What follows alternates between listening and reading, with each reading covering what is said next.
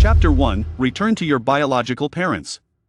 It was June, shortly after the college entrance examination had concluded. A lavishly dressed elegant woman stood at the entrance, looking down upon her, her gaze sweeping over the girl's delicate features and fair skin. A flicker of jealousy passed through her eyes, quickly followed by unabashed disdain. Guan Xuxu averted her gaze from the suitcase on the floor and coldly regarded Bai Shuqin, the woman she had called mother for 17 years. The commotion at the door attracted the attention of others in the house, and soon, Guan's father and his two children emerged. Guan's father, observing the suitcase that had fallen at Guan Xuxu's feet, turned to his wife with a tone that hinted at reproach. "Shuqin, what are you doing?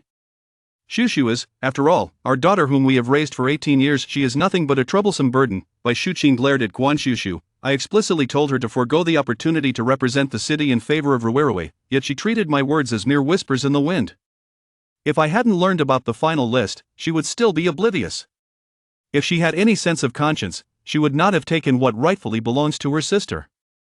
Beside her, Guan.Xu's eyes revealed a glimmer of envy, quickly masked by a semblance of grievance and sorrow as she spoke. "Mother, please don't say that. The opportunity to represent the city is rare. It's normal for sister not to want to relinquish it. Perhaps it's my inadequacy that led to my not being chosen. What makes you think you are inferior to her? Everything she has comes from our Guan family," Bai Shuqin gently reassured her daughter. Guan Xuxu quietly observed the mother-daughter performance, having witnessed such scenes countless times throughout her life. At this moment, her heart felt neither stirred nor troubled. Rather, she found herself wanting to laugh. 4 days prior, she had been struck by a car while trying to save Guan.Xu's, thrown over 20 meters. Everyone assumed she would not survive. When Bai Shuqin and the Guan family arrived at the scene, their first instinct was not to check on her injuries but to comfort the terrified Guan.Xu's, who was crying. Uncontrollably lying on the ground, Guan Xuxu felt a coldness in her limbs, but what chilled her to the core was the conversation between her father and Bai Shuqin. "The front of the car is totally wrecked. She is unlikely to survive. Perhaps this is for the best. If she dies, it means her has avoided a great calamity. It will not have been in vain that we raised her all these years." Guan Xuxu had always known she was merely a tool for the Guan family, raised to shield Guan.Xu's from misfortune. Later, when she met her mentor and received guidance, she discovered that her and Guan.Xu's destinies were intertwined in a cosmic balance. One half was good, and she embodied that goodness. The Guan family had raised her alongside Guan.Xu's, using her own fortune to offset the misfortunes that plagued her sister. With each act of sacrifice, Guan.Xu's fate improved while hers began to decline. Had Guan Xuxu not been prepared, she might have exhausted her fortune and perished in the car accident 4 days ago. It was because of that accident that her biological father unexpectedly found her. "Are you finished? Can I leave once you are done?" Having heard the couple coldly discuss her potential demise, Guan Xuxu's last flicker of hope for the Guan family extinguished completely. She felt no sorrow at the thought of leaving the Guan family. "Xuxu, do not blame your mother. You were indeed in the wrong in this matter." Guan.Xu's chimed in, her voice soft and timid. "Sister, please don't be angry with mother. She is only looking out for me." As she spoke, she suddenly handed over an envelope, saying thoughtfully, "This is for your travel expenses. I heard from Dad that your biological parents live in a remote mountain area and are quite poor. It's better to take cash, as those places have limited internet access." Bai Shuqin scoffed. "Do not say we have not considered the years we have spent together. This money would be sufficient for a year in the mountains. Our family has been more than generous." With a sneer, she added. Guan Xuxu regarded Bai Shuqin's expression a mix of disdain and malice with indifference, her gaze barely lingering. "The lines on your forehead are quite deep, indicative of excessive scheming and accumulated karmic debts. Rather than worrying about me, you might consider using these few thousand to purchase a face mask for some remedy." Pausing briefly, she added with feigned sincerity, "Though it likely won't help much." Guan Xuxu's words, delivered with utmost seriousness, caused Bai Shuqin's expression to twist into one of sharp ire. "You insolent wretch! Who gave you the audacity to speak to me like that?" With that, she raised her hand, aiming to slap Guan Xuxu. The latter merely regarded her coldly, sidestepping with a subtle movement that left Bai Shuqin's hand striking nothing but air.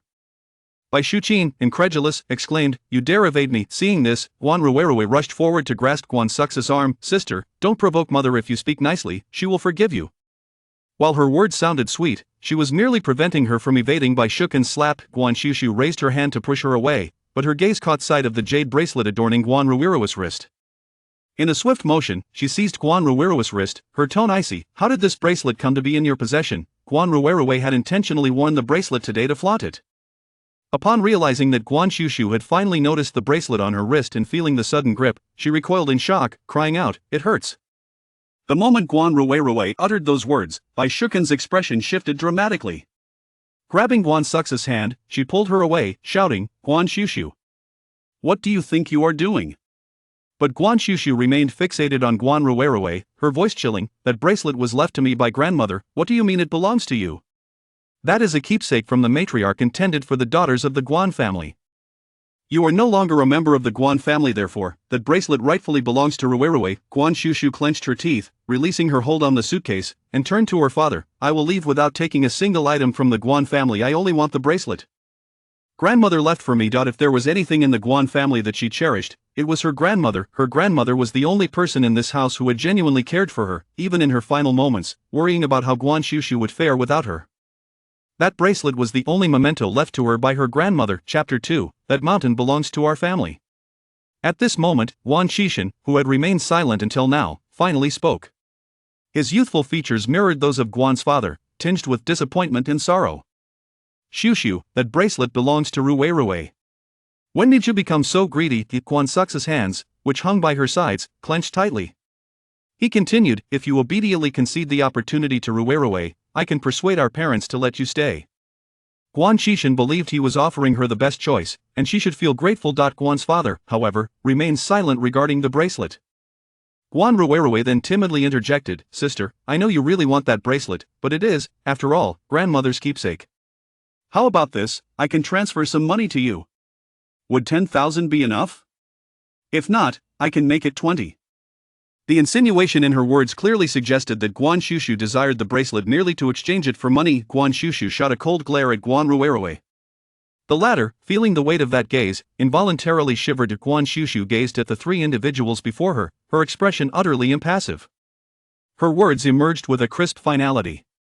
"I have no need for your money, nor do I require your intervention to remain." Once, she had endeavored to earn their approval by mastering etiquette and crafting amulets with her own hands, treating them as genuine family, doing everything within her power to care for them, yet she could never elicit a single heartfelt response in return. Even when she nearly perished for Guan Ruei's sake, she received not even a glance from them. Such a family was no longer of any value to her. Guan Xuxu, upon hearing her unwavering rejection, wore a displeased expression, deeming Guan Xuxu to be woefully ungrateful. What good life could she possibly have outside the Guan family? Bai Shuqin positioned herself protectively in front of Guan Ruei, her voice sharp and unyielding as she admonished. "Xuxin, why are you even speaking to her? Even if she were to beg and cry for her place, our family would not accept her. She should not even think of taking a single item from the Guan family." Guan Ruei stepped forward, attempting to persuade, but in a tone meant only for the two of them, laced with a hint of smugness, she proclaimed. "Sister, I forgot to tell you, Pei Gage confessed to me the other day, and we plan to get engaged soon. I know you have always liked him, but I hope you can bless us." Guan Xuxu regarded her boastful demeanor with an expression devoid of emotion, retorting. "Who told you I liked him?" Guan Ruei was momentarily taken aback, clearly unprepared for such a response. In her mind, upon hearing of her beloved's confession, Guan Xuxu ought to be stricken with despair, reduced to tears. Instead, Guan Xuxu merely regarded her as one would a fool, stating, "Though your vision is impaired, I shall wish you well. After all, when two calamities unite, they can no longer wreak havoc upon others." How splendid! Guan Ruei's pupils constricted at her words, nearly betraying her true feelings. Guan Xuxu chose to ignore her further, turning her attention to the rest of the Guan family. "I will repay the expenses of my upbringing. From this day forth, I have severed all ties with your family." The Guan family had plotted against her fate, and she was determined to cut this karmic bond. The misfortunes that Guan Ruei had previously deflected onto her would now return to afflict her doubly. Repaying her upbringing also meant repaying the kindness she had received. With this severance of ties, she would no longer bear any karmic retribution should she act against the Guan family in the future. Casting one final glance at the bracelet adorning Guan Ruei's wrist, she remarked, "You won't be able to keep that bracelet for long. Before long, I shall have you personally return it to me." Having said this, Guan Xuxu felt no lingering attachment as she walked through the gates of the Guan family's villa, solitary and resolute. Bai Shuqin, watching her retreating figure, was nearly rendered speechless with fury. "See? Truly a wolf raised in vain. Had it not been for Ruei, I would have expelled her long ago. You are simply too kind-hearted." Bai Shuqin sighed, glancing at her younger daughter before turning her gaze back to the direction in which Guan Xuxu had departed, muttering a reprimand.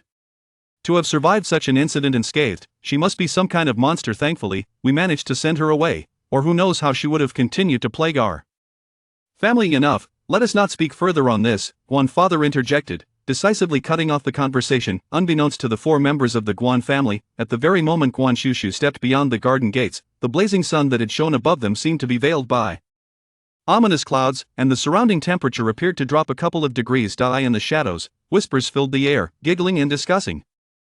She has left, she has finally departed, this home is now ours, he. As Guan Xuxu proceeded towards the entrance of the villa district, the sun blazed overhead, yet she exhibited not a hint of discomfort, not even a bead of sweat gracing her brow. As though her body instinctively repelled the oppressive heat, retrieving her phone from her pocket, she recalled that Guan father had previously provided her with the contact information for her biological parents, though she had yet to reach out. Her knowledge regarding her birth parents was scant. Given their residence in the mountains, it was evident they were not affluent. With the college entrance examinations recently concluded, should they lack the means to support her education, she was prepared to find ways to earn a living herself. In this world, she believed there was no one who could sell her. As these thoughts occupied her mind, she fished out the phone number, poised to press the call button when a tremendous commotion erupted from the nearby helipad. Glancing up, she beheld a fleet of meticulously aligned black helicopters descending gracefully onto the tarmac. Though the villa district in which the Guan family resided was not the most opulent in the city, it frequently accommodated luxury vehicles. However, it was her first encounter with so many private helicopters landing in unison. Assuming it to be the spectacle of some affluent tycoon in the neighborhood, she intended to depart. Yet, just as she began to move aside, the security personnel disembarking from the helicopters rushed towards her like a battalion, forming 2 lines directly before her. The doors of the helicopters swung open, and drivers clad in black suits and white gloves swiftly exited, standing in meticulous formation, clearly well trained. At that moment, the door of the central helicopter began to open slowly. Guan Xuxu beheld a pair of long legs clad in dark gray trousers stepping down first. The man who emerged from the cabin was tall and stately, his impeccably tailored suit accentuating his extraordinarily handsome features, exuding an air of aristocratic elegance. He approached her, his voice low and melodious. Guan Xuxu, seeing a hint of familiarity in his features, she vaguely surmised his identity. I am. The man glanced at the phone screen she had yet to dial, clicked his tongue, and reached out, pressing the call button for her. In the next moment, a mellifluous ringtone resonated from his pocket. He retrieved his phone and held up the incoming call display before her, slightly bending to match her height. A smile gracing his features. A pleasure to meet you. I am your brother, Jiang, Guan Xuxu. I heard our parents live in the mountains, the implication being that he hardly appeared to be a family member. Jiang assumed she had more to say, replying, our hometown truly is in the mountains. Pausing for a moment, he added, however, that mountain belongs to our family. Guan Xuxu. Thus, her biological parents not only lived in poverty but also possessed an entire mountain. What kind of person could own an entire mountain?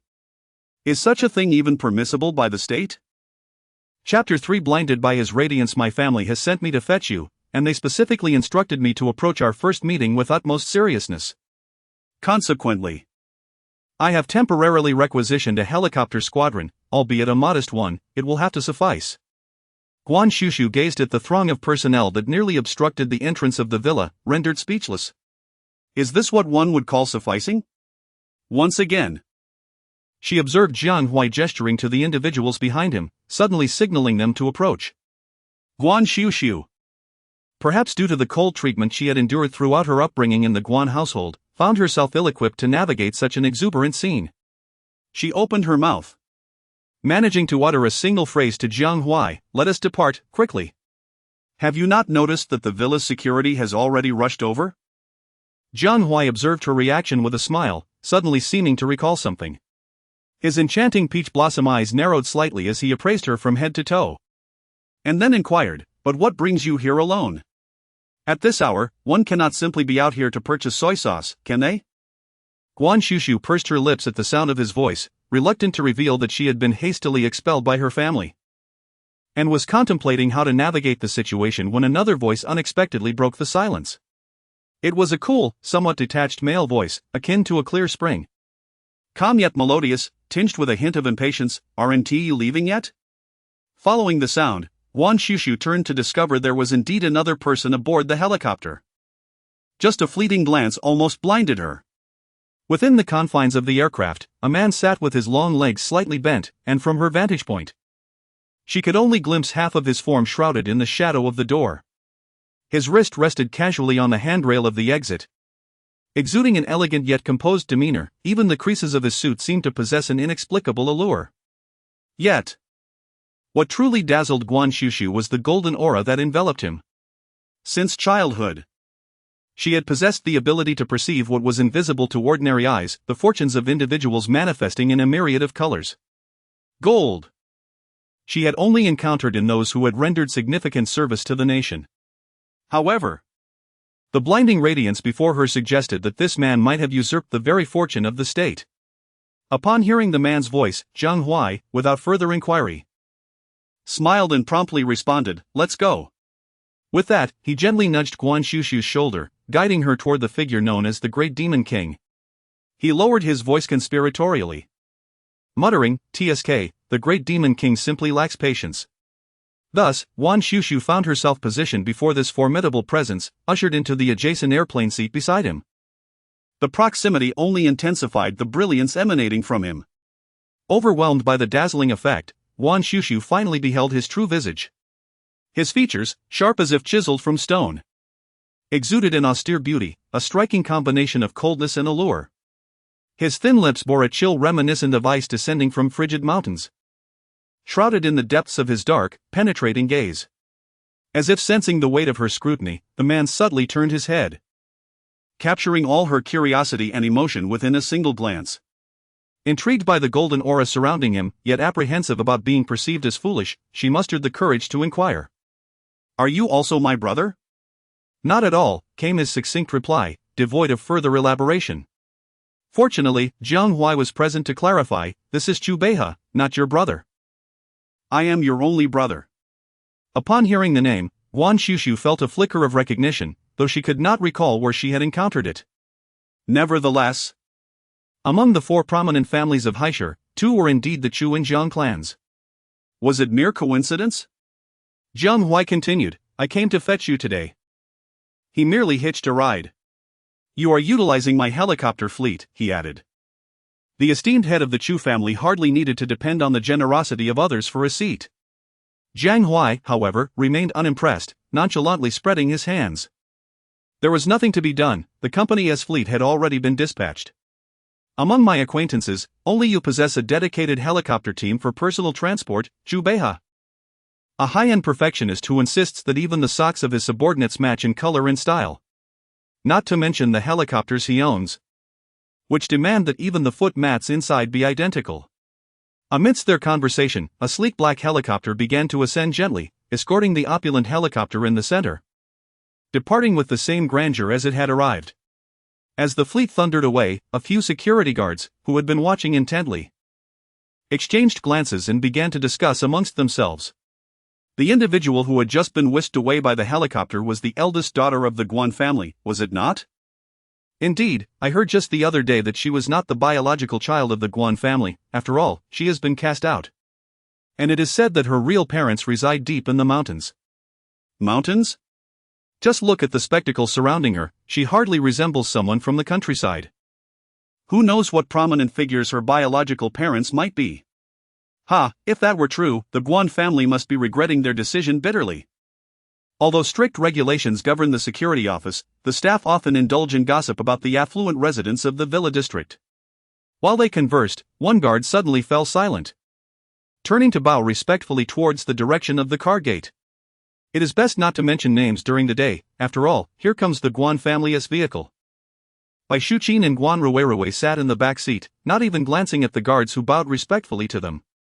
As noble homeowners, they regarded these members of the lower social strata with indifference.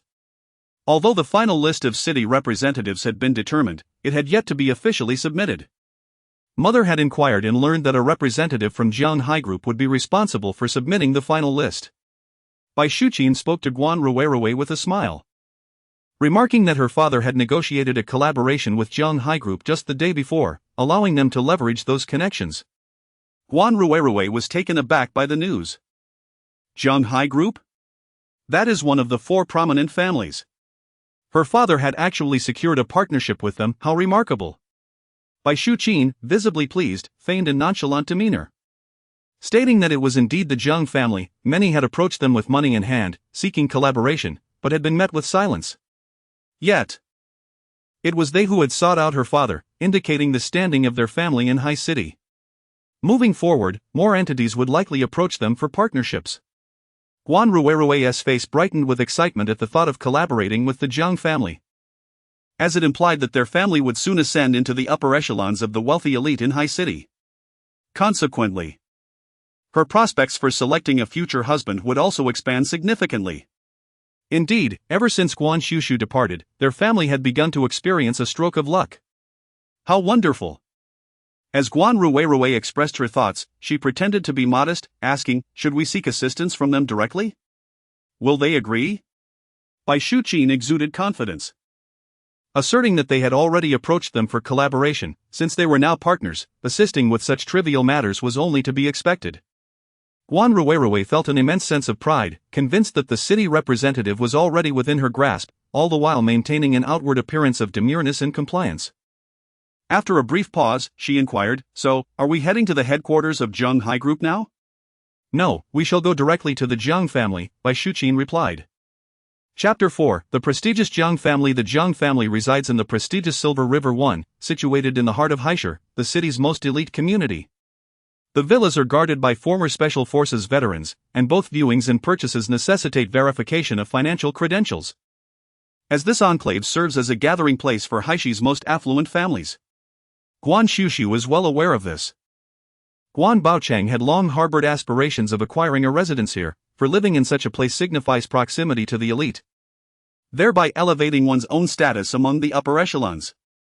A fleet of helicopters, uniform in their sleek design, rests upon the expansive helipad of the villa district, while a black Maybach awaits nearby.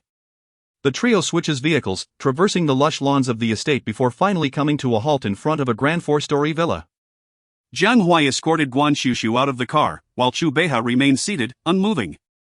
When others are reunited with their loved ones, it is a matter of etiquette not to intrude, regardless of how close the relationship may be.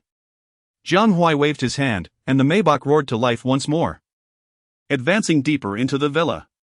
After Jiang Hui finished his explanation, he led Guan Xuxu inside. The European-style mansion exuded an air of opulence and grandeur. As they traversed the garden and entered through the villa's grand doors, they navigated the foyer and stepped into the living room, where Guan Xuxu was met with a throng of Jiang family members seated within. During their journey, Jiang Hui had already provided her with a brief introduction.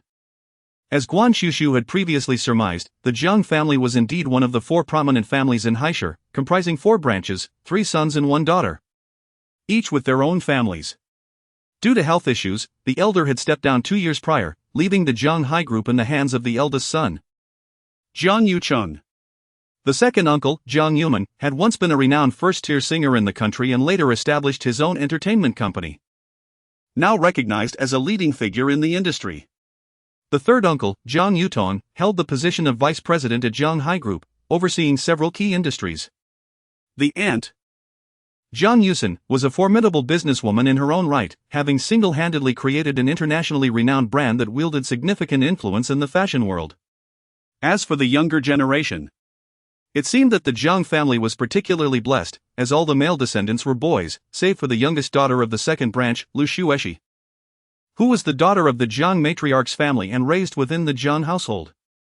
Looking around, it was evident that most branches of the Jiang family were present.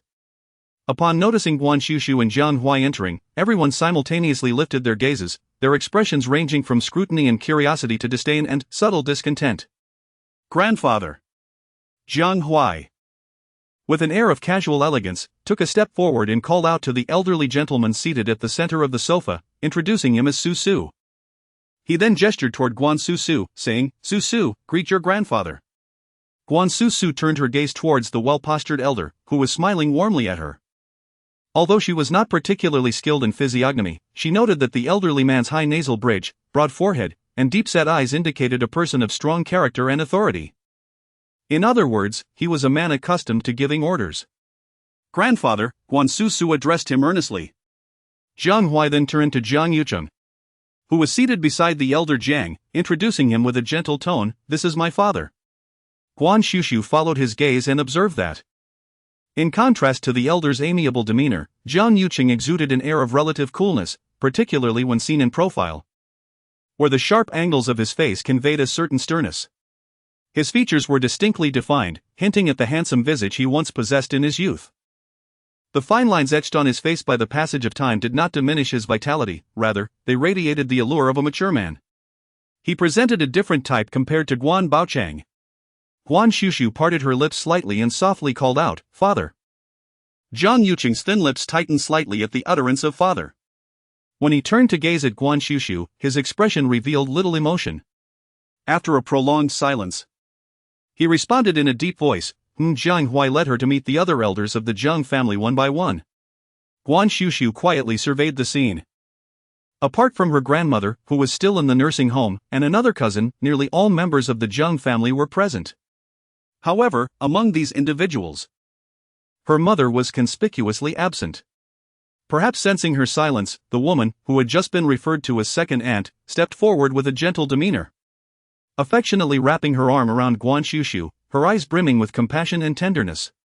Old Master Jiang adheres to traditional values regarding family matters, emphasizing that parents should remain united and not separate.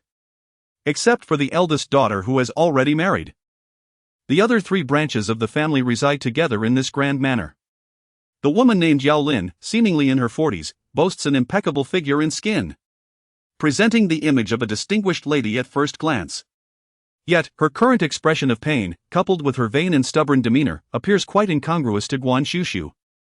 "Aunt, please prepare another room for her. The original one belongs to Sister Xuexi's child. If you give it to her, Sister Xuexi's child will have nowhere to stay." The young boy, Jiang Su, the youngest son of the third branch, is known for his brashness among the Jiang family members. As soon as these words left his lips, several faces in the hall displayed expressions that were difficult to interpret, while third uncle Jiang Yu's face darkened as he snapped, "What nonsense are you spouting? What business is it of yours? Why are you being so fierce with me?" "I haven't said anything wrong," Jiang Su retorted defiantly. "With so many rooms in the house, why should she occupy Sister Xuexi's child's room? What gives her the right?" Amidst the younger generation, a young girl, who had been seated, stood up at some point. Her beautiful face tinged with guilt. "Little Su, don't say that. This was Lu Xuexi, the niece of the old Madame Jiang. Years ago." In response to Guan Xuxu's disappearance, and to soothe her eldest son's heart while alleviating the imbalance of the Jiang family's dynamics, the old madam brought Lu Xuexi from her maternal family to be raised in the Jiang household from the age of 3, growing up alongside her cousins. She then turned to Guan Xuxu, speaking softly, "Sister Xuxu, please don't blame him. Little Su means no harm, he simply cannot bear to see me wronged. That room, if it's given to you, is entirely yours, I'm fine with whatever." Her demeanor was gracious and proper, yet she emphasized her grievances with every word, reminiscent of Guan Ruirui's familiar tactics. Guan Xuxu silently reflected, wondering if her unique disposition attracted such tea spirits. Once again, the young girl turned, feigning reproach, "Little Su, quickly apologize. Xuxu is your sister." "Put." The young boy scoffed disdainfully, muttering under his breath, "What kind of sister is she to me?" With a loud crash, a cup was abruptly slammed onto the marble table, causing the living room to fall into a sudden silence. In a single armchair on one side of the living room, Zhang Yuqing sat expressionless, with water rings spreading from his teacup on the table. After a long pause, he slightly turned his gaze towards Jiang Su. His tone calm as he asked, "Xuxu is my daughter, does she not deserve to be your sister?" The boy, who had been so brash moments earlier, visibly shrank back.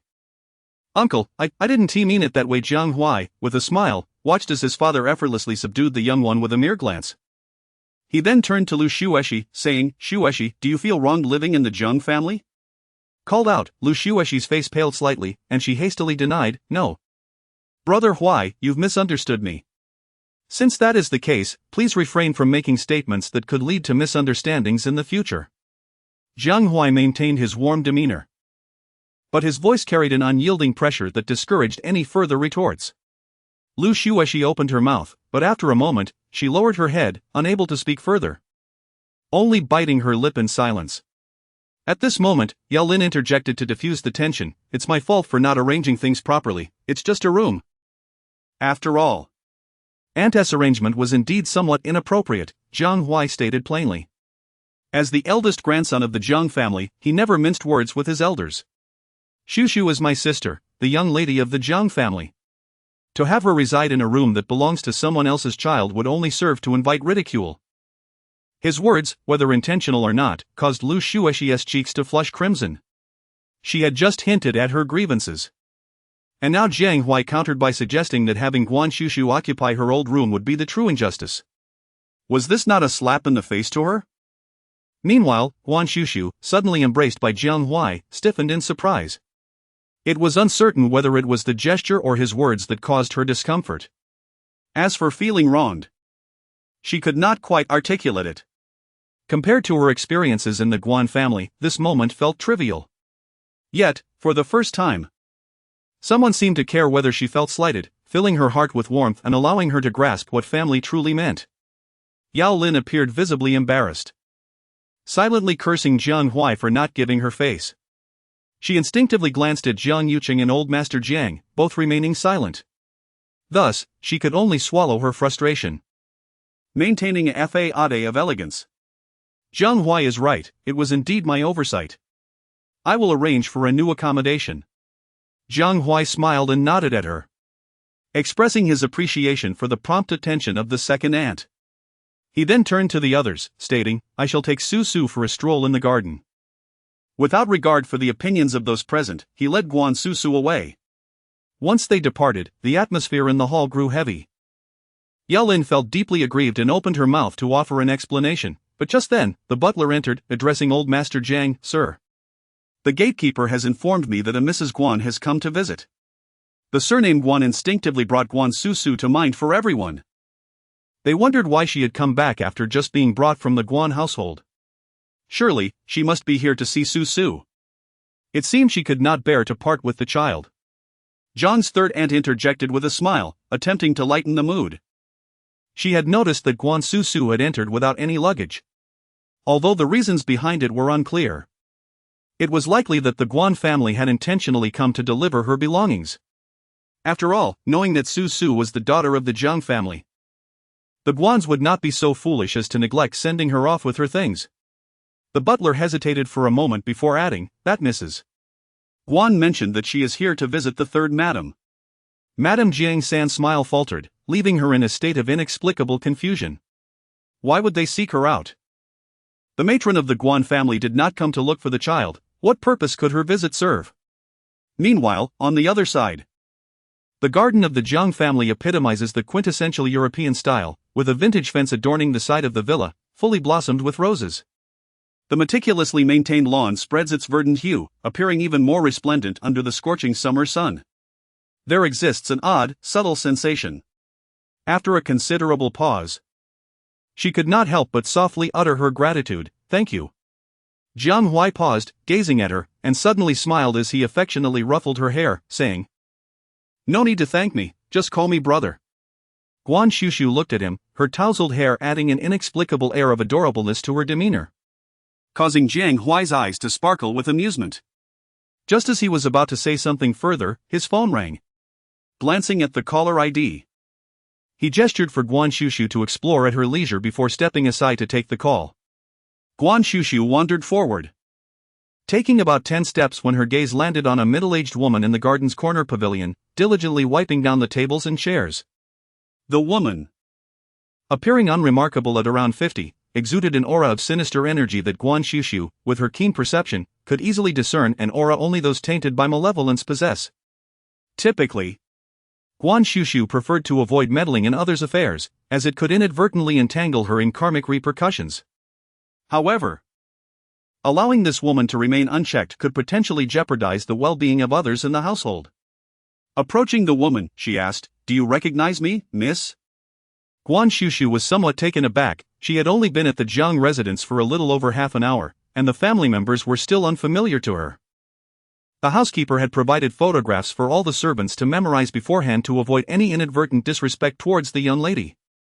The woman smiled ingratiatingly, explaining, I was just trying to make sure everyone knows you. Guan Xuxu hadn't anticipated that the Jiang family had made such thoughtful arrangements, subtle yet considerate.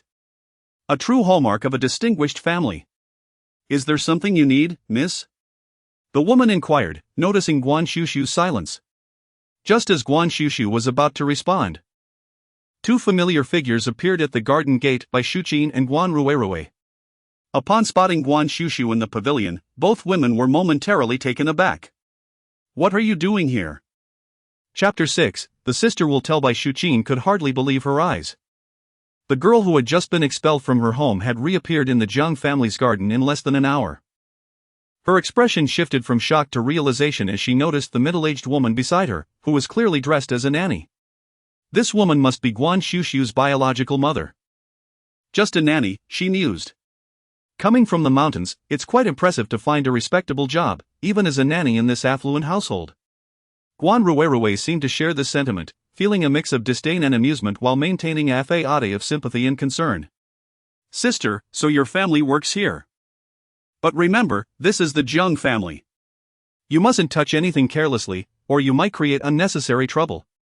The housekeeper, overhearing this, appeared slightly uncomfortable.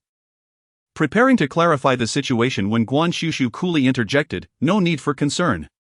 After a pause, her bright almond-shaped eyes shifted to the faint shadow lurking closely behind Guan Ruirui, and she added, "If I were you, I would stay at home and not wander about aimlessly." The protective charm she had previously created would deter ordinary malevolent spirits, but outside that safe space, the situation was uncertain. Bai Xuqin, incensed by Guan Xuxu's dismissive attitude after seemingly disregarding her own mother, felt her face contort with anger. Yet, mindful of the housekeeper's presence, she restrained herself, turning to Guan Ruirui to advise, "Ruirui, you have a kind heart, but discernment is crucial. Not everyone deserves your kindness, especially someone ungrateful." She then addressed the housekeeper with an air of resignation, "Forgive my rudeness. This girl was once taken in by our family, but after reuniting with her biological parents, she has turned her back on us. It's truly disheartening. She was always a handful, and while we could tolerate her antics, I dread to think what might happen now that she is in someone else's home." Bai Xuqin feigned concern. Yet her insinuations suggested that keeping someone like Guan Xuxu in the Jiang household could lead to trouble. The housekeeper, listening intently, felt a chill run down his spine. To disparage the young lady in front of him was shocking. It made him question the conditions under which she had been raised in the Guan family. Initially, he had treated her as a distinguished guest out of respect for the Guan family's efforts, but his demeanor now grew somewhat frosty. Bai Xuqin misinterpreted the housekeeper's coldness as dissatisfaction with Guan Xuxu, and a smirk crossed her face. She was eager to witness this ungrateful girl being expelled, curious if she would dare maintain such an attitude in the future. As for relinquishing her position, Bai Xuqin believed her connection to the Jiang family rendered further dialogue unnecessary. It was merely a matter of taking what she desired. Meanwhile, the nanny, who had remained silent since Bai Xuqin and Guan Ruirui's arrival, felt increasingly uneasy about the conversation. Just then, the housekeeper, unable to contain himself, began, "Madame Guan, Miss Guan, you." But before he could finish, another voice interrupted. "What is happening?" It was Jiang Huai, returning from his phone call.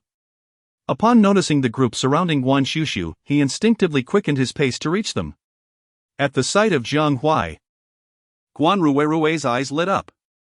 Bai Xuqin, too, scrutinized the young man before her, noting the diamond cufflinks and the luxurious watch on his wrist, silently speculating about his identity within the Jiang family. Guan Xuxu, perhaps influenced by Jiang Huai's earlier defense of her or some other unknowable impulse, chose to speak up. "Oh, they were just trying to make things difficult for me." Her succinct statement plunged the atmosphere into an uncanny silence. Bai Xuqin, recovering first, cried out, "You little brat! What nonsense are you spouting?" She raised her hand, ready to strike Guan Xuxu. Jiang Huai initially found it somewhat amusing to hear his sister report on him. But the moment he witnessed Bai Xuqin's actions, the smile on his lips swiftly faded.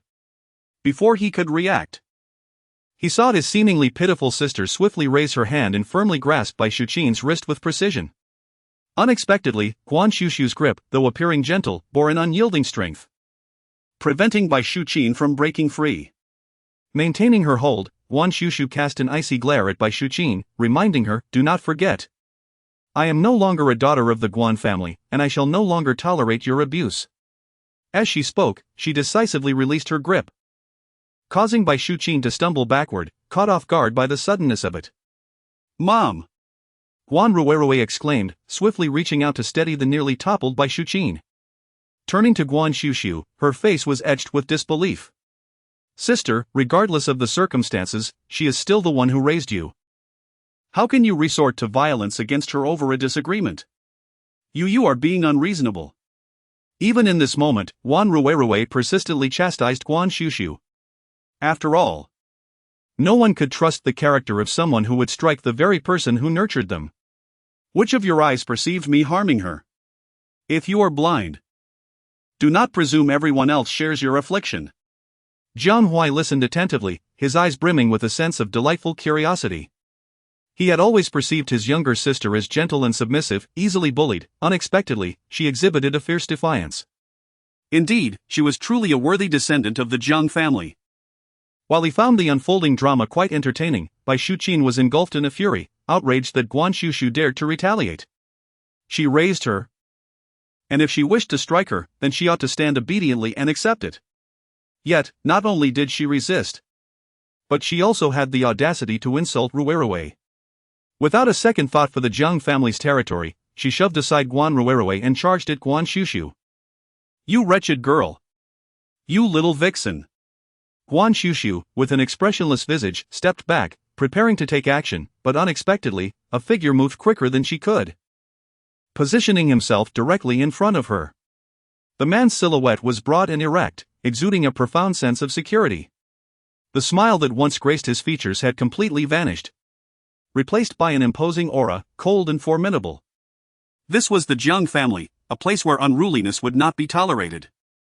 Chapter 7, Withdrawing from cooperation with the Guan family. Meanwhile, the commotion finally captured the attention of those within the villa, and Jiang Yuqing emerged from inside. Jiang Yucheng, the current leader of the Jianghai Group, is a figure frequently featured in various media and financial reports. Bai Xuqin recognized him almost instantly. And without further ado regarding her entanglement with Guan Xuxu, her expression shifted as she approached him with a smile. Mr. Jiang, I am Bai Xuqin, the wife of Guan Baochang, the president of Guan's building materials. I didn't expect to find you at home. This is truly wonderful. Jiang Yuqing's gaze traversed the faces of Bai Xuqin, Guan Xuxu, and Jiang Hui, his expression unwavering. He inquired, Mrs. Guan, good day. Have you come to relay something of significance? Given Jiang Yuqing's stature, he had no obligation to be so courteous. He was not one to indulge in pleasantries. However, recognizing that he was addressing the family who had raised Xuxu, he exhibited a modicum of patience and thoughtfulness, assuming they might wish to discuss Xuxu's daily habits. Bai Xuqin, perplexed, heard his humble inquiry and felt a surge of vanity swell within her. After all, he was the head of the Jianghai Group, and here he was, inviting her to provide him with instructions. This clearly illustrated the importance of her own company in the eyes of the president of Jianghai Group. The discontent she had felt earlier due to Jiang Hui's remarks dissipated, and she instinctively straightened her posture, realizing she indeed had matters to convey. With a sense of pride, Bai Xuqin cast a glance at Guan Xuxu and swiftly pulled her daughter Guan Ruwerue closer.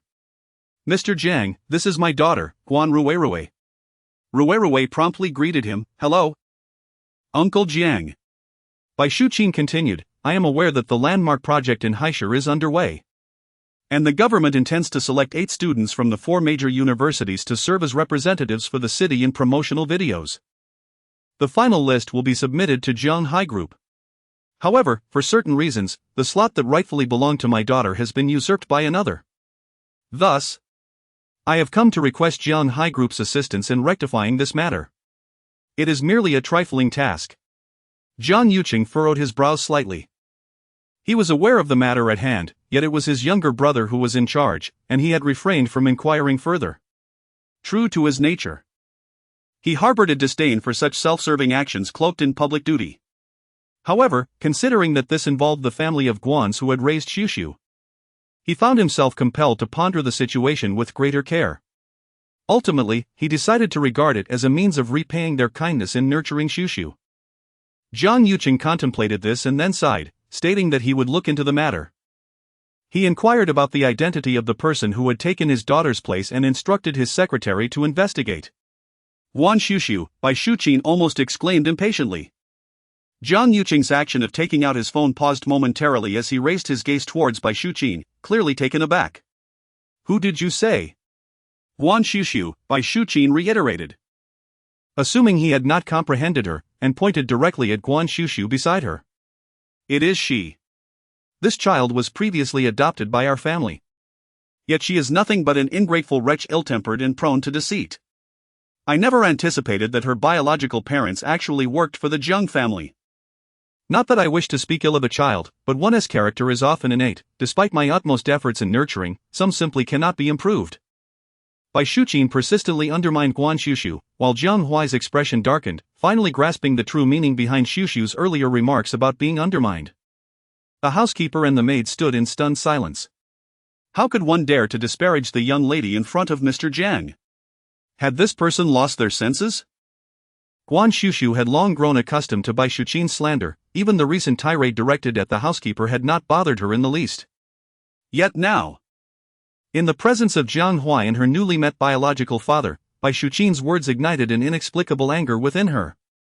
This was a family she had only just begun to accept. A flicker of hope for familial connection had just emerged within her. Yet why?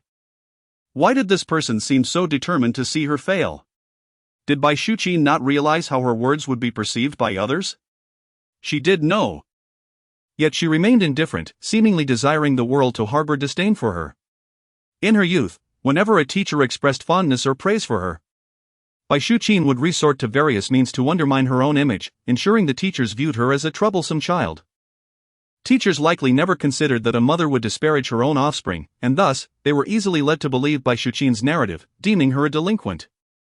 The more she was disliked, the more Guan Xuxu felt empowered to suppress her. Eventually, Bai Shuqin's disdain and slander seemed to become habitual, just as it was now. Clenching her hands tightly at her sides, and hearing the incessant barrage of insults, Guan Xuxu could no longer contain herself. Enough! Stop! The simultaneous outcry of two voices rang out, causing Guan Xuxu to instinctively turn towards the source of one of them. It was at that moment that she beheld Jiang Yuqing, his face clouded with frost. His naturally stern demeanor appeared even more formidable as he darkened his expression. Bai Shuqin was instantly silenced by the weight of his presence. Jiang Yuqing, with a cold and stern expression, fixed his penetrating gaze upon Bai Shuqin, asserting that as a daughter of the Jiang family, it was not her place as an outsider to pass judgment. "Steward, kindly escort our guest out." Bai Shuqin was momentarily taken aback by his abrupt change in demeanor and, unable to fully comprehend his declaration regarding her status as a daughter of the Jiang family, hesitated to inquire further.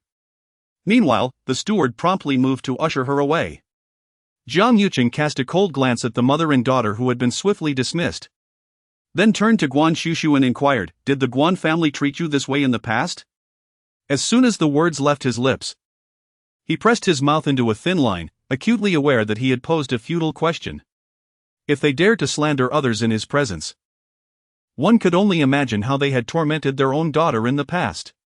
He had initially thought that his daughter, having been taken in by the Guan family, would at least be free from want. Little did he know, the members of the Guan family were truly of such low character.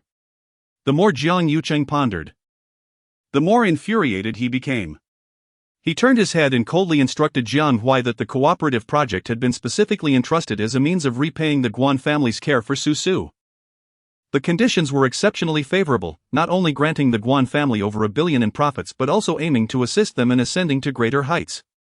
However, upon discovering the Guan family's clandestine actions towards Xuxu, he resolutely decided against continuing to support them. They were unworthy. Jiang Huai, at this moment, finally regained his previous smile, decisively pulling out his phone. Meanwhile, Guan Xuxu stood there in a daze, watching Jiang Yuqing's outburst. As she slightly lowered her gaze, a subtle smile graced her lips, one that she herself had not even noticed.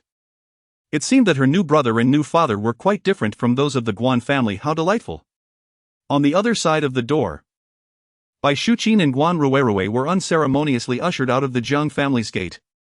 Both were bewildered, unable to comprehend why Mr. Jiang had suddenly lost his temper. Furthermore, what did his earlier words mean? The daughter of the Jiang family? Who? The butler, witnessing the bewilderment of the two individuals before him, thought to himself how the Guan family could be so utterly foolish. They had raised the young lady, and given this favor. The Jiang family would undoubtedly bestow future benefits upon them. Yet, it was evident that the Guan family remained oblivious to whom they referred to as the ungrateful adopted daughter.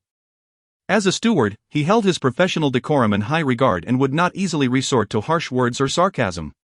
He resolved to politely remind them.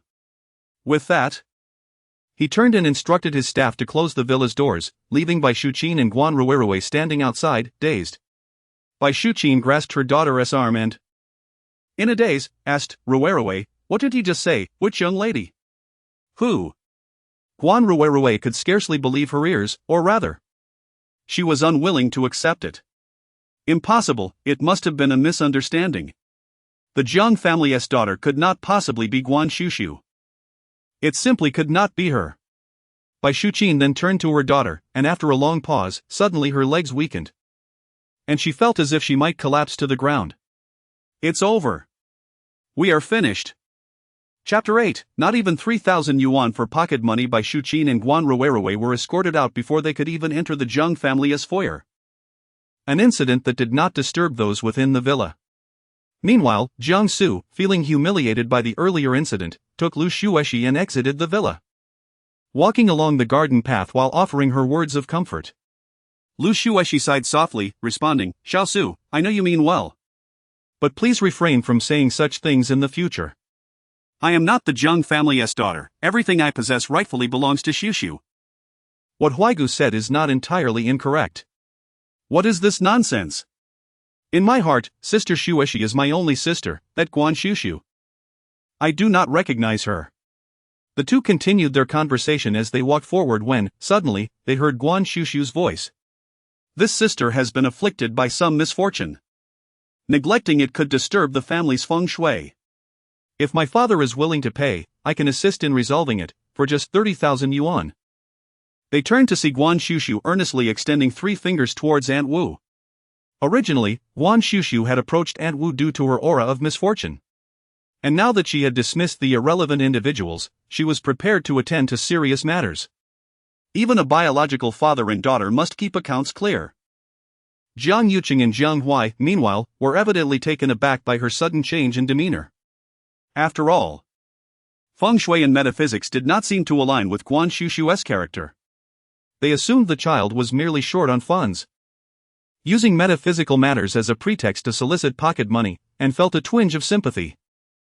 When has the Jiang family's child ever been short of 30,000 yuan in pocket money? Jiang Huai promptly took out his phone, ready to transfer funds to her. Is 30,000 sufficient? I'll send you 100,000, if that falls short, do not hesitate to ask for more. Jiang Yuqing, overshadowed by his son, darkened his expression as he retrieved his phone, intent on transferring 300,000, insisting it must exceed his son's amount. Yet, as he took out his device, he suddenly realized he lacked his daughter's contact information. Upon hearing this, Guan Xuxu immediately understood that a misunderstanding had transpired between the two. I speak with utmost sincerity. Indeed. I understand, Jiang Huai replied with a smile, his tone imbued with patience. Guan Xuxu thought to herself, could these adults not show some respect for my profession? Nevertheless, this was not her first encounter with such a situation. Just as she was about to speak, a derisive laugh resonated from the side, utterly lacking in decorum. Jiangsu could no longer restrain himself from speaking, despite having just been reprimanded. He simply could not tolerate the presence of someone like Guan Xuxu. At this moment, Lu Xuexi hurriedly approached, grasping Jiangsu's arm, her demeanor one of evident embarrassment. Sister Xuxu, Xiaosu did not mean to speak so about you. Please do not hold it against him. Guan Xuxu's gaze briefly flicked between the two before she disregarded them, redirecting her attention to Wu Eisao. The matrimonial line in your life chart is severed, indicating an early loss of your husband. However, you have a son. Based on your features, it seems your son is currently facing a calamity, likely related to wealth. Although Guan Xuxu was not particularly adept at face reading, she could only offer a rudimentary interpretation. Yet, even this fundamental insight caused Wu Eisao to visibly falter, especially upon hearing the latter part regarding the calamity associated with finances, a fleeting panic crossing her gaze.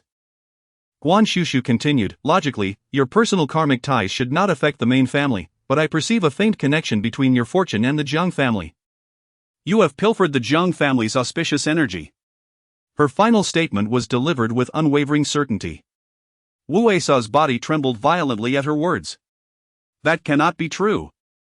She must be speaking nonsense. How could she possibly know what I have done? Jiang Yuqing and Jiang Huai initially regarded the matter as a mere jest. But upon observing her earnest demeanor, a hint of gravity crept into their expressions as they listened further. Lu Xueshi, taken aback by Wu Wei's reaction, stammered in disbelief. Are you implying that Wu Wei has pilfered the family's wealth? She seemed incredulous and quickly sought to defend her, insisting, this must be a misunderstanding. Wu Wei has served the Jiang family for nearly a decade. How could she possibly commit such an act? Wu Wei, initially flustered, immediately wore an expression of being wronged upon hearing Lu Xueshi's words. With a sorrowful countenance, she implored, Miss, you cannot say such things lightly. How could I ever steal from the Jiang family? Everyone in this household knows me. I am not that kind of person. As she spoke, her gaze shifted to Jiang Su, pleading, young master, you must believe me, I could never do something like this. With that, she covered her face, on the verge of tears. Jiang Su, with his youthful heart and having been raised under the care of Aunt Wu since childhood, could not help but furrow his brows in indignation upon seeing her wronged expression. He directed a fierce glare at Guan Xuxu and spoke loudly. In Jiang Su's eyes, Guan Xuxu was merely a stranger he had met for the first time that day, while Aunt Wu had been a faithful servant in the Jiang household for a decade. Naturally, he placed greater trust in Aunt Wu, leading to his growing aversion towards this so-called cousin. Seeing the scene unfold, Lu Xueshi interjected, suggesting that there must be some misunderstanding at play. Could it be that Aunt Wu had inadvertently offended her? Her words subtly insinuated that Guan Xuxu was leveraging her status to settle personal grievances. Hearing this, Aunt Wu seemed to gain clarity, and she immediately burst into tears. Miss, I understand you are upset because Madame Guan mistook me for your biological mother. My status is lowly, how could I possibly compare with someone of your standing? Your anger is justified, but you cannot slander me like this. At my age, you are jeopardizing my very life.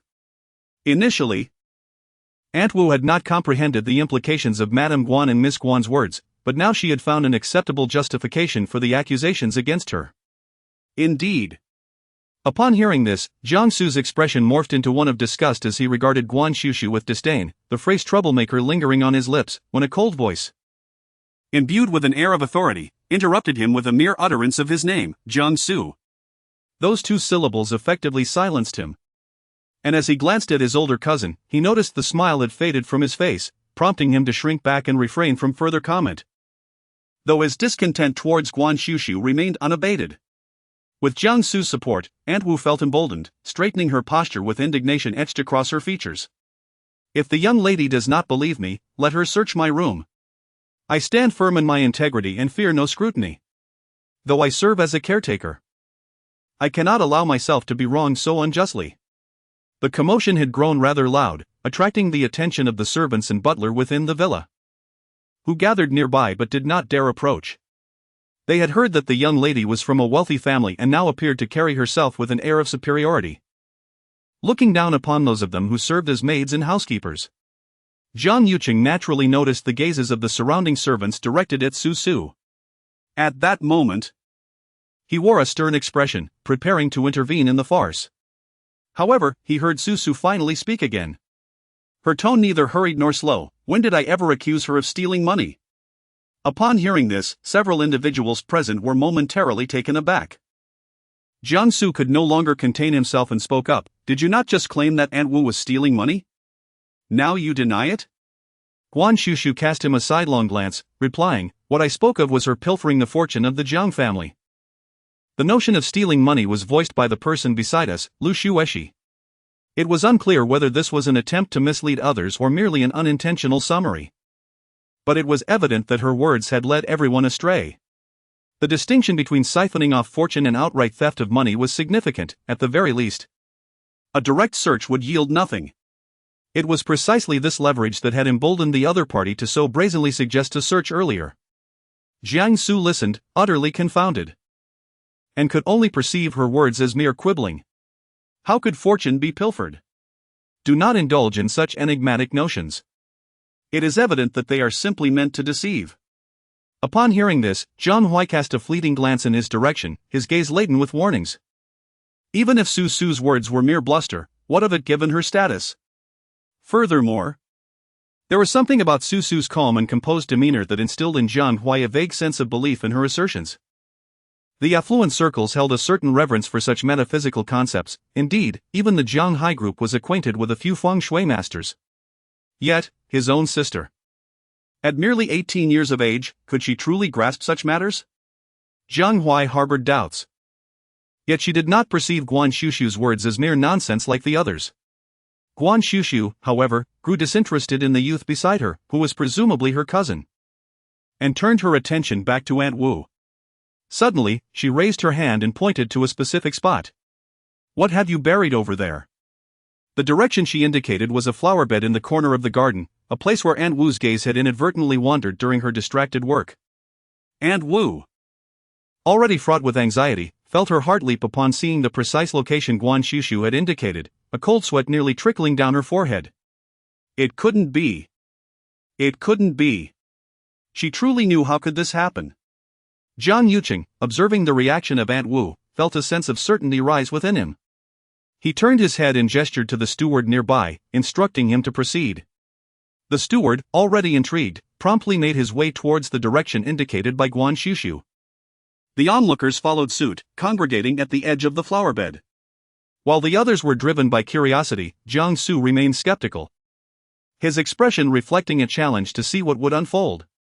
Guan Xuxu pointed towards a particular flower's soil, and without hesitation, the steward knelt and began to dig with a small trowel.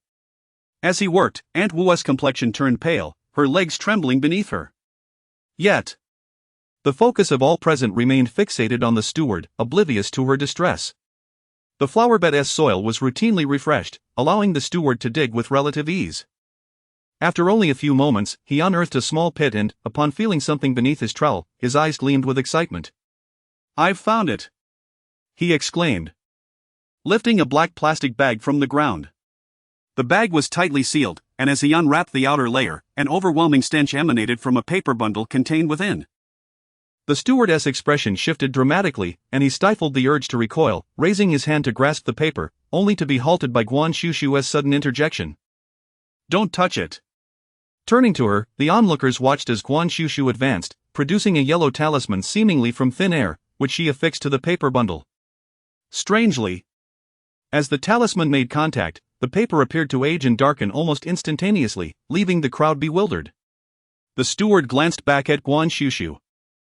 Upon receiving her nod of encouragement, he carefully opened the paper bundle, his gloved hands trembling slightly.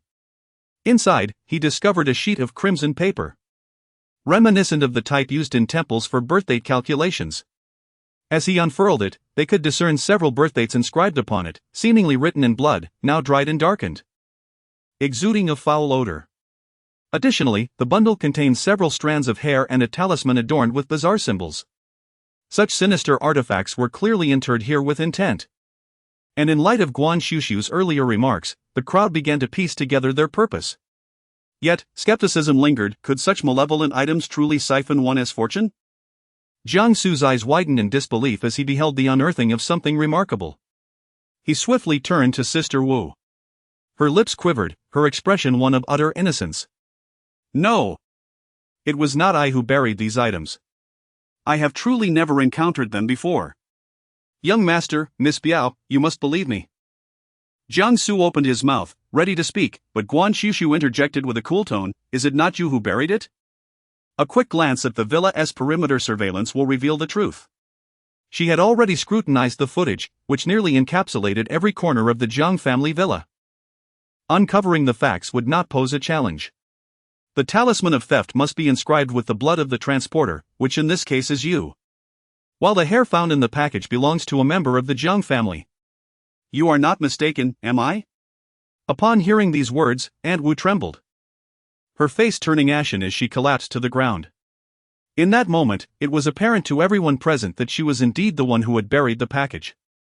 Given her long tenure as a housekeeper in the Jiang household, acquiring a strand or two of hair from a family member would be a trivial task. Yet, the identity of the unfortunate individual from whom the hair was taken remained a mystery. Even if she had buried it, it did not equate to her having stolen any fortune. Perhaps Jiang Xuxu continued to stubbornly refute, but Jiang Hui cast a chilling glance his way, his peach blossom eyes sharp with warning. Silence. Do not compel me to repeat myself. Chapter 10, Is a loss of several million merely a financial setback? As the eldest among the younger generation of the Jiang family, Jiang Hui often wore a smile, yet his words commanded respect that few dared to disregard. At times, his influence surpassed even that of the parents. Just like now, upon receiving the warning glimmering in Jiang Hui's eyes, Jiang Xuxu promptly sealed his lips, refraining from further protest. Lu Xueshi cast a glance at Jiang Hui, her gaze lowered in silence, rendering her emotions inscrutable. Aunt Wu was swiftly escorted away by the villa's security for supervision. Yet this predicament was not easily resolved. On the surface, Aunt Wu had not stolen any possessions from the Jiang family, thus, calling the authorities was out of the question. At most, one might consider her actions as superstitious folly. After all, the concept of stealing fortune lacked any tangible basis. Nevertheless, after such an incident, Aunt Wu could no longer remain in the Jiang household. Burn it, and that will suffice, Guan Xuxu declared, before retrieving her phone and casually operating it. Jiang Hui caught a glimpse from the corner of his eye. Noticing that she had transferred back 50,000 of the 100,000 she had just received to another account, Jiang Hui raised an eyebrow discreetly but refrained from further inquiry.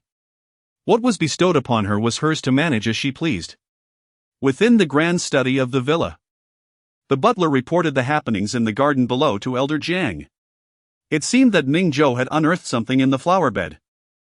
Presumably the item the young lady referred to as the source of the Jiang family's fortune being pilfered. Old Master Jiang was somewhat taken aback. The child surprisingly possessed such knowledge. The butler pondered for a moment and remarked that it might be merely coincidental. He stated that the surveillance footage indicated the item had been buried a month prior. According to the young lady's account, the Jiang family should have already incurred some financial losses. However, upon inquiring with General Jiang afterward, it became evident that neither the company nor the household had suffered any financial setbacks during this period. This implies that the item buried by Aunt Wu had no tangible effect, thus calling into question the credibility of Guan Xuxu's words. Old Master Jiang listened thoughtfully, then smiled. It seemed merely a child's fleeting interest. Nonetheless, as long as it caused no harm, he would allow her to indulge. As for Aunt Wu, even if her attempt was unsuccessful, the malicious intent she harbored meant she could no longer remain in the Jiang household.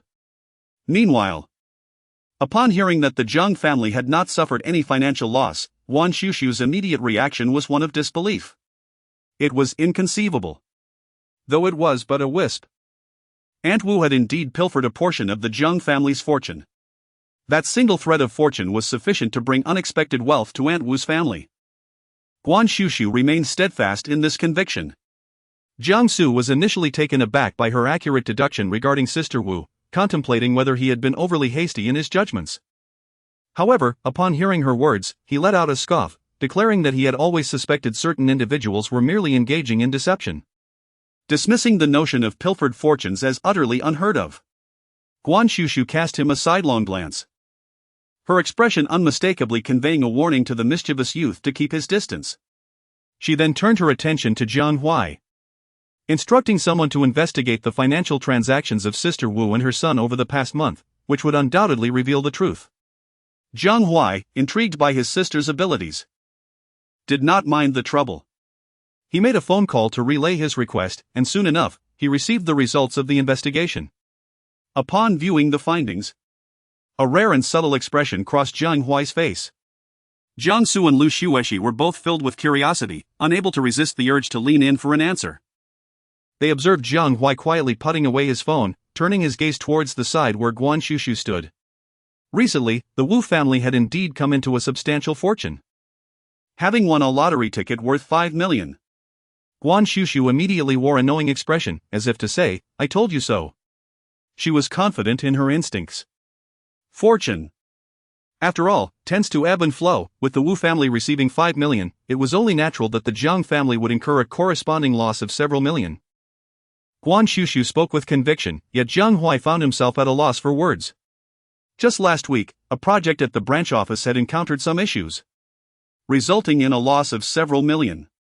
However, he regarded this sum with indifference, especially considering that Jiang Yuqing, as the president, would hardly be fazed by such a trivial amount. When you mentioned financial loss, I had assumed it would be in the realm of several billion. I did not realize it was merely a few million. Jiang Huai displayed an expression that suggested it was not that he had forgotten, but rather that she had misled him with her choice of words.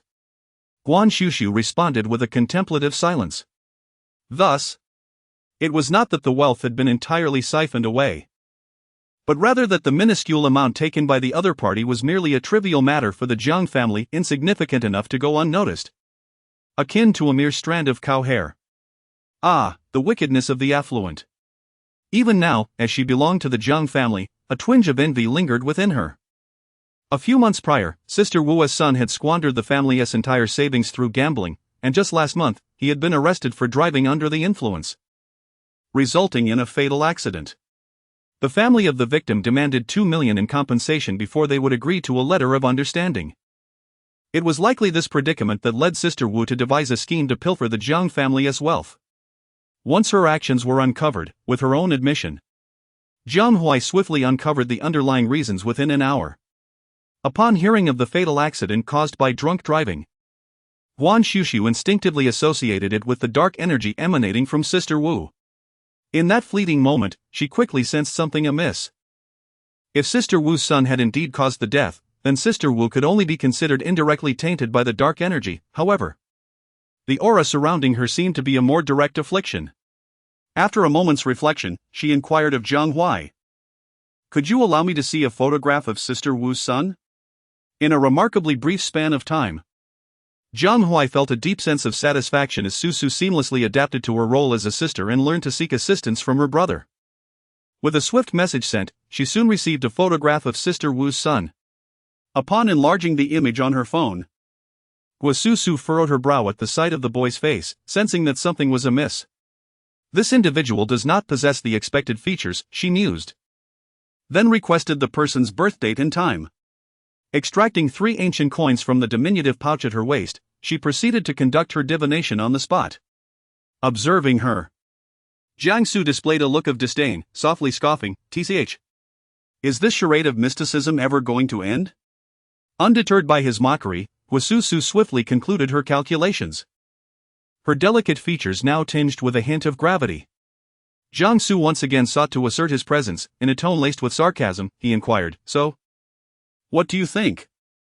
Have you calculated any impending calamities?" He had witnessed such antics before. Those fortune-tellers lurking beneath the overpasses often spoke in similar riddles. He remained skeptical of Guan Xuxu's genuine abilities.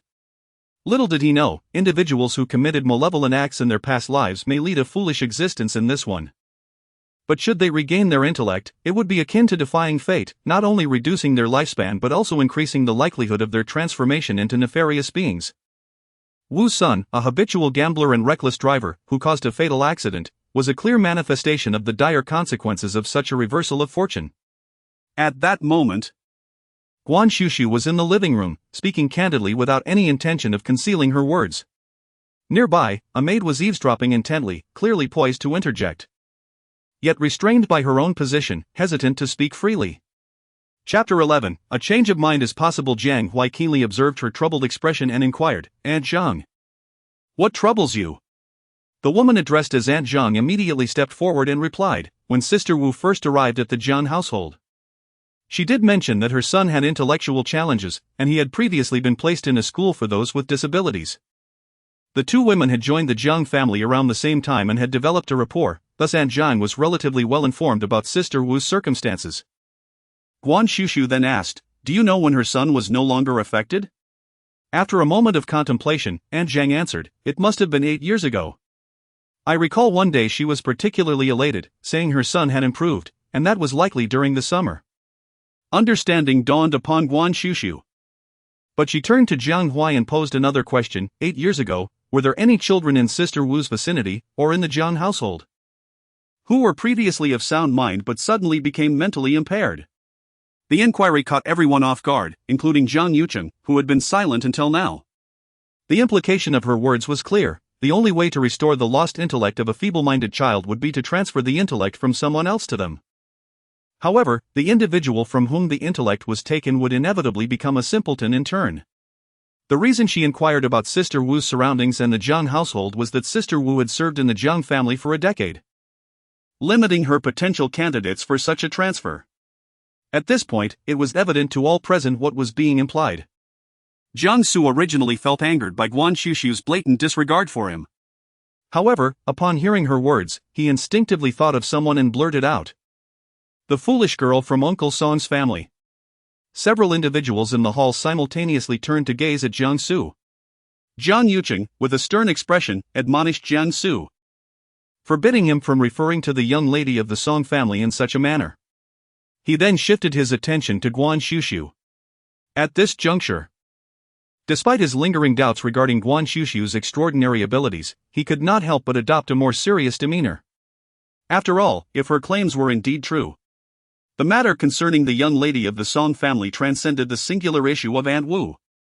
The Song and Jiang families shared a long-standing friendship, and it was indeed true that the young lady from the Song family had become foolish 8 years prior.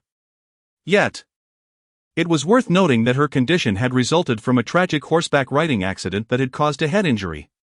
Otherwise, given the Song family's wealth, they would have sought the counsel of a master if their child had suddenly become incapacitated due to the external force that led to her condition. The Song family had never considered factors beyond medical explanations.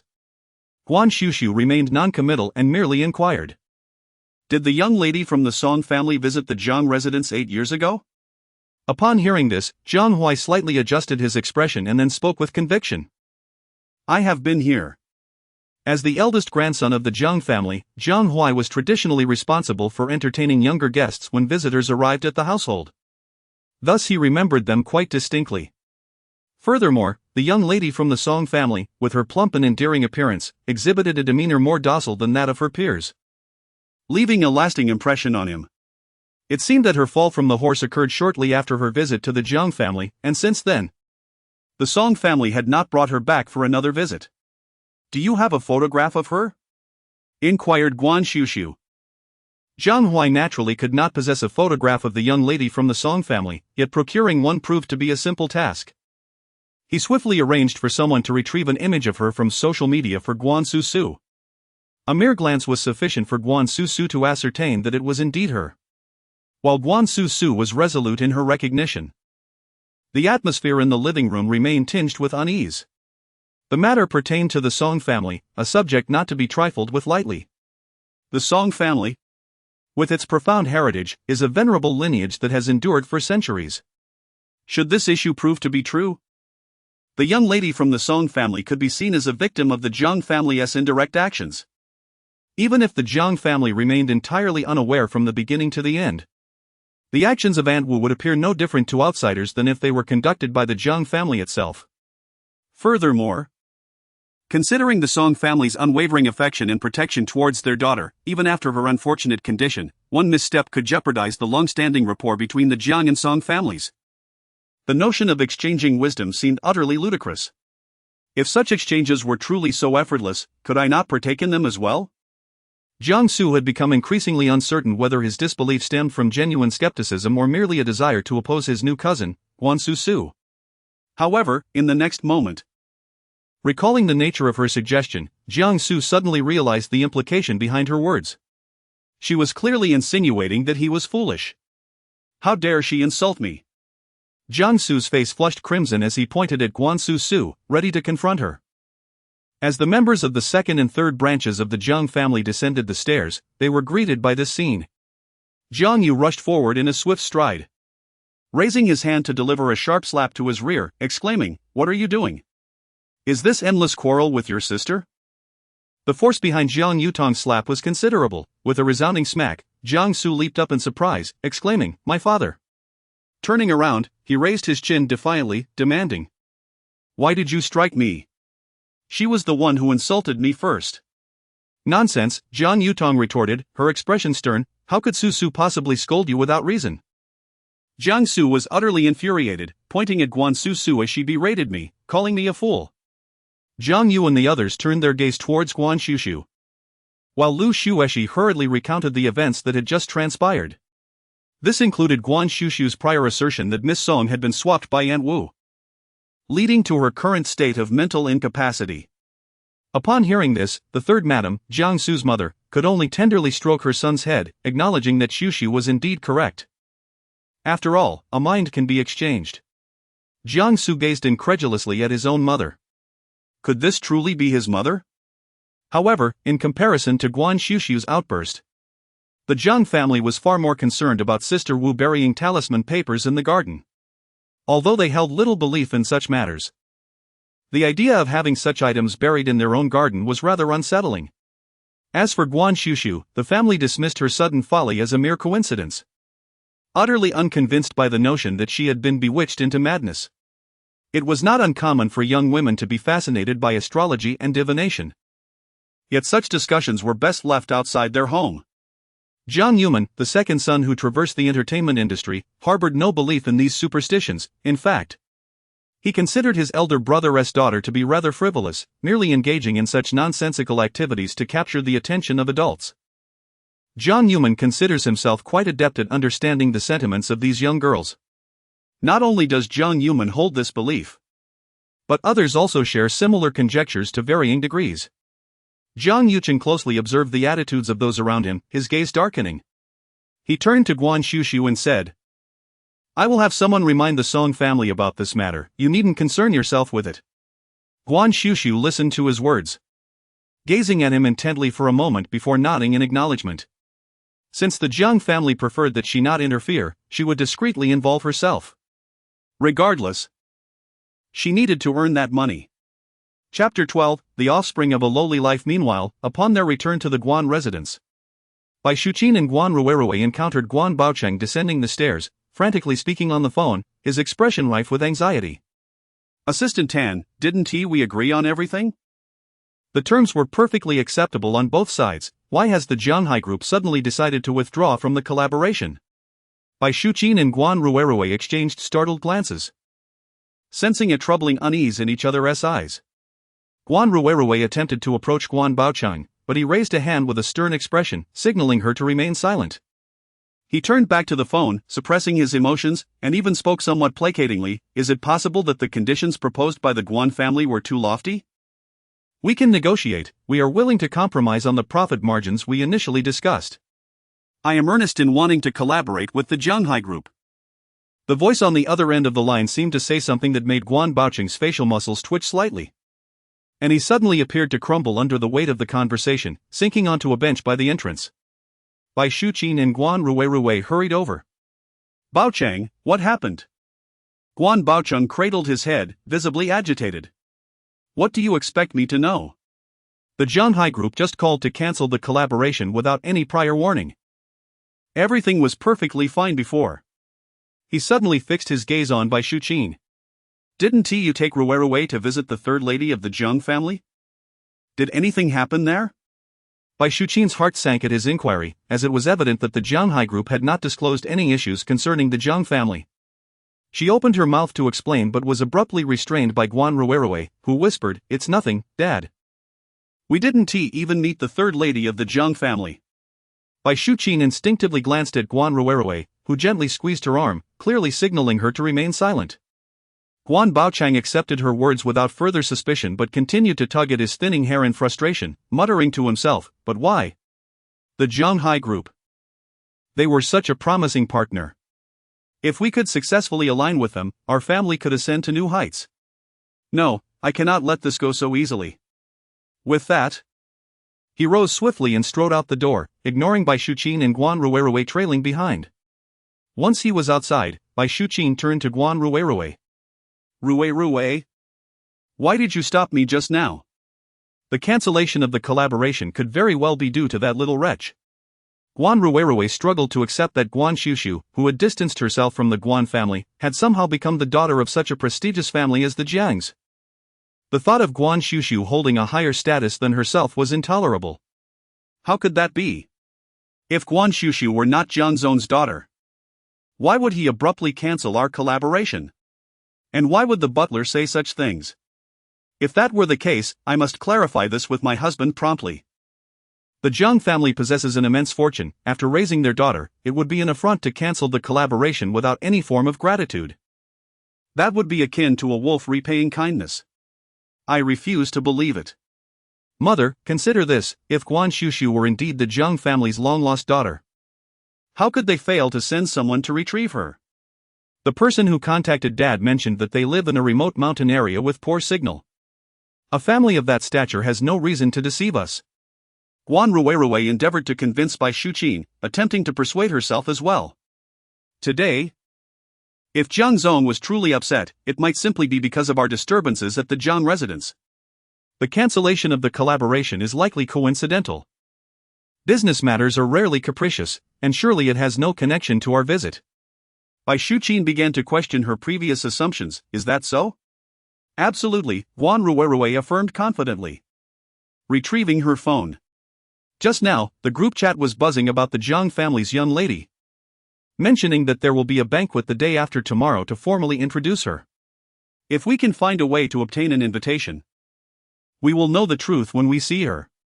Bai Shuqin's expression shifted to one of hesitation upon hearing this. After all, the Jianghai group had just cancelled their collaboration, and securing an invitation would not be easy. Sensing her doubt, Guan pressed on, pausing momentarily before resolutely suggesting, what if Guan Xuxu truly is the Jiang family's young lady? We raised her, she cannot simply disavow us in favor of her biological parents, can she? Guan words illuminated Bai Shuqin's thoughts, and her eyes sparkled with realization. Indeed, how had she not grasped this sooner? Regardless of whether Guan Xuxu was the Jiang family's daughter, this situation could be advantageous for them. Rui was right. If that little wretch were genuinely the Jiang family's child, the Jiang family could hardly expel them from their presence in front of so many witnesses. In such a scenario, whether regarding the collaboration or other matters, the Jiang family would undoubtedly owe them a debt of gratitude, if only for having raised their child. The banquet hosted by the Jiang family undoubtedly attracted the esteemed scions and socialites of the city. It was the first appearance of Gui Rui in such a circle, and she was certain to captivate everyone present. At the mention of this, Gui Rui felt a wave of shyness and leaned closer to Bai Shuqin. Yet her thoughts mirrored Bai Shuqin's own. Guo Xuxu was unaware of the intentions behind the Guo family's actions. After dinner, under the guidance of her second aunt, Yao Lin, she finally beheld her new room. It was a spacious suite located on the third floor, divided into two areas. The entire room exuded a whimsical, fairy tale-like charm, filled with a plethora of toys and gifts in the outer corner, including baby carriages and other items. This was originally prepared as a nursery for you, Yao Lin explained.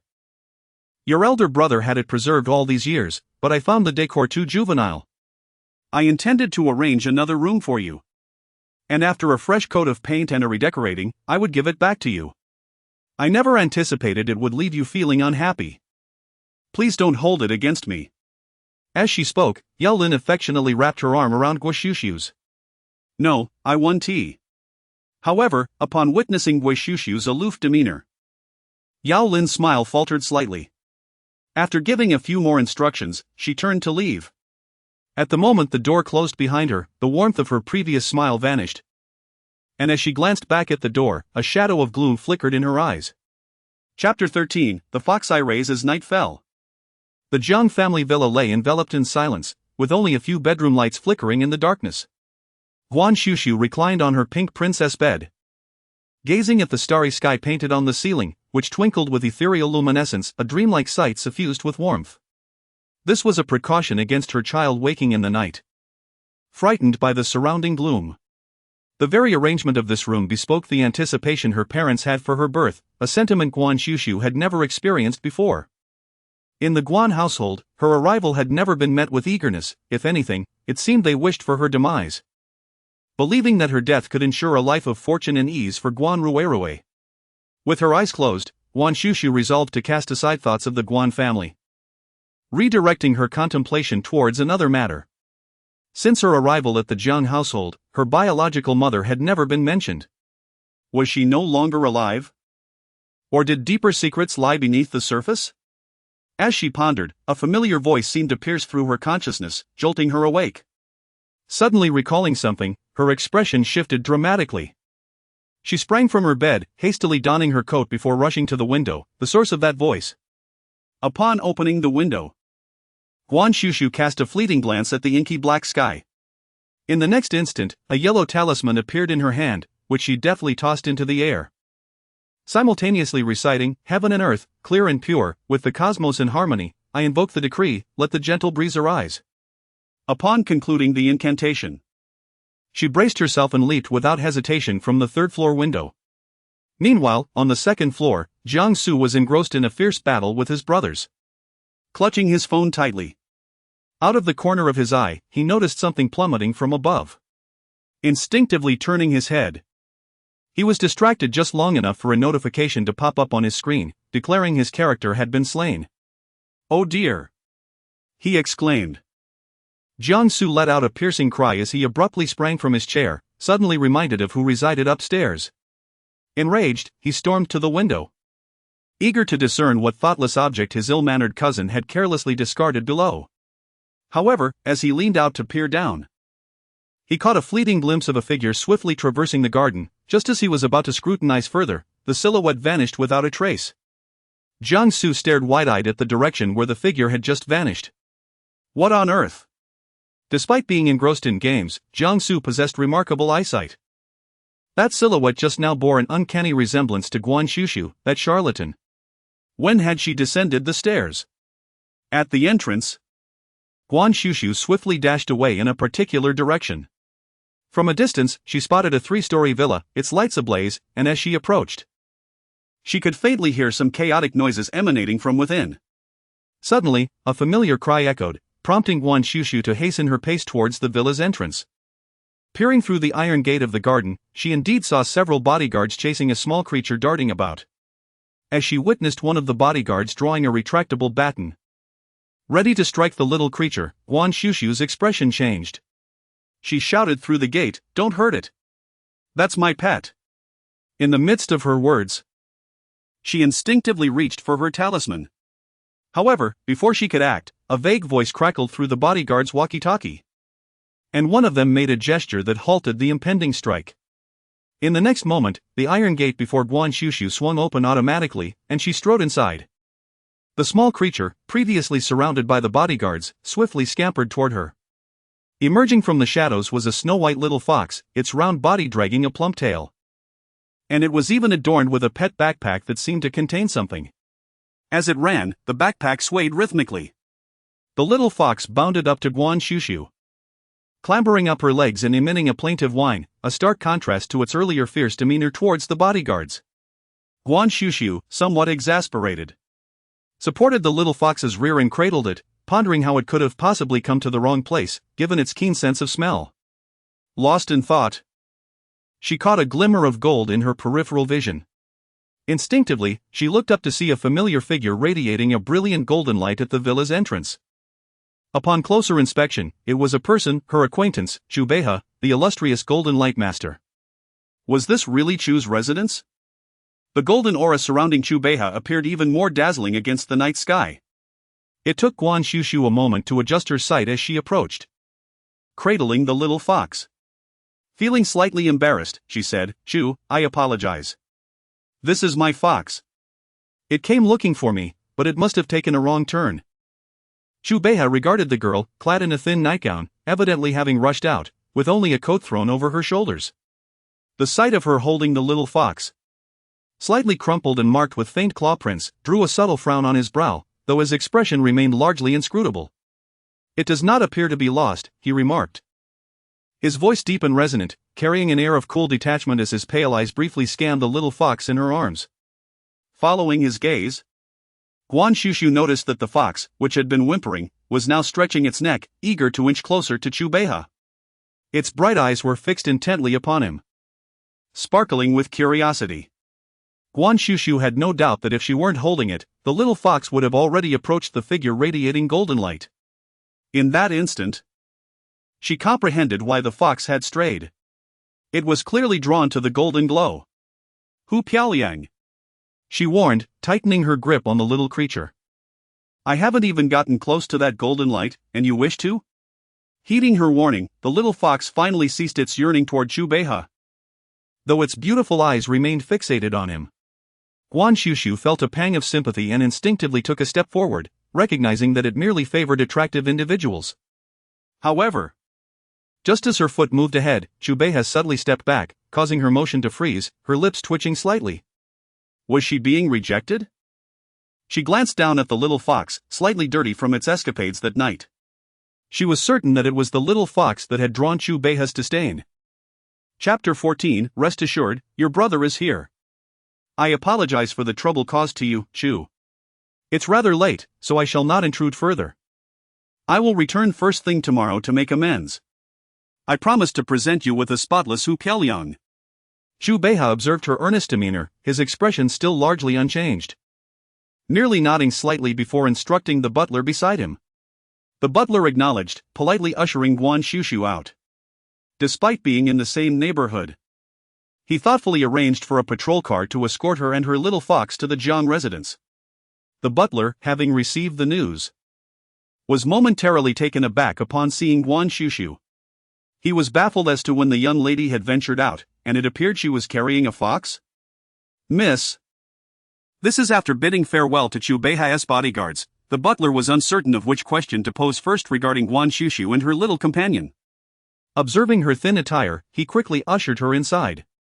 Upon entering, she found Jiang Hui waiting at the foot of the stairs, evidently anticipating her return. At the corner of the second floor, Jiang Xuxu peered down, clearly eager to witness the unfolding events.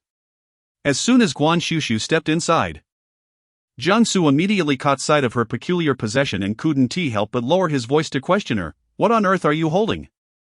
Our home does not permit furry pets. Guan Xuxu shot a glance at the ever-attentive youth and retorted earnestly, if pets aren't allowed, then what are you doing here? Jiang Xu's expression momentarily faltered, revealing a pure and innocent foolishness, while beside him, Jiang Hui could not help but burst into laughter. Jiang Xuxu, realizing the situation belatedly, felt his face flush with indignation, ready to erupt in anger. You! It's so late, surely grandfather and the others must be asleep. Guan Xuxu's light remark extinguished the volcano of Jiang Xu's frustration in an instant. Although he was impulsive, he had always understood when it was appropriate to act recklessly and when it was not. After nightfall, silence was a rule of the Jiang household. Moreover, considering grandfather's advanced age, being abruptly awakened would not bode well for his health. Despite being on the verge of exploding with anger at Guan Xuxu, Jiang Xuxu could only suppress her frustration as she turned and ascended the stairs with careful steps. Watching Jiang Xuxu depart, Guan Xuxu finally shifted her gaze towards Jiang Hui, shedding the confrontational demeanor she had exhibited moments before. Cradling the little fox in her arms, she pressed her lips together and explained, "This is my pet fox. It knows I have moved and has come to find me." Pausing briefly, she continued, "I have rented a place for it outside. It will stay here for just one night, and I shall send it away first thing in the morning." Implicit in her words was the assurance that she would not impose any inconvenience upon the household. Jiang Hui listened to her words, yet felt a subtle pang in his heart. This little fox was clearly one she had raised previously, but it had been kept outside, undoubtedly due to the restrictions imposed by the Guan family. Observing its cautious demeanor, Jiang Hui felt a surge of compassion, which was swiftly followed by a deep-seated resentment towards the Guan family. His sister, the esteemed daughter of the Jiang family, should have been cherished and indulged since childhood, receiving everything she desired. Instead, she was subjected to the harshness of the Guan family, to the extent that she could not even express her wish to keep a pet at home. This was her home. She should have the freedom to nurture whatever she pleased. Suppressing his myriad emotions towards the Guan family, Jiang Hui stepped forward, his handsome visage adorned with an elegant smile, his voice gentle yet resolute. Guan Xuxu appeared momentarily taken aback. But didn't Jiang Xuxu say that no animals were allowed inside? You just mentioned that he could come in, why can't your fox? Seeing her still staring at him in a daze, Jiang Hui offered her a soft smile, his peach blossom eyes shimmering with assurance. Rest assured, your brother is here. Those words enveloped Guan Xuxu's heart like a warm breeze, rekindling a familiar sensation within her. She parted her lips, instinctively wanting to express her gratitude, only to be reminded of his previous words, "There's no need to say thank you to your brother." As she ascended the stairs with the little fox in her arms and shut the door to her room, Guan Xuxu suddenly realized that a faint smile had crept onto her lips without her noticing. Looking down, she found the little fox staring intently at her. Its eyes filled with curiosity. Instantly, she wiped the smile off her face and adopted a stern expression, questioning it. "Didn't we agree you would stay put and not run around? You nearly turned into a charred fox tonight, you know?"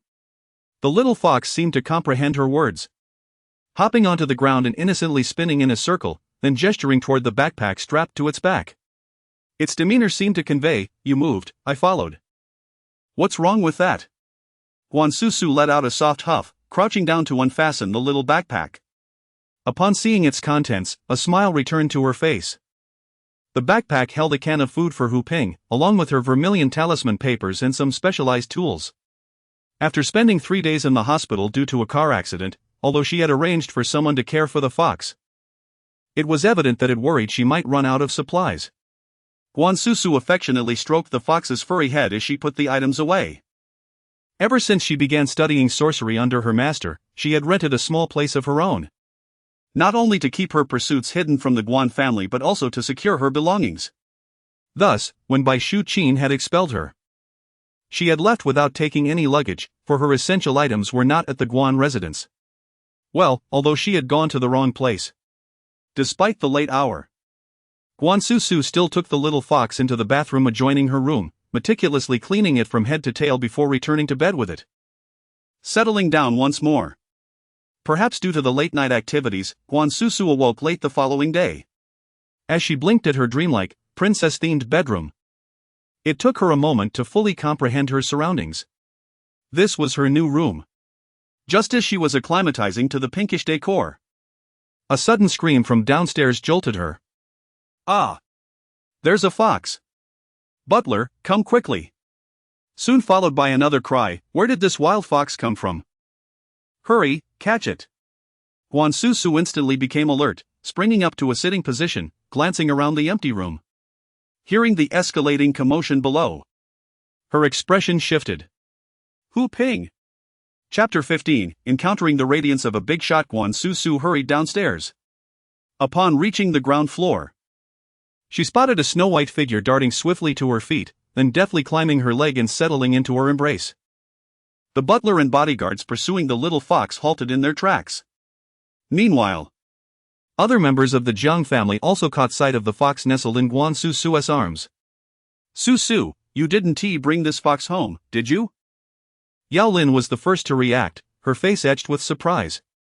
"This is a fox, we have children at home. What if it bites someone? It's her fault. I told her last night that animals weren't allowed in the house, but she wouldn't listen." Jiang Su, having heard the ruckus, descended the stairs and immediately stoked the flames of discontent. "This is my fox, and it won't harm anyone unnecessarily," Guan Xuxu declared confidently, cradling the little creature. "Foxes are wild animals, just because you say it won't harm anyone doesn't mean it won't," interjected a youth of similar age to Guan Xuxu. Zhang Han from the second branch, his expression cold and evidently unwelcoming towards her return. Upon hearing this, Jiang Su immediately concurred, "Indeed. Indeed." Perhaps sensing Jiang Su's repeated provocations, the little fox raised its head from Guan Xuxu's embrace and turned to glare at Jiang Su, baring its teeth menacingly. Jiang Su immediately took a step back, pointing at the fox and exclaiming in a flurry, "Look at it! Look at it!" Then, a frightened voice chimed in, "Mom, I'm scared. Please drive it away. Drive it away." This was the youngest daughter of the second branch, Zhang Ying, who was 6.5 years old, now clinging to Yao Lin's thigh in fear, seeking refuge behind her. As Jiang Huai stepped through the doorway, he was greeted by a rather astonishing scene. Guan Xuxu cradled a fox at the staircase's edge, surrounded by a throng of individuals, as if convening a tribunal. The habitual smile at the corners of his lips turned slightly frigid. Jiang Huai approached with determination and declared, "The fox is one I promised Xuxu to care for. If you have any objections, feel free to voice them to me." The revelation that it was Jiang Hui who had allowed the fox's presence rendered several of his cousins from the Jiang family incredulous. Nearby, Lu Xueshi stepped forward. Her tone gentle. "Cousin, we do not intend to target Xuxu, it is merely that the fox's arrival was abrupt, and regarding grandmother." Lu Xueshi's words subtly reminded Jiang Hui that not all matters could be decided on behalf of his sister. Jiang Hui cast a fleeting glance towards Lu Xueshi, followed by a subtle smile, assuring, "I will speak with my grandmother." Despite the smile, her tone was firm and left no room for dissent. She then turned and instructed those accompanying her, the pet house should be set up in the eastern garden, and a shelter should be constructed as well. Only then did the crowd notice the two workers behind Jiang Hui, each carrying a wooden box, suggesting that even accommodations for the fox were being prepared. Although Guan Xuxu had received Jiang Hui's promise the previous night, she was still astonished to find that, so early in the morning, arrangements for the little fox's den had already been made. With someone safeguarding her, there was no possibility for her to lag behind. This was not mere consideration. Unaware of the thoughts of others, Guan Xuxu ascended the stairs with Hu Piaoliang in her arms, changed her attire, had breakfast, and meticulously groomed the little fox to ensure its fur was sleek and glossy before contentedly carrying the cub outside. Due to her late start, it was already 10:30 in the morning when she left. Considering the time, she presumed Chu Beiha had likely gone to the office. However, after the commotion of the previous night, Guan Xuxu resolved to pay him a visit to apologize. To her surprise, Chu Beiha was at home. Impeccably dressed in a tailored suit that radiated sophistication, clearly prepared for work. He sat casually, exuding an aura that made him appear almost gilded in gold. Still dazzling and resplendent. Guan Xuxu blinked to adjust to the sight before approaching him with the little fox. "Mr. Chu, you're at home," she remarked. Chu Beiha regarded her, his dark pupils deepening with scrutiny, yet his expression remained inscrutable and cold. He simply stated, "You mentioned you would come by in the morning." Guan Xuxu froze momentarily at his words, pondering whether he had been waiting for her because she had said she would come to apologize. Could it be? Was someone of his stature really so unoccupied? The focus of Guan Xuxu was on the visit, unaware that for Chu Beiha, the emphasis lay on her promise to arrive early. One of Chu Beiha's compulsions was to honor his commitments, since she had promised to come in the morning. He had awaited her arrival, albeit not expecting morning to mean 10:30. "I sincerely apologize for the trouble my fox caused you last night. Here is a talisman I crafted, as a gesture of contrition." Guan Xuxu presented a pouch containing a jade talisman she had carved herself, inscribed with runes for auspiciousness and fortune.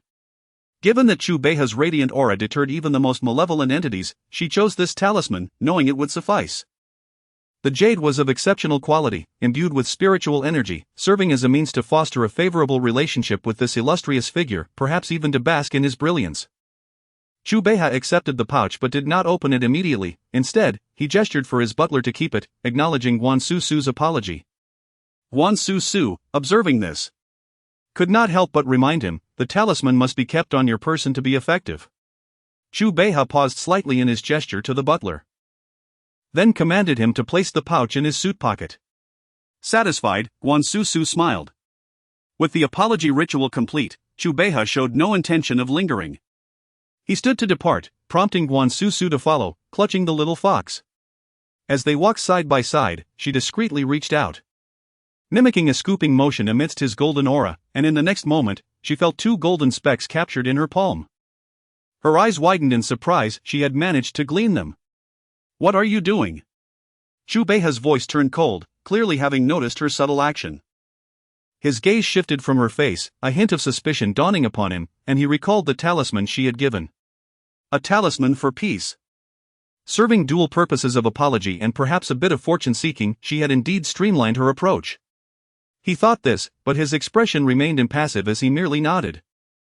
Guan Xuxu then clutched the little fox as they got into the car. Chu Beiha pressed his lips together and asked, "Where to?" Guan Xuxu's eyes sparkled with mischief as she replied, "To the Song family."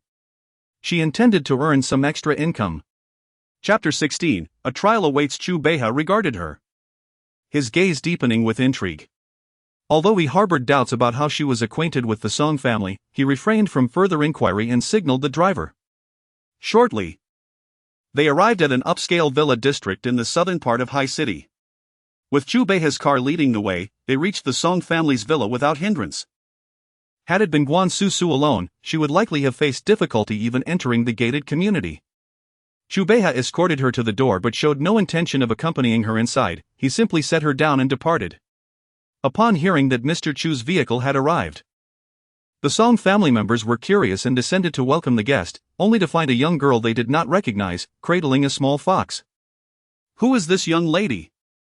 they inquired. Guan Xuxu retrieved a talisman from her bag, having previously learned that Mr. Song's social media account mentioned accompanying Grandma Song to seek a talisman at Qingfeng Temple last month, providing her with a perfect excuse.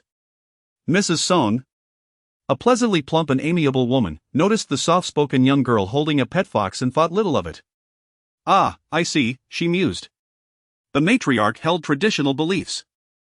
Ever since little Lear had suffered a head injury with no remedy, she believed it was due to poor feng shui. She had previously rearranged the household items and had recently begun to embrace Taoism, insisting on visiting a temple to seek a talisman. The family indulged her whims. "Thank you for making the trip, but how do you know my grandmother?"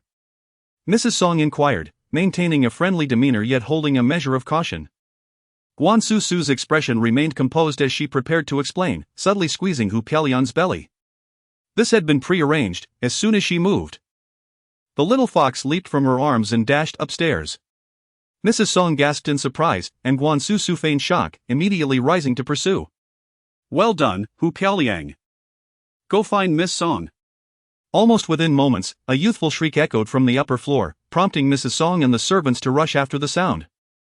Guan Xuxu and Mrs. Song maintained proximity as they ascended the stairs, only to find at the end of the corridor a young girl in a lovely princess dress. Crouching and giggling as she watched the small fox sitting obediently before her, even attempting to reach out and pet it. "Xiao Lear!" Mrs. Song called out, hurrying to her daughter's side and pulling her behind her. Though the fox appeared docile, who could tell if it might bite? It was at this moment that Mrs. Song felt a pang of regret. Allowing a girl with a pet fox to enter her home was perhaps unwise. "Mommy, a puppy!" exclaimed Song Yuli, about 15 or 16. Her cherubic face adorned with innocence and charm, her bright eyes sparkling with purity. Yet, as she spoke, her childish tone revealed her naivety and lack of maturity. Guan Xuxu's gaze fell upon the girl, noticing a wisp of dark energy gathered at her brow, her expression slightly furrowing in concern. Madame Song noticed the subtle changes in Guan Xuxu's expression and assumed it was due to her concern for her own daughter. Instantly displeased, her tone grew colder. "Wait a moment. My little fox startled Miss Song just now. As an apology, I present this talisman to Miss Song, which can ensure her safety once." Guan Xuxu remarked. "Miss Song possesses a striking brow, indicative of a long-lasting fortune. Typically, such individuals bear a small red mole on their chest, which serves to gather blessings. However, due to her being swapped at a young age, her fate has suffered a deficiency, and the red mole has consequently faded. I foresee she may encounter a calamity in the coming days. It would be wise to keep her indoors and refrain from going out." Guan Xuxu initially intended to directly address the issue of the intelligence swap, but the ominous aura surrounding Song Yuli was evidently more pressing. Madame Song, already sensitive regarding her daughter's matters, felt her expression darken as she heard Guan Xuxu suddenly spouting nonsense. The warmth and gentleness she had shown vanished, and she scolded. "Who are you, a quack, to dare curse my daughter? So that's how you claim to know my elderly matriarch? I won't hold it against you for being a young girl, but you must leave my home with your fox this instant, or I shall call the police." This attitude clearly indicated that meaningful communication was impossible. Guan Xuxu, undeterred by such encounters, maintained her composure. She cradled the little fox and placed the protective talisman on a nearby cabinet before turning to leave. Song Yuli, witnessing her beloved little dog being taken away, felt a pang of reluctance and watched longingly as if she wanted to chase after it. "Little dog, mommy, the little dog is gone." Hearing her daughter's innocent lament, Madame Song felt a wave of sorrow wash over her and soothed, "That is not a little dog, it is a fox and can be dangerous. Since you like little dogs, shall I buy you one?" "Yes. Mommy is wonderful. I want a little dog." In an instant, Song Yuli forgot about the little fox and was filled with joy, almost twirling in delight. Madame Song gazed at her beautiful daughter. a hint of tears welling in her eyes. Yet, upon seeing the talisman left on the cabinet, her expression darkened once more. And she instructed a nearby servant in a hushed tone, "Dispose of that thing. I won't allow anything of unknown origin to come near my little Yuli." As for Guan Xuxu's earlier claims about the red mole and her fate being flawed, Madame Song held no belief in such supernatural notions. However, when she glanced at her daughter, her gaze inadvertently drifted toward the chest concealed by the lace lantern sleeves of the girl's top, where indeed there seemed to be a faintly visible red mole. Yet, Madame Song remained skeptical of these mystical assertions, suspecting instead that the servants responsible for caring for her daughter had let slip such talk. What were they trying to accomplish? Someone had set their sights on her little Yuli, and she could not rest until she clarified the matter. Unbeknownst to Madame Song, the moment she left, Yuli stealthily peeked her head out from her room, adopting a sneaky demeanor as if she were a thief in her own home. Cautiously, she slipped out of her room and dashed downstairs.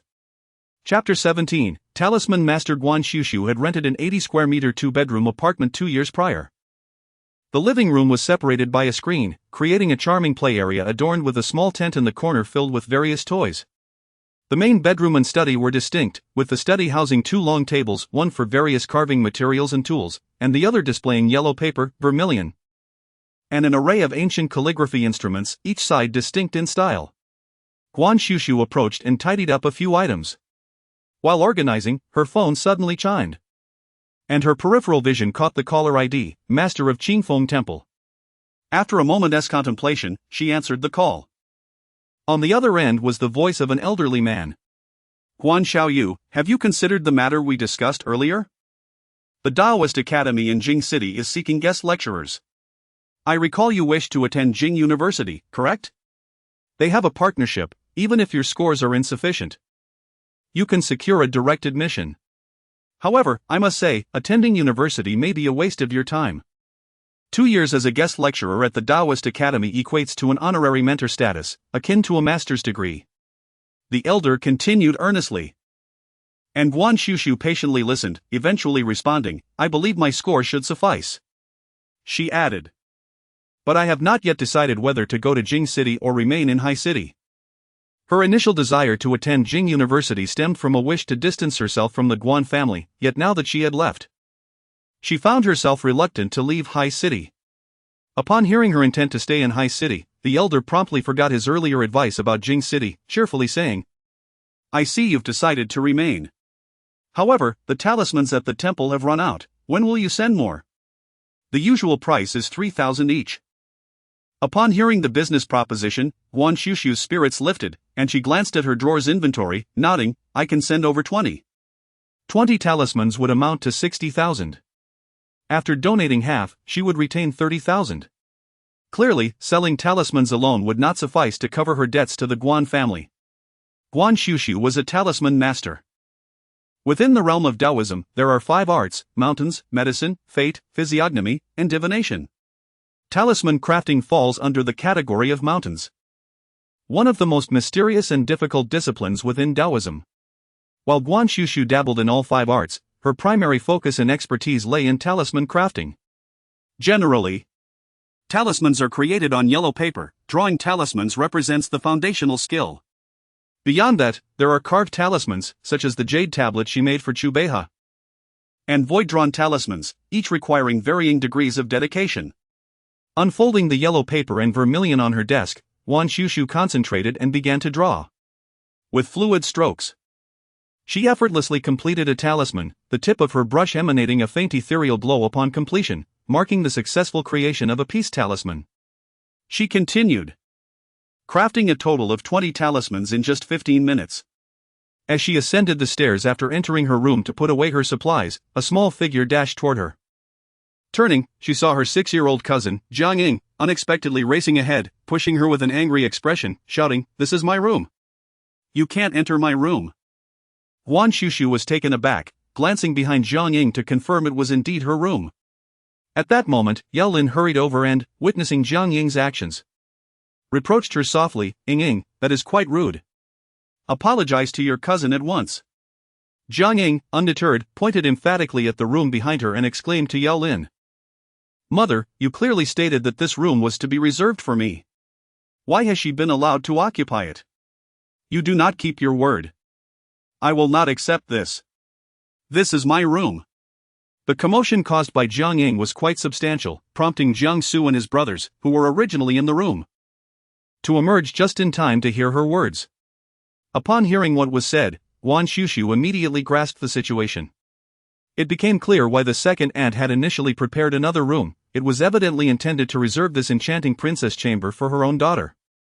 At that moment, Yao Lin wore a look of embarrassment, utterly unprepared for her daughter's candid revelation, and could only offer a forced smile as she attempted to explain. Zhang Huai's voice suddenly echoed from the other end of the corridor, clearly having heard the commotion. He wore his usual gentle and warm demeanor. Yet his almond-shaped eyes held a hint of chill as they swept over Yao Lin. He retorted coolly, "Doesn't Aunt understand?" Yao Lin's expression froze. Her red lips parted as if to speak, but she appeared somewhat embarrassed. Zhang Han from the second household observed his elder brother's attitude towards their mother with discontent. Stepping forward to say, "Brother Huai, my mother did not intend any harm. It is merely a room, and that particular style was meant for children. Since Ying likes it, can't we let her have it?"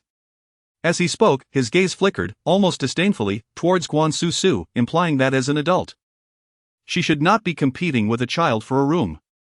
The way he spoke suggested that she was the one usurping the space. Guan Xuxu raised an eyebrow slightly. She was not one to engage in disputes, yet if someone invoked her, she would not feign ignorance. Are you suggesting that because she is younger and likes it, I should concede? If I refuse, does that mean I am stealing from her? Zhang Han seemed to regard this as a matter of course. Guan Xuxu, fully understanding the implication, replied, "In that case, I have a fondness for the 8,000 Li of rivers and mountains painting in the National Museum. If you can persuade the museum to relinquish it to me, I shall gladly yield my room to her. What do you think?" She spread her hands, her expression unyielding, emphasizing, "After all, I am young. I merely desire a national treasure." Chapter 18, I will move out. Zhang Han's expression darkened. "Are you trying to play tricks? How is that even possible?" Guan Xuxu merely regarded him with indifference. "Isn't this your logic? I am simply using your reasoning to present my conditions. What is amiss? The items in the National Museum cannot possibly be compared to a mere room." Zhang Han was almost amused to the point of exasperation. Meanwhile, Jiang Su couldn't help but interject, "Guan Xuxu, why are you being so petty? It's just one room, it's not as if you won't have a place to stay. Is it truly necessary to make such a fuss?" Guan Xuxu only smiled. Indeed, with so many rooms available, why must she insist on this particular one? Zhang Cheng from the third room also stepped forward, agreeing with Zhang Han. He's not wrong, that whimsical princess theme is intended for children. You can't claim to enjoy it that much. Why must you compete with a child? If it truly comes to it, I can offer my room to you. And you can give your room to Ying. Let us not quarrel over this. It's absurd to have bickered from yesterday to today over a single room. Jiang Su also sighed with reluctance. After all, it was someone who had previously not had so many issues at home. Clearly, the room had been arranged from top to bottom by Yao Lin, yet everyone seemed to attribute the blame to Guan Xuxu. As Zhang Huai listened to the back-and-forth banter among the group, the smile at the corners of his mouth gradually faded. Yet, before he could utter a word, Zhang Han impatiently interjected, reiterating his point. "You just don't want to." To which Guan Xuxu responded resolutely, "Yes, I do not wish to." Her clear, crisp voice resonated in the ears of everyone present, leaving Zhang Han and the others astonished at her bold refusal. However, Guan Xuxu remained steadfast, gazing at them with her almond-shaped eyes, which were clear, calm, and almost indifferent. After all, she had endured similar accusations throughout her life. Rue is your sister. As the elder sister, you should accommodate her. How can we keep this fox at home? What if it frightens Rue? Get rid of it at once. You live here without contributing, and now you want to raise a beast? Guan Xuxu, are you deliberately seeking to upset the family? She had long grown accustomed to such reproaches. Yet, familiarity does not equate to acceptance. We are both new to this experience. Why should I yield simply because you are younger? Moreover, that room was meticulously arranged by her parents, filled with their anticipation for her arrival. Someone had waited with hope for her to come, a truth she only uncovered yesterday. Jiang Ying initially believed that with the intervention of her brothers, this room would surely become hers today. However, to her astonishment, the wicked Guan Xuxu refused to yield. Look, even brother Jiang Huai is not siding with her anymore.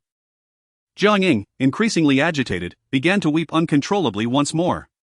Whoa, I despise you. Get out of my house. Just leave. The moment those words escaped her lips, the corridor seemed to descend into a brief silence. Guan Xuxu's eyelashes fluttered lightly as she stood there, her emotions obscured and inscrutable. Jiang Su and the others were momentarily taken aback. Despite the commotion, even Jiang Su, the most reckless in the family, understood that certain words should not be spoken lightly. Indeed, the very next moment, a sharp, cold voice resonated with an air of warning. Jiang Ying.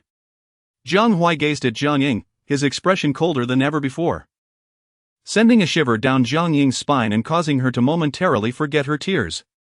What commotion is this? Yao Lin's heart sank, without waiting for anyone to speak. She hurriedly pulled Jiang Ying aside, forcing a smile as she began to explain. The children are just playing. It is entirely my fault for not considering the preparations for Su Su's room thoroughly. Ying Ying is insisting that her sister swap with her, but Su Su is unwilling. In just a few sentences, she managed to brush aside the earlier troubles regarding the brothers pressuring Su Su about the room, instead emphasizing Su Su's refusal. Upon hearing this, Jiang Huai furrowed his brows, ready to offer an explanation, when he noticed Jiang Yu's puzzled expression. Was it not merely a matter of a room? Hadn't it been rearranged just yesterday? Jiang Yucheng furrowed his brows, directing his gaze towards Guan Xuxu. He opened his mouth but decided to set aside the matter of the room for the moment. Xuxu, he said, I need to ask you something. Upon hearing Jiang Yucheng's inquiry, Guan Xuxu instinctively looked at him, only to hear him solemnly question, Did you visit the Song family today? Guan Xuxu's eyes flickered slightly, but she quickly regained her composure and nodded in affirmation. Jiang Yucheng's brow furrowed deeper, his expression growing increasingly grave. Did we not agree yesterday that you would refrain from involving yourself with the Song family? I will handle matters on that front. Jiang Huai observed his father's demeanor and sensed something amiss. He stepped forward and positioned himself directly in front of Guan Xuxu, inquiring if something had transpired. Upon hearing this, the gazes of those present swiftly converged upon Guan Xuxu. Some eyes were filled with astonishment, while others bore the weight of condemnation, clearly attributing blame to her for her meddling. Given her prior remarks regarding the Ji family, the Jiang family had to tread carefully concerning matters involving the Song family. Yet, she had audaciously ventured to the Song residence to utter nonsensical words, as if she feared the relationship between the Song and Jiang families was becoming too cordial. What exactly were you attempting to achieve? It was one thing to voice such cryptic thoughts at home, but to actually approach the Song family? Did you not heed your uncle's words from yesterday? Xuxu, your lack of discernment is quite disheartening. The Song family still has collaborative projects with us. Yao Lin spoke with a tone of exasperation mixed with disappointment. Guan Xuxu stood there, unfazed by the derision of those nearby, her focus solely on Jiang Yucheng, asserting, I never claimed to be a member of the Jiang family. Jiang Yu, if the Song family wishes to investigate someone, how could they possibly fail? I heard that you even traveled in the car of the Zhu family. Guan Xuxu pressed her lips together, she indeed felt her considerations were lacking. Jiang Yucheng inquired once more about her visit to the Song family, as the tone of Song's call had seemed to harbor a suppressed irritation, almost bordering on anger. Guan Xuxu succinctly recounted her encounter with the Song family, including her observation that Song Yuli might be in peril. Upon hearing this, the others gazed at Guan Xuxu in astonishment. To arrive uninvited and suggest that someone might be in danger, wasn't that akin to casting a curse upon them? Truly, Guan Xuxu exhibited a profound lack of awareness. Jiang Yucheng gazed at Guan Xuxu, his expression slightly tense. After a moment, he remarked, You have acted recklessly in this matter. Even if you possess understanding, it was unwise to approach and speak such words so impulsively. I will clarify the situation with the Song family. But you must refrain from involving yourself further in Miss Song's affairs. Guan Xuxu opened her mouth, about to respond, but Jiang Yucheng continued, as for the room, since Ying has taken a liking to you, it shall be hers. I will instruct the butler to select another room for you, and you may renovate it to your liking without issue. However, Jiang Yucheng was unaware that his seemingly casual remark rendered Guan Xuxu momentarily stunned. After a brief pause, the light in her almond-shaped eyes appeared to dim gradually, akin to a fleeting spark of fire that flickers in the depths of a darkened forest, only to fade slowly into the obscurity of the night. Beside them, Jiang Hui hurriedly interjected, "Dad." He was about to clarify that the issue was not as simple as it seemed, but he heard Guan Xuxu already speaking, her voice calm and measured. "No need." Her tone was indifferent, yet inexplicably carried a hint of distance compared to yesterday. She gazed at Jiang Yucheng and softly declared, "I will move out."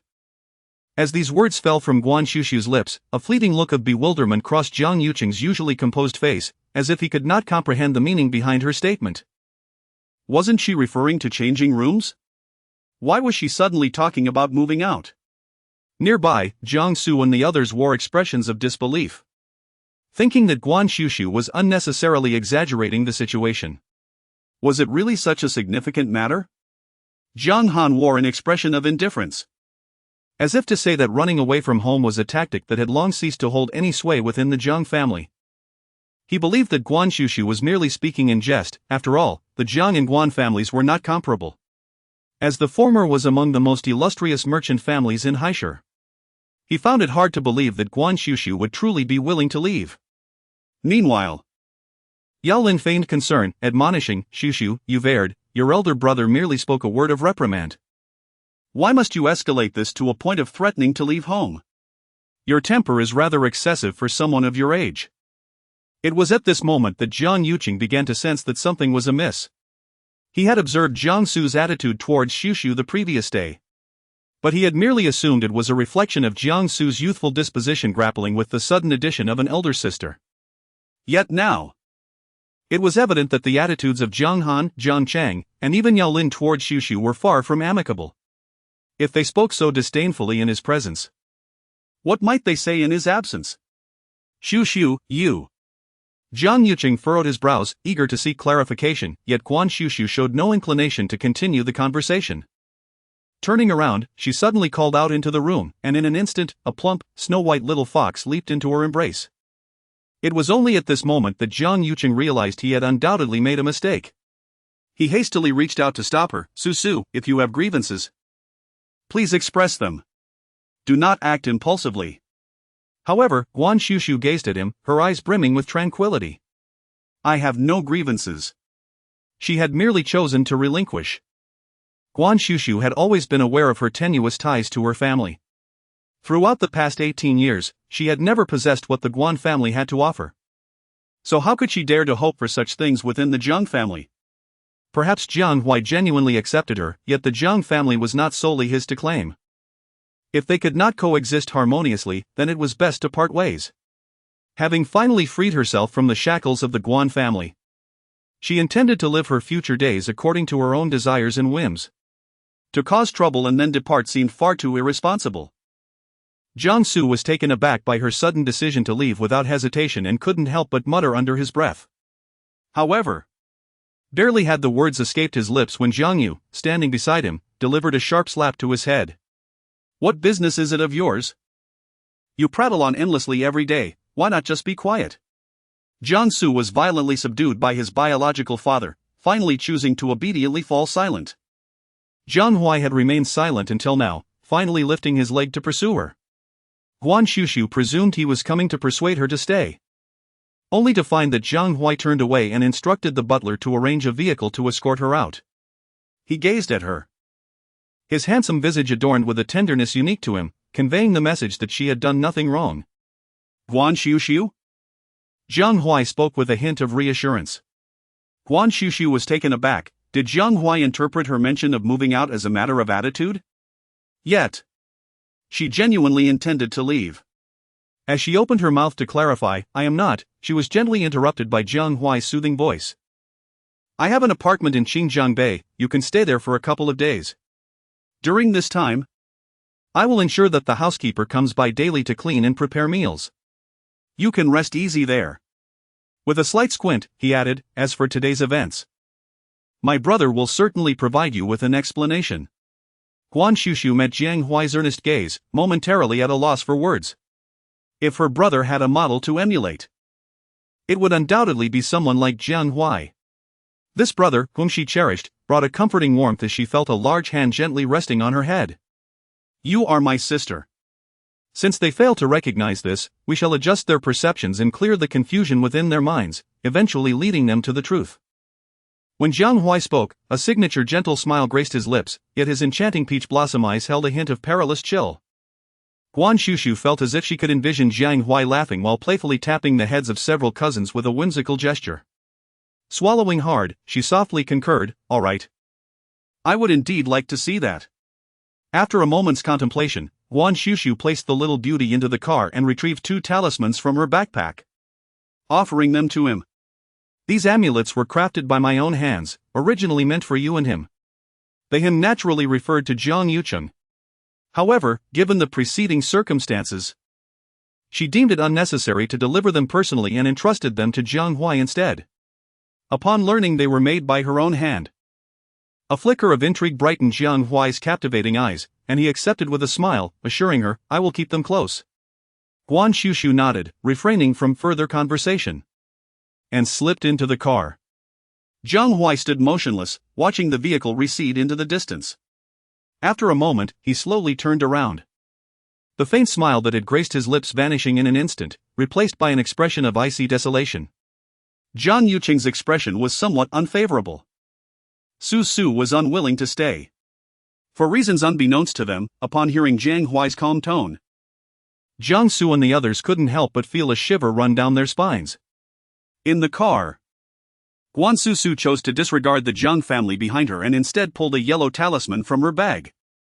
She had not anticipated that her identity as a member of the Jiang family would be discovered so swiftly, however, given her reckless remarks. It was inconceivable that the Song family would overlook the ties between the 2 families and approach Jiang Yucheng. The Song family's reaction was indeed quite intense. It seemed that Song Yuli must have encountered some trouble. Chapter 20, Apologizing to Master Jiang. The city lights began to glow. In the Jiang family's villa, during the dinner hour, an air of solemnity enveloped the household.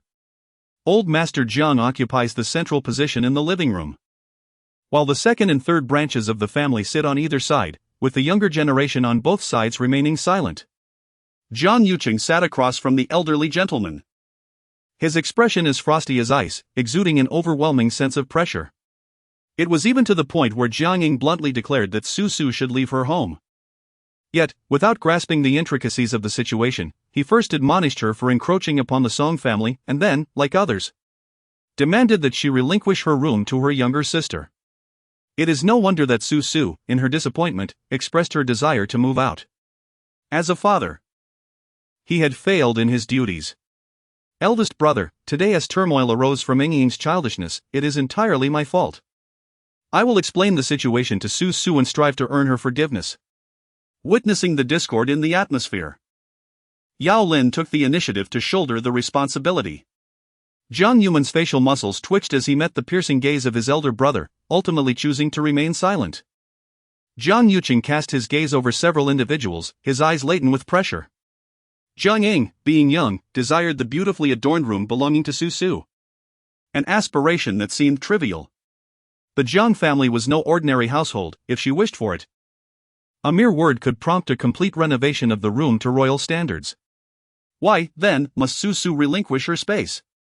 The members of the second house remained silent, and Jiang Yucheng's voice grew even more somber. It was not that they wished for her to vacate the room, rather, they believed that as a newcomer, she ought to appease them, to perform well in hopes of earning their acceptance. Eldest brother, your words are rather harsh. One interjected. We are all but children. How could we possibly harbor such thoughts? Is that so? If she were not treated as an outsider from the outset, why would anyone utter the words for her to leave our home? Even in moments of youthful temper, one should discern what is appropriate to say and what is not. Jiang Yucheng's tone was somewhat harsh, causing Jiang Ying beside him to shiver slightly. Startled, she instinctively nestled into Yao Lin's embrace, her lips pouting. Yet she refrained from crying out as she had before at the slightest provocation. Meanwhile, Jiang Han observed his mother's humble demeanor before his uncle. Irritation flickering in his eyes, and he could no longer contain himself. Jiang Yuqing turned to him and spoke in a solemn tone. I will teach Xuxu if she makes mistakes. There is no need for me to justify myself to anyone. However, Jiang Han, if you continue to hold such an attitude towards Xuxu, you need not address me as uncle any longer. His voice was not loud. Yet it struck a chord in Jiang Han and the others, causing them to widen their eyes in instinctive surprise. Jiang Yuqing's gaze then slowly swept across the room. Including the younger generations Jiang Su and Jiang Chang, you too, if you are unwilling to accept Xuxu, you may also refrain from calling me uncle in the future. Jiang Yuqing's voice, though not loud, resonated with an unprecedented severity, causing several younger members to instinctively straighten their spines, each expressing their trepidation. Beside him, Jiang Yu, who has always held great respect for his elder brother, sharply admonished his own son. Subsequently, he attempted to ease the tension with a smile, saying, Brother, the children may speak harshly, yet they harbor no ill intentions. As for acceptance, there is no need for such concerns. Xuxu has always been one of our own. Jiang Yuqing's gaze darkened slightly, his voice laced with a subtle undertone of repression. He paused momentarily, his tone growing increasingly somber as he stated, if this cannot be achieved, I shall opt to reside solely with Xuxu and Jiang Hui. As Jiang Yuqing's words fell, it was as if a colossal stone had plunged into water, causing the faces of everyone from the second and third households to change instantaneously. They had never anticipated that the eldest brother would take such a drastic step. Was he truly suggesting a division of the family over a mere matter concerning Guan Xuxu? At that moment, the venerable old Master Jiang, who had remained silent until now, finally spoke. His tone bore no trace of authority, yet it was resolute and brooked no dissent. Eldest, I do not wish to hear such words again, he stated firmly. The Jiang family is a unified entity, and as long as I am here, no one is permitted to utter anything about moving away. The room fell into a profound silence, none dared to contradict the old master's decree. Even Jiang Su dared only to whisper internally about Guan Xuxu's mention of leaving. As old Master Jiang's gaze shifted to the couple from the second household, he continued, the children of the Jiang family can have whatever they desire, but in indulging them, we must also instill the understanding that in this world, one cannot simply obtain everything they wish for. Children must be educated, if you are unable to do so, I shall take it upon myself to teach her. Upon hearing that her grandfather intended to personally educate her, Jiang Ying trembled violently, nearly succumbing to tears. This was utterly terrifying. She did not want that at all. Zhang Yuman and Yao Lin silently bowed their heads, embracing their child, and expressed their commitment to provide a proper education. Observing that the younger generation had come to a profound understanding of the gravity of the situation, old Master Jiang chose to refrain from further comments. He turned to Jiang Hui, who had been sitting nearby, languidly maintaining silence. Jiang Hui continues to wear his signature smile, nodding in acknowledgement, and I understand. Just as Elder Jiang was about to speak, the butler entered from outside and announced to Jiang Yuqing, the esteemed Mr. Jiang, Mr. Song and his wife have arrived. Jiang Yuqing slightly furrowed his brows. At this hour, the Song family had come to visit in person. Could it be yet another matter concerning Xuxu? Although Xuxu should not have made such remarks, it seemed rather excessive for them to pursue her to her home for questioning. Meanwhile, Jiang Su and the others, having just received a reprimand, dared not speak freely but exchanged furtive glances, each harboring a subtle sense of schadenfreude. It appeared that Guan Xuxu had landed herself in trouble and was now being confronted. They were convinced she had deliberately distanced herself to evade responsibility, insisting it was not their fault at all. Just as these thoughts crossed their minds, the Song couple swiftly entered through the main door, their expressions betraying a hint of urgency. Jiang Yuqing contemplated that it was Xuxu's playful antics that led to the misunderstanding. Thus he composed his expression and rose to greet them. Mr. Song, Mrs. Song, Xuxu has been mischievous today and has caused you trouble. I have already reprimanded her. He anticipated that by first expressing his stance, Mr. Song and his wife would surely let the matter rest. However, he was taken aback when, upon hearing his words, their expressions shifted dramatically, revealing a look of sheer panic and embarrassment. Please, Mr. Jiang, do not say that. It is our misunderstanding of the situation that has led to this confusion regarding Miss Jiang. She intended to offer a kind reminder. And it is we who have failed to appreciate her goodwill. We acknowledge our error and earnestly request the opportunity to apologize to Master Jiang in person. The moment the Song couple finished speaking, an eerie silence enveloped the living room. Guan Xuxu and the others stared in disbelief. Their eyes widened as if doubting the functionality of their own ears. Why had this couple from the Song family come, if not to bring misfortune to Guan Xuxu? Moreover, what on earth is Master Jiang?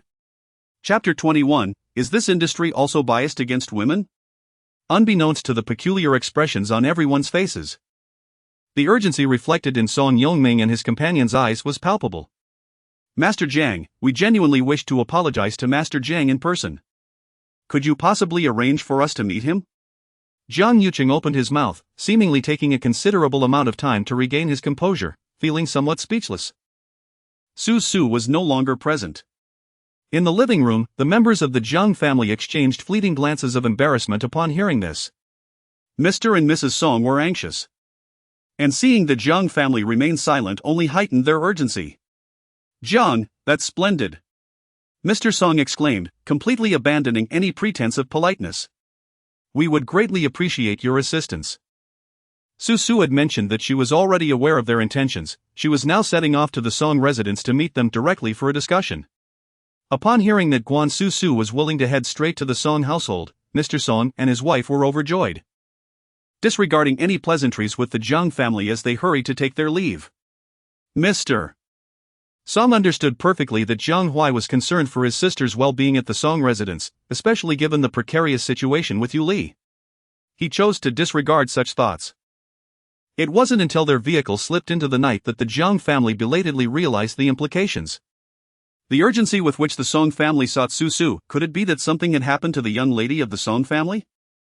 An San from the third branch spoke uncertainly, her tone laced with evident concern. Guan Xuxu furrowed his brow, his expression somber. Something must have gone awry. And it was highly likely that it pertained to the matter Xuxu had alluded to. Upon their arrival, Guan Xuxu coincidentally reached the entrance as well. In contrast, Madame Song had shed her earlier aloofness and greeted Guan Xuxu with an eager glint in her eyes. Master Jiang, I acted hastily today. I am grateful that you are still willing to come, she expressed. Since Guan Xuxu had chosen to come, it was evident that she was there to assist in resolving the issue, showing no inclination to maintain a faade of superiority. Please, come inside. The Song couple promptly ushered Guan Xuxu in, simultaneously explaining the day's events. Madame Song paused momentarily, her tone betraying her anxiety and sorrow as she glanced at Guan Xuxu. Later, the doctor was at a loss and decided to send Xiaoli to the hospital for a more thorough examination. However, while carrying her, something fell from her. It was this very object that led Madame Song to reconnect with Guan Xuxu. This item, which had fallen from Xiaoli, was initially unrecognized by both Madame Song and the maid, as it had turned to a pile of black ash. Strangely, despite being reduced to ash, it retained its original shape. Eventually, the housekeeper discerned its significance and alerted her. It appeared to be a protective talisman left by Guan Xuxu before her departure. Identifiable by its unique folding pattern. Later, Madame Song had someone examine Xiaoli and discovered that she bore no signs of burns or scalds, save for the talisman that had transformed into ash. As an educated woman who adhered to materialism, Madame Song was unfamiliar with such phenomena. It was only due to the recent inclinations of old Madame Song towards Taoism that she ventured to speculate that the yellow paper had turned to ash because it had warded off malevolent spirits. However, Xiaoli remained unconscious, indicating that the evil presence lingered. Old Madame Song insisted that they should consult a master. It was at this juncture that Madame Song recalled Guan Xuxu, worrying that she might harbor resentment for being turned away earlier, prompting her to visit and offer an apology. For the sake of their daughter's safety, the Song couple was unconcerned about their pride. Guan Xuxu perceived the genuine concern of the Song family for Song Yuli. To offer reassurance, she spoke, "Rest assured, I have previously stated that Miss Song possesses a fate of enduring fortune. Although she may currently face adversity, her life shall remain unharmed." As she spoke, they ascended to a room on the second floor of the villa. Upon opening the door, they were met with a burst of flames surging towards them. Startled, the Song couple instinctively recoiled, with Song Yongming pulling his wife back. while Jiang Huai instinctively sought to shield Guan Xuxu. Yet, before he could act, Guan Xuxu simply waved her hand, causing the flames to dissipate instantaneously. Before the Song couple could marvel at Guan Xuxu's swift action, they beheld the scene within the room. It appeared that a ritual altar had been inexplicably set up in Song Yuli's chamber. At the altar's forefront stood a middle-aged man clad in a yellow Taoist robe. Wielding a peachwood sword and chanting incantations, occasionally slashing the air with his weapon. The flames they had encountered upon entering were the result of his incantations. Despite their suspicions regarding their daughter encountering a malevolent entity, the overtly supernatural spectacle was enough to cause Song Yangming's temples to throb with frustration. He turned his gaze towards the elderly matriarch of the Song family, who was reputedly devout, and spoke with resignation. Indeed, the room housed old Madame Song, a rather plump matriarch of affluence. Upon hearing her son's words, she hurried forward to clarify, "Didn't we say that Yuli had encountered something unclean? I've summoned a familiar master, rest assured, he assured me that there is nothing to worry about. Once he completes his ritual, she will awaken. Perhaps even more astute than before." Madame Song felt somewhat embarrassed. "Mother, did we not agree that Yongming and I would invite a master ourselves?" It was a breach of decorum to involve two practitioners at once. Even though Madame Song was unfamiliar with the customs of the esoteric, she understood that this was inappropriate. Old Madame Song, however, remained unfazed, asserting, "What harm is there in having multiple practitioners? I'm not concerned about your precious girl, I'm merely here for her well-being." As she spoke, she cast a skeptical glance towards Guan Xuxu and Jiang Huai standing beside Madame Song. Jiang Huai was indeed familiar with her. She was the eldest granddaughter of the Jiang family. The so-called master could not possibly be him, which left only the young girl beside him. With a slight frown, she wondered, "Is this the master you sought? How can she still be just a girl?" Her tone brimmed with disdain for the young girl. Guan Xuxu raised an eyebrow. Has this profession also begun to favor males over females? As chapter 22 unfolds, the more old lady Song observed Guan Xuxu, the more doubts arose in her mind.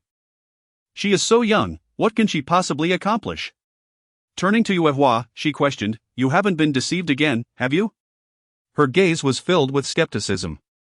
Madame Song's expression soured slightly as she interjected, "Mother. Although Master Jiang is young, she possesses genuine skills. Please refrain from speaking carelessly, do not offend her." Old Lady Song merely scoffed, unconvinced that such a young girl could have any real abilities. "What does it matter if your daughter-in-law is knowledgeable? She is still inferior to me." Thankfully, she had arranged for other masters to come, otherwise, relying on this girl would have been futile. It seemed that this family still needed her guidance. The old lady intended to dampen the girl's spirit and turned to Guan Xuxu. "If you claim to possess true skills, you must demonstrate them. It need not be extravagant, at least perform a sword dance akin to a master, would you?" "Mother!" Madame Song was genuinely irritated. Fearing that her mother's attitude might offend Guan Xuxu, she quickly turned to Guan Xuxu and said, "Master Jiang, I sincerely apologize, please do not take offense." Guan Xuxu was unbothered, nodding at Madame Song as she bypassed the old lady and the master performing rituals to approach the bed where Song Yuli lay. Despite the chaos in the room, she showed no signs of awakening. The master had been discreetly observing the commotion from the corner of his eye since their entry. Unwilling to halt his ritual prematurely, as Guan Xuxu approached the bed, he suddenly shouted, "Do not come closer. You will disrupt my ritual." Guan Xuxu glanced over her shoulder, then turned back to examine Song Yuli's fingers closely. The master, seeing that she disregarded his warning, became furious, abruptly ceasing his actions and turning to Old Lady Song. Old Lady Song, feeling displeased, quickly apologized to the master, "Master Lu, I am truly sorry. I will have them leave." She glared at Guan Xuxu, about to demand her departure, only to find Guan Xuxu had already dropped Song Yuli's hand and was now looking directly at Master Lu. Her clear gaze devoid of any emotion. "Master Lu, as you conduct your ritual, I presume you have determined the issue afflicting Miss Song?" Master Lu responded with a cold snort, "Miss Song has attracted a mischievous spirit. I was just in the process of expelling it when your actions interrupted my ritual, allowing the spirit to escape." His implication was clear, the failure of the ritual and Miss Song's inability to awaken were solely her fault, having nothing to do with him. Guan Xuxu chuckled lightly, regarding Master Lu as if he were a charlatan. Had you possessed even a modicum of awareness, you would know there is not a trace of malevolent energy in this room. Miss Song is in a coma not due to a spirit's meddling, but because someone has employed dark sorcery in an attempt to usurp her life force. At her words, Song Yongming and Madame Song's expressions shifted dramatically. They hurried forward, exclaiming, Master Jiang, what dark sorcery do you speak of? Is someone after our Yuli's life? Guan Xuxu turned to them, explaining, it is not a matter of taking her life. In the language of the occult, it is referred to as borrowing life. I have mentioned that Miss Song possesses a fortunate destiny, one that should allow her to live without calamity. Because of this, someone has set their sights on her fate, seeking to borrow her lifespan to prolong their own. As she spoke, she took Song Yuli's hand, pointing out a barely visible red mark on the pad of her thumb. This mark of cinnabar indicates that someone has deceived her into allowing them to borrow her life force. The imprint was likely made during the brief time she was reported missing. Song Yongming and his wife leaned in for a closer look and indeed noticed the faint red mark on Song Yuli's finger, which had clearly been tampered with. Old Lady Song, skeptical, leaned in to inspect as well. At that moment, Song Yongming was too preoccupied to consider his mother or the other master, his face darkening as he focused entirely on Guan Xuxu. She simply nodded, affirming, yes. Meanwhile, Master Lu, witnessing how easily she gained the trust of the clients, felt discontented and was about to speak disparagingly when a handsome young man who had entered with the Song family approached him. He had quietly moved beside him and spoke softly, close your mouth, if you speak ill of my sister again, I shall see to it that you exit the Song residence horizontally. His voice was soft, even pleasant, yet the words sent a chill down Master Lu's spine, momentarily leaving him speechless. At that moment, Guan Xuxu decisively retrieved a small brush dipped in cinnabar and a jade talisman from her bag. With a swift stroke, she traced the talisman over Song Yuli's forehead. Standing by the bed, Song Yongming and Madame Song were uncertain if it was merely their imagination. But as the talisman touched Song Yuli's forehead, they felt as though a wisp of black energy flickered across it before vanishing in an instant. Guan Xuxu then produced several sheets of yellow talisman paper. Noticing Master Jiang's movements, she shifted her gaze and observed Master Lu's expression filled with resentment and fury. Remembering his earlier theatrical gestures, Guan Xuxu mused that while she might not be skilled in dance, she could certainly put on a show to impress. With this thought, she stepped back, her delicate and radiant face suddenly devoid of emotion, her entire demeanor transforming into one of intensity and focus. Raising her hands, she positioned them palm to palm. And as she spread her palms apart, the 5 sheets of yellow talisman paper, seemingly drawn by an invisible force, stood upright in her hands, perfectly aligned. This singular display caused the eyes of everyone in the room, including Master Lu, to widen in astonishment. Then, as her lips parted, her voice rang clear as a mountain spring yet carried an undeniable authority. Heaven's way is clear, earth's path is tranquil, merging yin and yang, all spirits heed my command. I hereby decree, break. As she uttered the final command, she thrust her palms outward, and the 5 yellow talismans soared toward Song Yuli, each flying to a designated position around her. In that moment, as the talismans adhered to Song Yuli, the onlookers witnessed them seemingly ignite, releasing wisps of black smoke from their centers. With a sharp crack, the jade talisman that had rested on Song Yuli's forehead shattered into 2 pieces. Meanwhile, in a quaint little establishment not far from the Song family's residence, a middle-aged man was gazing at his phone, his face alight with joy at a substantial deposit. Yet, in an instant, without any forewarning, he suddenly spat a copious amount of blood and collapsed to the ground, rigid and lifeless. Shortly thereafter, screams erupted, plunging the establishment into chaos. Within the confines of the Song villa, an eerie silence enveloped the room. All present, including Zhang Huai, wore expressions of disbelief. The matriarch of the Song family, nearly breathless from shock, cautiously extended her hand to hover over the jade tablet and talisman, as if to ascertain whether there were any hidden mechanisms at play. How else could the talisman have adhered so rapidly to the young girl's body? And why did the jade tablet shatter into 2 as the talisman began to smoke? This was jade, after all. My goodness! Could this be an illusion? Song's matriarch mustn't fall for such trickery. Those who emerge to deceive often possess their own skills. Even the flames he had conjured moments ago were a result of his clandestine practice. He could hardly believe that a mere girl, just entering adulthood, could truly wield any genuine power. If she were truly a master, he would gladly eat his own words. Just then, Master Lu noticed a sudden change in the expressions of those standing by the bed, including the matriarch, who had been probing. His heart sank inexplicably, and upon closer inspection, he was astounded to see that the previously unconscious young lady of the Song family had opened her eyes. She was awake? Xiao Lier. Mrs. Song was the first to exclaim, her voice losing its usual grace and composure, replaced instead by an unmistakable tremor of emotion. Song Yongming leaned closer. Anxiety etched on his face. Xiao Lier, how are you? As Xiao Lier blinked awake, a look of bewilderment adorned her face, softly uttering, Mama? Papa? Oh. Grandma is here too. Clearly, she was bewildered, wondering why her parents and grandmother were gathered around her bed when she had merely taken a nap. Her gaze swept across the room, and her eyes widened in astonishment at the number of people present. Her bright eyes landed on Guan Xuxu, and she exclaimed with delight, It's Sister Puppy. The others in the room were momentarily taken aback, confusion etched on their faces, while only Mrs. Song appeared flustered. Xiao Lier, don't call her that. This is your sister Xuxu. Xiao Lier beamed innocently, and seeing that his little girl was still her usual self, Song Yongming's previously tense demeanor relaxed immediately. Master Jiang. Xiao Lier is all right, isn't she? However, Guan Xuxu shook her head, causing the Song couple's hearts to plummet. Was she still not out of danger? Guan Xuxu explained. I just forcibly disrupted the opponent's life-borrowing spell. The opposing sorcerer has suffered backlash and cannot act against Miss Song for the time being. However, they deceived her into signing a life-borrowing contract, which we must locate. The contract must be destroyed, or else, should they find another sorcerer, they could once again invoke the spell at will. Upon hearing that the adversary might still target Xiao Lier, the Song couple instinctively tensed. Mrs. Song swiftly enveloped Xiao Lier in her arms, adopting a protective stance.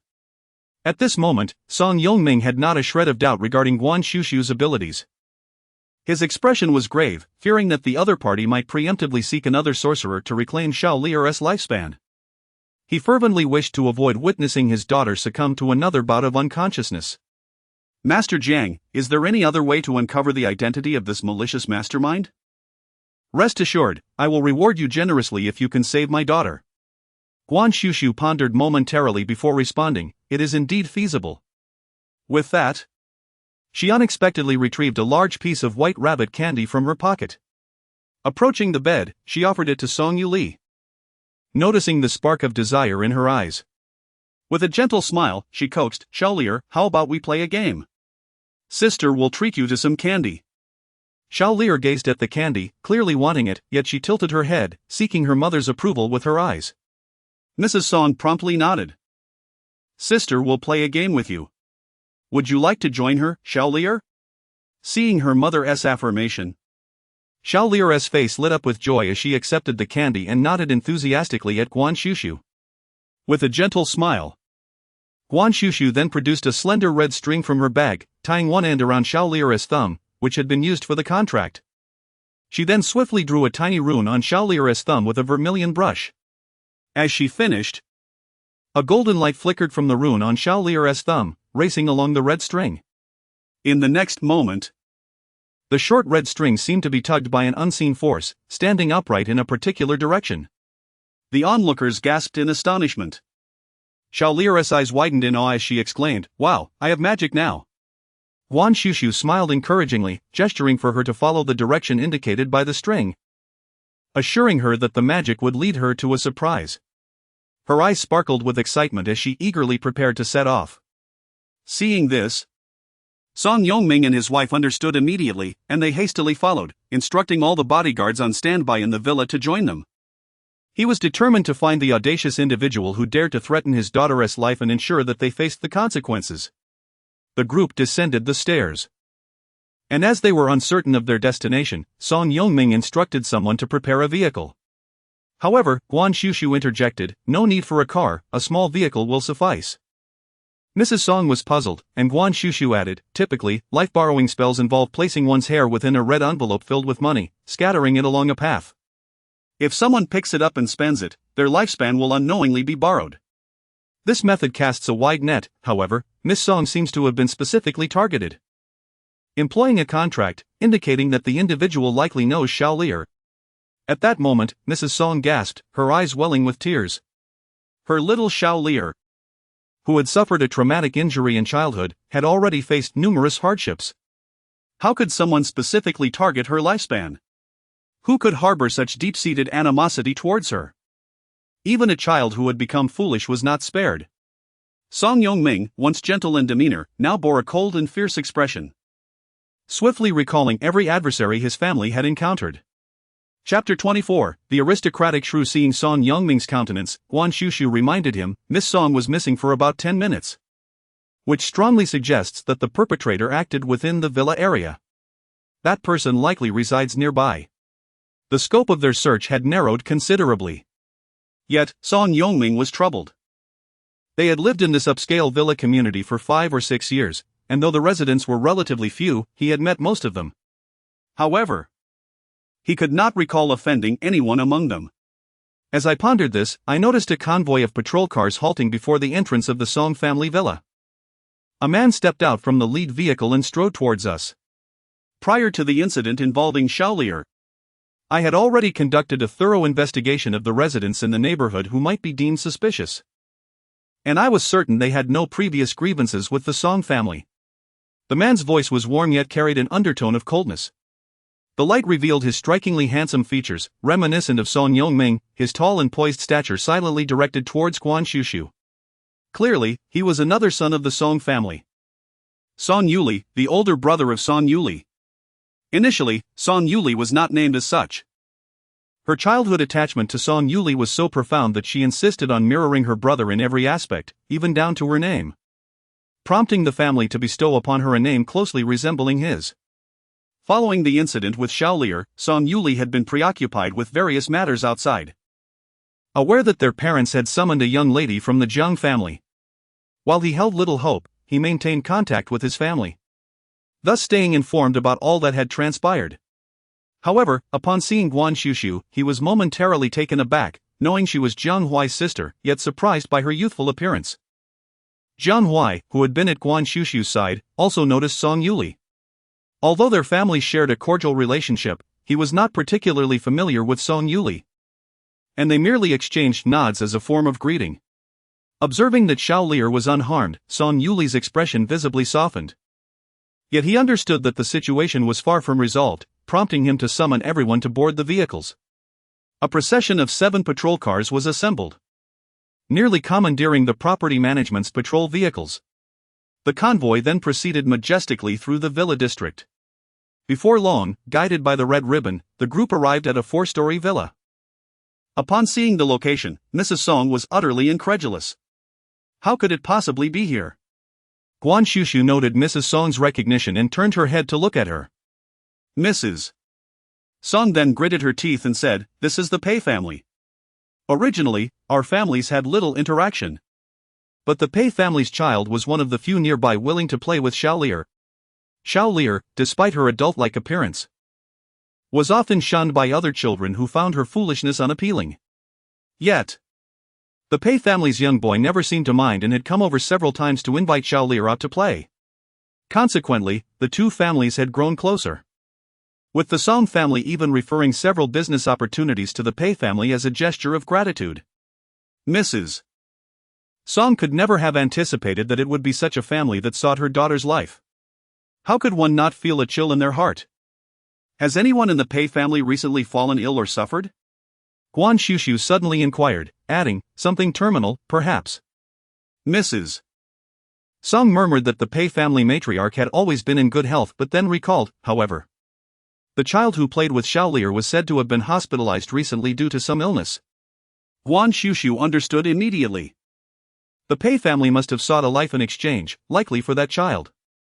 Time was of the essence, and as the Song family arrived in such a grand manner, Mrs. Pei could not help but ask, "Yuehua, what on earth is happening? Why have you brought so many people?" At that moment, Mrs. Song was convinced that the Pei family wished harm upon Xiao Lier, leaving no room for pleasantries. She coldly scoffed, "Do you not know? Your family seeks to harm my Xiaolier, hoping to exchange her life for continued fortune in your family. Did you truly believe no one would uncover this? Mrs. Pei's eyes flickered with a momentary panic upon hearing this, but she quickly masked it with a feigned expression of bewilderment and indignation. What are you talking about? I can't comprehend your words. Borrowing a life? How could I possibly harm your Xiaolier? How can you trust such baseless conjectures and come to my home with such accusations? This is utterly outrageous. Mrs. Song saw through her fade and felt no inclination to engage in further dialogue. The priority was to obliterate the so-called life exchange document that Xiaolier had unwittingly signed. Xiaolier, let us proceed inside. Xiaolier was not unfamiliar with the Pei family. Upon hearing her mother's suggestion, she eagerly raised her hand to enter. At that moment, Mrs. Pei caught sight of the peculiar red thread Xiaolier was holding. Her expression shifted dramatically as she shrieked, "What are you doing? Are you planning to trespass into a private residence? Today, we shall indeed trespass," Mrs. Song declared, raising her hand. The well-prepared bodyguards of the Song family swiftly moved forward, effectively barring others from entering the house. Mrs. Song and Xiaolier hastily followed the red ribbon, leading them directly to a room on the second floor. Upon opening a drawer, they discovered a red paper containing the life exchange document hidden within. Without hesitation, they seized it and began to leave. Mrs. Pei, who was anxiously making phone calls downstairs, noticed Mrs. Song and the others descending with an item in hand. Her countenance fell, as she never anticipated they would actually find it. She immediately cried out, rushing forward to snatch it back, "Return that to me." Song Yuli would not allow her to approach. He swiftly stepped in front of her, pushing her back to the ground. Witnessing this, Mrs. Pei's eyes brimmed with rage. Disregarding her composure as she screamed and attempted to lunge forward once more. However, the document had already been set alight. Mrs. Song tossed the half-burned life exchange document into the wash basin. As she turned, just as Mrs. Pei charged at her, Mrs. Song retaliated with a fierce slap. With a loud crack, Mrs. Pei barely registered the blow before Mrs. Song continued her assault, seizing her hair and delivering 2 more resounding slaps. In that moment, the elegance and composure of a high society lady vanished from Mrs. Song's demeanor. The thought of the Pei family scheming against her daughter ignited a fierce rage within her, and she yearned to consume them whole. "How dare you conspire against my daughter? How dare you employ dark sorcery to harm her? What has my Xiaolier ever done to deserve this? She is but a child." The grievances accumulated over the years due to Xiaolier's foolishness, along with the anxiety of the day, erupted at that moment. While weeping, Mrs. Song relentlessly struck Mrs. Pei, disregarding her upbringing and the decorum of high society. Embodying a furious matron. For a mother, her child is her most vulnerable point. Dare you lay a finger on my child? I shall show you the true meaning of a noblewoman's wrath. Chapter 25, A Fool Whose Existence is of No Use. Not only had Mrs. Pei never witnessed such a sight of Mrs. Song, but even Song Yongming and Song Yuli had never seen their wife and mother in such a state. The past Mrs.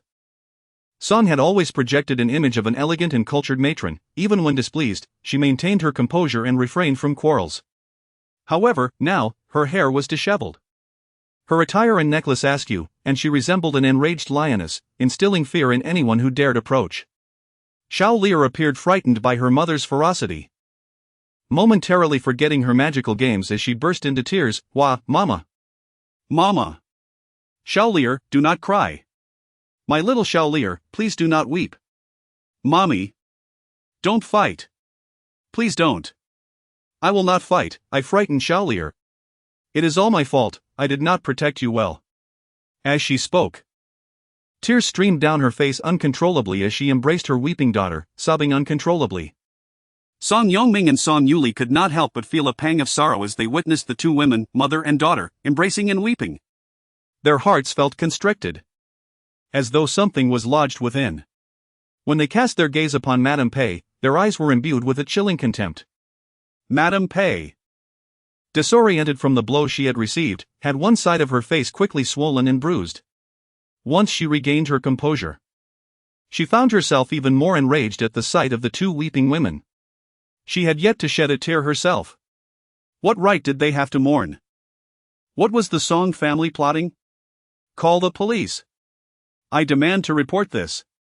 Earlier, Song Yongming had refrained from striking a woman, but upon seeing Mr. Pei, he sneered and stepped forward.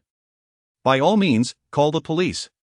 I might pay you a small compensation, but know this, your family has employed sorcery against my daughter. And the Song family will ensure that you, the Pei family, pay dearly for your actions. Upon hearing Song Yongming's unwavering accusations regarding sorcery, Pei Guodong felt a jolt of alarm and instinctively glanced at his wife, who was sobbing pitifully with her disfigured face. They burned the life debt letter. My haha, with the revelation that the Song family had not only uncovered the truth but had also destroyed the life debt letter, Pei Guodong seemed to crumble.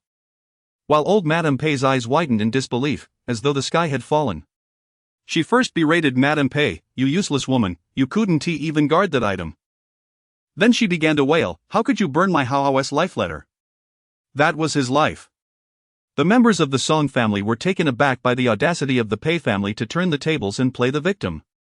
Their faces trembled with rage. And just as they were about to respond, old Madame Song emerged from the crowd and spat at old Madame Pei. "I spit on you. It was your family that plotted against my granddaughter, and yet you dare accuse us of malice? You old hag, your heart is truly wicked." Old Madame Pei, with her neck stiffened, showed no sign of remorse. "Your granddaughter is a fool. What use is a fool in this world? It would be better to give her lifespan to my clever grandson. Why has he suddenly become so short-lived?" Madame Pei rushed forward, pleading with Song Yuli, "Little Li. Auntie has no other choice. Your brother Hao is ill, and he must survive. Given his past kindness in playing with you, can you help him? Auntie only asks for 50 years." Madame Song was infuriated by the shamelessness of this mother-daughter duo. How could they claim her daughter was a fool? Deserving of a short life? And to ask for 50 years of her daughter's lifespan for the sake of a mere childhood bond was utterly shameless. Madame Song wished she could slap them 50 times over, but she could not act, as she was busy covering her daughter's ears. Yet, while she was occupied, Song Yuli was not. Disregarding the unwritten rule that a man should not strike a woman, he stepped forward, seizing Madame Pei and pulling her from his sister's line of sight. He feared that the sight of her face might haunt his sister in nightmares. Fortunately, the life debt letter had already been destroyed, and the Song family had no desire to linger and witness the Pei family's repugnant demeanor. Their bodyguards swiftly escorted them away. Before departing, Guan Xuxu lingered behind intentionally, turning back to the Pei family, whose faces were twisted with resentment and rage, and offered a slight smile. "Sorcery harms. And the sorcerers cannot evade retribution. As the masterminds, you too shall not escape. For the next 3 years, the Pei family shall face misfortune and calamity." With that, regardless of the Pei family's sour expressions, she added, "This is a gift, no extra charge." Jiang Hui stood by, watching his younger sister earnestly add the final remark, finding it quite amusing. This sister of his not only seemed to possess genuine talent, but also appeared to have a penchant for making money. Jiang Hui felt an instant sense of relief.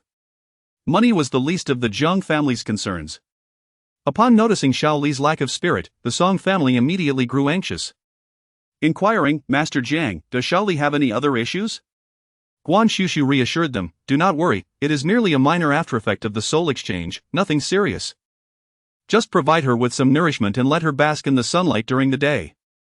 Upon hearing that there were no grave concerns, the Song family breathed a collective sigh of relief. They had come to place unwavering trust in Guan Xuxu's words. If she claimed all was well, then it undoubtedly was. Just as they were about to display a semblance of ease, Guan Xuxu continued, her tone casual yet causing the Song family to stiffen in disbelief at what they had just heard. "Master Jiang, what do you mean by exchange of wisdom? You cannot be implying that my Xiao Li." Song Yongming, a seasoned businessman, found himself stammering with anxiety. Guan Xuxu glanced at the equally stunned Madame Song, merely blinking. "I recall mentioning this to Madame Song earlier." Chapter 26, 3 million in service fees. Miss Song was destined for a life of fortune. Yet her fate altered when she was subjected to a loss of wisdom in her youth, resulting in her current state. However, Madame Song could no longer hear the rest of the explanation, eagerly nodding, her voice trembling. Yes, Master Jiang did say that, I had forgotten." Suddenly, She grasped Guan Xuxu's hand, her eyes glistening with tears, her face alight with emotion. Indeed. As her words fell, tears streamed down Madame Song's face once more. And even Song Yongming and Song Yuli displayed their own agitation. Amidst their excitement, a pang of guilt struck them. What a splendid person Master Jiang was! Coming all the way to assist them, only to be turned away. Not only that, but when Shaoli suddenly fainted, he had even called to confront Jiang Zong. Yet, the master bore no ill will. Upon hearing of Shaoli's plight, he rushed over without hesitation. The Song family felt overwhelming shame. The kind of remorse that would compel one to set an alarm and slap themselves awake each night. Thank you, Master Jiang. I am truly grateful. Madame Song was now so overwhelmed with emotion that she could hardly speak. For so many years, she had relinquished hope. She had resolved that, even if Shaoli remained in this condition for life, she would care for her eternally. However, the words of the Pei family from earlier had pierced her heart. Because her child was not fully aware, others deemed her indifferent, setting their sights on her. Madame Song was genuinely on the verge of breaking down. Yet now, Master Jiang proclaimed that her Shaoli could recover. She could grow up as a normal person. Having witnessed Madame Song's fierce determination for her child, Guan Xuxu felt a flicker of emotion within her. She had never experienced a mother's love and perhaps would never do so. But observing Madame Song, she began to grasp the essence of that profound emotion. The corners of her lips twitched slightly as she patiently awaited the Song family to regain their composure before suggesting her departure. After the tumult of the evening, it was indeed late. Once Song Yongming had regained his calm demeanor, he inquired about the day's remuneration. A deal is a deal. Today, Master Jiang saved our child. And we must express our gratitude. It is also prudent to leave a favorable impression for when we seek to restore Shaoli's wisdom in a few days. When it came to compensation, Guan Xuxu straightened slightly. It was finally time to collect her fee. Typically, her charge for such services was 30,000.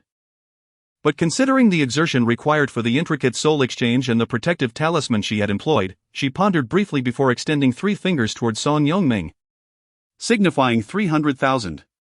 3 million is acceptable. Song Yongming nodded without hesitation, pulling out his phone for an immediate transfer. Guan Xuxu was momentarily taken aback. But by the time she realized what was happening, 3 million had already been credited to her account. Staring at the string of zeros displayed on her phone, her almond-shaped eyes widened slightly as she swallowed hard, but upon raising her gaze, she wore a mask of calm. I shall return in 3 days to restore Miss Song's wisdom. Guan Xuxu maintained her composed facade, though internally, she felt a surge of exhilaration. 3 million. She was wealthy now. Indeed, taking the initiative had proven to be the right course of action. She hoped for more such opportunities, for soon she would be able to gather the funds needed to sever all ties with the Guan family. With this thought in mind, her steps felt notably lighter as she exited. Jiang Hui had long noticed the unmistakable spark in her eyes as she eagerly awaited notifications on her phone. A smile gracing his lips as he chose not to expose this little money enthusiast. Observing her current demeanor, it was evident that she had already forgotten the unpleasantness of the day at the Jiang residence. With this thought, his peach blossom eyes dimmed momentarily before he spoke. Su, I apologize. Guan Xuxu tilted her head towards Jiang Hui, listening intently as he continued. Although I had previously witnessed your ability to unearth Wusaw's true nature, I was not entirely convinced you could handle matters concerning the Song family. Therefore, when Father forbade you from involving yourself in their affairs, I remained silent, for which I sincerely apologize. As he spoke, he gazed at Guan Xuxu, his peach blossom eyes shimmering with gentle admiration. However, I am now certain that my sister is truly remarkable. Upon hearing Jiang Hui's spontaneous apology and praise, Guan Xuxu's eyes curved into a subtle smile, clearly pleased by his words. Seeing her joyful, Jiang Hui felt a warmth in his heart. However, reflecting upon Xuxu's remarkable abilities, it became evident that he needed to re-evaluate his plans for her future. Initially, he thought she was in need of financial assistance.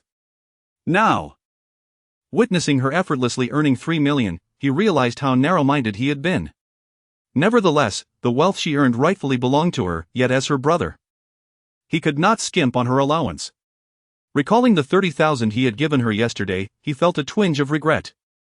On the other hand, Guan Xuxu had just transferred 150,000 and was about to set her phone down when it buzzed again, alerting her of an incoming 3 million. Guan Xuxu was left in shock. Had her master secretly sent 5 spirits to assist her in acquiring wealth?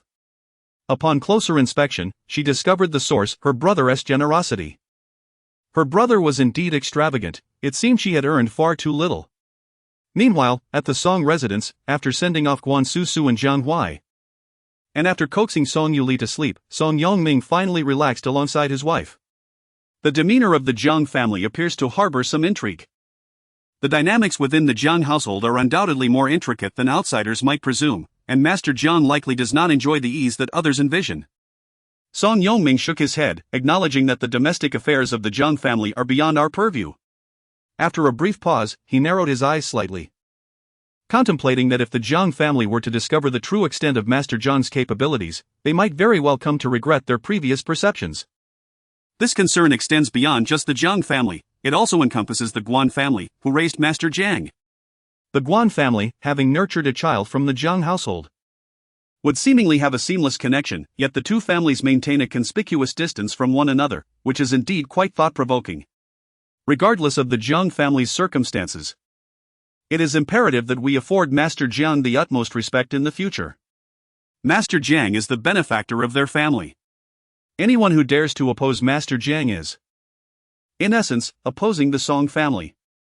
Madame Song wholeheartedly agrees, and upon hearing that the Jiang family has prepared a welcome banquet for Master Jiang, I am determined to bring a generous gift along. Chapter 27, as dismal as it can be. Zhang's villa. After bidding farewell to the Song couple, Aunt San Jiang began to speak of the dinner originally planned for the following evening. However, with their departure, it remained uncertain whether the banquet could still be held. The group silently turned their gazes towards old Master Jiang, hoping he would provide some guidance.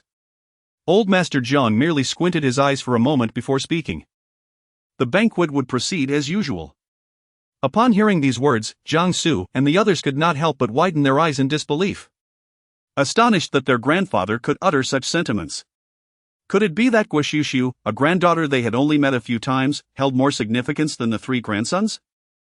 Moreover, while Jiang Su was one matter, Jiang Han was of the same age as Guan Xuxu, and Jiang Chang was her elder. Were they truly expected to apologize to her, sacrificing their dignity in the process? Up until now, they had not perceived any wrongdoing on their part. A family quarrel, with mere words exchanged, hardly warranted such an uproar. Was it not an overreaction on her part? Though these thoughts churned within, they dared not reveal a hint of their discontent. Just as they were about to speak, they heard Jiang Yuqing interject, "Tomorrow, I will accompany them to find Xuxu." Jiang Yuqing has always vividly recalled the expression on Xuxu's face when she mentioned her intention to move out.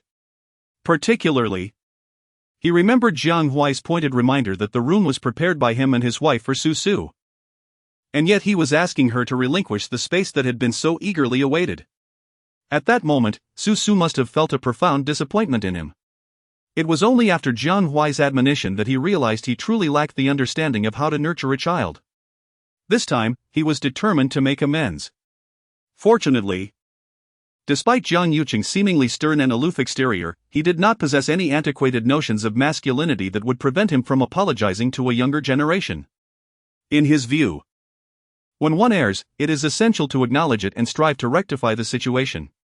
Moreover, this was his daughter, whom he had owed for 18 long years. Thus, the following day, as Xuxu awakened, she was greeted by the sight of 4 towering figures standing before her door, resembling a mountain blocking her entrance. He had anticipated their arrival. "Xuxu, you live here?" When Jiang Yuqing received the address from Jiang Huai, he was somewhat incredulous. He had assumed that even if Jiang Huai allowed Xuxu to leave, she would be properly settled, yet Xuxu was residing in such a place? Guan Xuxu glanced at Jiang Yuqing and the 3 others behind him, their expressions intricate. She pressed her lips together and silently opened the door. "Come in." Guan Xuxu's living room was modest. As the 4 large men stepped inside, it felt as though they might entirely fill the space. The expressions of Jiang Su and the others became even more complicated. The apartment complex where Guan Xuxu resided was of a mid-range caliber. primarily inhabited by recent graduates and some young professionals.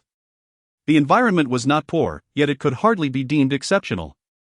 What might be considered ordinary by the average person, to the pampered young masters like Guan Xuxu, was drastically inadequate. Moreover, this living room was smaller than their own bedrooms. How could Guan Xuxu possibly live in such a place? Even if you were to find a temporary residence, it wouldn't have to be in such a shabby location. It's not as if your family lacks the means. Jiang Han furrowed his brows, convinced that this was a ruse on Guan Xuxu's part. He believed she was attempting to elicit their guilt, no chance of that succeeding. Guan Xuxu merely cast a fleeting glance in his direction, ignoring him. Just as Jiang Han was about to retort, a plump, snow-white fox suddenly darted from the corner pet house and bounded towards Guan Xuxu. The realization dawned upon them. This was indeed the home where Guan Xuxu resided.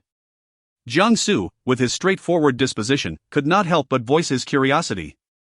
Weren't you living with the Guan family all along? Why are you now renting a place here all by yourself?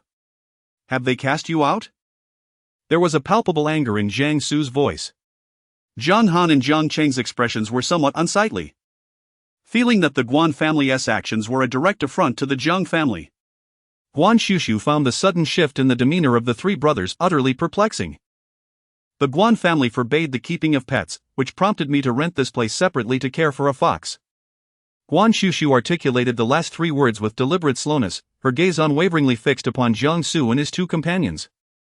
Jiang Xu and the others suddenly recalled the incident from the previous morning when they pointed at her, forbidding her from keeping a fox at home, leaving their expressions momentarily difficult to decipher. Jiang Yuqing also learned from Jiang Huai that Xuxu intended to raise a fox at home. He immediately expressed that Jiang Huai had already prepared a pet house for the fox, and she could keep it at home without any objections from the family. There's no need, it is quite comfortable here. Xuxu paused and spoke softly. It has also grown accustomed to this place. The it she referred to was the little fox, yet it seemed to also signify herself. Jiang Yuqing felt an inexplicable pang in his heart. Having witnessed Bai Shuqin's true nature, he should have anticipated that Xuxu's life in the Guan household was not as idyllic as they had imagined. They assumed that the Guan family, being affluent, must have nurtured Xuxu as a pampered child, forgetting that she was not their own. How could the Guan family genuinely care for a child who did not belong to them?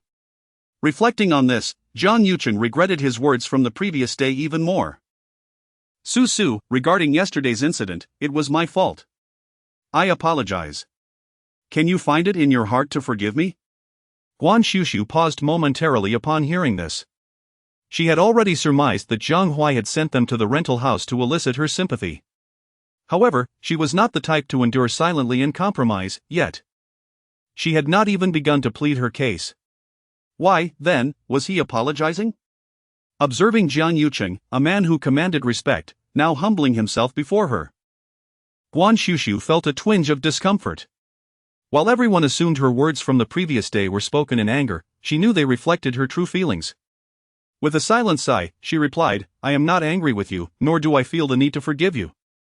There is no need for your apology. After a brief pause, she added, I am of legal age and capable of living independently. My decision to move out stems solely from my desire to do so. Upon hearing this, Jiang Yuqing slightly furrowed his brows, and just as he was about to speak, he heard Jiang Han murmuring softly beside him. So? Does that mean I am also of age? Is my reluctance to move out truly of my own volition? It is, after all, the family's decision. Chapter 28, The One and Only Miss of the Jiang Family. In the Jiang family, each child possesses several million in New Year's money. Purchasing a house and moving out is merely a matter of swiping a card. Yet, the three branches of the Jiang family still reside together. All due to the grandfather's insistence on their cohabitation. Jiang Yuqing was unaware of the restlessness brewing within several of his nephews. Observing that Guan Xuxu remained resolute, he had anticipated this outcome and had devised a plan prior to their meeting. He refers to himself, Guan Xuxu, and Jiang Huai. Jiang Yuqing spoke earnestly, which took Jiang Xu and his companions by surprise, as they had been secretly contemplating the idea of acquiring a property outside to reside in discreetly.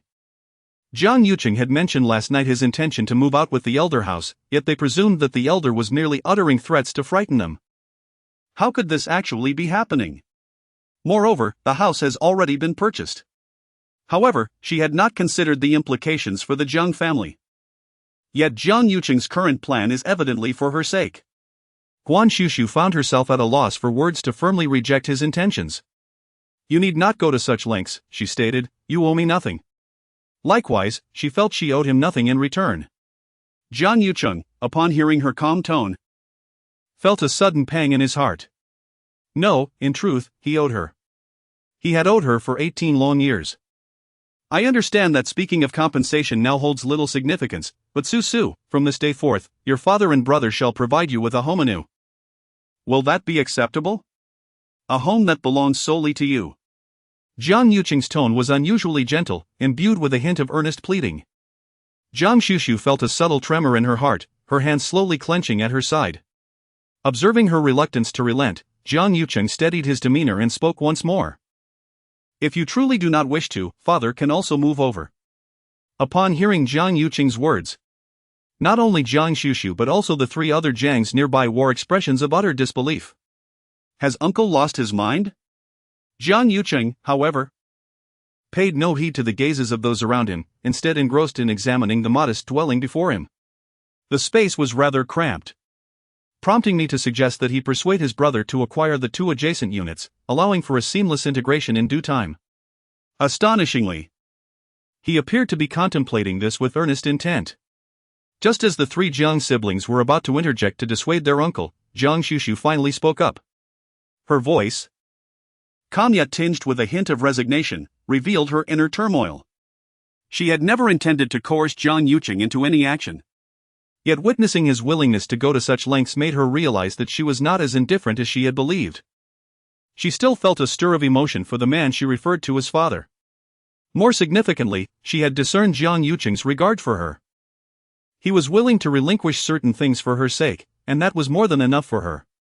Furthermore, she had no desire to become the one who fractured the Jiang family. Guan Xuxu acquiesced without demanding an apology from Guan Xuxu and the others, which took them by surprise. After all, prior to their arrival, they had anticipated that she would leverage her position to compel them to admit their fault, which had left them feeling rather displeased. Yet, now that she had refrained from making any demands, they too seemed somewhat discontented, as though their presence was rendered superfluous in her eyes. It was indeed irksome, tarnishing the Jiang family's reputation, just as Jiang Hui had previously advised. At the onset of any injustice, one must resolutely assert their stance, allowing others to recognize their temperament, thereby deterring future provocations. Upon returning home, Jiang Hui stood at the entrance, a warm smile gracing his face as he regarded her, reminiscent of the day he first laid eyes on her. Lu Xueshi had also been waiting in the hall, and upon seeing her, approached with an affectionate demeanor.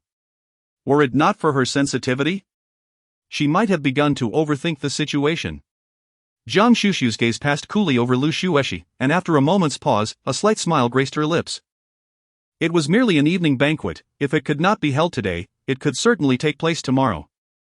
Outsiders would not deny her identity as a daughter of the Jiang family simply because this gathering had been postponed. As she spoke, she took care to involve Jiang Hui. Brother, is that not the case? The laughter in Jiang Hui's eyes seemed almost to overflow, and of course, she smiled in agreement. Indeed. You are the unique young lady of the Jiang family, irreplaceable by anyone else. The latter part of that statement was clearly pointed. A fleeting pallor washed over Lu Xueshi's beautiful face, but she quickly regained her composure, smiling as usual. Jiang Hui was right. Meanwhile, Jiang Ying pouted in a somewhat aggrieved manner, torn between wanting to express her frustration and fearing her uncle's displeasure. She could only look up at her mother with a pitiful expression, raising her hand to gesture towards herself. Her expression seemed to inquire. If Guan Xuxu is the one and only young lady of the Jiang family, then what about me? Yao Lin interjected, the stylist is already waiting upstairs. Xiu. Hurry up and try on the dress. Tonight marks your debut as the young lady of the Jiang family, so it must be splendid. Aunt San chimed in with a smile, while Jiang Yuqing rarely displayed such warmth, eagerly anticipating his child in her new attire, encouraging her, go on. The gown and accessories prepared for Guan Xuxu had been meticulously arranged by Jiang Yu earlier that morning. Jiang Yusen boasts an extensive network within the fashion industry. Having been presented with 3 exquisite haute couture gowns, yet to be unveiled, from which she could choose, accompanied by matching high-heeled shoes and an ensemble of luxurious jewelry. Guan Xuxu, having attended numerous soirees alongside the Guan family, was well acquainted with such formalities. She soon selected a striking black and white off-the-shoulder mermaid gown. The moment she stepped out, even those from the Jiang family, who had previously held a disdainful view of her, could not help but gaze in awe. The gown, with its elegant black off-the-shoulder design, exuded sophistication, while the skirt flowed gracefully from the front to an elongated train at the back. Adorning the shorter front hem were clusters of handmade white camellias crafted from black tulle, adding a vibrant touch to the otherwise dignified attire.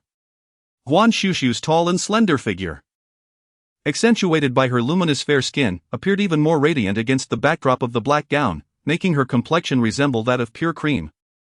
The off-the-shoulder silhouette perfectly showcased her graceful collarbone and delicately rounded shoulders. A satin ribbon adorned with white camellias encircled her elegant neck, harmonizing beautifully with the skirt's embellishments. Pearls crowned her head, exuding understated luxury. In that singular moment, all members of the Jiang family were rendered speechless, captivated by her presence.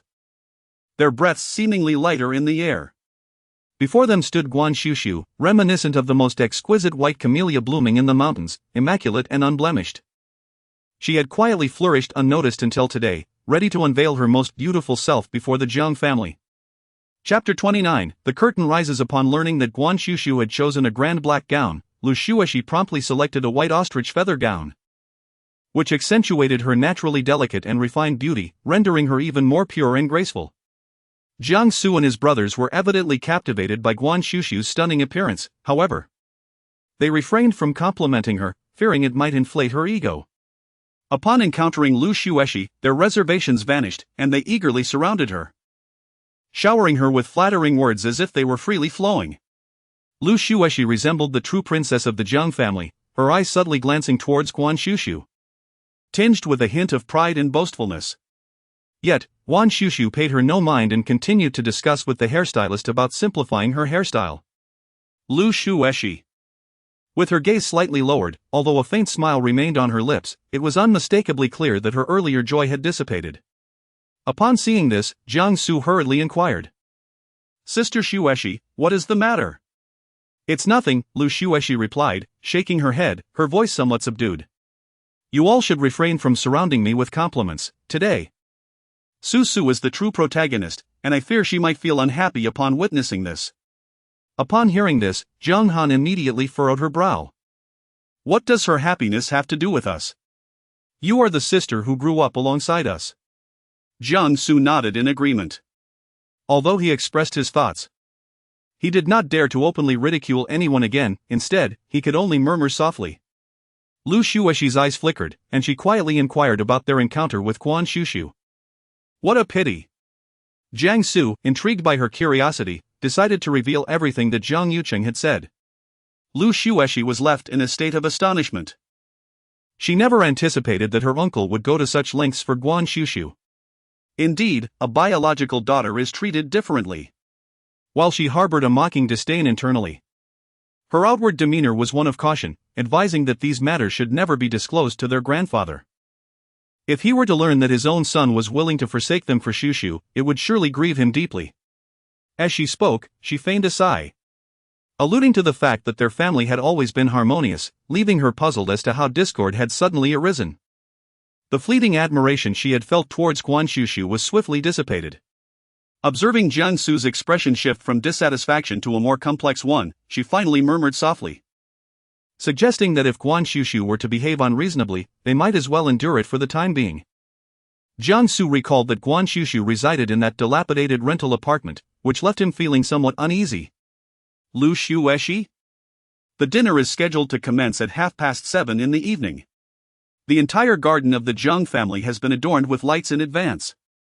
As dusk falls, the illumination of the entire villa becomes a spectacle, with the garden encircled by an array of luminous strips, creating the impression of a resplendent castle from afar. Before 7 o'clock, an array of luxury vehicles begins to arrive at the entrance, followed by a gathering of elegantly attired young gentlemen and ladies, dressed in a variety of suits and formal gowns. The majority of the guests invited by the esteemed elder Jiang were individuals who shared a close rapport with the Jiang family. each of them a notable figure either in Heiress or throughout the nation. Among these attendees, many of the younger generation accompanied their parents, while only a select few arrived with gifts, having been tasked to do so. The grandeur of the banquet left many in awe. When Guan Xuxu disembarked from the vehicle with her parents, her eyes widened at the sight of these prominent figures, many of whom were beyond her father's reach. As for the elite young gentlemen and ladies, they were the kind of individuals she could only admire from afar through social media. Our Xuxu is truly remarkable to have secured an invitation from the Jiang family. She truly is our little blessing, Guan Xuxu thought, his gaze filled with pride for his daughter. After the Jiang family's abrupt cancellation of their business collaboration, Guan Xuxu's aspirations for the company had been dashed, and he was reluctant to let go of the opportunity to reconnect with the Jiang family. Upon learning that his wife and daughter had received invitations to the banquet, he was eager to seize the chance to rekindle the partnership with the Jiang family that evening. However, Bai Xuqin noticed her husband's fervor and felt a twinge of apprehension. She pulled her daughter aside and whispered, "Xuxu, should we perhaps discuss this with your father first? What if we discover that the Jiang family's young lady is not as prepared as your father thinks?" Previously, with the cancellation of the collaboration, both Guan Xuxu and Bai Xuqin feared that Guan Xuxu might blame them for not revealing the possibility that Xuxu could be the lost daughter of the Jiang family. The three members of the Guan family lingered at the entrance for a moment before someone emerged from within. The newcomer was clad in an impeccably tailored suit, exuding charm. It was Pei Yuancheng, who had recently begun a romantic relationship with Guan Xuxu. The Pei family is a prestigious lineage in the capital, wielding considerable influence. Yet Pei Yuancheng was merely a young master of a branch family. He had been sent to Heiress to expand their market and had only recently begun to establish himself there. Although his branch was not particularly noteworthy in Heiress, the family's connections in the capital ensured that they were treated with a degree of respect, allowing them to maintain a precarious position within elite circles. Consequently, the Pei family was intent on arranging a marriage alliance for Pei Yuancheng with a local affluent family. Initially, he had set his sights on Guan Xuxu, for she harbored feelings for him, and he reciprocated. However, just days prior, it was revealed that Guan Xuxu was merely an adopted daughter of the Guan family, with her biological parents living in dire poverty in the mountains. This revelation caused Pei Yuancheng to abandon all thoughts of Guan Xuxu and instead pursue a relationship with Guan Xuxu. When Guan Xuxu asked him to procure an invitation for the evening, Pei Yuancheng was initially hesitant. Yet, by a stroke of luck, his uncle's family encountered a mishap and could not attend, thereby freeing up an invitation for the Guan family. It is worth noting that Pei Yuancheng's uncle's family was the same one that had been confronted by the Song family the previous night. Had Pei Yuancheng been aware of the circumstances surrounding his uncle's family, he might not have boldly brought the Guan family with him to the Jiang banquet. As the lights from the villa cascaded above the guests, they instinctively followed the illuminated path inside. Chapter 30, the protagonists of the evening have finally arrived. The decor of the Jiang family's residence exudes an understated luxury. Upon opening the glass doors that connect the foyer to the garden terrace, the entire banquet reveals itself in a semi-open layout. The decorations, the proceedings, and the exquisite culinary offerings have all been meticulously arranged by a specialized planning company. Although the Guan family frequently attends various soirees, they cannot help but feel a twinge of envy at the Jiang family's grandeur. Observing the array of distinguished guests, Guan Xuxu instinctively straightens her posture upon entering, striving to present her most captivating self to the assembled company. For tonight's gala, she had persistently urged her father to invest lavishly in a spring haute couture gown from the Blue brand, a princess-style strapless tulle dress, complemented by a delicate crown atop her head, making her resemble a true princess. Coupled with her deliberately sweet smile, she indeed drew many admiring glances as she stepped through the threshold. Feeling somewhat bewildered, Guan Xuxu could not comprehend what might be amiss with her appearance. Unbeknownst to her, after she and her parents departed, a girl clad in a black gown in the corner chuckled softly to her companion. "Which young lady was that? Doesn't she know who the main guest is today? Wearing a crown, is she trying to claim the title of princess?" Her companion remarked, "She looks somewhat familiar, but I can't quite place her. Isn't she the president of the Guan family? How did they make it onto the guest list today?" It was not just a few attendees who noticed the Guan family, even Jiang Yu was visibly taken aback when he saw them approaching. Aren't they the Guan family? Who allowed them in? As soon as Guan Baocheng spotted Jiang, he warmly exclaimed, "Mr. Jiang, it's such a pleasure to see you. I've been hoping to find an opportunity to meet again, but it seems I could never arrange it. What a delightful coincidence." After all, it was this very Vice President Jiang who had initially sought him out for collaboration. So it was only natural for Guan Baocheng to approach him upon entering the Jiang residence.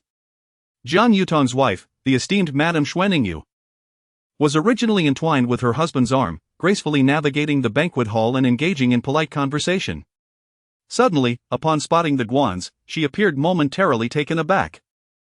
Yet her countenance retained a gentle smile as she inquired, "Yutong, who might these individuals be?" Jiang Yutong proceeded to elucidate.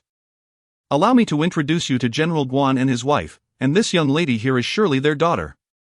Upon hearing the surname Guan, a subtle shift in Xuanningyu's expression hinted at an array of unspoken sentiments. Although the Jiang Hai group is inherited by the eldest brother, Jiang Yu has always followed in his footsteps, and the third branch has also grown accustomed to obeying him. Xuanningyu is aware that the eldest brother holds a low opinion of the Guan family. In truth, she shares this disdain. She later learned that while Guan Xuxu is publicly recognized as the eldest daughter of the Guan family, she was, in fact, raised as a subordinate to Guan from a young age. Carrying bags and purchasing snacks for her sister were common occurrences. Whenever Guan fell ill and required hospitalization, Guan Xuxu was expected to stay by her side to provide care. It was a facade of sisterly affection, yet the Guan family could easily afford a nurse. Why should a child be obligated to care for another child? Xuxu was injured in a car accident while attempting to rescue Guan. Yet the Guan family not only failed to express gratitude but also forced her out empty-handed. These occurrences would have remained undiscovered had Bai Shuqi not inadvertently revealed her attitude towards Xuxu during her visit yesterday, prompting Jiang Yuqing to hastily investigate. The findings were increasingly infuriating. Even though Bai Shuqi lacked overt evidence of mistreatment towards Xuxu, it was undeniable that Xuxu had suffered considerable indignities within the Guan household. Xuanningyu felt a growing aversion towards this family, her expression cooling considerably as she recognized the couple before her as Mr. and Mrs. Guan.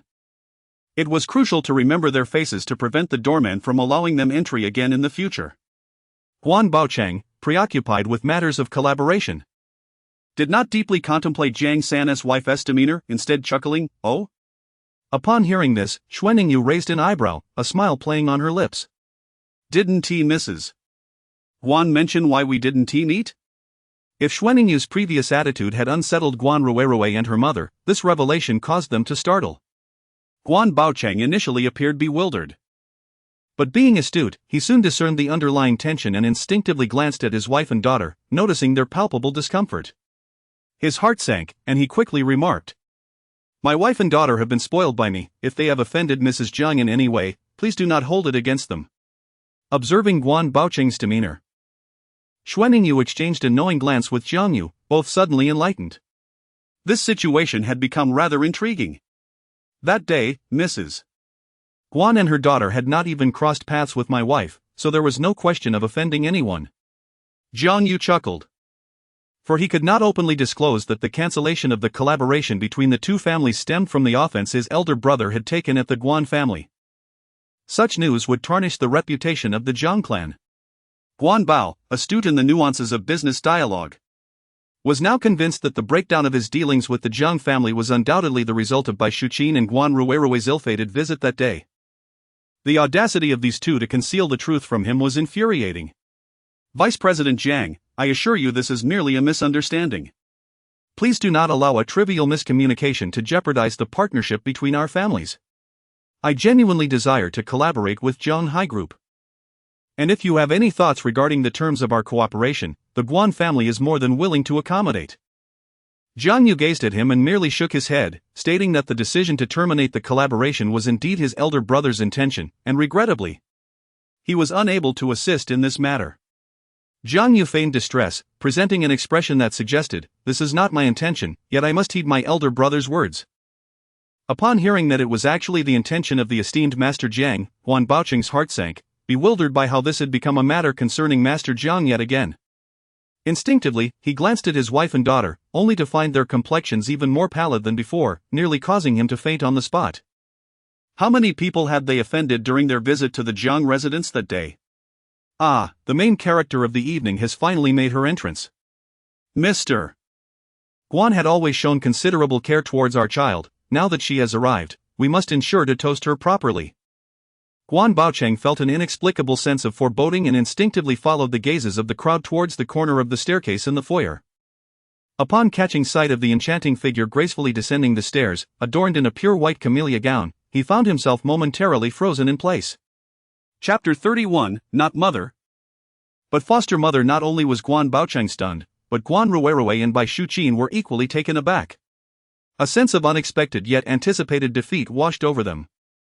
The moment they recognized Guan Xuxu, the flicker of hope that had resided in their hearts was utterly extinguished.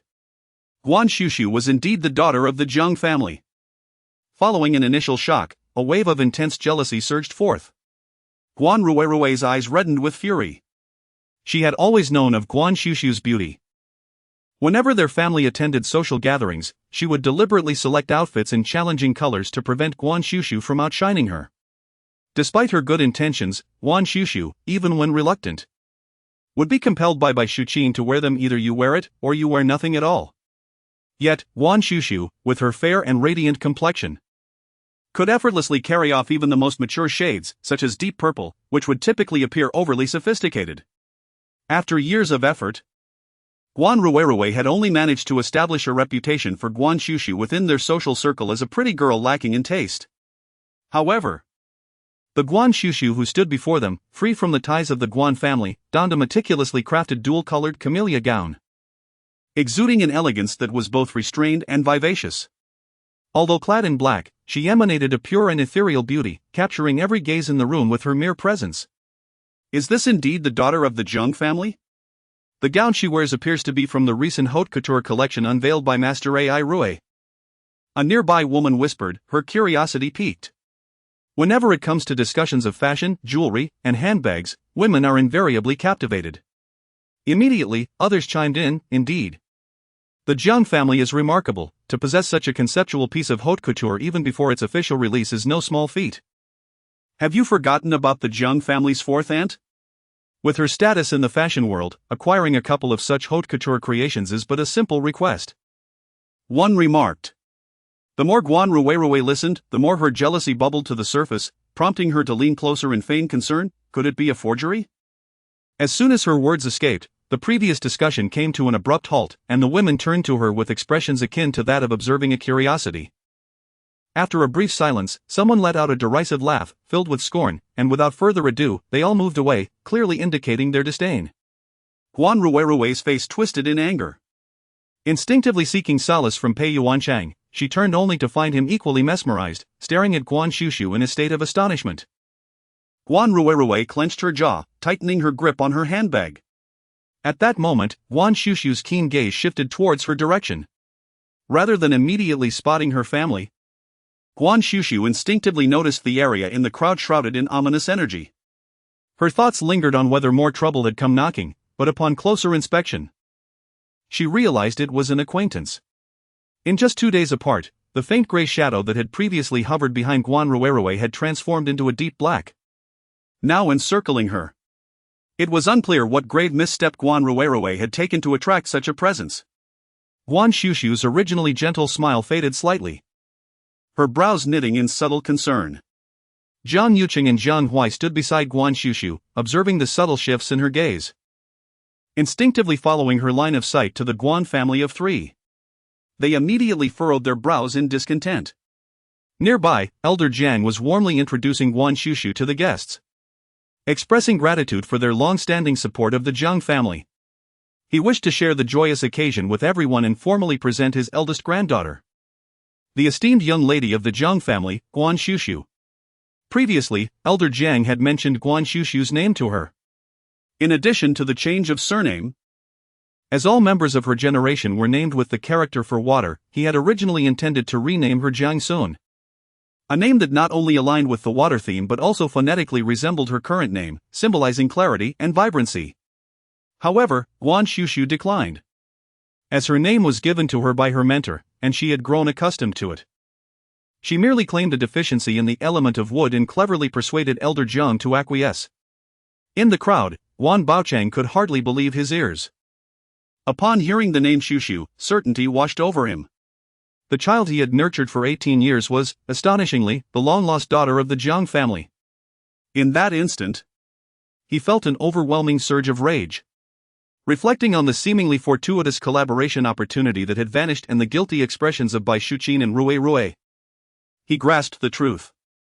Everything stemmed from the fact that Xuxu was indeed the biological daughter of the Jiang family. The sudden inclination to collaborate was due to Xuxu, and the abrupt cancellation of that partnership was also linked to her. It became evident that his wife and daughter had been privy to this information all along. Yet they had chosen silence. The realization struck him, prompting a fierce glare at his wife. Bai Shuqin flinched at his gaze, instinctively shrinking away, her expression one of innocence. She had not intended for any of this to occur. Had she known Xuxu was the Jiang family's child, she would not have spoken so boldly in front of Jiang Yuqing that day, recalling her brazen demand for her daughter's position. It was no wonder he had reacted so angrily. Now, both Guan Baochang and Bai Shuqin were steeped in regret. If only they had been aware of Xuxu's true heritage. The gratitude stemming from raising her for 18 years could have elevated the Guan family to the esteemed ranks of the Jiangs. With the Jiang family's backing, they could have soared to new heights. Instead, they struggled to obtain an invitation, with the Jiang family seemingly unwilling to extend even an invitation. A clear reflection of their stance. A momentary pang of anguish struck Guan Baochang, the weight of regret and fury constricting his chest, nearly suffocating him. Yet, considering the present circumstances, he could only suppress his emotions. His chest heaved violently as a sudden thought flickered in his mind, a spark of realization igniting in his eyes. Indeed, in such a setting, he could not afford to lose his composure. The Jiang family must not. With this thought, Guan Baochang's expression, once filled with regret, suddenly transformed. A warm smile graced his face as he took Bai Shuqin's hand, swiftly maneuvering through the crowd to the forefront. He opened his mouth, his voice imbued with affection and joy. "Xuxu, you look absolutely stunning tonight. Seeing you well puts my mind at ease. Ever since you left, your mother and I have been constantly thinking of you." Pausing amid the slightly puzzled gazes from the crowd, he then slapped his forehead. A hint of chagrin evident as he smiled at the elderly Jiang beside him. "Oh, look at me, I've grown so accustomed. It's time to change my terms of address. It's not mother anymore, it should be foster mother." Chapter 32, Ruining Her Reputation. With a single remark, Guan Baochang made their relationship with Guan Xuxu unmistakably clear. His voice, though not loud, was distinctly audible to the surrounding guests, who, upon turning their gaze towards him, exhibited a newfound politeness and eagerness. The adoptive parents of the eldest daughter of the Jiang family, are they not the benefactors of the Jiang household? The benefactor of the Jiang family must be treated with utmost respect. Even without observing his surroundings, Guan Baochang could sense the immediate warmth of the gazes directed towards him, and he understood that his objective had been achieved. However, he failed to notice the sudden shift in Jiang Yuqing's expression upon hearing his words. Jiang had contemplated discreetly instructing the security to escort Guan away when he first noticed the presence of the Guan family, yet before he could make arrangements, the man had approached him directly. Both had navigated the treacherous waters of the business world. The intentions of the other were already crystal clear after just one encounter. Old Master Jiang's expression remained unchanged, his face still adorned with a smile that, at first glance, would lead one to perceive him as exceedingly amiable and approachable. It turns out that they are Xuxu's adoptive parents, and it must be said that over the years, we owe them a debt of gratitude for their care of Xuxu. Oh. With a demeanor of good humor, old Master Jiang raised his gaze slightly, suddenly turning to Jiang Yucheng beside him. "The Gu family has raised Xuxu, and considering their status as esteemed guests of our family, my dear eldest, please escort them upstairs and ensure they are treated with the utmost courtesy." Jiang Yucheng had long desired to extricate the Guan family from their predicament. Upon hearing the words, he promptly stepped forward. Guan Baochang, well aware of the implications behind the old Master Jiang's remarks, understood that if he ascended to the upper floors, How could he leverage the presence of guests to solicit benefits from the Jiang family? He hastily interjected, stating, as it happens, the Guan family recently finalized a collaboration with Jiang Hai Group. I am certain that old Master Jiang wishes to extend a helping hand to us, particularly for the sake of Xuxu. My visit today is to express our gratitude. If there have been any missteps on our part during the discussions between our two families, I kindly ask for the understanding of Jiang Hai Group. Guan Baochang was acutely aware that in such a setting, it was essential not to lose face for the Jiang family. Thus, he mentioned the confirmed collaboration without disclosing that the Jiang family had unilaterally rescinded it, simultaneously providing an excuse for the prior cancellation. The reason for Mr. Jiang's cancellation of the previous collaboration was due to the inadequacies of his subordinates. Now that we have clarified the matter, let us proceed with our partnership. Jiang Yuqing is well aware of Guan Baocheng's intentions. It is merely an attempt to leverage the current occasion to irrevocably intertwine the Guan family with the Jiang family. The surrounding guests are observing closely, even if, in the end, Jiang Hai Group ceases its collaboration with the Guan family. There will always be other entities eager to extend an olive branch to the Jiang family in hopes of fostering goodwill. Jiang Yuqing would not indulge such a foul habit. He spoke in a deep voice, Mr. Guan, you jest. The collaboration between Jiang Hai Group and the Guan family has long been terminated. As for the reasons behind it, I believe Mrs. Guan and your esteemed daughter are well aware of the circumstances. Guan Baochang was taken aback by Jiang Yuqing's rudeness. Upon hearing him mentioned by Xuqin and Guan Ruerue, he scolded his wife and daughter inwardly but maintained a facade of fear and surprise on his face. He earnestly responded, General Manager Jiang, there must be some misunderstanding. I genuinely wish to explore a partnership with Jiang Hai Group. He then turned to the silent Guan Xuxu beside him, urging, Xuxu, do say something for your father. Jiang Yuqing, seeing that he still intended to involve Xuxu, immediately darkened his expression and positioned himself firmly in front of her. Mr. Guan, Xuxu is my daughter. Beside them, Bai Xuqin could not help but interject, Xuxu. It has not been easy for us to raise you, you ought to say something. These few words served to place Jiang Xuxu in a most uncomfortable predicament. After all, this was the Guan family, who had nurtured her into adulthood. It is often said that the debt of nurturing surpasses that of mere birth. Should Jiang Xuxu display even a hint of indifference towards the Guan family in such a setting, her reputation within social circles would surely be tarnished irreparably. Indeed, who would sympathize with one who, upon acknowledging her biological father, cast aside her adoptive parents as if they were worthless? Guan Ruerue had long anticipated this moment. But to her surprise, her father's reaction was swifter than hers. She stepped forward with an expression of desperation, Sister, our parents have always regarded you as their own daughter. You cannot forsake us just because you have found your biological father. The Guan family engaged in a back and forth. And the guests who had been listening began to murmur among themselves. The cunning old foxes maintained a conspicuous silence, yet some younger individuals, possessing a sense of justice, had already lost their initial admiration for Jiang Xuxu and could not restrain themselves from voicing their disapproval. I perceived the Guan family to be a respectable household. Miss Jiang should not be so eager to distance herself. Jiang Yuqing's countenance darkened, ready to retort, when suddenly his arm was tugged by someone. It was Guan Xuxu, who pulled him back and proceeded forward, her exquisitely beautiful face betraying little in the way of emotions. She merely cast a fleeting glance at the few who had just condemned her, before her almond-shaped eyes subtly shifted towards the three members of the Guan family. Without uttering a word, she began to remove the sleeve from her right arm. The onlookers were puzzled, and as Jiang Xuxu peeled off the sleeve, she raised her delicate, pale arm, revealing a conspicuous scar that marred her otherwise flawless skin. Jiang Xuxu gazed at Bai Xuqin and spoke coldly, When I was 7. Guan Ruerue accidentally fell into the water. Upon arriving, Mrs. Guan saw me standing unharmed on the bank and, in a fit of rage, pushed me into the water. Because your daughter suffered, I too was deemed deserving of punishment. This scar was left when I fell against the stones by the shore as you pushed me. Surely, this incident is etched in your memory. Upon hearing these words, the Jiang family swiftly directed their incredulous gazes towards Bai Xuqin. While the guests in the hall wore expressions of disbelief, struggling to comprehend the rationale behind such an accusation.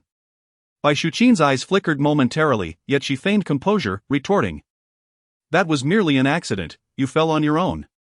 How can you claim that I was the one who pushed you? Guan Xuxu remained unperturbed and continued. When I was 10, Guan was injured and required a blood transfusion. Although the hospital had an ample supply of blood, you insisted on having the nurse draw my blood for Guan, claiming that because we are sisters, my blood would expedite her recovery. The guests were taken aback, perplexed by such peculiar reasoning. Even elementary school students understand that as long as the blood types match, any suitable donor will suffice. The crowd began to suspect that Mrs. Guan might possess some fundamental gaps in her understanding.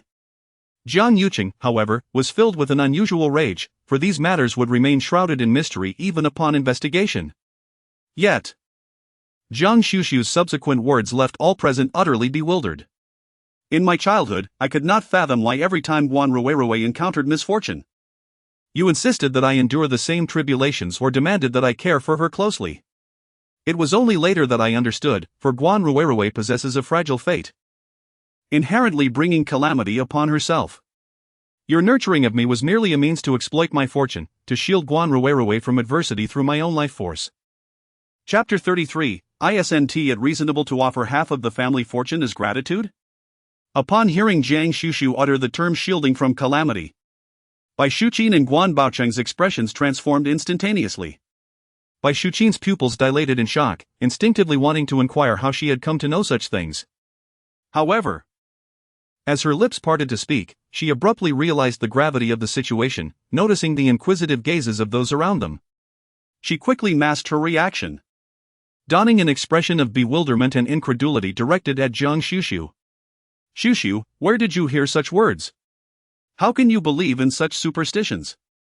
She lamented, her face etched with sorrow. I understand that you are now the esteemed young lady of the Jiang family, and I can accept your desire to distance yourself from us. However, there is no need to resort to such absurd justifications. It truly pains me deeply. Guan Xuxu cast a cool glance at Bai Shuqin, fully aware that if no resolution was reached today, the Guan family would continue to harass her incessantly. As a thought crossed her mind and she prepared to take action, a loud voice from outside proclaimed, "I believe Miss Jiang." Everyone turned to see that the speakers were none other than the couple Song Yongming. The two approached Guan Xuxu, holding a gift box, and Mrs. Song shot a glare directly at Bai Shuqin. Miss Jiang is certainly not the kind of person you describe. One who climbs high and forgets her roots. If she claims that your Guan family adopted her to exchange for a life, then you must have indeed done so. Since you have, there is no need to feign innocence with such remarks. Do you take everyone present for fools? The crowd, taken aback, exchanged bewildered glances. The guests invited by the Jiang family were mostly those with whom they had close ties, and they were well acquainted with the Song family. Mrs. Song was renowned for her kindness and grace within social circles, so none anticipated her to exhibit such sharpness. Had the two couples known each other prior? The guests were perplexed, as were the Jiang family members, yet they instinctively sensed that the couple's attitude was connected to the hurried visit they made the previous evening. No one could fathom the specifics of Guan Xuxu's actions. Likewise, Guan Xuxu was somewhat surprised by Mrs. Song's forthright defense. Regardless of the underlying reason, she appreciated the sentiment. Meanwhile, Bai Shuqin, interrupted by the sudden appearance of Song Yongming and his wife, felt displeased and was determined to continue her argument. Guan Xuxu had long been aware of the commotion on her side. Before she could utter a word, her fingers, which hung at her sides, swiftly traced an incantation in the air, followed by a sweeping motion of her palm that sent the spell silently hurtling toward Bai Shuqin. Unbeknownst to her, Bai Shuqin opened her mouth, exclaiming, "What have I done? My Ruei has an unfortunate fate." The master said I must find a person with a good fate to shield Ruei from calamity. She possesses a favorable destiny. So what is wrong with me using her fortune to alleviate my Ruei's misfortunes? As soon as her words escaped her lips, the guests present, including Guan Baocheng beside her, suddenly changed their expressions. Guan could not help but cry out, "Mother!" Bai Shuqin, realizing what she had just revealed, hastily covered her mouth. Yet, in the next moment, her words poured forth uncontrollably. "Do not think that just because you have become the young lady of the Jiang family, you are remarkable. In my household, you are merely a tool to transfer fate for my Ruei. The master said that as long as my Ruei continues to absorb your fortune, Once she turns 18, your destinies will completely swap. Otherwise, do you think I would easily allow you to leave and seek your biological parents? What did you say? Upon hearing this, Jiang Huai's expression turned as cold as ice, and even the faces of the Jiang brothers, Jiang Su and Jiang Han, darkened. Although they were not fond of Guan Xuxu, she was nonetheless a member of the Jiang family. They could tolerate internal disputes. But for outsiders to bully a Jiang family member was a blatant disregard for their dignity. The Guan family was truly overstepping their bounds. The surrounding guests were equally astonished. Initially, they had found Guan Xuxu's earlier statements absurd, but they now realized that Bai Shuqin's claims were, shockingly, true. Suddenly, Guan Xuxu's previous nonsensical remarks found a context. They did not truly believe in the existence of fate swapping, they merely found the Guan family's superstitions rather peculiar. At that moment, Guan Baocheng sensed something amiss and hurriedly approached to pull Bai Shuqin away, his expression ominously dark as he said, "Shuqin, have you lost your senses again, spouting such nonsense?" With just a few words, he dismissed Bai Shuqin's unusual outburst as a hysterical episode and attempted to lead her away. However, just as he moved, Jiang Su and several other young members of the Jiang family stepped forward and blocked their path. Jiang Huai smirked coldly, his tone laced with indifference. "Why must you, General Guan, be so eager to depart? It only reveals your underlying anxiety." He had already discerned Su Su's capabilities, and upon noticing Bai Shuqin's peculiar behavior, he surmised that it was likely the handiwork of Su Su. Naturally, he would not let such an opportunity slip away. Today, the Jiang family would collaborate with Su Su to completely unmask the hypocritical facade of the Guan family. Guan Xuxu was acutely aware of the formidable power of the talismans she had drawn. Observing Jiang Su and the others intercepting a person, she boldly inquired of Bai Shuqin. "Madame Guan, do you genuinely suffer from hysteria?" "How could I?" Bai Shuqin replied without a moment's hesitation, her countenance already on the brink of tears. Yet her words were imbued with unwavering honesty. "My husband simply doesn't want me to speak the truth. That's just how he is, sometimes overly cautious in his actions. Far less decisive than we women." Guan Baocheng's expression darkened considerably. As if revealing Jiang Xuxu's matters was insufficient, must she also expose his? Furthermore, how could this woman harbor such thoughts about herself? Upon hearing that the Guan family had the audacity to use Su Su as a mere tool to shield their daughter from misfortune, Jiang Yuqing could no longer contain his rising fury. He stepped forward and coldly inquired, "What else have you done to my daughter? What can I do to her?" It is she who has always failed to recognize her true identity. Ever since childhood, she has been a source of worry. I recall a time when she dared to compete with Rue for toys. I locked her in the attic for 2 days, and upon her release, she obediently complied. The members of the Jiang family wore expressions of utmost distress, while the surrounding guests displayed faces filled with sympathy. They had assumed that the eldest daughter of the Jiang family, despite being raised away from home, was at least nurtured by a wealthy family and lived a decent life. Little did they know that she had encountered someone of a sinister nature. Unfazed by the gazes surrounding her, Guan Xuxu maintained a serene demeanor.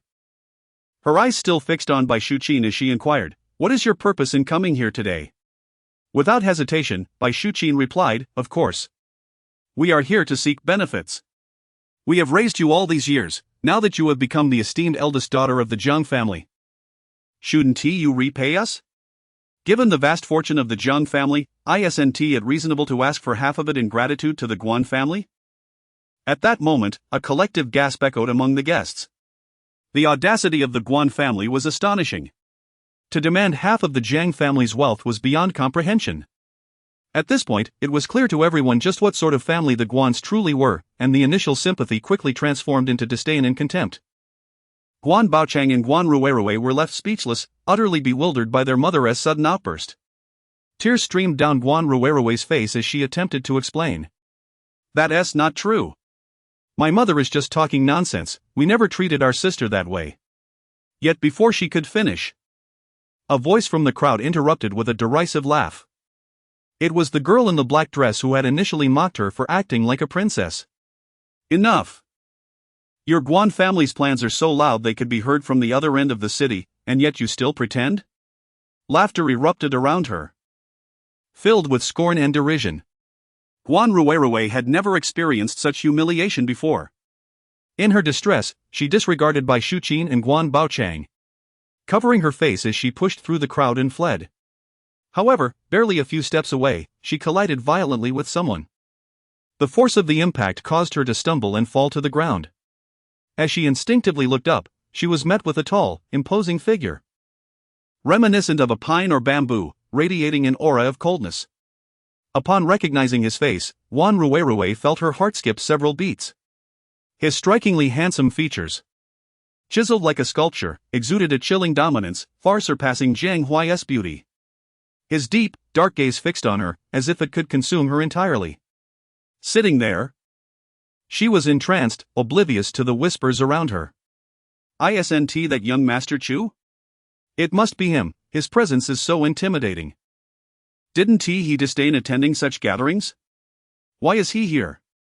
Panic washed over her as she recalled her attire, hoping her dress wouldn't offend him.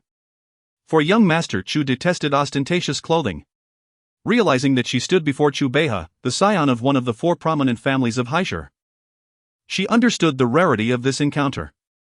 Chu Beihe was known for his enigmatic nature, rarely allowing his likeness to be captured in photographs, his online presence scant. In her initial meeting with him, Guan Xuxu felt that the likes of Pei Yuancheng paled in comparison to Chu Beihe. The scene before her resembled a moment from a romantic drama, where she, a delicate rabbit, appeared helpless amidst a throng of guests, while he towered above her, seemingly ready to swoop down and sweep her off her feet. Enveloped in such thoughts, she momentarily forgot her earlier indignation, gazing at him with a mix of shyness and helplessness. As he raised his hand, her heart fluttered, and she instinctively reached out towards him.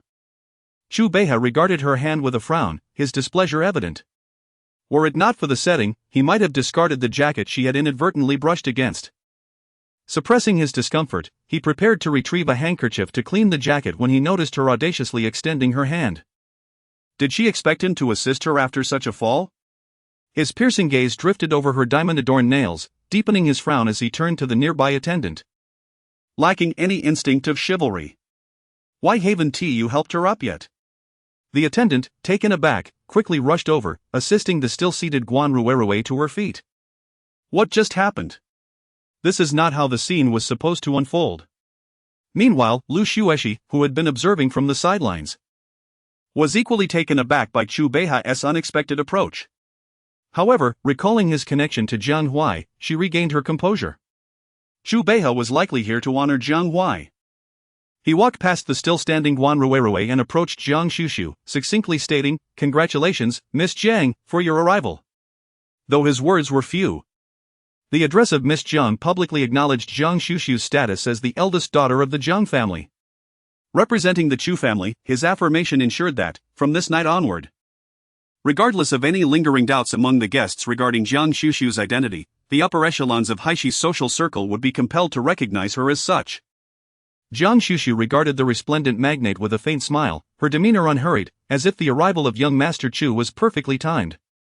With that, she turned her attention back to Guan Baochang, her smile subtly fading, her voice soft and measured.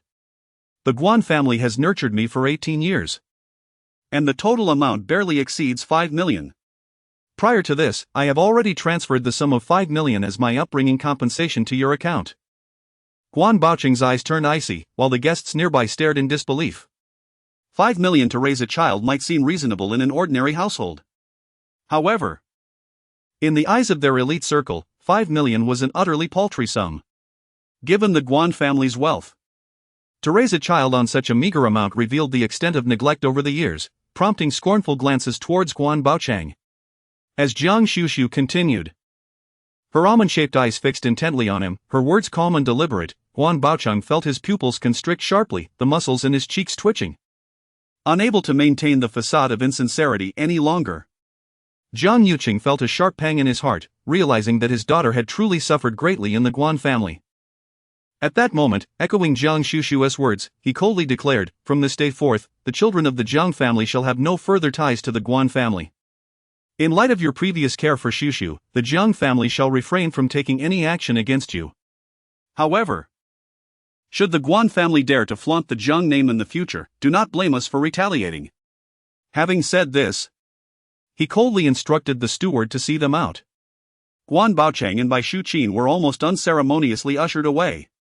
As they passed in front of Guan Xuxu, she leaned in and, in a voice only audible to the three of them, remarked, "I forgot to inform you that your attempt to alter your fate has utterly failed." Bai Shuqin abruptly turned, her face contorted with disbelief, her eyes filled with skepticism as she gazed at her. Guan Xuxu remained indifferent to her belief. For she knew that soon enough, Her.However would come to accept the truth. The great calamity that had befallen her would inevitably return. If they wished to save her, it was imperative for Her.However to personally come to me with her grandmother's bracelet. Guan Baocheng cast a cold, piercing gaze at Guan Xuxu, while Bai Shuqin's eyes were filled with a venomous glint. However, before either could unleash their wrath, the butler had already assertively escorted them out. The banquet continued unabated. Indeed, his presence that evening had taken everyone by surprise. Guan Xuxu could discern that this young Master Chu was not fond of mingling in such gatherings.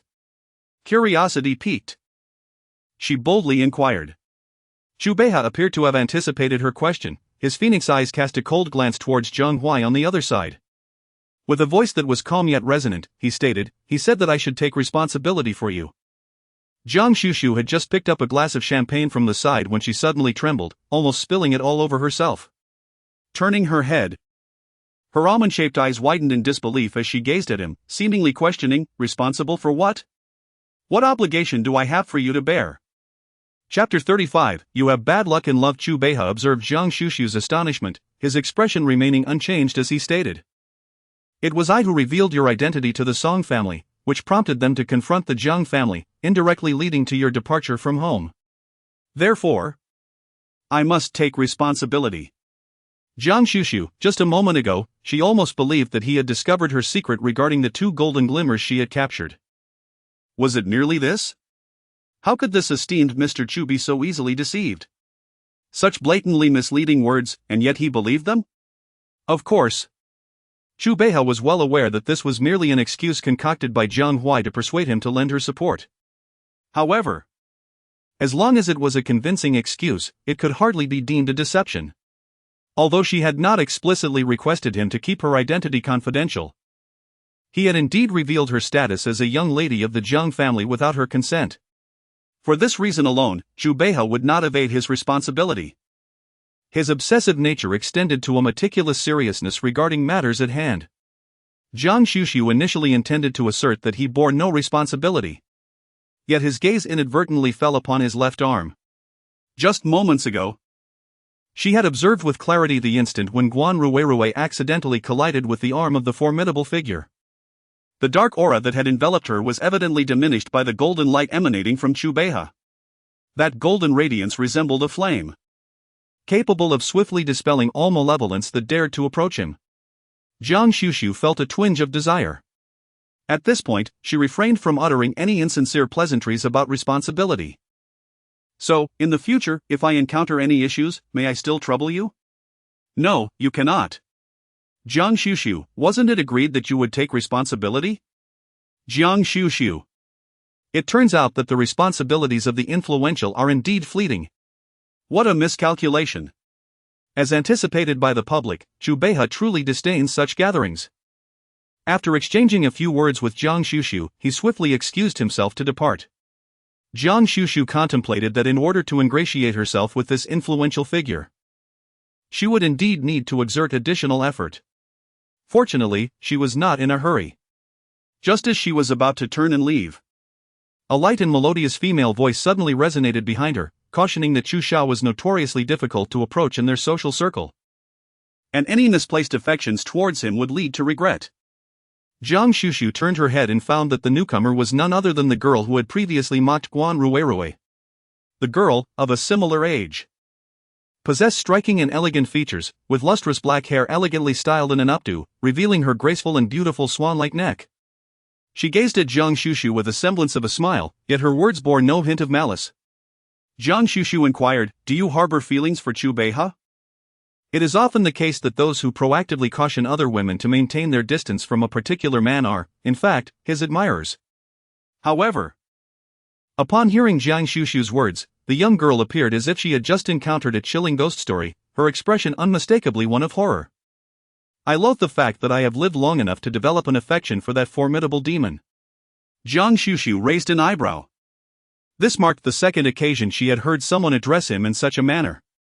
It appeared that this nickname was not exclusive to Jiang Hui, but rather widely recognized. Thank you for your advice, I will approach the situation as deemed appropriate. The implication was clear, gratitude for the warning, yet a conscious decision to disregard it. Li Qingzi cast a somewhat peculiar glance at Guan Xuxu before waving her hand dismissively. Never mind, do as you wish. I merely thought you seemed quite lucid when you so decisively distanced yourself from your adoptive parents, which prompted me to offer a word of caution. As she spoke, she extended her hand towards Guan Xuxu, a smile gracing her lips. Li Qingzi, the Li real estate company belongs to my family.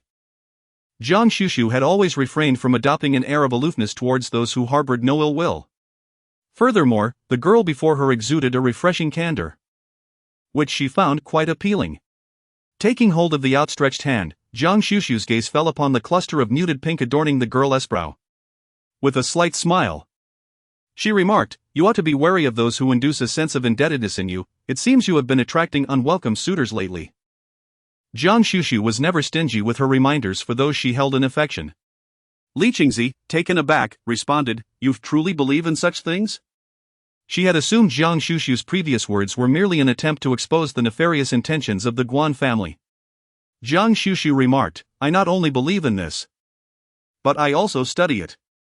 If you wish to guard against treachery, you may come to me." Li Qingzi responded with a hint of confusion. This young lady of the Jiang family appears rather peculiar. Meanwhile, at the Guan residence, despite the absence of others, Bai Shuqin tightly covered her mouth, fearing the uncontrolled utterance of her innermost thoughts. Upon entering, she was met with the fierce gaze of Guan Baochang, her sister with red eyes, evidently having cried, and their mother, inexplicably covering her mouth as well. "Dad, Mom, what is happening?" Before she could finish her inquiry, Guan Baochang swiftly turned and delivered a harsh slap to Bai Shuqin's face. Ah! Bai Shuqin was taken by surprise, falling to the ground. Guan Rui, who had been feeling aggrieved, froze in shock, while Guan Xishan's expression shifted dramatically as he rushed forward. "Dad! What are you doing?" However, Guan Baochang disregarded his son's intervention, preparing to kick Bai Shuqin with an unprecedented ferocity. "It is your incompetence that has ruined the reputation I have built over the years. You have turned the Guan family into a laughingstock." "How have we become a laughingstock?" Guan Rui, startled by her father's fierce demeanor, whimpered, "Dad, please don't do this. You're scaring me." Her voice only redirected Guan Baochang's wrath towards her. "I have yet to settle the score with you. You and your mother knew full well that Guan Xuxu is the young lady of the Jiang family, yet you concealed it from me. I believed you were sincerely helping me pursue cooperation with the Jiang family, only to discover that you too are the true culprits." His furious reprimand left Guan Rui trembling with fear. Observing this, Bai Shuqin struggled to rise and embraced Guan Rui, abandoning her previous silence to unleash a tirade. "Is this truly something a mother would say?" Guan Xishan was taken aback. "What did you just say?" Guan Baochang was nearly apoplectic, his voice cracking with rage. Bai Shuqin instinctively recoiled, covering her mouth in distress. "No, dear, that is not what I meant." She attempted to clarify. Yet her words betrayed her. "You are utterly useless. Only an inept man would vent his fury at his family. If you were truly capable, why did you not confront that wretched girl, Guan Xuxu? You are merely intimidated by her status as the Jiang family's young lady, while she looks down upon you, wishing to cast you aside." "Mom!" Guan Xishan was beside himself, bewildered that his mother would speak to his father in such a manner. Bai Shuqin felt herself unraveling. Since her time in the Jiang household, an uncontrollable urge to speak her truth had emerged, revealing not just truths but her deepest sentiments. Guan Baocheng's visage morphed into a frightening mask of fury, his eyes blazing as he glared at Bai Shuqin, trembling with rage. You. His fury rendered him speechless, yet an insatiable anger surged within him, compelling him to release his pent-up frustration. Suddenly, his gaze fell upon a golf club resting near the entrance. He seized it without a moment's hesitation. Guan Xishan's expression shifted instantly. while Bai Shuqin and Guan Ruirui turned pale. Before Guan Xuxu could intervene, Guan Baocheng swung the club violently. With a resounding crash, the decorative items in the foyer shattered into fragments, prompting an uncontrollable scream from Bai Shuqin. "Ah! Help!" Guan Ruirui sobbed, "Dad, we understand our mistakes." "Ah! Dear husband, I too acknowledge my errors, please calm down." Amidst the chaos, Guan Baocheng continued to swing the golf club wildly, fortunately refraining from pursuing Bai Shuqin. Instead, he demolished various vases and ornaments scattered throughout the living room. Bai Shuqin felt her heart shatter at the sight. Many of those items were priceless antiques, collectively worth a fortune. She exclaimed in anguish, "You might as well hit me." Guan Xuxu could only stare in disbelief. This family has gone mad. 2 days after the Jiang family banquet, Guan Xuxu finally arranged a time to visit Madame Song. After gathering her belongings and descending the stairs, she found in the garden her 3 brothers, Jiang Su, Jiang Han, and Jiang Chang, being compelled to perform push-ups. Meanwhile, Jiang Hui sat gracefully in a rattan chair, surrounded by an assortment of delicacies and floral tea, exuding an air of leisurely enjoyment as he savored his afternoon tea.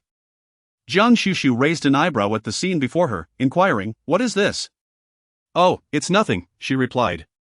"Grandfather mentioned that they have been lacking in exercise lately. So taking advantage of the summer vacation, they should engage in some physical activities to improve their health." Jiang Hui spoke with a bright smile, adding that he was aware of your impending departure and that the car had already been prepared for you. Guan Xuxu nodded. In just a few short days, she had nearly grown accustomed to Jiang Hui's meticulous care, paying no heed to the 3 brothers who were still desperately holding on. Guan Xuxu simply addressed Jiang Hui and stepped outside. As soon as she spoke, the 3 of them instantly fell into despair, exclaiming in unison, "Cousin, we truly acknowledge our mistakes. I haven't troubled Guan Xuxu these past few days, we have been quite well behaved. Brother Jiang Hui, you cannot forsake your brothers just because you have a sister now, we are still your family." To their pleas, Jiang Hui remained unperturbed, wearing that exquisite and noble smile of his. Indeed, one must complete 100 tasks to be considered family. If you cannot finish today, your games and collectibles shall remain under my guardianship. The 3 brothers erupted into another chorus of lamentations. Ever since the last banquet, the family had treated Guan Xuxu as if she were a revered ancestor. Xuxu was truly a person of remarkable ability, our family was genuinely grateful for her. At such a tender age, not only was she extraordinarily talented, but she also earned her own income and contributed to the family's upkeep, which was nothing short of extraordinary. Upon hearing this, the Jiang family felt a throbbing in their temples. And it was only at this moment that they realized how poorly regarded Guan Xuxu was within the Guan family. It was unimaginable that the Guan family would bestow upon her such a generous allowance. Thus, where did that 5 million come from? At this juncture, with Song Yongming's reminder, they finally comprehended the truth. She had earned it herself. The initial reaction of the Jiang family was not one of admiration for Su Su's capabilities, but rather a profound sense of shame. Even Jiang Su wore a complicated expression. He had previously considered Su Su's endeavors with those peculiar items to be somewhat embarrassing, however. It became evident that she was merely striving to earn a living. A mere 5 million in child support could have been directly requested from their uncle. Yet she chose to earn the money herself.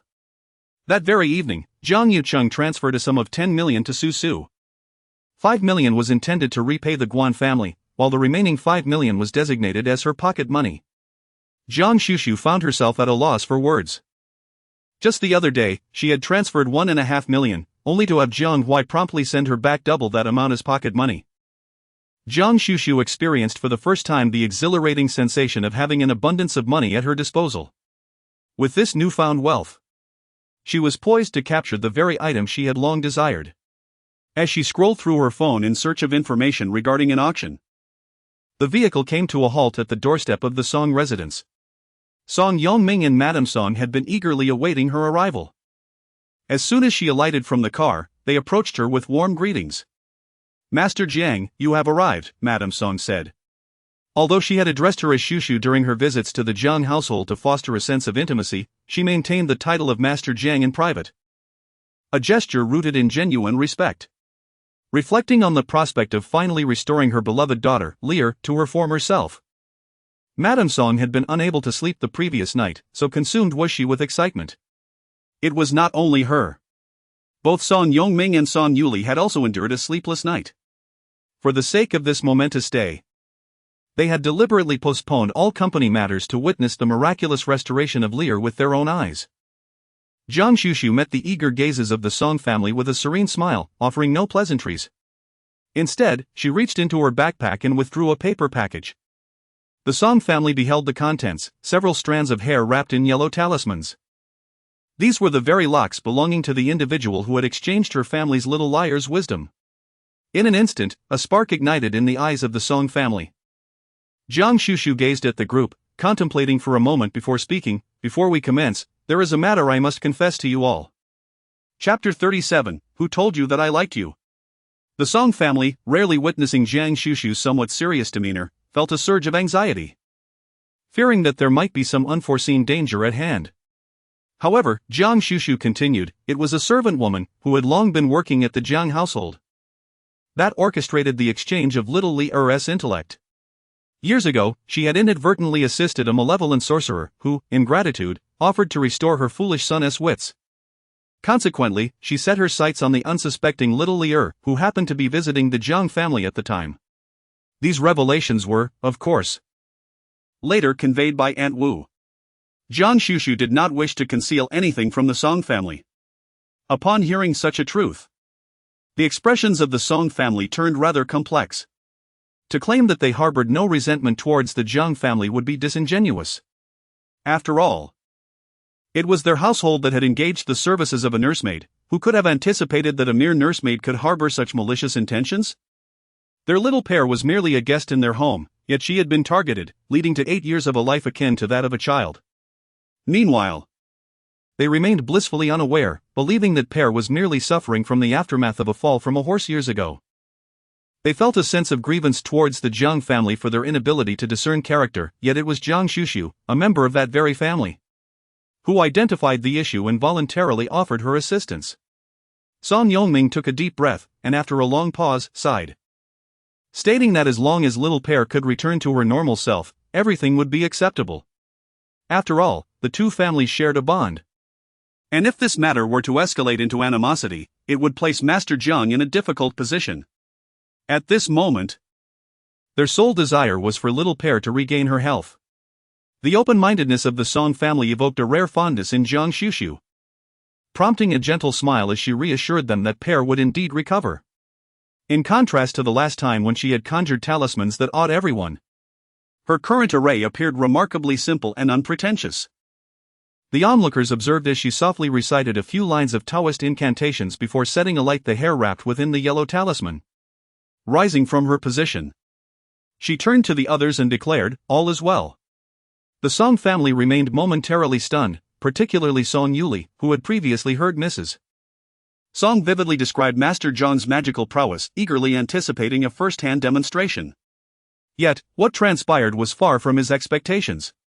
Unbeknownst to him, the previous display had been somewhat theatrical, intended to instill confidence in the Song family, especially the matriarch. Now that they were already convinced of her abilities, Guan Xuxu felt no inclination to perform further theatrics. The most sophisticated techniques often require the simplest methods. Fortunately, the Song family was preoccupied with little pair's condition and did not dwell on the process. Instinctively, they turned their attention to their little pair, their expressions tinged with anxiety. They noticed that pair's gaze seemed to possess a clearer lucidity than before. Her beautiful large eyes scanned the group before settling on Guan Xuxu. After a moment, she inquired curiously, Sister Little Dog, aren't we playing the treasure hunt game today? The hearts of the Song family sank almost immediately. How could she still be the same as before? Mrs. Song glanced anxiously at Guan Xuxu, asking, Master Jiang, has the spell failed? Why does little pair still seem unchanged? In the face of the Song family's concerns, Guan Xuxu responded with serene composure. She is already well, she stated. Song Yongming furrowed his brows as he looked at his daughter, who still bore an innocent expression, utterly oblivious to her recovery. Understanding their confusion, Jiang Xuxu elaborated. However, she may develop at a pace slower than her peers, perhaps by 8 years. It may appear jarring at present, but as time progresses, this disparity will gradually diminish until she truly matures into adulthood. At this revelation, the Song family finally grasped the situation. Indeed. Their little pair had remained in a childlike state for the past 8 years, even if she were to recover. It was implausible for her to instantaneously transform into a 16-year-old young lady. If such rapid maturation were possible, they would suspect that her very essence had been swapped out. With this understanding, Mrs. Song felt a wave of relief wash over her. Gazing at Pear's still innocent features, her eyes glistened with unshed tears. It was perfectly fine. She simply had a longer childhood than others, and their little princess of the Song family was in no rush to grow up. Guan Xuxu observed that the Song family had all accepted the situation, and she retrieved a jade pendant from her backpack, personally placing it around Heiress' neck. Ultimately, the constant attention on Song Yuli was due to her exceptional fate. Song Yongming noted that the jade pendant Guan Xuxu gifted to Heiress was of superior quality, far surpassing the previous shattered piece. Consequently, he promptly transferred 5 million to Guan Xuxu as a form of remuneration for this occasion. However, it seemed that someone had already settled the payment. Song Yongming was momentarily taken aback when Guan Xuxu presented him with a payment receipt displaying an amount of 10 million. He marveled at the generosity of the sender until he noticed the remark, Zhang Yucheng. Song Yongming was left speechless. The matter of the exchange of wisdom bore a certain responsibility on the Jiang family, and today's endeavor was, in essence, a means for me to rectify this error on behalf of the Jiang family. Guan Xuxu was not only a master of her craft today but also represented the Jiang family. Upon hearing this, Song Yongming's lingering grievances towards the Jiang family dissipated entirely. As Guan Xuxu was about to enter her vehicle after leaving the Song residence, she suddenly heard a familiar voice calling from behind. Xuxu. Guan Xuxu turned her head and was met with the sight of Pei Yuanqing standing a short distance away, gazing at her with a restrained surprise and an affected affection in his eyes. I came to visit my second uncle and did not expect to encounter you here. What a delightful coincidence, Pei Yuanqing explained gently. Noticing her silence, he continued, I saw you at the banquet that evening. I intended to approach you to say hello, but I feared that my presence might displease you. After all, there may be misunderstandings between us. Jiang Xuxu raised an eyebrow. A misconception? Pei Yuanqing, noticing that she finally spoke, promptly replied. Jiang Xuxu's brows arched higher. So, you are doing this for me? Pei Yuanqing gazed at her with a bittersweet expression. Perhaps this is the cruel jest of fate. Xuxu, do you understand? The person I have cherished all along is you. I know that you have always held affection for me as well. Jiang Xuxu initially intended to observe what kind of scheme this person was concocting by waiting here. However, upon hearing this, she could no longer restrain herself and interjected. Pei Yuanqing, who informed you that I harbor feelings for you? Chapter 38. This is not the attitude one should have towards the treasures of the Shenmen. Jiang Xuxu recalled that when she initially departed from the Guan residence, Guan had boasted about her affection for Pei Yuanqing. Now, Pei Yuanqing himself has expressed his fondness for her as well. So, who exactly is fabricating rumors about her? Pei Yuanqing was momentarily taken aback by Jiang Xuxu's words. But the next instant, he appeared to regard his petulant little girlfriend with a subtle smile. It is a well-known truth that requires no affirmation from anyone. I can discern it myself. Pei Yuanqing gazed at her, his smile radiating confidence. Jiang Xuxu felt a sharp twitch at the corner of her mouth upon hearing this. I did not explicitly state my singular reason, it is simply that I do not harbor any affection for you. As for why I choose to accompany you, rest assured, the rationale is one you would prefer not to uncover. Jiang Xuxu's denial was excessively abrupt, leaving Pei Yuanqing momentarily stunned. Nevertheless, he steadfastly upheld his conviction. Why do you refuse to acknowledge your feelings for me?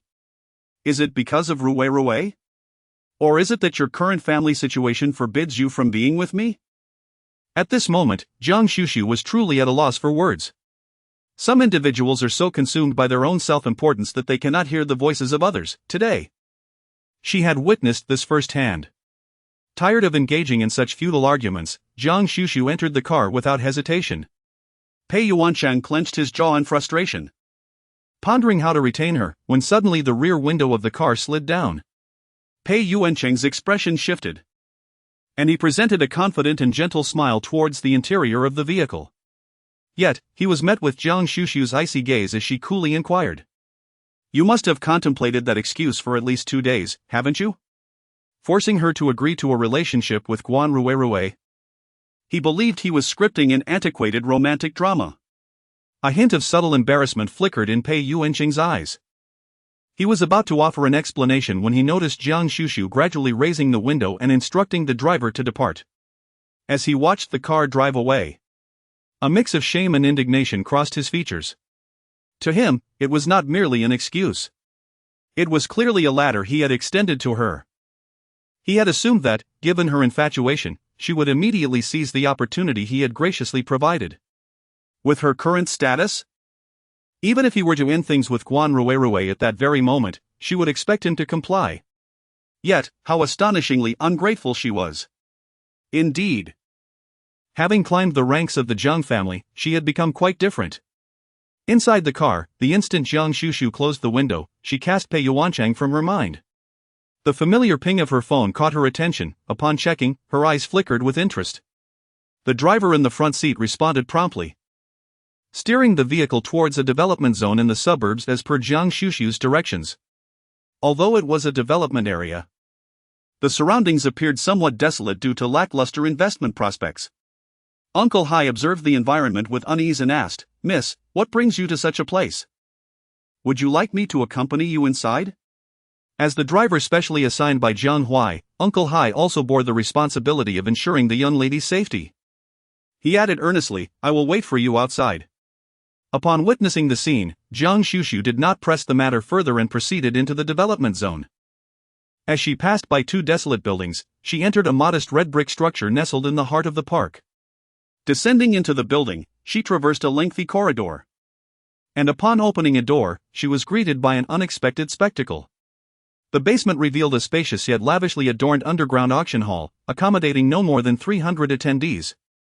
A servant approached respectfully, inquiring, "Miss, may I kindly request your invitation?" As Guan Xuxu was about to speak, a melodious male voice emanated from another exit, declaring, "She is my guest." Upon seeing the newcomer, the attendant displayed an even greater degree of respect, addressing him as the director. The man referred to as the director possessed an androgynous beauty that was striking at first glance, his alluring fox-like eyes seemingly exuding a playful charm. Clad in an exquisite deep purple tang suit, his slightly long hair was casually tied back, radiating an air of mysterious Eastern elegance. He regarded Guan Xuxu with a subtle beckoning gesture, his movements imbued with a hint of ambiguity. Guan Xuxu had long since grown accustomed to his eccentric nature and followed him into a chamber behind the auction house. The room was adorned with an exquisite antique decor, perfectly complementing his aura. An ornate screen partitioned the space into 2 sections, one served as a reception area, while the other resembled an exhibition zone, displaying an array of items slated for auction. Unlike the typical auction houses that specialized in antique art pieces, Yijian's collection was a veritable cornucopia of the bizarre and extraordinary. Whatever one desired, if it existed within his grasp, a transaction could be arranged. Should he lack what you sought, he would find a way to procure it? What are you looking for? Upon entering the room, Guan Xuxu eagerly inquired. Observing her impatience, Yijian merely arched an eyebrow, then turned to rummage through the displayed items while muttering to himself, "This not it. This, neither. Ah. So that bone fragment is here, this box, oh, here it is." Emerging with a long box in hand, Yijian regarded her with a glimmer of mischief in his fox-like eyes. "I cannot guarantee this is what you seek, take a look for yourself." As he spoke, he opened the box to reveal a seemingly withered branch. The charred peach branch, known as thunder-stricken peach wood, was considered a talisman against malevolence within the circles of the occult. Such rare thunder-stricken wood was difficult to find, let alone the millennia-old specimen Guan Xuxu was in pursuit of. An artifact imbued with the power of 1,000 years of lightning would be treasured as a family heirloom in any clan of the esoteric arts, making Yijian's success in locating it all the more remarkable. The faint aura of thunder and fire that emanated from the wood attested to its extraordinary nature. Unfortunately, this is not the branch I seek. Yi Zhan's previously confident demeanor faltered slightly as he glared at her. Do you have any idea how rare millennia-old thunder-stricken wood is? Simply finding one is a feat. He leaned closer, urging her, perhaps you should examine it more closely. After all, branches tend to resemble one another. I am certain my branch is distinct, she insisted. Moreover, I mentioned from the outset that my purpose in seeking this item is not to acquire a talisman, but rather to locate the individual who possesses it, my master. She reminisced about the promise made to accompany her until her 18th year, only to have him vanish unexpectedly. Despite her various divinations and calculations, she could never grasp even a fragment of his essence, as if he had never existed in this world at all. Now, aside from searching for clues among the artifacts that once belonged to her master, Guan Xuxu found herself at a loss for alternative methods to uncover his whereabouts. Upon witnessing her unwavering conviction, Yi Zhan clicked his tongue in exasperation, discarding the previously coveted thunder-stricken wood behind him. Ah, another endeavor wasted. Guan Xuxu winced at the sound of the box crashing onto the table.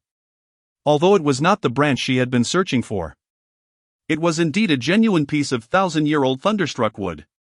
Such a treasure of the Shinmen should not be treated in this manner. You ought to apologize to it. Chapter 39, Guan Ruirui's nightmare at the Guan residence, following Jiang Yuqing's public declaration at the banquet that he had severed ties with the Guan family. Several enterprises collaborating with the family swiftly terminated their partnerships. Guan Baocheng fell ill as a result. The Guan family suffered the loss of 2 members, leaving Guan Xuxu to temporarily take over the company's affairs, leaving him overwhelmed with responsibilities. Just yesterday, shortly after leaving the company, he was involved in a car accident that resulted in a fractured arm. In contrast to the 3 men, Guan Ruirui's situation was far worse. She had been plagued by the same nightmare for 2 consecutive nights. A darkened sky loomed above an abandoned rooftop of a teaching building, where she saw a girl whose lower body was nearly drenched in blood, her gaze filled with despair and pleading. The final image was of the rooftop door that she had hastily closed. The echoes of the girl's sorrowful cries lingered in her ears. Save me, please. Save me. Guan Ruirui suddenly opened her eyes, only to find the bloodied girl sitting at her bedside, her eyes brimming with blood tears, staring intently at her. Ah! Guan Ruirui's scream reverberated through the quiet of the Guan villa. Moments later, the door swung open, and Bai Shuqin, dragging her ailing body, hurriedly approached. Ruirui. Ruirui, what is it? Did you have a nightmare? Guan Ruirui threw herself into Bai Shuqin's embrace, sobbing uncontrollably. Bai Shuqin comforted her, her voice imbued with tenderness. Do not be afraid, dear. Tell Mama, was it a nightmare? Still clinging to Bai Shuqin, Guan Ruirui could only nod in a choked manner. Bai Shuqin gently pulled her back, her tone remaining soft. Did you dream of me? At that moment, when Guan Ruirui looked up, Bai Shuqin's visage morphed into that of the pale, blood-tear-streaked girl. Ah! The scream echoed once more throughout the villa. Soon after, Guan Baocheng entered. And as Guan Ruirui cried out again, he too transformed into the girl's likeness. Guan Ruirui felt herself on the brink of madness. Having endured such dreams within dreams for 2 days, her mental state deteriorated to the point where she could no longer distinguish between reality and illusion. Thus, upon awakening to see Bai Shuqin, her instinct was to grab something and hurl it at her. Unable to bear remaining in the house any longer, Guan Ruirui hastily changed her clothes and left. However, the villa appeared to be shrouded in a dark cloud. The summer sun shining brightly elsewhere but not a ray penetrating the Guan residence. As Guan Ruirui departed, a wisp of dark aura trailed behind her, leaving a taint wherever she went. As soon as she alighted from the vehicle, a shadow suddenly lunged toward her. Its eyes were bloodshot, and its complexion was ghastly, resembling a malevolent specter. In that instant, Pei Yuancheng genuinely thought he had encountered a ghost in broad daylight and instinctively pushed the figure away. It was not until he heard a familiar, pitiful voice call out, "Brother Pei," that he realized it was none other than Guan Ruirui. Gazing at her disheveled appearance, reminiscent of someone who had not slept for 2 days, he could hardly reconcile her with the image of the Guan family princess. "What happened to you?" he asked, his mouth twitching. Guan Ruirui, tormented by the past days, felt a wave of grievance wash over her and began to sob. "Brother Pei," I have been having nightmares for 2 days. I can't take it anymore. Pei Yuanchang regarded her with a hint of annoyance. Before re-encountering Guan Xuxu, he had believed he had made the right choice. Yet, upon seeing Guan Xuxu again, he realized that Guan simply paled in comparison to her in every regard: her looks, her temperament, and now even her family background. Pei Yuanchang contemplated whether he should entirely abandon Guan. Initially, he had thought that given his standing in Guan Xuxu's heart, offering her a chance would make her elated to become his girlfriend. However, Guan Xuxu's attitude today made him understand that he had overestimated his influence. Merely speaking would not suffice to earn her trust, he needed to take concrete action. First and foremost, he needed to sever ties with Rui. Oblivious to Pei Yuanchang's intentions, Guan clung to him, recounting her nightmares in a disjointed manner, filled with fear, leaving him unable to comprehend a single word. He felt that she was overly delicate, complaining about having a nightmare and expecting him to comfort her. Resolute in his decision, Pei Yuanchang gently pushed her away. Rui, stop crying. Let us get in the car and discuss this elsewhere. The villa was hardly a private setting, and now that he had resolved to break up, he had no desire to invite further gossip. Guan, absorbed in her own nightmares, paid no heed to Pei Yuanchang's suggestion and obediently got into the car. Still clinging tightly to his arm, exuding an air of dependency, Pei Yuanchang felt a pang of guilt, realizing how difficult it would be for her if he ended their relationship. Nonetheless, he knew there was no alternative. Resolving to maintain dignity even in separation, he said, Rui, I wanted to find you as well. Guan, with dark circles under her eyes, looked up at him. Brother Pei, I knew you were thinking of me. I have something to tell you. As they sat together, the dark aura that had been entwining Guan began to creep along Pei Yuanchang's arm, resembling threads that intertwined. Eventually, she sensed the shift in Pei Yuanchang's demeanor. Cautiously, she inquired, Brother Pei, what do you want to say? Pei Yuanchang sighed and replied, Rui, I believe we are not suitable for each other. Before Guan could respond, the driver ahead suddenly exclaimed in alarm. They instinctively turned their heads, only to see an oncoming vehicle barreling straight toward them. Bang! The two cars collided violently, the tremendous sound resonating throughout the street. Chapter 40, Those who favored Guan Xuxu are not worthy. When Bai Shuqin and Guan Baochang received the call and rushed to the hospital. Guan Rui and Pei Yuanchang had just been wheeled out of surgery. Guan Rui sustained multiple fractures in her legs and a mild concussion, while Pei Yuanchang fared better with only one broken arm, the very one that Guan Rui had clung to. Incredibly, despite the head-on collision, the driver who bore the brunt of the impact emerged with only minor injuries, requiring only a bandage and not even needing to stay for observation. Bai Shuqin, at present, could not spare a thought for the driver. Her gaze was fixated on Guan Rui, who lay on the hospital bed, her complexion ashen, and her heart ached so profoundly that tears nearly fell. Her already frail body swayed violently, but fortunately, a nearby nurse quickly steadied her. Rui, my poor Rui. Why did you have to go out when you were perfectly fine at home? If anything were to happen to you, how could your mother possibly survive this? Bai Shuqin sobbed, while Guan Baochang, who was already suffering from a headache, pressed his temples and scolded, Enough! She's not in any real danger, is she? Bai Shuqin, upon hearing this, retorted sharply, How can you say she is not in danger when her leg is broken? I wonder if the driver from the Pei family did this on purpose. Why else would Rui be the one most severely injured among the three in the car? Shut your mouth. You're giving me a headache. Guan Baochang barked as he sank into a nearby sofa, unable to contain his frustration. Since that explosive night, he seemed to have flipped a switch, treating Bai Shuqin with far less tenderness than before. Feeling aggrieved, Bai Shuqin could only fall silent and sit beside him. After a while, she could not help but speak again, Darling, I feel that something is terribly amiss in our family. First, we both fell ill. Then Xishan had his accident, and now even Rui is in trouble. Isn't it too coincidental? Noticing Guan Baochang's sullen expression and his silence, yet sensing that he was listening, Bai Shuqin pressed on, her words laced with an intent to explain, especially that night, it felt as if I were possessed. Those words tumbled out of my mouth uncontrollably. They were not my true feelings, as if someone were manipulating me to say those things.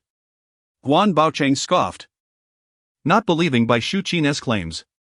If she had not thought those thoughts in her heart, how could she have uttered those words? However, after 2 days of calm, his initial anger had dissipated, and he sensed something was indeed off. He had always been a restrained man, even though Bai Shuqin had acted foolishly. He would never lose his composure to such a degree. He would never lay a hand on Bai Shuqin, not because of any extraordinary love for her, but because he believed that only a worthless man would vent his anger on his wife. A man of his stature would maintain decorum and rationality, no matter how infuriating a situation might be. Thus, that night, he had indeed been somewhat unhinged. Darling, do you think these events could be related to that little vixen? Guan Xuxu? You all have failed in your attempts to change your fates. Guan Xuxu's imminent calamity will soon find her again. If you wish to save her, let Guan Xuxu come to me with her grandmother's bracelet. Guan Baocheng narrowed his eyes, his expression darkening once more. Perhaps it truly was connected to her. Hearing this, Bai Shuqin felt a surge of joy and was about to agree when Guan Xuxu suddenly stirred awake, letting out a soft whimper. Bai Shuqin and Guan Baocheng hurried to her bedside. Seeing them, Guan Xuxu was momentarily startled, but after a moment, as if realizing she was not dreaming, she began to cry, saying, "Dad, Mom, Pei Gij wants to break up with me, woo." Bai Shuqin was taken aback. You've broken your leg, and you're crying about this instead of your injury? Even as a mother, she found herself at a loss for words. Little did she know, due to the anesthetic from the surgery still affecting her, Guan Xuxu did not feel any pain at that moment, and her thoughts immediately turned to what Pei Yuancheng had said to her in the car. Though it was merely a beginning, she understood Pei Yuancheng's intent perfectly. He clearly wanted to abandon her because Guan Xuxu had become a member of the Jiang family. It was all Guan Xuxu's fault. Even if she left the Guan family, she still sought to compete against her. Pei Yuancheng was no saint either. A scoundrel. Anyone who could fancy someone like Guan Xuxu was certainly not a good man. Guan Xuxu's face burned with indignation, unaware that Guan Baocheng, upon hearing her words, grew increasingly convinced that these events were indeed linked to what Guan Xuxu had said earlier. Xuxu's calamity had not been averted, her tribulations were far from over. Thus came a string of nightmares, followed by a breakup, and now a car accident. The convergence of these events paralleled the misfortunes she faced in her childhood. And that night, Bai Shuqin's odd behavior, if Xuxu had done something to provoke Bai Shuqin's uncontrolled utterances, then Xuxu must certainly be knowledgeable in such matters. Otherwise, how could she have known about the techniques to avert calamity and alter fates, and how to prevent the successful transformation of fates? With this thought, Guan Baocheng felt a sudden rush of breathlessness and instinctively glanced at Guan Xuxu's wrist, noticing it was bare. Xuxu, where is your grandmother's bracelet? Why are you suddenly asking about that at home? She replied. That bracelet is rather outdated. Had it not been despite Guan Xuxu, I would never have worn it. I tossed it into the jewelry box later. Recalling Guan Xuxu's words, Guan Baocheng shared his suspicions with his wife and daughter.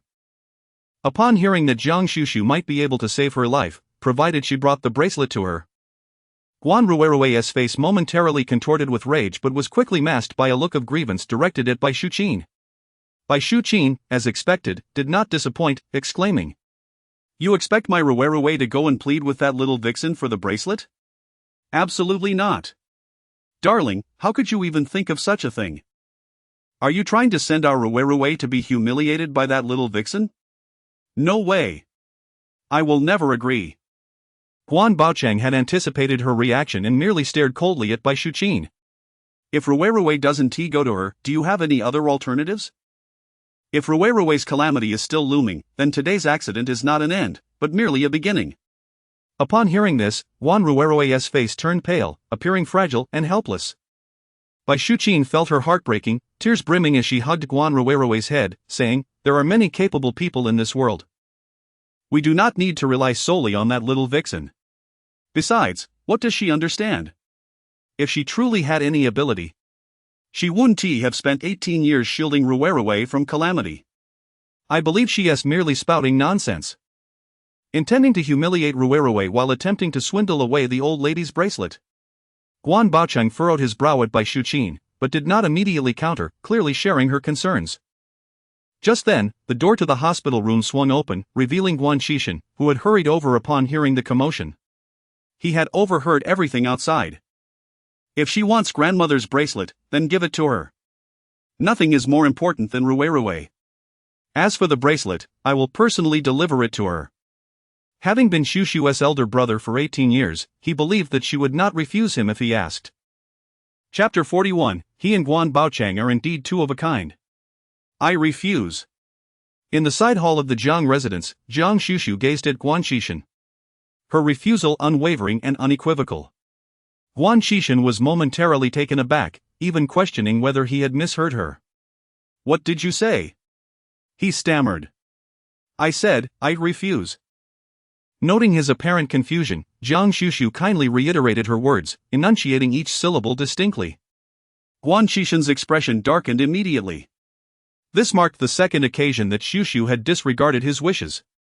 Following their previous encounter, Guan Xuxu cast him a glance and said, according to your reasoning, should I still express my gratitude to you? Just as Guan Xuxu was about to respond, Guan Xuxu decisively interrupted him, adding, furthermore, we are no longer family, I now bear the surname Jiang. Guan Xuxu gazed at him quietly, her voice barely above a whisper as she posed a counter-question, what if I were to say yes? As Jiang Su descended the stairs to fetch freshly squeezed juice, he noticed Jiang Han leaning against the railing on the second floor, observing something with an expression reminiscent of a spectator. Just as he approached, he happened to overhear Jiang Su's remark. The Jiang family villa boasts 2 living rooms. One at the front and another at the back. The front hall serves as a formal gathering space for family meetings or entertaining guests, while the rear hall is comparatively smaller and directly faces the railing of the second floor, allowing for a clear view of its interior from above. In an instant, Jiang Su completely forgot about the juice, twisting her body to lean closer. The two heads nestled together, eavesdropping on the gossip from downstairs. Below, Guan Xuxu maintained her somewhat aloof demeanor, declaring, I made it clear the day I left the Gu family that I no longer have any ties to you. Even if I am not the eldest daughter of the Jiang family, I do not wish to acknowledge you. Gu Qixin's expression momentarily darkened at Guan Xuxu's words, but he quickly regained his composure, replying in a deep voice, Xuxu, I have already heard about the events at the banquet. Regardless of our parents' intentions, they raised you. Your eagerness to sever ties with the Gu family, especially in front of so many witnesses, how do you think that affects them? Our parents have never quarreled before. And yet that day, they were at odds because of you, resulting in their sudden illness. Initially, Gu Qixin admonished her with a stern face, but then softened his tone, adding, even so, they do not blame you and are still willing to allow me to bring grandma's bracelet to you. Xuxu, our parents have truly treated you well. Please do not remain so ungrateful. Guan Xuxu felt a slight twitch at her temples. She had always believed that Guan Xuxu was the only normal person in the Guan family.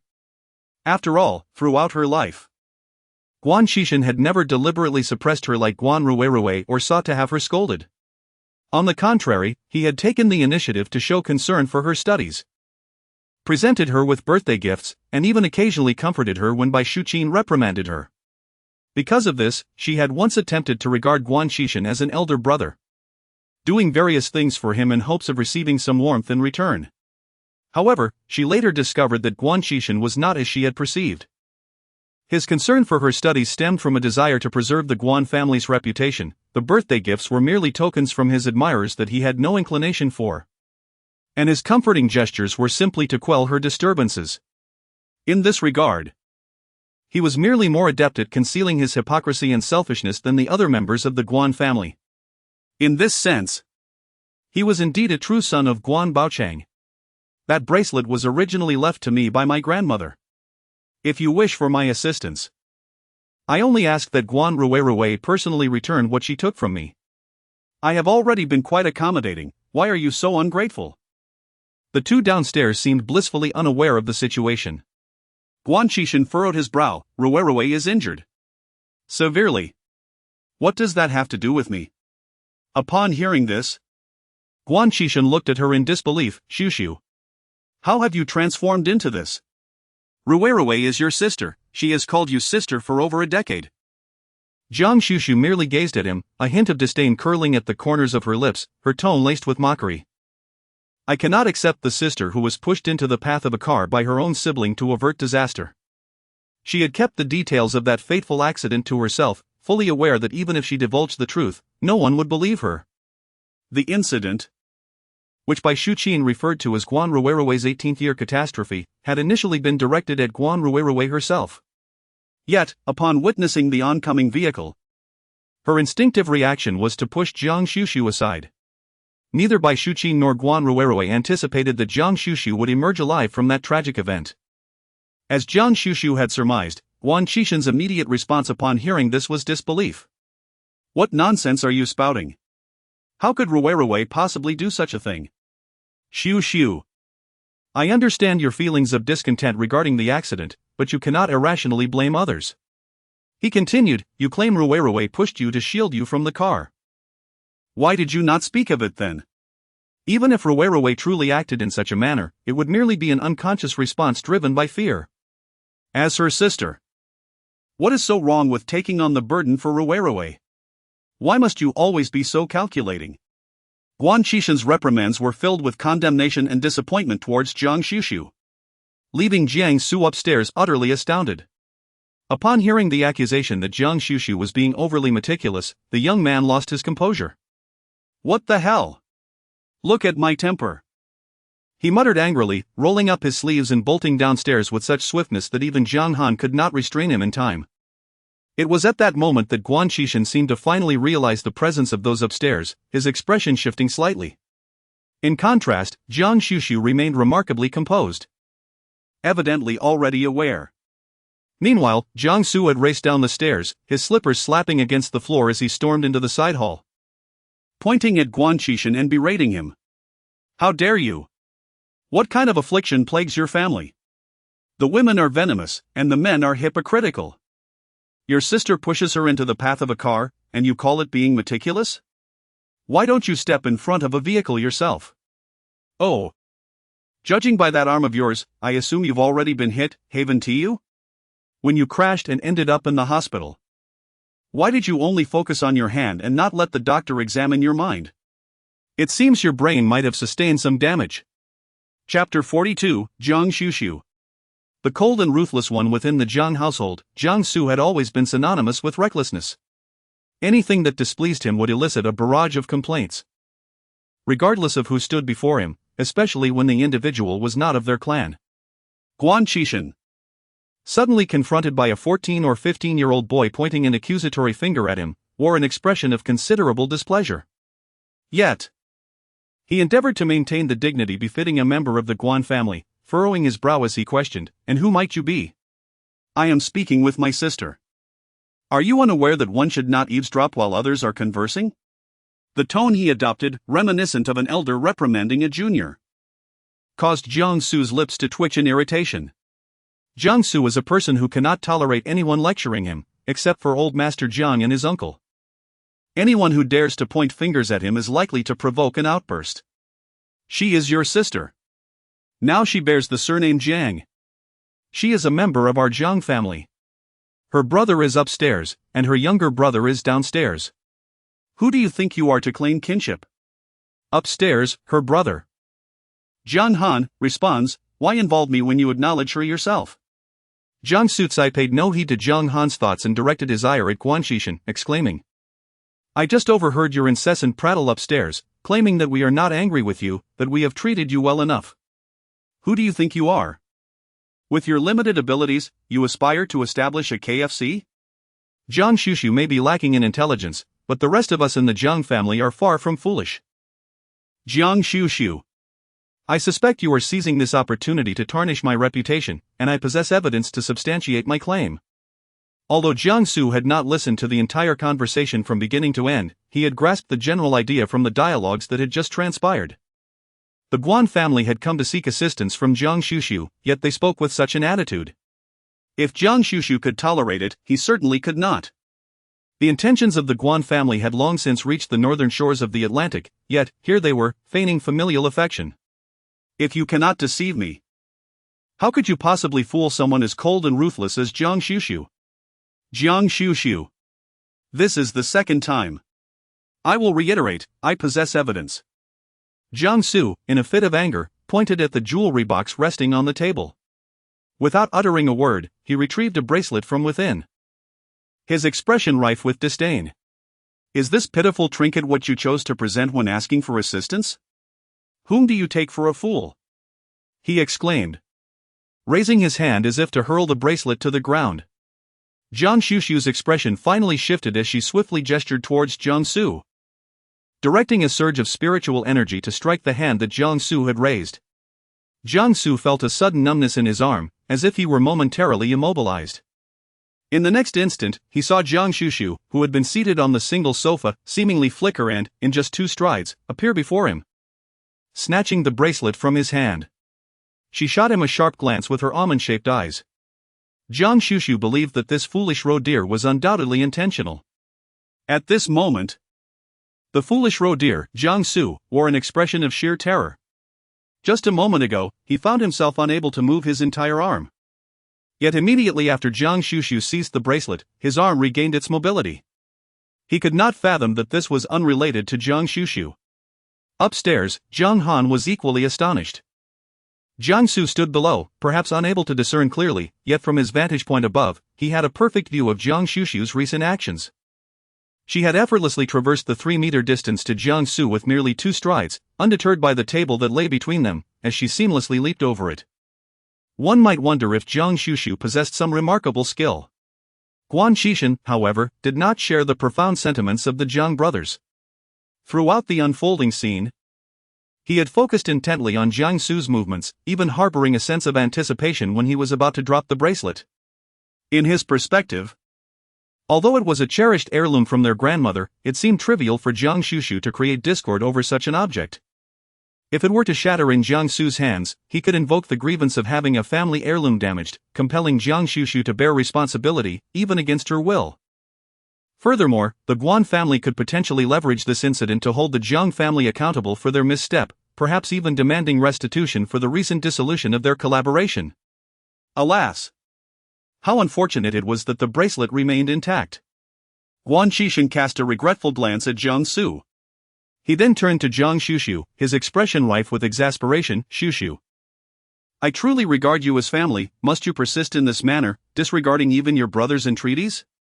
Upon hearing him refer to himself as brother once again, Jiang Su felt an acute irritation rise within her. Just as she prepared to unleash her wrath, Jiang Xuxu interjected with a seemingly unrelated inquiry. Her tone casual yet pointed, is the jade token I gifted you still with you? Both Jiang Su and Guan Xuxu were momentarily taken aback by her abrupt question. It took Guan Xuxu a brief moment to recollect the jade token she mentioned. It was a couple of years ago when she had taken up the art of jade carving and had presented him with a piece she had intricately crafted. He recalled her words at that time, make sure to carry it with you. Despite his enthusiastic agreement then, he had carelessly tossed aside the rather ordinary jade token without a second thought, and it had since vanished from his sight. Now, upon being questioned, Guan Xuxu felt no guilt. Instead, he furrowed his brow and asked, what prompted you to bring this up? Jiang Xuxu's gaze, however, fell upon his suspended arm. And with a faint smile, she already discerned the answer. It seemed he had lost it. When she had bestowed it upon him, she had not mentioned that the jade pendant was a talisman crafted specifically for protection. The unfortunate accident he had suffered was a consequence of the lingering resentment that clung to Guan Xuxu. Had he possessed the jade pendant at that time? Even amidst the calamity of the crash, he would have emerged unscathed. Yet now, with a broken arm, it was evident that the talisman she had painstakingly engraved for him was long gone. And still, he had the audacity to claim he regarded her as family. Truly a farcical display of shamelessness. Guan Xuxu seemed eager to offer an explanation, but Jiang Xuxu had already lost interest, interrupting him. If Guan Xuxu wishes to resolve her issues, let her seek me out herself. As for you, merely staying away from her will spare you further misfortune. Upon hearing this, Guan Xuxu's expression darkened. And Jiang Xuxu added, this is my final piece of advice, whether you heed it or not is entirely your choice. With that, she felt no inclination to await his departure. Taking the bracelet with her as she exited the side hall and ascended the stairs, Indeed, she had taken the bracelet, considering it a token for her earlier counsel. Guan Xuxu was taken aback by her abrupt exit and sought to pursue her, only to be intercepted by Jiang Su, who promptly declared in a loud voice, "Butler, see our guest out." The butler appeared almost instantaneously, his face adorned with a perfectly polite smile. He was well acquainted with the art of escorting guests away. Guan Xuxu was forcibly ushered out of the Jiang family store, and as Jiang Su witnessed the departure of the unbearable individual, he swiftly ascended the stairs once more, eager to address Guan Xuxu. He feared that the members of the Guan family might once again cause distress to his sister.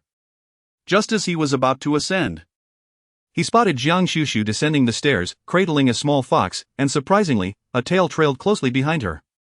Jiang Su, visibly irate, trailed closely behind her, vociferously questioning. "If it weren't for me today, you would have long succumbed to the bullying of the Guan family. Weren't you quite formidable when confronting us before? Yet, when faced with the Guans, you suddenly fall silent? You are bringing disgrace upon our Jiang family." Jiang Yucheng observed Jiang Su entangled with Jiang Xuxu, instinctively furrowing his brows, believing that this rascal was once again causing trouble for Xuxu. Just as he was about to speak, he was halted by Jiang Hui beside him. Jiang Yucheng paused for a moment, only to find Jiang Hui gazing at him with a curious interest.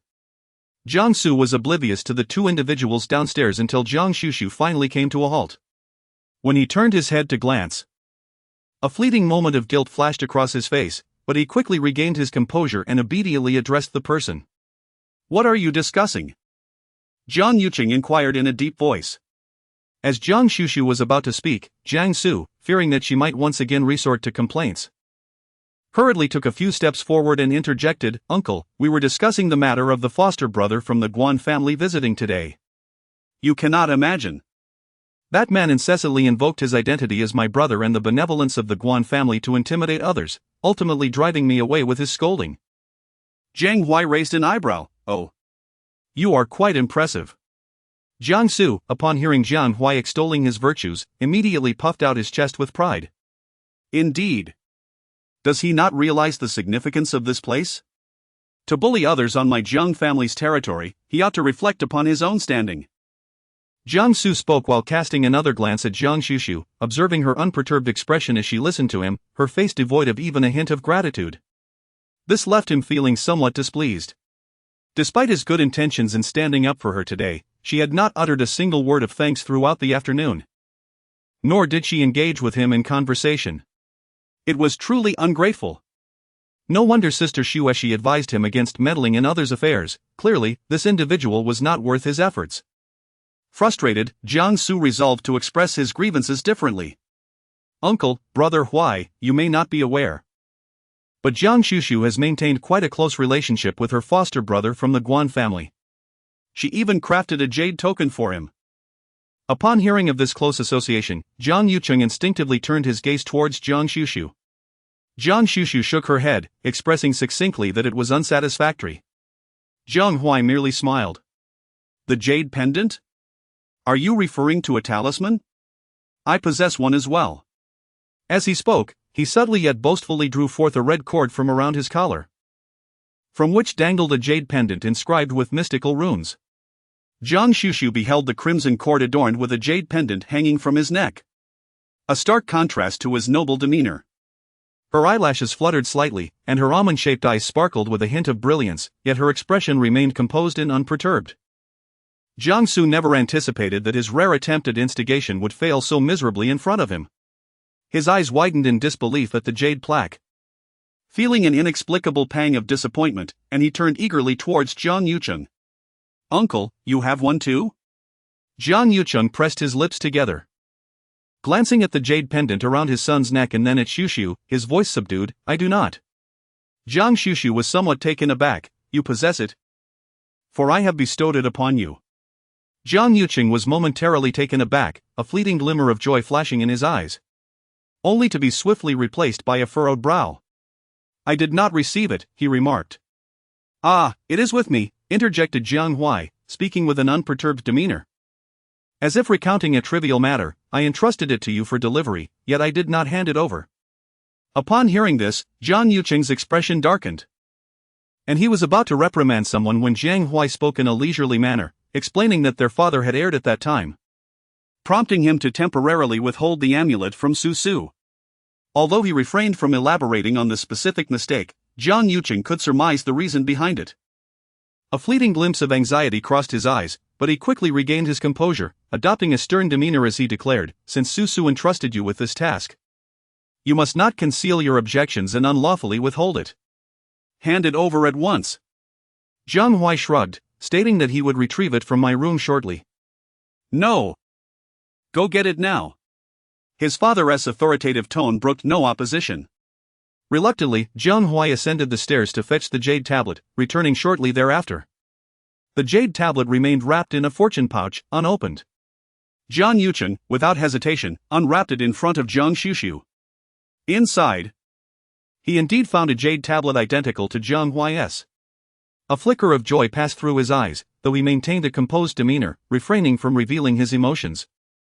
He held the tablet, examining it closely. "Did you carve this yourself? Your craftsmanship is exceptional." "I had no idea Xuxu possessed such skills." "Father is truly pleased." Jiang Su gazed enviously at Jiang Yuqing's actions. Uncertain whether he was jealous of his uncle's fondness for the gifts bestowed by Jiang Xuxu or of Jiang Xuxu's generosity towards his family while neglecting him.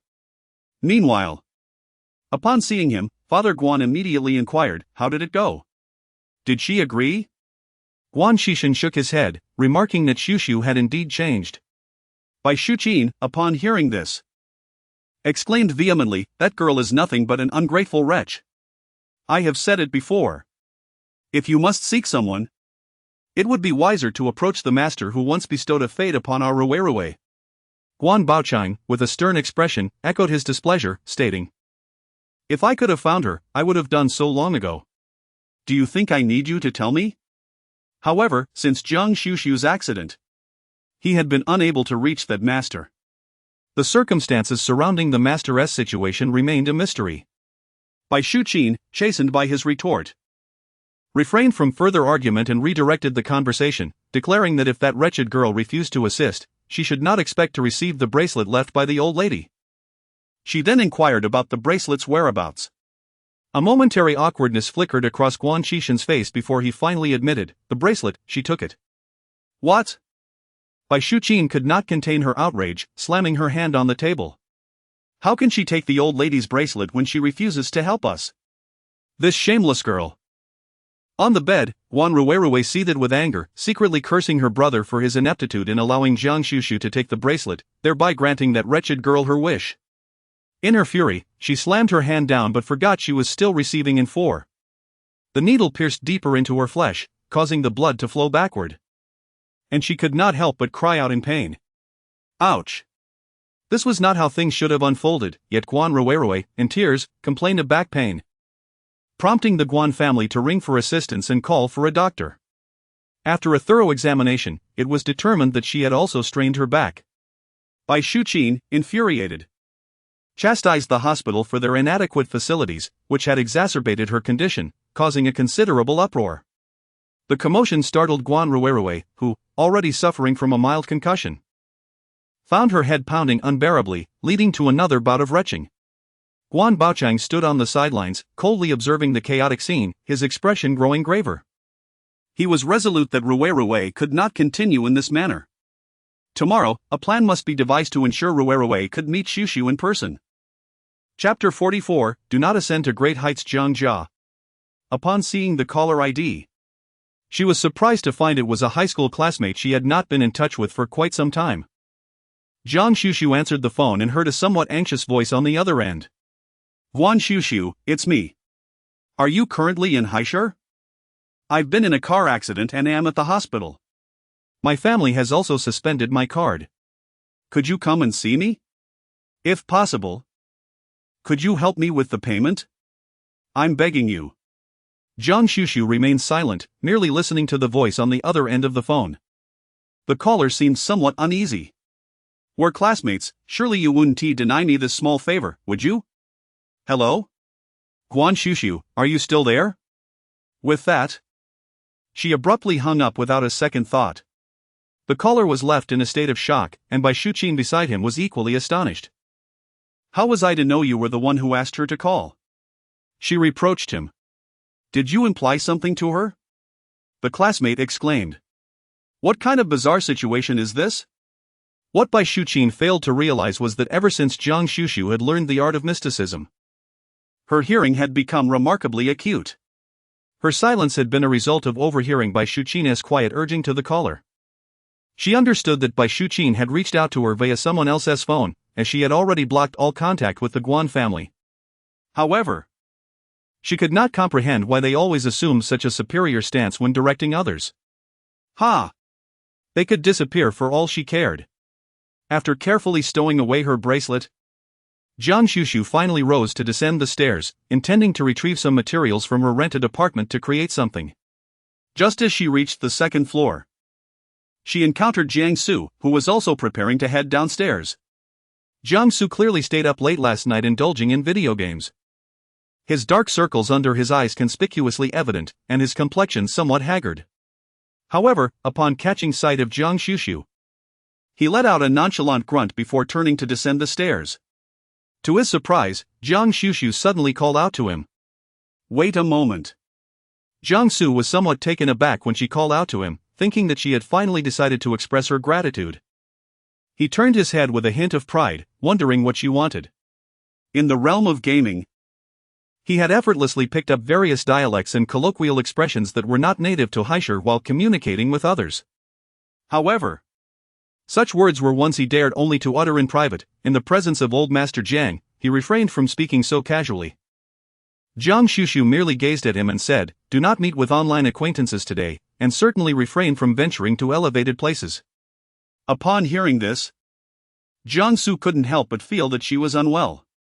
With a huff, she retorted, "Why should it concern you?" After saying this, she trotted down the stairs without a second thought. Guan Xuxu gazed at the silhouette of the young man, contemplating the dark aura that had lingered upon his brow moments ago. She mused that she had offered her counsel if the youth was determined to court disaster. There was little she could do. Below, Jiang Su was still grumbling about Guan Xuxu's inexplicable behavior when Lu Xuexi approached, inquiring, "Little Su, what troubles you?" "Nothing. Just an annoying pest," he replied, casting a glance at Lu Xuexi before asking, "Sister Xuexi, are you heading out?" "Indeed, I have arranged to meet an online friend today." Upon hearing the mention of an online acquaintance, Jiang Su instinctively recalled Guan Xuxu's earlier words, feeling an inexplicable sense of coincidence. How curious that just after Guan Xuxu spoke, Sister Xuexi was set to meet someone from the internet. Though he harbored doubts about Guan Xuxu's claims, an odd intuition stirred within him, prompting him to caution. There are many deceitful individuals online nowadays. Sister Xuexi, as a young woman, it would be wise not to meet strangers from the internet casually. Lu Xuexi merely chuckled at his concern. "Little Su, your sense of caution is commendable. But rest assured, my online friend is quite trustworthy. In fact, you know him. It's the one named Chun-Chun from the game." Jiang Su was taken aback. The Chun-Chun he remembered was a charming little girl with a delightful voice, seemingly of a similar age to his own. Due to his fondness for gaming, Xuexi Jia occasionally joined him in his virtual adventures, during which they became acquainted with this Chun-Chun. "What prompted you to meet up all of a sudden?" he inquired. "Well, since it's a holiday and we have some free time, we thought it would be a good opportunity to get together," replied Lu Xuexi. Suddenly, as if struck by inspiration, she added, "Why don't you join us, Xiao Su?" "Jiang Su, ah?" Lu Xuexi smiled gently. "Did you not say that as a girl?" "It is unwise for me to casually meet someone online?" "If you accompany me, I shall not be alone, and coincidentally, Chun-Chun, you are acquainted with him as well." Jiang Su furrowed his brows, contemplating whether to decline the invitation. However, from the corner of his eye, he caught sight of Guan Xuxu already descending the stairs. Hearing their conversation, she cast him a glance that seemed to convey both a reminder and a warning. Jiang Su, inexplicably irritable, seemed unwilling to concede. With a sudden change of heart, he declared, "Very well, I shall accompany you. Quickly, go change your clothes, I shall await your return." Jiang Xuxu, disinterested in his presence, proceeded towards the entrance. Lu Xueshi, as if just noticing her, gently greeted, Xuxu, are you heading out as well? Perhaps you could wait a moment. And I can have the driver take you along? Jiang Su, who was just about to ascend the stairs, paused at her words, feeling an inexplicable oddity in them. Yet unable to articulate what was strange. He instinctively cast a glance in Jiang Xuxu's direction, only to see her offer a fleeting, indifferent glance at Lu Xueshi and reply. No need. With that, she continued to the entrance, changed her shoes, but not before casting one last look at a particular pair of limited edition sneakers in the shoe cabinet. Lu Xueshi watched her retreating figure, her initially gentle gaze gradually transforming into a hint of mockery. Before long, Jiang Su hastily descended the stairs in a new outfit, appearing somewhat lackluster. Noticing that Jiang Xuxu had already left, he could not help but say to Lu Xueshi, Sister Xueshi, perhaps we should postpone our meeting today? We can arrange to see her another time. Lu Xueshi immediately wore a puzzled expression, responding, we had already made plans, how could I go back on my word? Besides, didn't you just mention how dangerous it is to meet someone alone? Seemingly chiding him, she then reached out to pull him along, adding, come on. Just think of it as accompanying me out. You've been cooped up at home every day, it's not good for you. Jiang Su found himself helplessly being pulled out by her. As he changed his shoes, he faintly sensed that the sensation of today's footwear differed from the usual. But in an instant, he dismissed the thought. He mused that he must have been unsettled by Jiang Xuxu's cryptic remarks. How could one take her words seriously? Well, at most, he would simply avoid high places. Chapter 45, Good words fail to persuade the damned ghost. Jiang Su assumed that Lu Xueshi's invitation to meet an online acquaintance would merely lead them to a trendy CAF favored by young girls or a shopping mall for some retail therapy. To his surprise, the chosen rendezvous was an abandoned school. Alongside Chun Chun, there were several other youthful boys and girls, all reportedly acquaintances from the internet. One of them claimed to be young Master Su from a real estate company. Su's real name was Su Nantao, a person of some standing in Heiress, who, apart from indulging in various games, enjoyed exploring novel and entertaining activities. Among these was the idea of engaging in a live-action CS game within the confines of the school. This institution had been plagued by a series of unfortunate events since its establishment. It was either students taking drastic measures or succumbing to mental breakdowns. Just last year, a minor was discovered attempting suicide on the rooftop after an unwanted pregnancy, prompting both the school and parents to reach their breaking point, leading to its closure and subsequent government auction for redevelopment. A friend of mine owns a CS shop, and I have arranged for all necessary equipment and props to be prepared. We can simply divide into two teams for a competitive match, sound agreeable? Su Nantao remarked, his gaze fixed on Lu Xueshi. Among the group, Lu Xueshi possessed an exquisite demeanor and striking beauty, effortlessly capturing the attention of several young men, particularly Su Nantao, who was known for his playful nature. It could be said that his motivation for organizing this game was solely to impress Lu Xueshi. However, he was taken aback to find she had brought along a younger brother. Lu Xueshi, fully aware of the gazes directed towards her, remained unfazed. In fact, she had grown accustomed to the attention and simply smiled to herself, her gaze shifting to the visibly troubled Jiang Su, as she inquired with concern, Little Su, what's wrong? Aren't you the one who loves gaming the most? At this moment, Jiang Su has no inclination to indulge in amusement. He gazes at the towering educational buildings surrounding him, each one seemingly reaching for the sky, and he suddenly feels as though he has fallen victim to Jiang Xuxu's foresight, his heart wavering with trepidation. Why didn't you inform me before I left that we were coming to such a place? I do not wish to partake in this. Jiang Su, inherently arrogant, seldom considers the feelings of others, even when it comes to Lu Xueshi.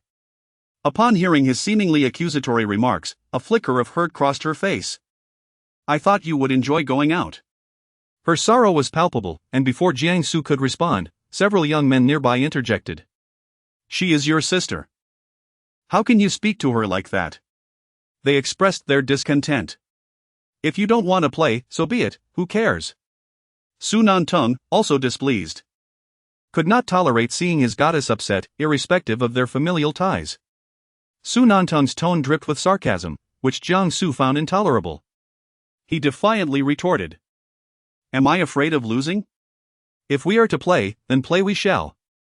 Soon, I shall have you all groveling and calling me father." At this moment, Jiang Xu had completely forgotten what Guan Xuxu had said. His sole desire was for these individuals to kneel and address him as father.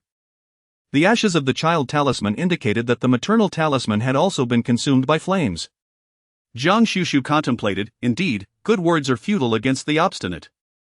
She initially intended to let the troublesome child learn a lesson through experience.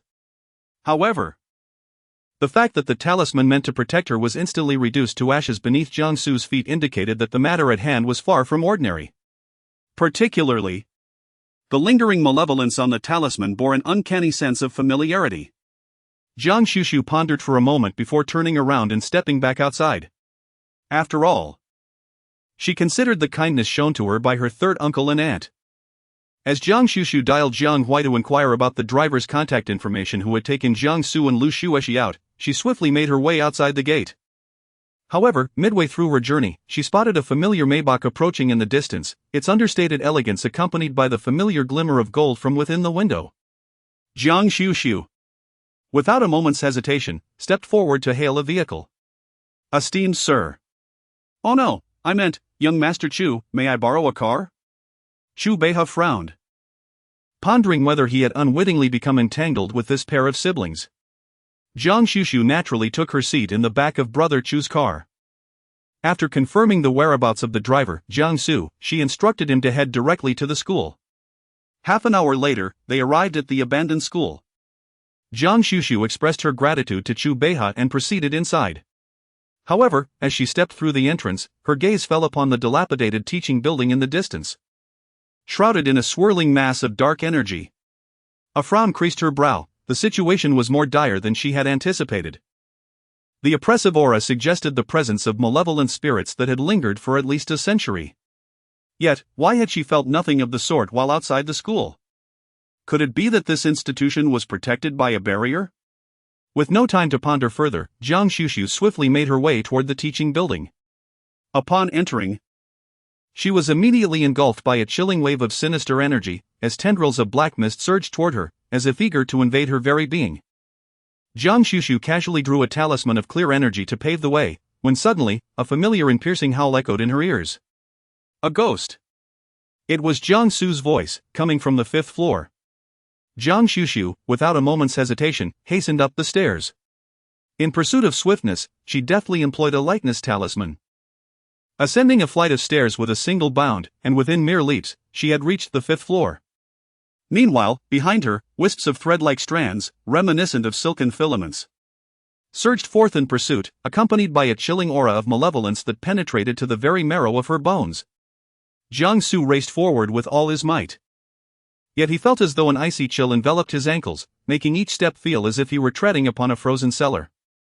Sensing the silken thread behind him drawing ever closer, Jiang Su had a foreboding feeling that his fate was sealed today. Nevertheless, he did not relinquish the enormous egg upon his back. Regret consumed him, deep, profound regret. Despite Jiang Xuxu's earlier warnings, he had still ventured out to meet an online acquaintance. And not only that, he had ascended to the rooftop, releasing that ominous object. Jiang Su truly felt the urge to weep. He yearned to call Jiang Xusu for help, yet he could not recall her number at all. Suddenly, a glimmer flashed before his eyes, and he sensed a silvery thread swiftly weaving through his vision. Before he could comprehend the situation, that very thread had rapidly ensnared his neck and ankles. In Jiang Su's eyes, terror was overwhelming. The moment the thread embedded itself into his skin, he felt that today might truly be the day he met his demise. Tears finally escaped his control, cascading down his cheeks. In the depths of his despair, a familiar female voice suddenly resonated in his ears. Clear and piercing, at this moment. It was akin to celestial music. Heavenly thunder rumbles, the earth trembles, above are the 6 Jia, below the 6 Ding. I bear the decree of pardon, and shall strike with thunderous resolve. Boom! Accompanied by this authoritative command, Jiang Xuxu unleashed a lightning talisman from her hands. In the following instant, 3 bolts of fiery lightning descended from the heavens, instantaneously incinerating the dark mist that enveloped the silken threads. Along with it, the strands that had ensnared Jiang Su's neck disintegrated into ash. Jiang Su felt a sudden weakness envelop her, and she collapsed onto the ground, still clutching the enormous egg. Turning her head, she caught sight of Guan Xuxu, and her eyes instantly filled with tears. She opened her mouth and cried out, "Guan Xuxu! Sister! Sister! Woo woo! I was wrong, sister!" Guan Xuxu swiftly approached and delivered a sharp slap to his head, commanding, "Stop howling! Carry your cocoon and follow me." She had merely repelled the silkworms, and this place could hardly be deemed safe. As for the cocoon on Guan Xu's back, judging by his earlier protective demeanor, it was evident that it must contain Lu Xueshi. Guan Xu, accustomed to the affectionate pats from her father, felt an unexpected warmth when he suddenly tapped her, momentarily forgetting her tears. Nodding slightly, she swiftly hoisted the oversized silkworm cocoon, nearly as tall as herself, and rose to her feet. Guan Xu observed as she pinched the yellow talisman between her two fingers and, with a swift motion, sliced it. In an instant, the silkworm pupa egg he had just placed on the ground shattered in two, and the next moment, a girl tumbled forth from the remnants of the egg. Guan Xu promptly supported the individual. Guan Xuxu was momentarily taken aback by the sight of the evidently unfamiliar young girl. Who could she be? Where was Lu Xueshi? She is Chun Chun. Sister Xueshi, she is still upstairs. When Guan Xu mentioned Lu Xueshi, his tone momentarily stiffened. Guan Xuxu did not notice this. She merely frowned upon hearing that the person was still upstairs. Why must the three of you meet in such a place? Guan Xuxu was utterly at a loss for words. Who in their right mind would choose such a place for a meeting among ordinary netizens? Guan Xu's expression stiffened momentarily as he glanced at Guan Xuxu, a clear look of guilt evident on his face. No, it was not three. Guan Xuxu's heart skipped a beat, and an ominous premonition washed over her. Among the 9 of us, besides myself and Chun Chun, there were 7 others above.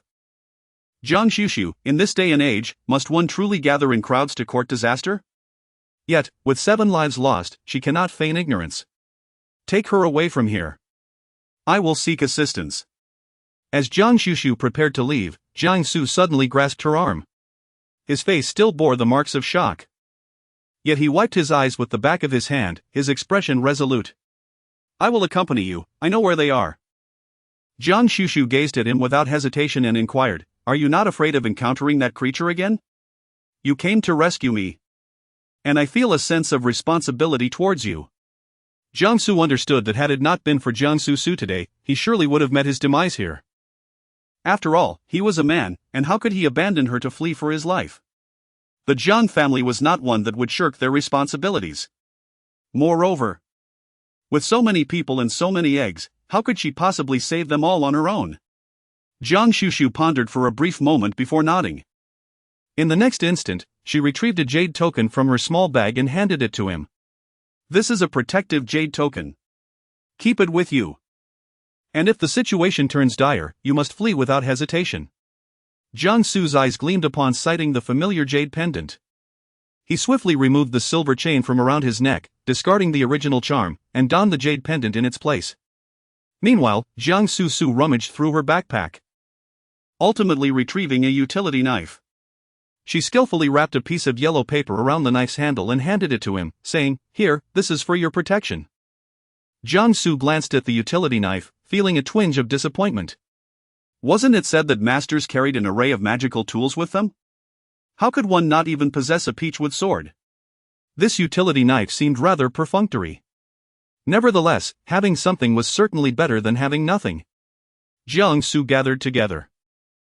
Guan Xuxu had a brief exchange with him regarding the possible occurrences that may unfold shortly. Confirming that Guan Xu comprehended the situation, he then retrieved several yellow talismans from his bag. Guan Xu observed as she flicked her hand, causing the yellow talisman to swiftly form a circle in the air, which then rapidly descended from above Chun Chun, erecting a protective barrier around her. Guan Xu was utterly astonished. Guan Xuxu surprisingly possesses magical abilities. Suddenly, he felt a surge of confidence in the small utility knife in his hand. The two ascended the stairs once more, reaching the rooftop terrace, only to discover that the door leading to the terrace had already begun to be ensnared by delicate strands of silk. Guan Xuxu directly took out the fire talisman and ignited the silkworm silk. Upon opening the door, she beheld 7 colossal eggs meticulously arranged on the rooftop. Guan Xuxu gestured for Jiang Su to conceal himself behind the door while she stepped inside. Guan Xuxu considered herself sufficiently cautious, yet unexpectedly, upon stepping onto the rooftop. She was engulfed by a dizzying whirl of sensations. By the time she regained her composure, she found herself ensnared in a different illusion. The rooftop remained the same. Yet the scene had transformed into another bright daylight. A girl clad in a school uniform was being shoved to the ground by several others. Shortly thereafter, someone sat upon her, beginning to pinch her mercilessly. Your mother sells street food, yet look how plump you've grown, the excess flesh feels delightful to grasp. You should all try it, but remember to pinch the concealed areas, lest anyone notice. I heard that some girls turn bruised immediately after being pinched. Why not strip her to see for ourselves? The girl struggled desperately, but her top was soon torn away. A group of girls surrounded her, laughing heartily, even pulling out their phones to capture the moment. The girl wept bitterly, pleading for mercy. The scene shifted. The girl now stood atop the rooftop, her attire immaculate. Yet without hesitation, she leaped from the edge. Once again, the same scenario unfolded, but this time a boy in a school uniform occupied the same position. Clutching a stack of examination papers, his gaze was vacant as he repeatedly tore the papers apart. Ultimately, he cast the shredded remnants into the air. And as the confetti of paper floated around him, he too leaped into the abyss below. Guan Xuxu stood still, observing the young lives that perpetually vanished before her. Some suffered from relentless bullying, others were overwhelmed by academic pressures, while some faced harassment only to be met with condemnation. In their hearts lingered resentment and discontent towards their surroundings and the school itself. Their bitterness enveloped the educational building day after day, casting a shadow that affected those who came after. Perhaps some did not truly wish for death, yet they still chose to end their lives. Even as she gazed through the fabric of time and space at those scenes, she could almost feel the faint, ethereal echoes of their grievances surging toward her. Guan Xuxu furrowed her brow, poised to find a way to escape, when the scene before her abruptly shifted once more, this time presenting a figure that caused her hand, which was about to move, to come to a sudden halt. In this new tableau stood a girl of roughly 16 or 17 years, distinct from the previous students. Her abdomen subtly rounded, as she clutched it protectively and retreated step by step. Approaching her with deliberate slowness was Guan Xuxu.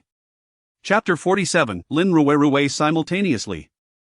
In a hospital room, Guan Xuxu lay in her bed, once again ensnared in a nightmare.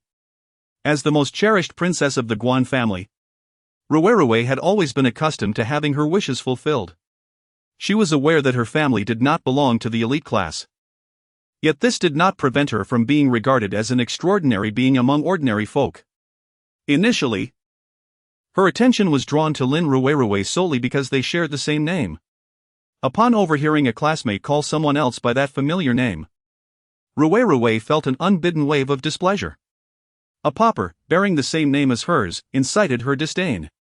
However, to maintain her image among her peers, she concealed her true feelings, outwardly claiming it was a matter of fate, subtly hinting that the shared name left her in a state of confusion about who was being called, which caused her some vexation.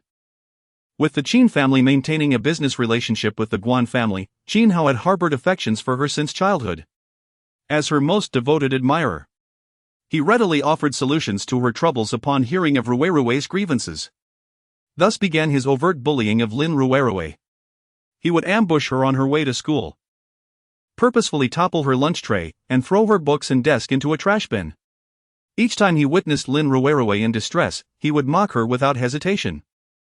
Xuxu's response to his behavior was merely a light-hearted admonishment, telling him not to bully their classmate. Her words were as gentle as a tickle, serving more as a veiled encouragement than a rebuke. Consequently, Qin Hao became increasingly aggressive in his torment of Lin Xuxu. At first, Xuxu dismissed this minor annoyance, until one day she noticed that Qin Hao was spending less time by her side. Even his daily messages of concern had abruptly ceased. While Xuxu did not harbor any affection for Qin Hao, she had grown accustomed to his attentions. Curious about the shift, she took the initiative to pay closer attention to him, leading her to stumble upon a shocking scene. Qin Hao had Lin Xuxu pinned against a wall, his body pressed tightly against hers, disregarding her struggles as he forcibly kissed her, murmuring, "Lin Xuxu, I like you. If you behave, I won't bully you." Initially, Ruwerue believed that Qin Hao was merely toying with Lin Ruwerue, perhaps even using her as a stand-in for his affections toward Ruwerue herself. However, when she offered him a chance to draw closer, he remained unmoved. Later, in a jesting manner, she inquired about Lin Ruwerue. Qin Hao looked at her with unexpected seriousness and said, "Ruwerue, I may not be able to like you anymore." This was because he had genuinely fallen for Lin Ruwerue not as a substitute, nor as a plaything, but as someone he sincerely wished to date. Ruwerue found this absurd. A perpetrator who, while inflicting harm upon another, dared to entertain thoughts of a romantic relationship. Qin Hao was nothing but scum, a fool. Although Ruwerue had no feelings for him, she loathed the idea of someone usurping what she perceived to be hers, even if it was something worthless. Feigning happiness, she congratulated him and even invited Lin Ruwerue into their small circle. She would care for Lin Ruwerue in front of Qin Hao, treating her to meals that were merely her leftovers. She would style her hair, yet inadvertently burn her scalp. She would trim her nails, only to accidentally cut away a piece of skin. On occasion, Qin Hao, the scoundrel, would display concern for her injuries. Each time this occurred, Ruwerue would feel an overwhelming sense of regret and sorrow, apologizing profusely to Lin Ruwerue, who naturally bore no ill will. He was simply a fool. Professing his love for Lin Ruwerue while remaining oblivious to the different treatment she received under his gaze. Ruwerue had merely intended to teach this audacious interloper a slight lesson. Yet, to her utter shock, she discovered that Lin Ruwerue was pregnant with Qin Hao's child. Ruwerue could not articulate the feelings that surged within her upon learning this. It was akin to a cherished toy suddenly tainted by another's scent. She felt that Qin Hao had sullied her. However, more than her disdain for Qin Hao, she harbored a deeper hatred for the person who had sullied her toy. Thus, while Lin Ruwerue was engulfed by fear and helplessness due to her pregnancy, Ruwerue summoned her to the deserted rooftop of a building. She revealed, "Qin Hao treated you that way because of me. I detest sharing my name with anyone. Which is why he bullied you. Did you truly believe he liked you? You were merely a substitute for his frustrations because I ignored him. Ruwerue, I regret to say, you are just a stand-in." It was unnecessary for him to go to such lengths to win my favor, yet he managed to create a life in the process. It was only at that moment that Lin Ruwerue comprehended why she had been subjected to bullying, entangled in a web of affection twisted by a scoundrel. She harbored hatred for both Qin Hao and Guan Ruwerue. Perhaps overwhelmed by despair, or perhaps cursed by the rooftop's ominous aura, Lin Ruwerue unexpectedly suffered a miscarriage. Ruwerue watched in horror as Lin Ruwerue collapsed, blood pooling beneath her. Panic-stricken, her instinct was to flee. Ignoring Lin Ruwerue's desperate pleas and the outstretched hand that sought her help, Ruwerue turned and ran, even closing the rooftop door instinctively behind her. The following day, news circulated online about a girl discovered atop an abandoned building, suspected of taking her own life due to an unintended teenage pregnancy. Fortunately, she was found in time and her life was spared, though the child was lost. Days later, Ruwerue learned that Lin Ruwerue's family had arranged for her to withdraw from school. After that, no further news of Lin Ruwerue reached Ruwerue, not even of Qin Hao, who abruptly transferred schools. By then, Ruwerue had grown indifferent to Qin Hao's fate. A year passed, and Ruwerue was nearly able to forget Lin Ruwerue's existence. She could not fathom why Lin Ruwerue had suddenly clung to her. Had she died? Yet if she had, Ruwerue felt no concern, it was not her doing. If Lin Ruwerue had not involved herself with Qin Hao, how could she have ended up in such a predicament? The miscarriage was not Ruwerue's fault. It was merely Lin Ruwerue's misfortune. Why should she be burdened by it? Once more, the cycle of nightmares ensnared her, waking her in fright, only to be startled awake again. Ruwerue reached a breaking point, hurling accusations at the apparition of Lin Ruwerue, now transformed into a nightmarish figure. Lin Ruwerue, your death is of no concern to me. I did not cause it. Why do you torment me in this manner? Do you think you can scare me? I am not afraid of you. You are nothing but a wretched girl, entangled with Qin Hao. I fear you not. I fear you not. Once my father finds a powerful master, I shall have you banished. I will ensure your soul is scattered. Wretched being. As if provoked by her words, The figure of Lin Ruerue before her morphed into a terrifying visage. This time, Guan Ruerue did not awaken, for Lin Ruerue reached out and directly grasped her throat. She wished for her to never awaken again. Chapter 48, Jiang Su, you had better provide me with an explanation. In the dream, Lin Ruerue shed 2 streams of blood tears, her appearance horrifying and ghastly, her eyes filled with loathing for Guan Ruerue, her hands tightly constricting her throat. In reality, Guan Ruerue, lying on the hospital bed, suddenly began to convulse violently in her dream, as though her breath was being forcefully stifled. The instruments beside the bed emitted piercing alarms, and soon, doctors and nurses rushed into the VIP ward to administer urgent care. In the midst of the chaos, it was unclear whose hand had touched Guan Ruerue on the bed. In the dream realm, Lin Ruerue seemed to be thrust away by a powerful force. In the next moment, Guan Ruerue abruptly opened her eyes in reality, gasping for breath in terror. Meanwhile, on the rooftop of the teaching building, Guan Xuxu stared intently as Guan Ruerue discarded the suddenly bleeding girl and fled, a cold smirk of derision playing at the corners of her mouth. She appeared to be lost in the despairing illusion of the girl, unaware of the silken threads that quietly encroached upon her from all around. Those delicate threads transformed into a dark mist, attempting to infiltrate her being, bit by bit. Yet, the previously motionless Guan Xuxu suddenly emitted a glimmer of golden light from her palm. That glimmer wavered momentarily before, in an instant, shattering the illusion before her. Guan Xuxu suddenly opened her eyes, her gaze locking onto a specific spot on the rooftop. In an instant, 3 thunder talismans soared from her palm. The thunder reverberated ominously. The ground trembled, with celestial spirits above and earthly guardians below. With the decree of the highest authority, the thunder would be decisively cleaved.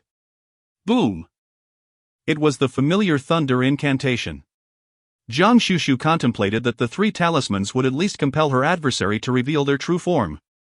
Even if they could not deliver a crushing blow, she aimed to find an opportunity to rescue the person. However, to her surprise, at the moment the talismans were cast, a flicker of golden light seemed to accompany them as they ascended. In an instant, a flash of lightning illuminated the rooftop, and the next moment, 3 violet bolts of lightning descended fiercely towards the spot where Guan Xuxu had thrown her talismans. Guan Xuxu's eyes widened in astonishment. Purple lightning. However, before she could contemplate further, she witnessed the emergence of another silkworm egg at the site struck by the purple lightning.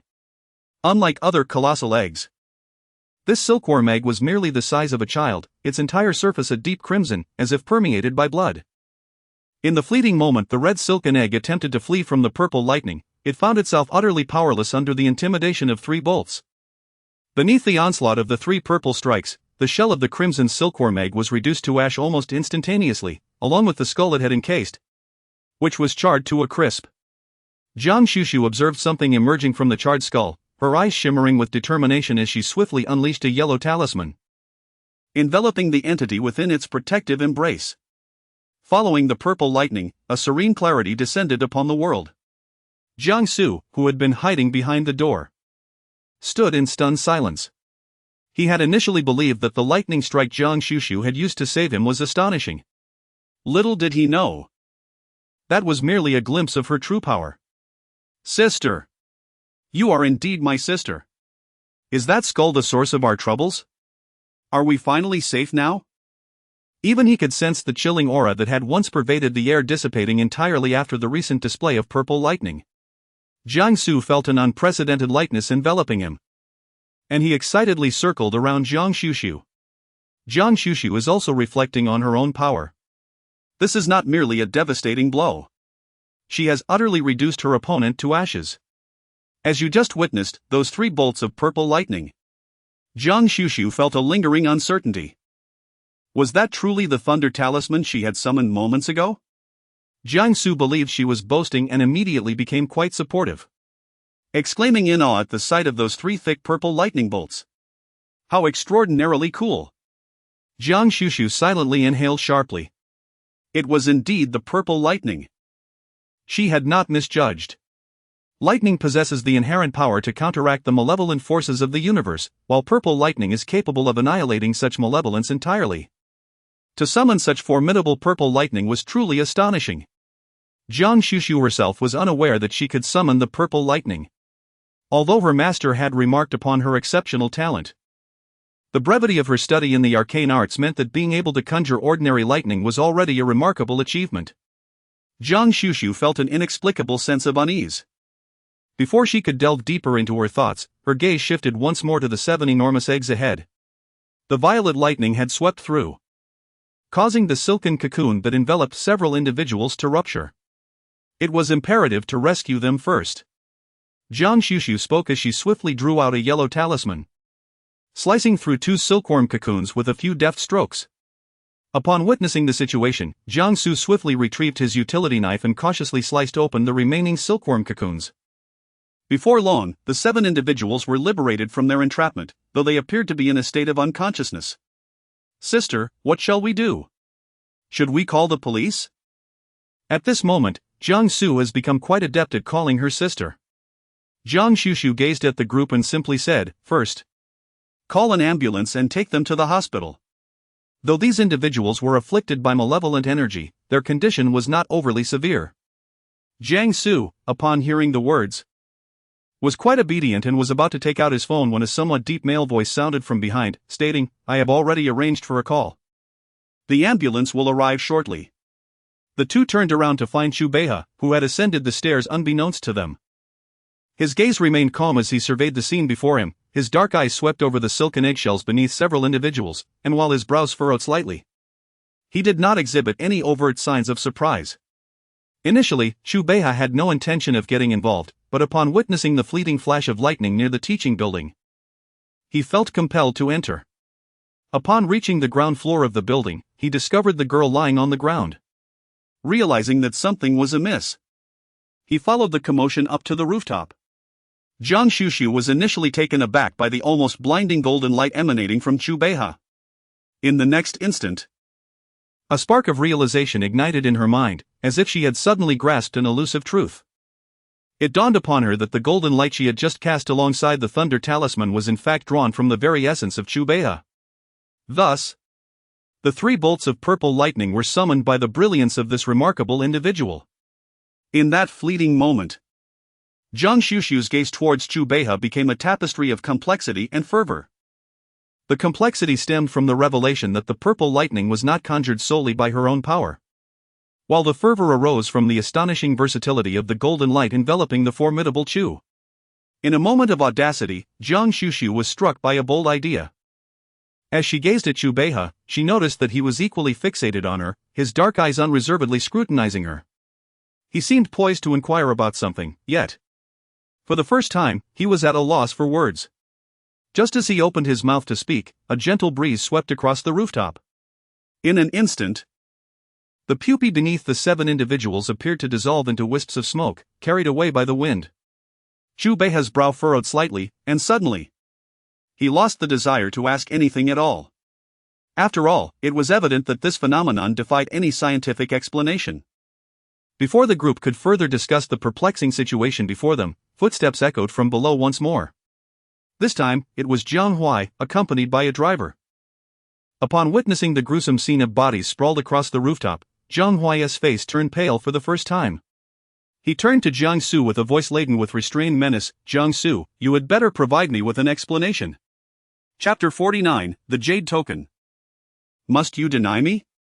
Guan Xuxu had previously contacted Jiang Hui to obtain the driver's address, so it was hardly surprising that Jiang Hui would come over. However, Jiang Su was unaware that upon seeing Jiang Hui, he instinctively darted behind Guan Xuxu, akin to a mouse evading a cat. In his haste, he tugged at Guan Xuxu's sleeve, pleading, "Sister, please help me explain things to Brother Hui." Jiang Hui observed Jiang Su's subtle gestures and raised an eyebrow in silent amusement, only to witness Jiang Su indeed providing an explanation. "Well, it is not his fault," Jiang Huixin remarked. "If it is not his fault, then whose could it possibly be?" His gaze suddenly fell upon Lu Xueshi, who lay on the ground nearby. So, this must be the source of the trouble? However, upon observing the 7 individuals sprawled before him, he found no inclination to probe further. As long as they were unharmed, that was sufficient. Soon, an ambulance arrived, transporting the 7 from the rooftop, along with Chun Chun from downstairs, to the hospital. Upon hearing of Lu Xuexi's predicament, Jiang Han and Jiang Cheng hurried over. After learning the details of the incident and witnessing Xuexi unconscious while Jiang Su remained unscathed, they could not suppress their barrage of inquiries. Jiang Su originally intended to recount the harrowing events of his day to his two cousins.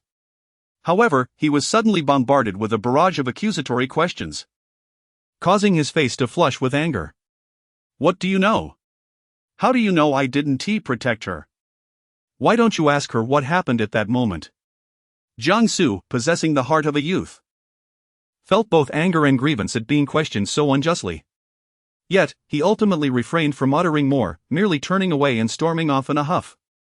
Jiang Han and Jiang Cheng believe that Jiang Su has committed a wrongdoing yet lacks the courage to take responsibility, thus they choose to ignore him. Guan Xuxu remained oblivious to the happenings within the ward. She had just visited several other rooms, casually dispelling the lingering negative energy surrounding those patients. In the safety of the staircase, Jiang Su, incensed, wiped away his tears with the back of his hand. He was not overly sensitive. Unable to endure a few harsh words, rather, he felt a profound sense of injustice and sorrow. Although he had rashly agreed to compete inside the building, he had been acutely aware of his surroundings. When those silken threads appeared unexpectedly, none of them reacted in time. As he witnessed someone ensnared, his instinct was to pull Lu Xuexi to safety, even throwing himself in front of her as the threads threatened to entangle her. Yet, at the moment his feet became ensnared, Lu Xuexi instinctively broke free from his grasp and fled. Instead, it was Chun Chun who rushed over to assist him, only for both of them to become ensnared together. How did he ultimately free himself from those silken threads? He remembered feeling a sudden burning sensation beneath his feet, followed by the abrupt severing of the threads that had ensnared him, allowing him to seize the moment and escape with Chun Chun, who had been cocooned. The urgency of the situation had left no room for contemplation, but now, reflecting on it, Jiang Su hastily removed his shoes to inspect them. To his dismay, he discovered a layer of dark ash on his insoles, unmistakably the residue of something that had been burned. Upon closer inspection, he noticed a small piece of yellow paper tucked away in the corner. The sight of that yellow paper instinctively reminded him of the talismans Guan Xuxu used, and suddenly, everything clicked into place. His eyes reddened further with realization. It dawned on him that Guan Xuxu had been the one to save him from the very beginning. She had warned him, yet he had ignored her, stubbornly following Lu Xuexi outside. Remarkably, she had not only refrained from anger but had secretly placed a talisman in his shoe to protect him. Overwhelmed by this revelation, Jiang Su could not help but weep more fervently, filled with both gratitude and regret. He had previously treated her with disdain and even conspired with Jiang Han to force her to leave home, yet she was still willing to assist him. As he sobbed, a sudden sound of a door being pushed open startled him, and he froze, halting his tears. Turning around, he was astonished to find Guan Xuxu standing there. His eyes widened in surprise, momentarily forgetting his earlier distress.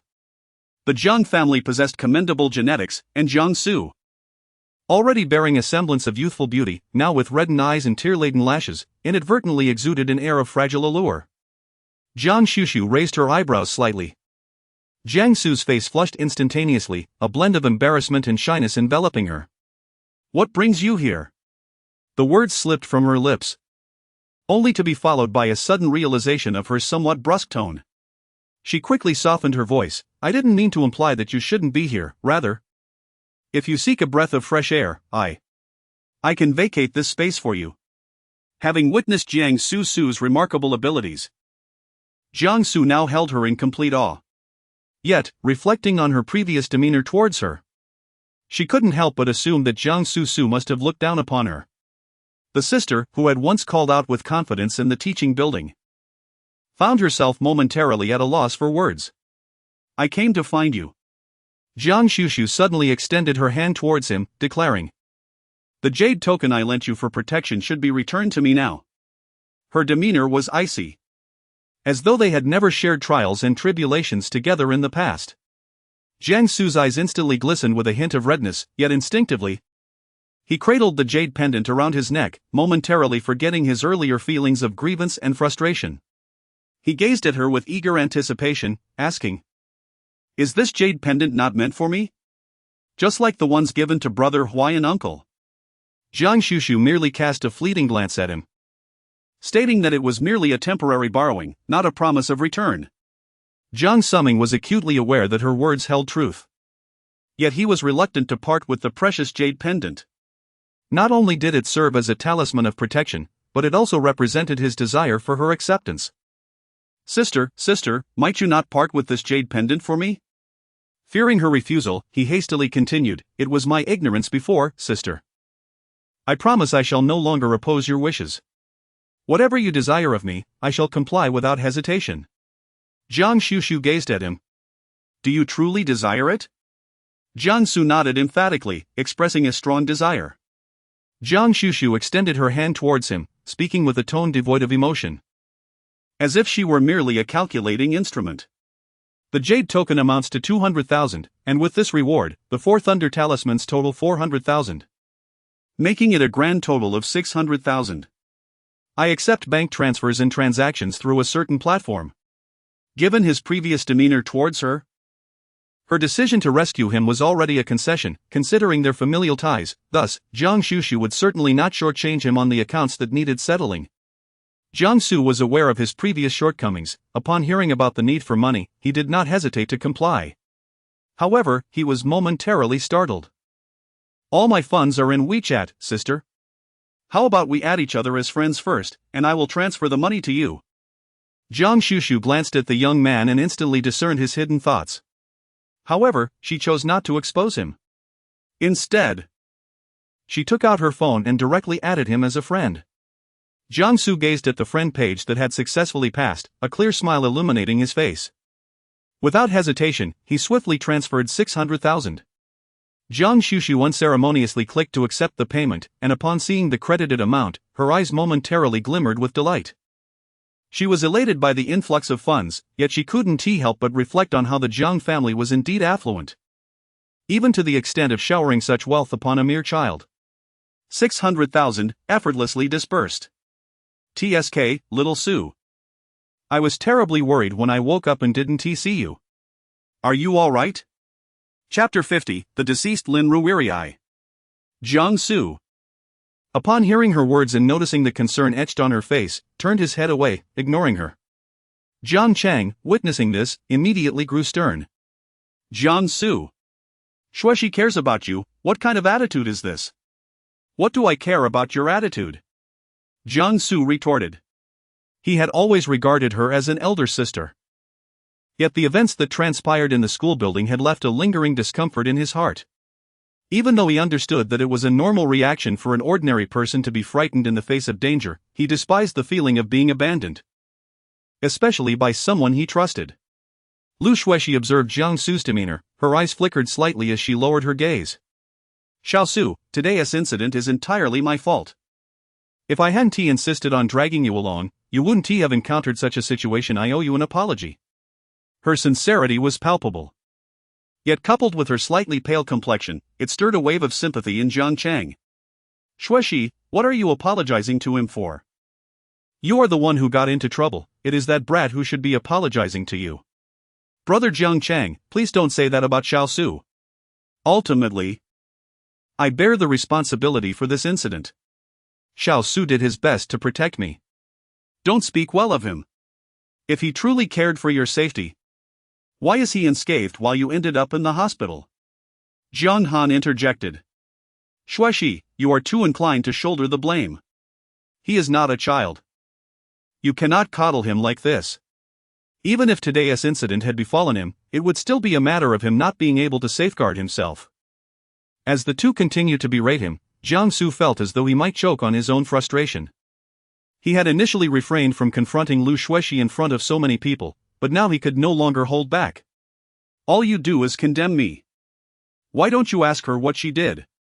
I told you from the very beginning that I had no desire to meet some ridiculous online friend. Nor did I want to play some absurd game of CS.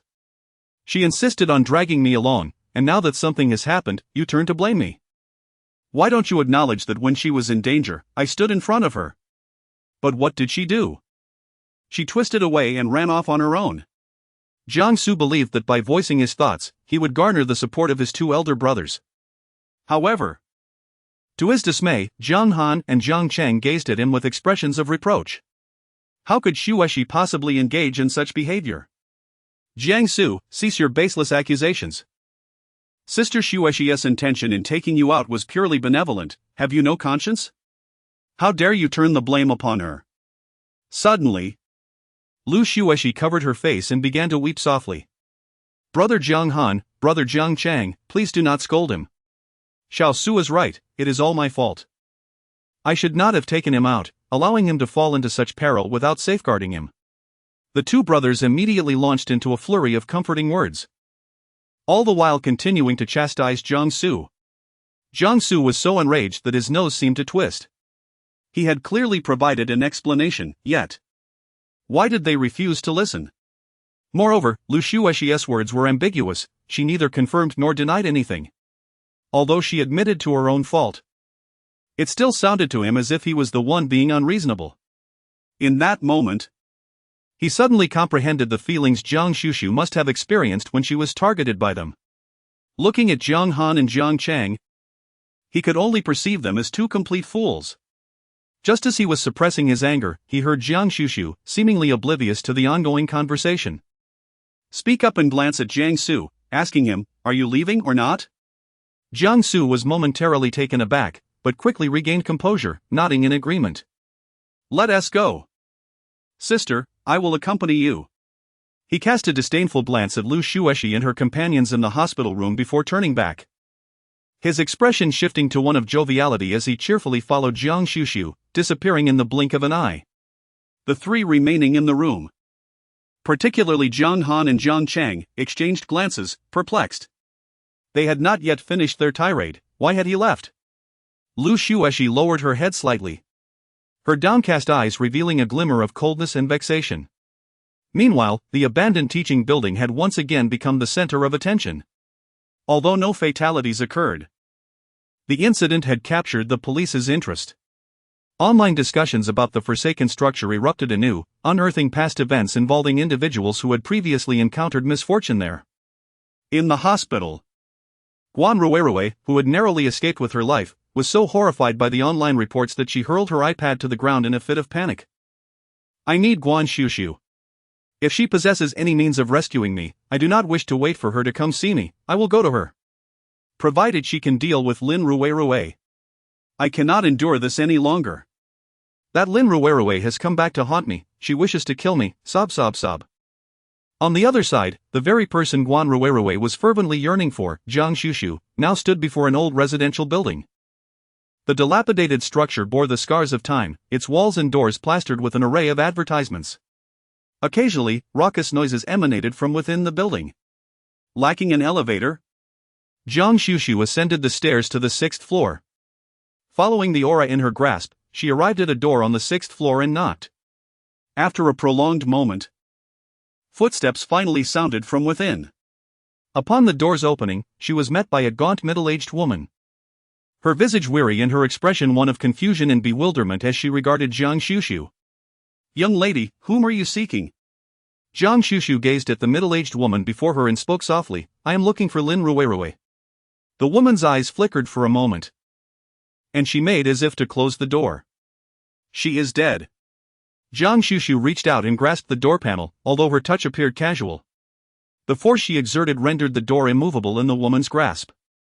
"I am aware that she is inside." Jiang Xuxu paused momentarily as she spoke. "I am here to assist her." The middle-aged woman's face twitched, and she turned her gaze toward Jiang Xuxu, the unmistakable traces of crimson veins faintly visible in her eyes. When she finally spoke again, her voice trembled with a hint of suppressed emotion. "Who are you? Have you been sent by the Qin family?" Jiang Xuxu shook her head, stating, "My surname is Jiang, you may call me Xuxu." The middle-aged woman gazed at her, a flicker of struggle and anguish evident in her eyes, before ultimately stepping aside to allow her entry. "Please, come in." The somewhat cramped room lacked a sofa in the living area, instead featuring a solitary bed. The middle-aged woman made no gesture to invite her to sit, leading her directly to the only bedroom in the house. Jiang Xuxu, following the ajar door, finally beheld the scene within the room. In the meticulously tidied space, a bed was positioned, upon which sat a young girl. Her long hair cascaded down, and her gaze was vacant, akin to that of a marionette. It was none other than Lin, the one whom Guan Xuxu had spoken of as already deceased. Guan Xuxu thought to herself that she had indeed guessed correctly. Chapter 51, Save My Child. Lin had not perished. After Guan Xuxu hastily abandoned her, she was fortuitously rescued in time. Although she had lost her child, at least her life was spared. Lin's mother only learned of the torment her daughter had endured at school when she was taken to the hospital. Having lost her husband early, Lin's mother had single-handedly raised her daughter, and could scarcely fathom the bullying her child had suffered. In a fit of rage, she confronted the school, seeking justice, but was met with vague responses that insinuated blame upon Lin for tarnishing the institution's reputation. As a member of the working class, Lin's mother struggled to cover her daughter's tuition, relying on the meager survivor's benefits left by her late husband. Her intention had been to provide her daughter with a quality education, yet she never anticipated such a calamity. When the school refused to take action, and feeling powerless, Lin's mother fell prey to the persuasion of a social media influencer, posting about the incident online in a desperate attempt to seek justice for her daughter. Little did she know, this very act would plunge them into another abyss. Lin, grappling with an unplanned pregnancy, secretly sought to end her life in an abandoned classroom. Initially, she garnered sympathy from netizens, but soon the tide of online commentary turned sour. Comments began to twist the narrative: an unwed pregnant girl, frightened of her family's reaction. Attempt suicide. Today's students are only learning to misbehave. I concur with the previous comment: early relationships carry risks, and procreation must be approached with caution. Who is the father? If it led to suicide, she was likely abandoned. Girls who lack self-respect deserve to be discarded. Those with a romantic fixation deserve to forage for wild vegetables. A miscarriage is justly met. I've heard some students engage in part-time work. Could this Lin be among them? The truth is revealed. Unbelievable, this is utterly repugnant. I wonder how their parents educate them. Attempting to garner sympathy through online attention is disgraceful. The ensuing wave of commentary spiraled out of control. Lin's mother attempted to defend her daughter, but her voice was drowned out. Even colleagues and neighbors began to gossip. Some even unearthed Lin contact information, directly messaging her with inquiries of a sordid nature. How could a mere 17-year-old withstand such relentless malice? Ultimately, one fateful night, she succumbed to madness. To say she was mad, however, would be a mischaracterization. She did not scream or shout, she remained silent. Lin's mother felt she had doomed her daughter and decided to withdraw her from school. In a futile endeavor to heal her child's affliction, she exhausted all their savings. Yet the situation remained unchanged. Her dedication to caring for Lin led to her own employment troubles, forcing her to resign. It was only when Qin Hao appeared at their door one day that she discovered he was the instigator of her daughter's suffering. The derogatory comments they faced were orchestrated by the Qin family to shield him from public scrutiny. Even after the fact, Qin Hao feigned concern, offering compensation. Fully aware of his family's actions, Lin's mother harbored an intense hatred for Qin Hao, wishing nothing more than to eliminate him on the spot. Yet, she refrained, knowing that if she were imprisoned, no one would care for Rui. Judged as weak or ineffectual, Lin's mother ultimately chose to relocate, seeking to distance herself from Qin Hao and his family. However, the Qin family consistently tracked them down, and with each visit from Qin Hao, threats from his family followed. Lin's mother found herself forced to move again. In a bid to provide Rui with some semblance of peace, she even publicly declared her daughter deceased. Lin's mother looked at Guan Xuxu, her eyes devoid of any luster. The online world had long since forgotten Lin Rui, and she hoped desperately that no one would discover her daughter was still alive, lest they disrupt her fragile existence. I do not know how you learned that Rui still lives, but if your offer of assistance involves leveraging the internet, I do not require it. Truly, it is unnecessary. The hardships of life, coupled with despair and uncertainty for the future, had rendered her incapable of shedding a single tear. Yet, in listening to her voice, one could feel the profound anguish and remorse that resided within her. Guan Xuxu seldom extended her hand, but she took the initiative to grasp Lin's mother's hand. Rest assured, the assistance I speak of is aimed at restoring her cognitive faculties. Lin's mother shook her head, expressing despair. It is futile, so many hospitals have declared it untreatable. And I have grown accustomed to this reality. It is as if my daughter has been stricken with Alzheimer's disease prematurely. She has always been able to take good care of herself." Seeing her disbelief, Guan Xuxu chose to remain silent and casually tossed a yellow talisman. Lin's mother observed as the talisman floated in the air above her daughter's head, seemingly defying the laws of nature. To her astonishment, her daughter, who had always been unresponsive to the outside world, slowly lifted her gaze towards the talisman as if drawn by an unseen force. Lin's mother felt a tremor in her pupils, unable to comprehend the extraordinary scene before her. She looked at Guan Xuxu in disbelief. Guan Xuxu explained that her ignorance stemmed from the fact that a fragment of her soul had been confined atop an abandoned teaching building. "It was by chance that I discovered this fragment, prompting me to follow its ethereal essence." As she spoke, she retrieved a small lantern crafted from yellow talismans from her backpack. The lantern was hollow, seemingly devoid of contents, yet it faintly emanated a soft glow. Observing the yellow talisman suspended above and the paper lantern in Guan Xuxu's hand, Lin Mu could no longer harbor doubts. Her eyes welled with tears as she fervently nodded. "I believe you, young master. Please save Ru'er, save my child." With her trust bestowed, Guan Xuxu nodded in acknowledgement. She produced a small vermilion brush from her backpack and approached the bedside, swiftly drawing a soul-retrieving talisman on Lin Ru'er's forehead. In the next moment, she placed the paper lantern into Lin Ru'er's palm and began to chant, "Heaven's path is clear, the earth's path is serene, humanity is tranquil, the three souls converge. I issue the decree, let the soul return." As the final words escaped her lips, the yellow talisman that had been suspended above swiftly enveloped the paper lantern. Simultaneously, a red thread seemed to connect Lin Ru'er's forehead to the lantern. And Lin Mu watched in awe as a glimmer of light within the lantern began to traverse the red thread, inching towards her daughter's brow. Realizing that this glimmer represented the lost fragment of her daughter's soul, Lin Mu instinctively held her breath, fearful that even a whisper of air might disturb the delicate reunion. As the luminous point neared its destination, just as it was about to merge with Lin Ru'er's brow, a sharp cry resembling that of an infant pierced Lin Mu's ears, causing her great discomfort. Chapter 52, Your Unborn Child. Ah! Lin Mu could not suppress her exclamation, her eyes betraying her growing panic. Guan Xuxu remained composed, swiftly sending forth 3 yellow talismans that deftly enveloped the paper lantern, effectively halting the shimmering glow that had been tugged into the air. Guan Xuxu had not yet had the chance to catch her breath when she noticed the originally wrapped paper lanterns adorned with yellow talismans beginning to transform into ash and soot.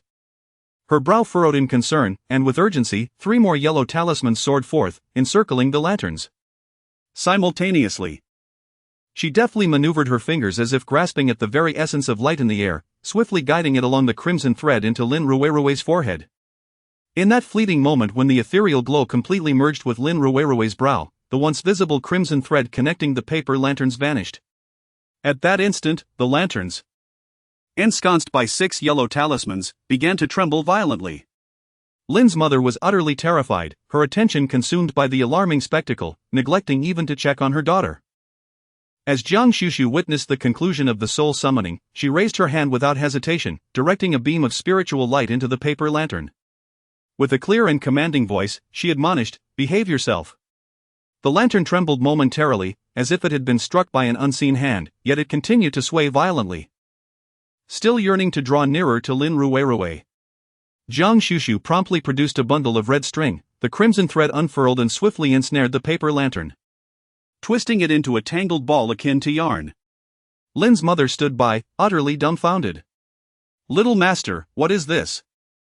Could it possibly be the soul of her daughter?" Just as Guan Xuxu was about to speak, a sudden hoarse murmur emanated from beside the bed. "Mom?" Upon hearing this voice, Lin's mother froze, her entire being rigid with shock. She could no longer pay heed to the yarn-like bundle and abruptly turned to gaze at her daughter, Lin Ru'er, lying in bed. The moment their eyes met, her heart, which had been numb for over a year, began to quiver violently. Tears welled up in her eyes almost instantaneously. "Ru'er?" Lin's mother choked on her words, rushing to the bedside, tears streaming down her face. "Ru'er, you looked at me, you can speak now. Ru'er, my daughter." As she spoke, Lin's mother enveloped Lin Ru'er in her arms, unable to restrain her sobs any longer. Lin Ru'er felt as though she were trapped in a dream. her expression one of confusion and helplessness. She could not comprehend why, after what seemed merely a short slumber, her mother appeared to have aged a decade. As Guan Xuxu witnessed the reunion of mother and daughter, she chose not to interrupt, quietly stepping out of the room and gently closing the door behind her. She wiped away her tears. Despite her appearance, which still bore the marks of age and weariness, she seemed to come alive in an instant, her eyes sparkling with a newfound light. She stepped forward to extend her gratitude once more towards Guan Xuxu, who accompanied her back into the room. Inside, Lin Rui had evidently just finished crying, and as she looked at Guan Xuxu, her gaze was filled with complexity. She recognized her. She was Guan Rui's elder sister, Guan Xuxu. Is it Guan Rui who sent you? Lin Rui finally spoke after a long silence, her voice still hoarse, her eyes reflecting a mix of wariness and fear as they met Guan Xuxu's. Although Guan Xuxu and Guan Rui attended the same high school, they were in different classes. However, Lin Rui had overheard Guan Rui speak of her sister in private. In the year when Guan Xuxu was engrossed in learning the arcane arts from her master, she remained blissfully unaware of the happenings at school, and even more so of Lin Rui's existence.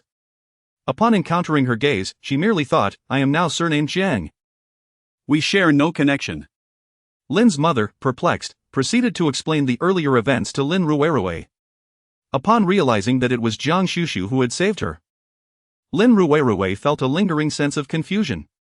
She could not comprehend how Guan Rui's elder sister possessed such understanding. Yet, this did not hinder her from expressing her gratitude. I do not know what has transpired." Lin Rui was utterly unaware of the events that had unfolded over the past year. It felt as though she had been ensnared in a protracted dream, in which she witnessed numerous despondent students leaping from a rooftop, their eyes filled with despair. As she beheld those expressions, she too felt enveloped by a shroud of hopelessness, unable to struggle against it. Your soul was confined, resulting in a loss of consciousness for over a year. Initially, I believed that the one holding your soul captive was the master of the skull in the abandoned teaching building. However, as I guided your spirit just now, I discovered that it was, in fact, this very entity that bound you. Guan Xuxu spoke as she retrieved the tangled paper lantern from her backpack. Lin Mu, upon seeing the ball of string, recalled the frantic movements of the object moments ago and instinctively positioned herself in front of Lin Rui. Little Master, what exactly is contained within this? Guan Xuxu's gaze slightly narrowed as she turned to Lin Rui and said, "What is contained within is the vengeful spirit of your unborn child." Both Lin's mother and Lin Rui were momentarily taken aback, their eyes reflecting a mixture of astonishment and disbelief. The child's vengeful spirit? Guan Xuxu continued. I surmise that it originated from your miscarriage in the abandoned teaching building, where the infant's soul became ensnared upon the rooftop. That location, already steeped in sorrow from the numerous student suicides, has accrued a considerable amount of resentment, coupled with the profound anguish of an unfulfilled infant life. It has absorbed this negativity, naturally transforming into a formidable vengeful entity. What Guan Xuxu did not mention was that the abandoned teaching building itself was ensnared by a malevolent array, a nexus of resentment where the silken threads emerged from the skull ensconced at the center. Over the years, numerous students had succumbed to suicide, likely influenced by the oppressive aura within the building, which magnified the despair and anger festering within their hearts. Upon their demise, their original resentments nourished the skull. Yet, it remains a mystery why the vengeful spirit, which ought to have been consumed as sustenance, was instead preserved within the crimson cocoon, not only unabsorbed but safeguarded. Later, Lin Rui, subjected to online vitriol and humiliation, experienced a rapid accumulation of resentment. The spirit of her child, sensing her anguish and yearning for her presence, followed that wave of resentment and seized one of Lin Rui's souls. This desire was twofold: to accompany her and to transform Lin Rui into a vengeful spirit akin to itself. However, as Lin Rui was still among the living, the spirit could only track down her adversary, Guan Rui, through the resentment buried deep within Lin Rui's heart. This explains why Guan Xuxu initially perceived only a shadow of resentment gathering behind Guan Rui, rather than straightforward malevolence. Had the maternal talisman previously affixed to Guan Xuxu not been incinerated, she might have detected a similar aura emanating from Guan Rui and traced the source of that dark energy. Perhaps she would have to wait until the dark energy upon Guan Xuxu coalesced into a tangible form before dispersing it. But by then Lin Xuxu would likely have become a mere specter. This time, it was a fortunate accident that allowed her to rescue a fragment of her soul just in time. Sensing the emotions flickering in Guan Xuxu's eyes, Lin Xuxu trembled slightly and could not help but whisper, "Xuxu master, what shall be done with this child?" Chapter 53, I heard you wish to see me? Guan Xuxu gazed at Lin Xuxu, her eyes deep yet her voice devoid of warmth, as if she were a vengeful spirit consumed by resentment. The only remedy was annihilation. Upon hearing the final two words, Lin Xuxu seemed to stagger, and Lin's mother hurriedly enveloped her in an embrace. "Xuxu, this child bears no fate with you, and moreover, it nearly brought you harm. I understand that my words may seem cruel, but to me, you are the one of utmost importance. As a mother." Lin's mother comprehended the depths of maternal sentiment. However, to her, a child she had never seen could not possibly compare to the one she had painstakingly raised. Lin Xuxu felt the slight tremor in her mother's embrace and merely closed her eyes. If one were to speak of her feelings toward this child, they were not as profound as one might assume. From the very beginning, this child was a mistake, even without the incident at the teaching building. She might have found a way to terminate the pregnancy. Perhaps the child's resentment stemmed from this very notion. It harbored such animosity towards itself, yet clung to her with an unyielding attachment. Thus, it sought to remain by her side at all costs. During the times she found herself in a state of confusion, she indeed felt a small presence snuggling close to her. Lin Xuxu could not articulate what that sensation was, yet she could not bear to witness its destruction. "Master Su, is there truly no other way?" Her gaze held a hint of plea, and despite being of similar age to Guan Xuxu, her eyes lacked the vibrancy and brilliance characteristic of youth. Guan Xuxu pressed her lips together, contemplating her predicament. As a talisman master, she was inherently unskilled in dispelling grievances. Furthermore, the little one was not only burdened by its own resentment and the sorrow of past students who had taken their own lives, but also by the malevolent aura emanating from that skull. She was uncertain whether she could eradicate it. After a brief moment of reflection, Guan Xuxu resolutely turned and exited, retrieving her phone to make a call. "It's me. I have a vengeful spirit here that I need your assistance with. Its situation is rather peculiar." "How much?" 100. "Weren't you previously quoting 80? That's exorbitant. Please give me a discount." "Alright, I will send it to you this afternoon." Upon hearing this, both Lin Mu and Lin Xuxu's eyes sparkled with hope, followed by an outpouring of gratitude. Lin Mu inquired about the appropriate compensation.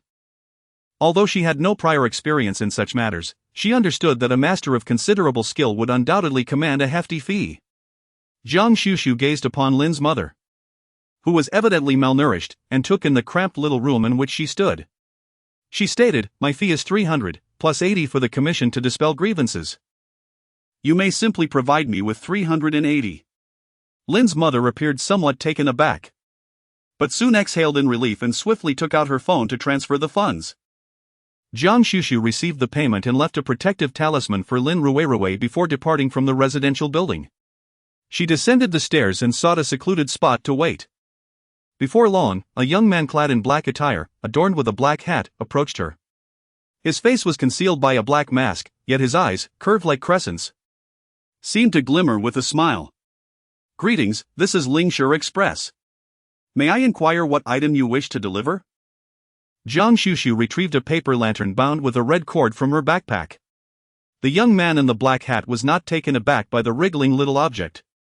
Instead, he calmly extracted a box from his messenger bag.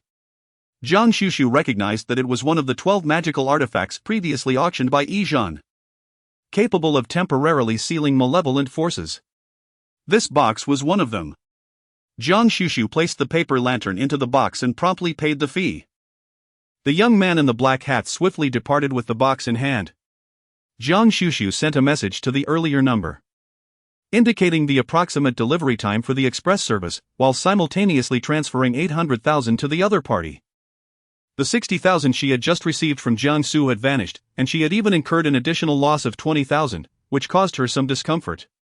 However, she quickly regained her composure. Although it was a serendipitous occurrence, she had indeed resolved someone's predicament. Seizing the moment, she felt compelled to seek some interest in return. At the hospital, Guan lay on the bed, visibly thinner in just 2 days, with deep dark circles under her eyes, her complexion sallow, and her spirit flagging. Due to the harrowing experience of nearly being suffocated the previous night, Guan had scarcely slept over the past 2 days. Enduring fatigue and exhaustion while remaining vigilant and fearful of those around her, as if the person opposite her might suddenly transform into Lin Ruwei and lunge at her. After finishing her 3rd cup of coffee for the day, Bai Xuqin, with her head bandaged from an inexplicable collision with the stairs earlier, remained preoccupied with thoughts of her daughter. After tending to her own injury, she rushed to the ward to keep vigil over Guan. Her eyes brimmed with concern as she observed, "Ruwei, you've consumed nearly 20 cups of coffee in just these 2 days, this isn't sustainable." Ignoring her mother's words, Guan drained her cup of coffee entirely before turning to Bai Xuqin, eagerly asking, "Mom, has Dad found the master who can save me? If not, you could seek out Guan Xuxu, didn't you say she could help me? Don't worry, Ruwei. Your father is already searching. We absolutely do not need to rely on that little wretch, Guan Xuxu. Rest assured, your parents will save you." Upon hearing this, Guan became irate and hurled her cup to the floor, shattering it into pieces. Accompanied by her evident agitation, she exclaimed, "How will you save me? I nearly died. Lin Ruwei has come back like a ghost to haunt me. You have no idea how terrifying she is. Why won't you take me to find Guan Xuxu? I must see Guan Xuxu. Even if she can't banish that malevolent spirit, at least she can distract it. Perhaps the ghost would lose interest in me upon seeing Guan Xuxu and instead target her. Hadn't it always been like this?" Whenever Guan Xuxu was near, Guan persistent ailments would gradually shift, allowing her to regain her health while Guan Xuxu would suffer in her stead. As the recollection of Lin Ruwei's terror surged within her, Guan was unwilling to wait any longer and made as if to tear out the foredrip. "I must see Guan Xuxu, take me to her right now," she insisted, her voice filled with urgency. "She has my bracelet and cannot simply ignore me." Bai Xuqin hurried forward to console her, but amidst their turmoil, the door to the ward was suddenly pushed open. Guan Xuxu stood just outside the door. Her almond-shaped eyes slightly arched, a smile lingering on her lips. "I have heard that you wish to see me? Here I am." Chapter 54, Guan confession. The moment Guan spotted Guan Xuxu in the hospital room, she was momentarily taken aback, her eyes subsequently gleaming with delight. This was the first time she had felt such joy at seeing Guan Xuxu. Guan Xuxu! Guan filled with excitement, attempted to rise but forgot that her leg was broken and her waist was sprained. The slightest movement contorted her face in agony. Bai Xuqin regarded Guan Xuxu with a discernible wariness. Previously, they had exerted considerable effort to summon her, only to be met with indifference. What could possibly motivate her to come today with such apparent goodwill? "What brings you here?" Bai Xuqin inquired. Guan Xuxu merely cast a sidelong glance at her and remarked, "Didn't you invite me here? It seems that misfortune has aligned quite consistently." Guan Xuxu's gaze swept over the lingering dark aura surrounding a few individuals, and she faintly grasped the underlying implications. However, she chose to remain taciturn. Striding into the room, she succinctly declared, "I have come today for 2 matters. Firstly, I can eradicate the malevolent entity afflicting Guan, but I shall only commit to this one occasion. Henceforth, any troubles she may attract will be of no concern to me." Before Guan Xuxu could conclude her statement, Guan hastily interjected, "Just save me this time. As long as you are willing to assist me, I will consider you my sister from now on." Guan Xuxu's expression darkened upon hearing her words, and she felt an overwhelming desire to turn and leave. "Who would cherish being called your sister? If you wish for my assistance, refrain from using such distasteful terms to address me. I am no longer associated with the Jiang family." Guan Xuxu's demeanor remained as ruthless as it had been during the banquet. A fleeting glimmer of coldness flashed in Guan Baoqing's eyes, but he quickly returned to his usual composure. "We will promise you this, provided that you assist Ruwei this time." Guan Xuxu, however, did not take immediate action. Guan Xuxu merely cast him a glance, her tone frosty as she remarked, that may not necessarily be the case. After a brief pause, she added more bluntly, I do not trust you. The shadows in Guan Baocheng's eyes deepened, and he simply replied, I promise you. For the sake of Guan Baocheng dared not relinquish the potential that Guan Xuxu represented, and thus, he complied without protest.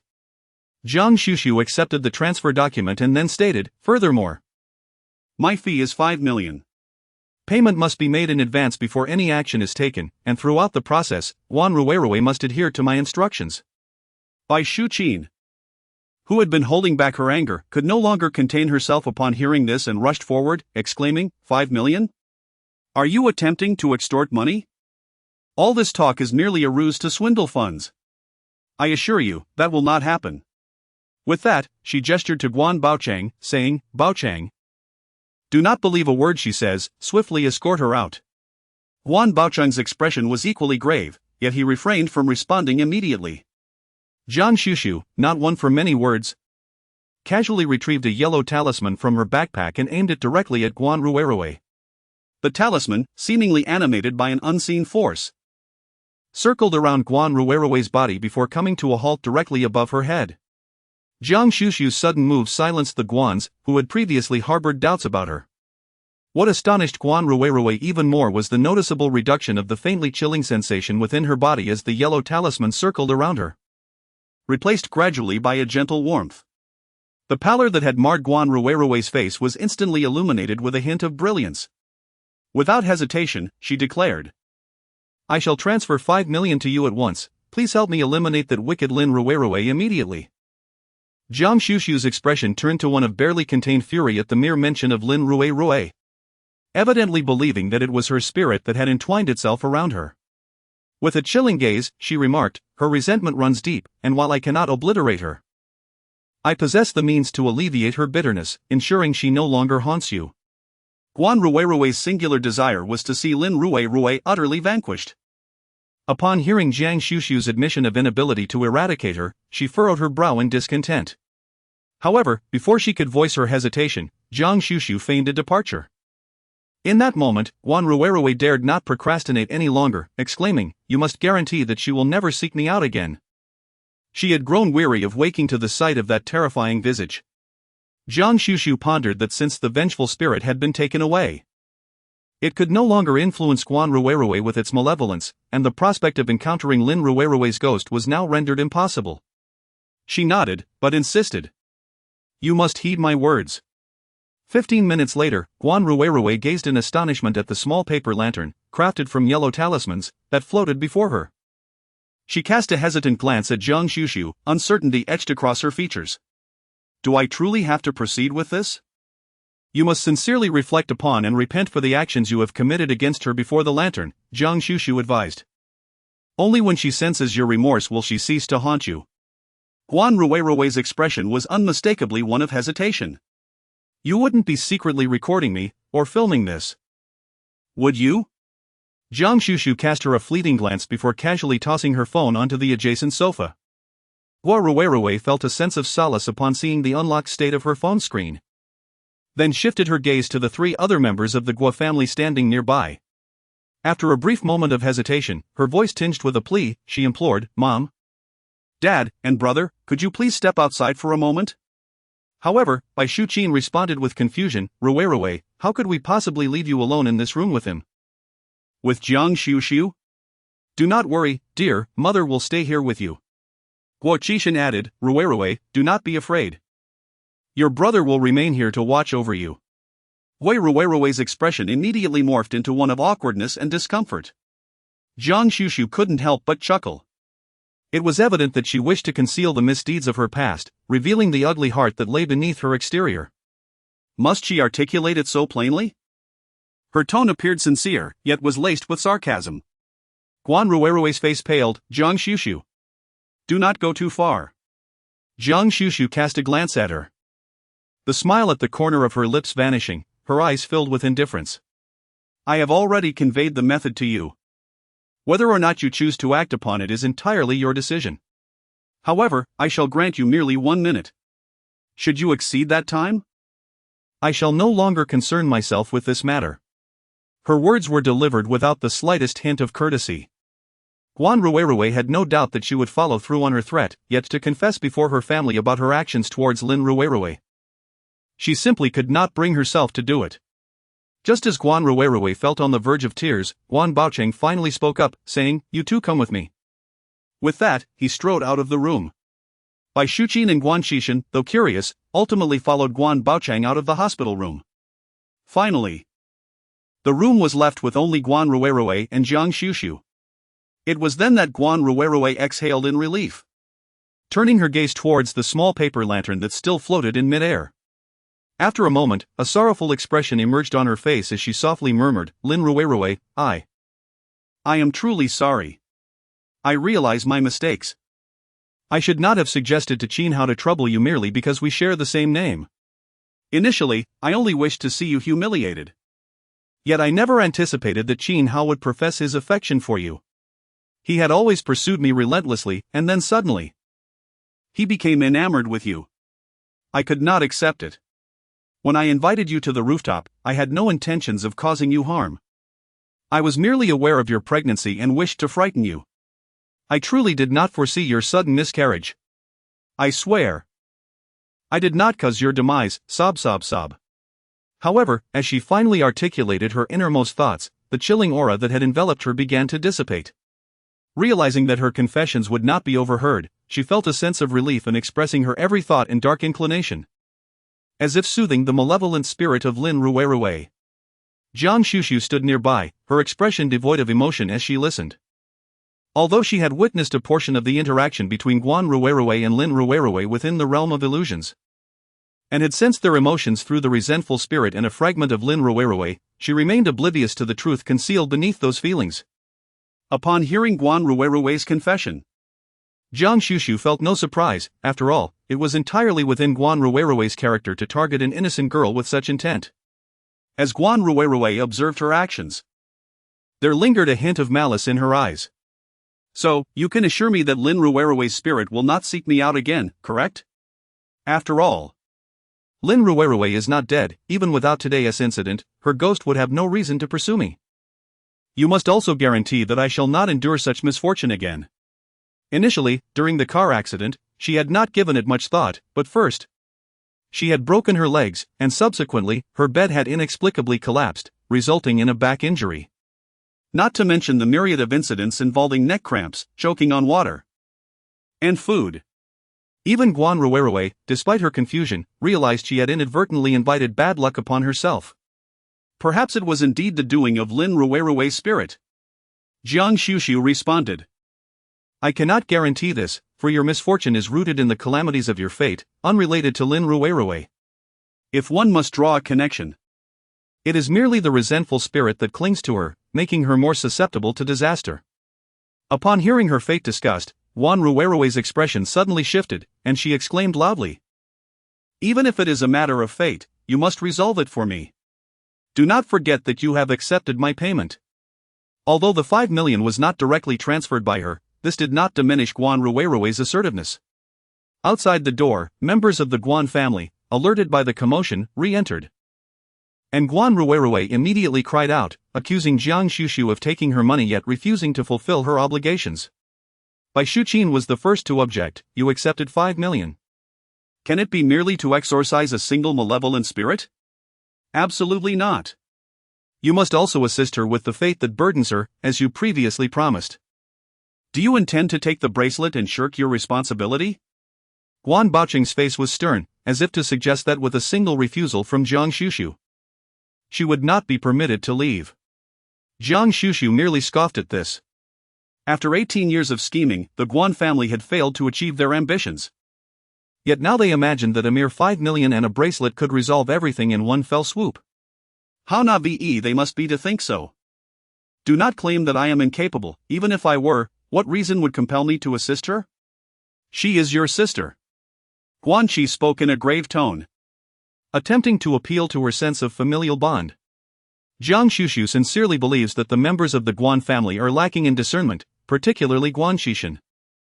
"I will reiterate once more, I have severed all ties with the Guan family. Do not attempt to repulse me with notions of sisterhood or kinship."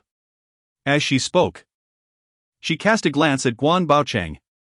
What I initially stated was merely to resolve her significant tribulation at the age of 18. Your daughter has bullied others, ruining a girl's life that should have been promising. This is the calamity she now faces. Presently, her life is no longer at risk. Allowing her to remain in this state is already a leniency. I have addressed the matter concerning Lin Ruerue. If you wish to rectify her fate, you may seek assistance from someone else. Guan Xuxu spoke as she prepared to depart, but just as she took a step, she paused, seemingly struck by a thought. She turned her gaze towards the 4 members of the Guan family within the room and added a reminder. Guan Ruerue was now experiencing a backlash from her failed fate transformation, and those close to her would inevitably be affected. As she spoke, her eyes subtly swept over the bandaged heads of the other 3, causing their expressions to shift dramatically, including Guan Baochang's. Before they could utter a word, Guan Xuxu continued, considering the 5 million you have spent, I can offer you a complimentary piece of advice. Do you recall the jade talisman I once gifted you? It was somewhat amusing. When she initially began her studies in mysticism, she had not lost hope for the Guan family. Thus, upon mastering the art of carving protective jade talismans, she had presented one to each of them, except for Guan Xuxu. To her knowledge, Guan Ruerue and Bai Shuqin had long since discarded that item. Nevertheless, it was precisely because they had done so that she felt compelled to remind them. That talisman, which I carved with my own hands, can ward off misfortune and calamity. If you wish to avoid daily mishaps and injuries, simply wear it. The 5 million encompasses the remuneration for those 4 jade talismans as well. Guan Xuxu spoke with an air of nonchalance, yet Guan Xixin's countenance suddenly changed. He finally comprehended why Guan Xuxu had repeatedly mentioned the jade token. To his astonishment, it possessed protective properties. As he glanced at his own injured arm, an overwhelming sense of regret engulfed Guan Xixin. At that moment, the Guan family harbored no doubt regarding Guan Xuxu's assertion that Guan Ruerue's misfortunes affected those around her. However, Bai Shuqin and Guan Ruerue wore expressions of peculiar discomfort and vexation. Bai Shuqin, in a fit of anger, stamped her foot, exclaiming that the wretched girl must surely be aware that she had long discarded the worthless stone she gifted. Guan Ruerue, gritting her teeth, hesitated due to her carefully crafted persona and muttered softly, I don't know where it went. Xuxu has given me so many gifts. I'm afraid I might not find it. Father, what should we do? Her tone was pitiful. She wished to escape the incessant string of misfortunes that plagued her life. Guan Baochang's expression was grave, while Bai Shuqin attempted to console her, saying, It's all right, your father's and brother's jade tokens are still here. We can use theirs. She spoke with an air of certainty, yet the momentary solemnity on Guan Baochang and Guan Xixin's faces revealed their deep concern. They had relinquished their jade tokens for her use. What would happen to them? Never before had Guan Xixin been so acutely aware of his mother's favoritism. Guan Xuxu, this is precisely the effect I desired. Chapter 56. Are you inquiring about the jade token my sister gifted me? The Jiang family. Jiang Huai, having assisted at the police station in recording a statement, also dealt with the aftermath of the 8 individuals who had simultaneously fainted in the teaching building. He returned home slightly later than Jiangsu. As soon as he stepped through the door, he was greeted by the lively figure of Jiangsu rushing over, inquiring, Brother Huai, how did it go? Jiang Huai cast a fleeting glance at him, undoubtedly suppressing the matter. Otherwise, if a group of you were to venture into the abandoned teaching building to play CS and subsequently lose consciousness collectively, this incident would likely have already caused a tremendous uproar online. Jiangsu gave him a thumbs up, truly worthy of being my brother. It must be quite warm outside. I find the room rather stifling as well, the air conditioning is insufficiently cool. Jiangsu complained while dramatically tugging at the collar of his t-shirt. Jiang Huai almost instantly noticed the jade pendant hanging around the boy's neck. His peach blossom eyes narrowed slightly, a hint of a smile dancing in their depths as he remarked, That t-shirt of yours looks quite splendid, is it a recent purchase? Jiangsu blinked, indifferent to the question posed, her tone both boastful and exaggerated. What? Are you inquiring about this jade pendant around my neck? Indeed. It was a gift from Sister Su, just like the one you and Uncle possess. At that moment, Yao Lin strolled in from the living room. discreetly rolling her eyes upon hearing this. Earlier, when Jiang Xuxu had just arrived home, she had also put on quite a performance in front of her. Jiang Xuxu remarked. Second aunt, you inquire about the purpose of this jade pendant around my neck? My sister claims it serves as a talisman for protection, assuring that wearing it will dispel all ailments, rendering any medical examination unnecessary. She was perplexed, still addressing her as sister. Could it be that she is under some malevolent influence? Perhaps she has fallen under the spell of Guan Xuxu. Jiang Hui discerned Jiang Xu's deliberate display and, in a spirit of camaraderie, leaned in to observe closely, nodding in agreement. Indeed, it resembled my piece. However, the accompanying silver chain was rather ordinary. Jiang Xuxu immediately perked up. Brother Hui, do you not possess that red string? Please give me one as well, I shall don it. Jiang Hui smiled with a profound meaning, not minding the perceived lowly nature of the red string. Jiang Xu's small face turned serious as she declared, how can one deem it lowly? The red string possesses a profound heritage, perfectly embodying the understated, subtle beauty of our ancient Chinese tradition that spans thousands of years. If one were to contemplate what complements jade most harmoniously, it must undoubtedly be the red string. Jiang Hui's smile deepened as he patted his shoulder after a moment, then spoke while lifting his leg to ascend the stairs. Jiang Xuxu stood rooted to the spot, taking a considerable time to comprehend the situation, nearly losing her temper. What kind of brother was this? How dare he imply she lacked intelligence? The same person who had previously disparaged her family's beauty now appeared as a devoted servant to the fox. Upon seeing her, Jiang Xuxu felt a fleeting moment of embarrassment. But she swiftly regained her composure, lifting the beautiful fox and bringing it closer to her. Sister, someone is looking for you. Guan Xuxu was taken aback, not expecting anyone other than the Guan family to seek her out at the Jiang residence. Nevertheless, she decided against going to greet Hu Jiaoliang and nodded, making her way towards the side hall. As Jiang Xuxu entered, she heard the voice of her second aunt, Yao Lin, conversing with someone. Upon recognizing the person in the side hall, she felt an inexplicable sense of foreboding. The visitor was Li Qingzi. Earlier that morning, Li Qingzi had taken her newly acquired driver's license and set off alone to explore the vicinity of Heiress University. Thanks to Heida's well-known picturesque scenery, the university opened its doors to tourists every summer. When Li Qingzi arrived, the surroundings were as bustling as ever. Observing the street ahead nearly choked with traffic, she promptly decided to turn back. However, just as she maneuvered her car around a corner, she unexpectedly collided with a pedestrian. Realizing what had happened, Li Qingzi quickly turned off the engine and exited the vehicle, only to find a refined-looking young man before her, clad in a crisp shirt and black trousers. He exuded an aura reminiscent of a campus heartthrob. I'm so sorry, I didn't see you. Are you all right? She inquired. The young man smiled gently. I'm fine, it's just a pity about this. It was then that Li Qingzi noticed the bag he was holding, which had fallen to the ground, revealing a damaged plaster sculpture inside. How much is this? I'll compensate you, she said without hesitation, reaching for her phone. The young man, observing her reaction, hesitated momentarily before shaking his head. This isn't worth much, I made it myself and intended to use it for an upcoming summer art exhibition. Hearing this, Li Qingzi was momentarily taken aback. This is difficult to replace, she remarked. He chuckled softly, perhaps this exhibition isn't meant for me. It's all right. You don't need to pay me. Li Qingzi, however, was not one to leave a situation unresolved. This must have some value. Please, provide me with a price.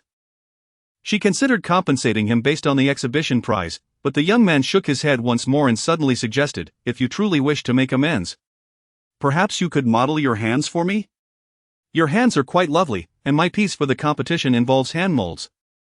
Li Qingzi was taken aback by this unexpected request, still processing his words when he produced his phone. May I add you on WeChat? His demeanor was polite, almost gentlemanly. And without much thought, she instinctively reached for her phone.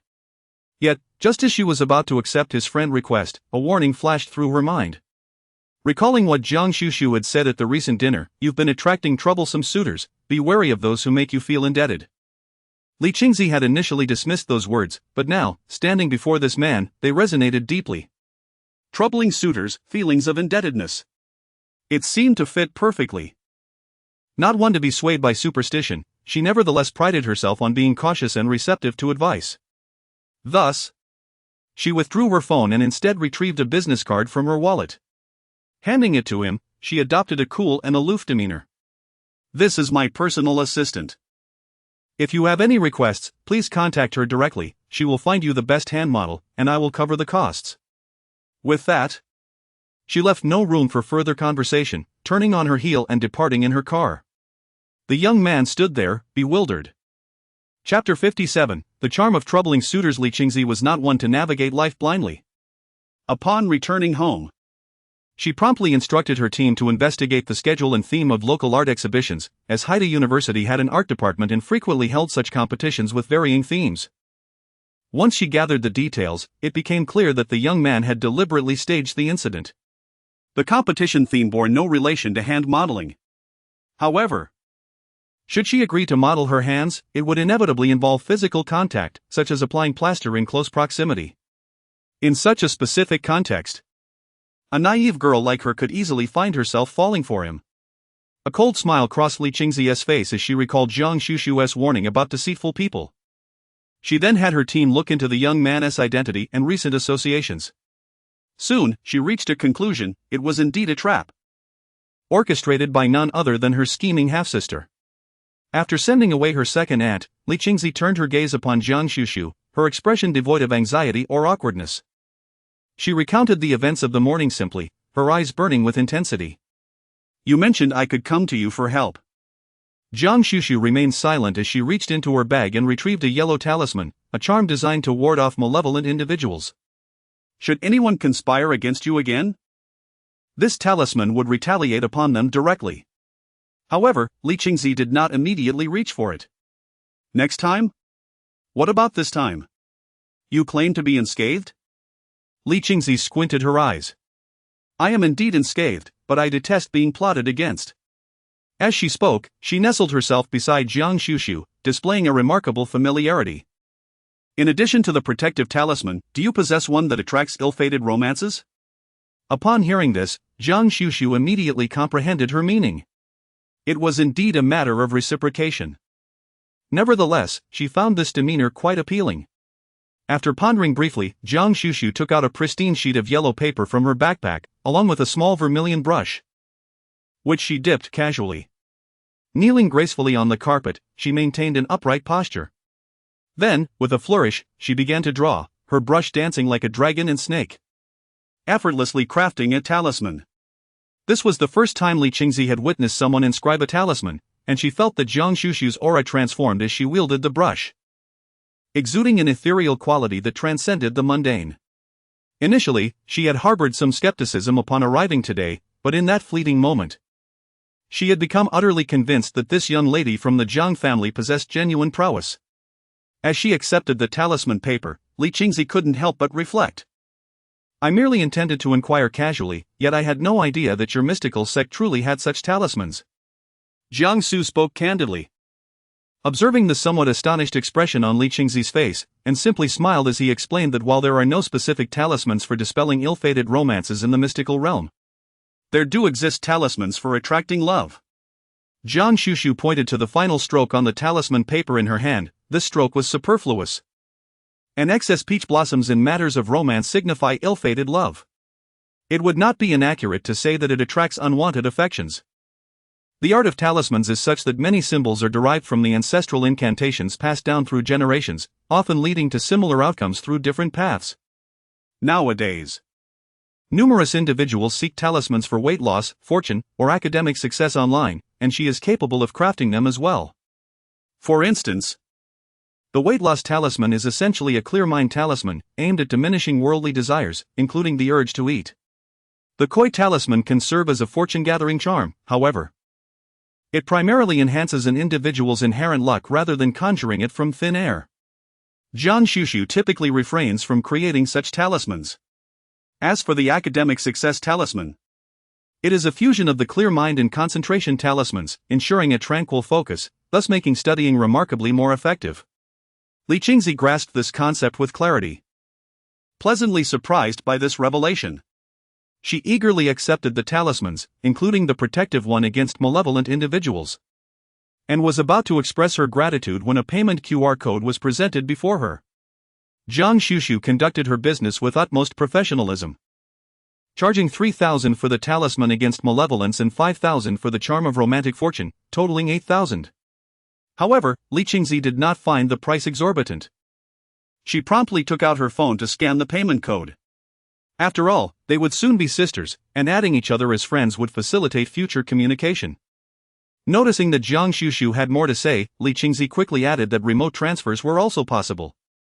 Guan Xuxu fell silent, smiling as she accepted the friend request. Shortly thereafter, a message box unexpectedly appeared, indicating a transfer. It was from Jiang Su. Jiang Su has initiated a transfer of 3,000 yuan to you, please accept the payment. Before Guan Xuxu could react, she heard a voice from above, at the staircase on the second floor. A young boy, holding his phone with great excitement, waved at her and exclaimed, "Sister, I want that charm to ward off evil spirits too. Save one for me." Guan Xuxu. Li Qingzi. Jiang Su, who permitted you to eavesdrop on our conversation upstairs? Come down at once. It is evident that Li Qingzi and Jiang Su are not unfamiliar with one another, as she now stands with her hands on her hips, addressing Jiang Su, who remains above. Jiang Su remained as defiant as ever, insisting on raising the bar whenever challenged. You want me to step down?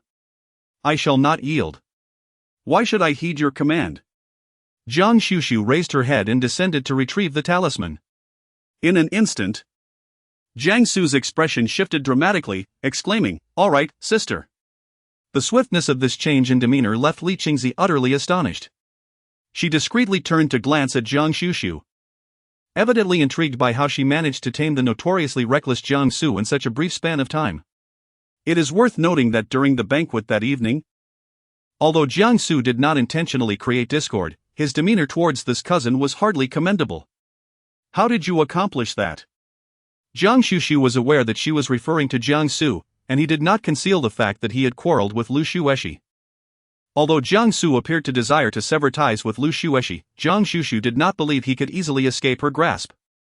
Upon hearing Lu Xueshi's name, Li Qingzi's expression subtly shifted, and she remarked that there was an intriguing story about Lu Xueshi that one might not be aware of. Guan Xuxu cast a glance at her. Li Qingzi's lips curled into a smile that was almost imperceptible. The name Lu Xueshi originally bore the character for dawn.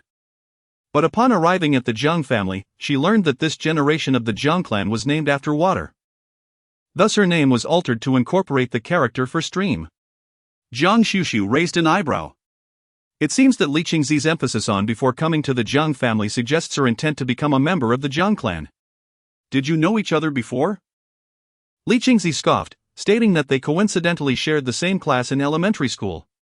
Guan Xuxu refrained from asking further, for Jiang Su had already burst through the door of the side hall with great fervor. Sister, I have arrived. Jiang Su, with an audacious demeanor, leaned closer to Jiang Su. Li Qingzi, observing Jiang Su's shameless expression, felt a surge of disdain. Jiang Su, do you not understand the concept of propriety? I am engaged in a conversation with Su, and you dare to eavesdrop from above. Jiang Su was unyielding towards Li Qingzi, declaring, "This is my home. How could it possibly be considered eavesdropping? It is you who speaks far too loudly. Moreover, I have no interest in the trivial matters concerning your stepsister." Jiang Su's irritation was palpable as he continued, "I believe you are in dire need of a lesson." Li Qingzi's smile was insincere. And although Jiang Su felt a prickling sensation at the nape of his neck, he held his head high, retorting, "Do you dare? Do you not believe that my sister could easily handle you with a mere gesture?" Jiang Xuxu was unexpectedly called upon, and upon meeting Li Qingzi's gaze, she leisurely twisted her wrist, murmuring softly that excessive drawing had caused her wrist to ache. Implicitly, she suggested that she could not lift it.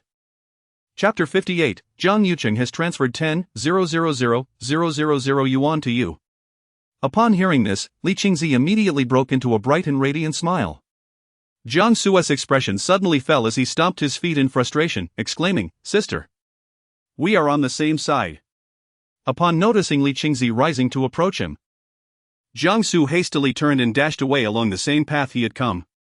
Before departing, he called out to Guan Xuxu, "Sister, don't forget my talisman against treachery. I'll come find you for it later." Li Qingzi, who had initially intended to intimidate, was now ready to leave, picking up her bag.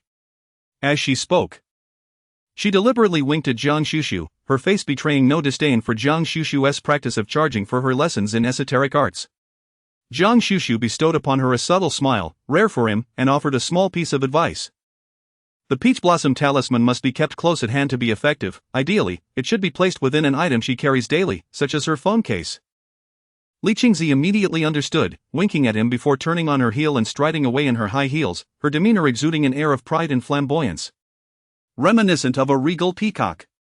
Guan Xuxu later discovered that the seemingly confident and flamboyant young lady of the Li family, Li Qingzi, was in fact the sole daughter of the Li household. Tragically, her mother had passed away unexpectedly, and her father remarried within 6 months. The new stepmother not only brought with her a stepsister who was a mere year younger than Li Qingzi, but amusingly, this stepsister was also her father's biological child.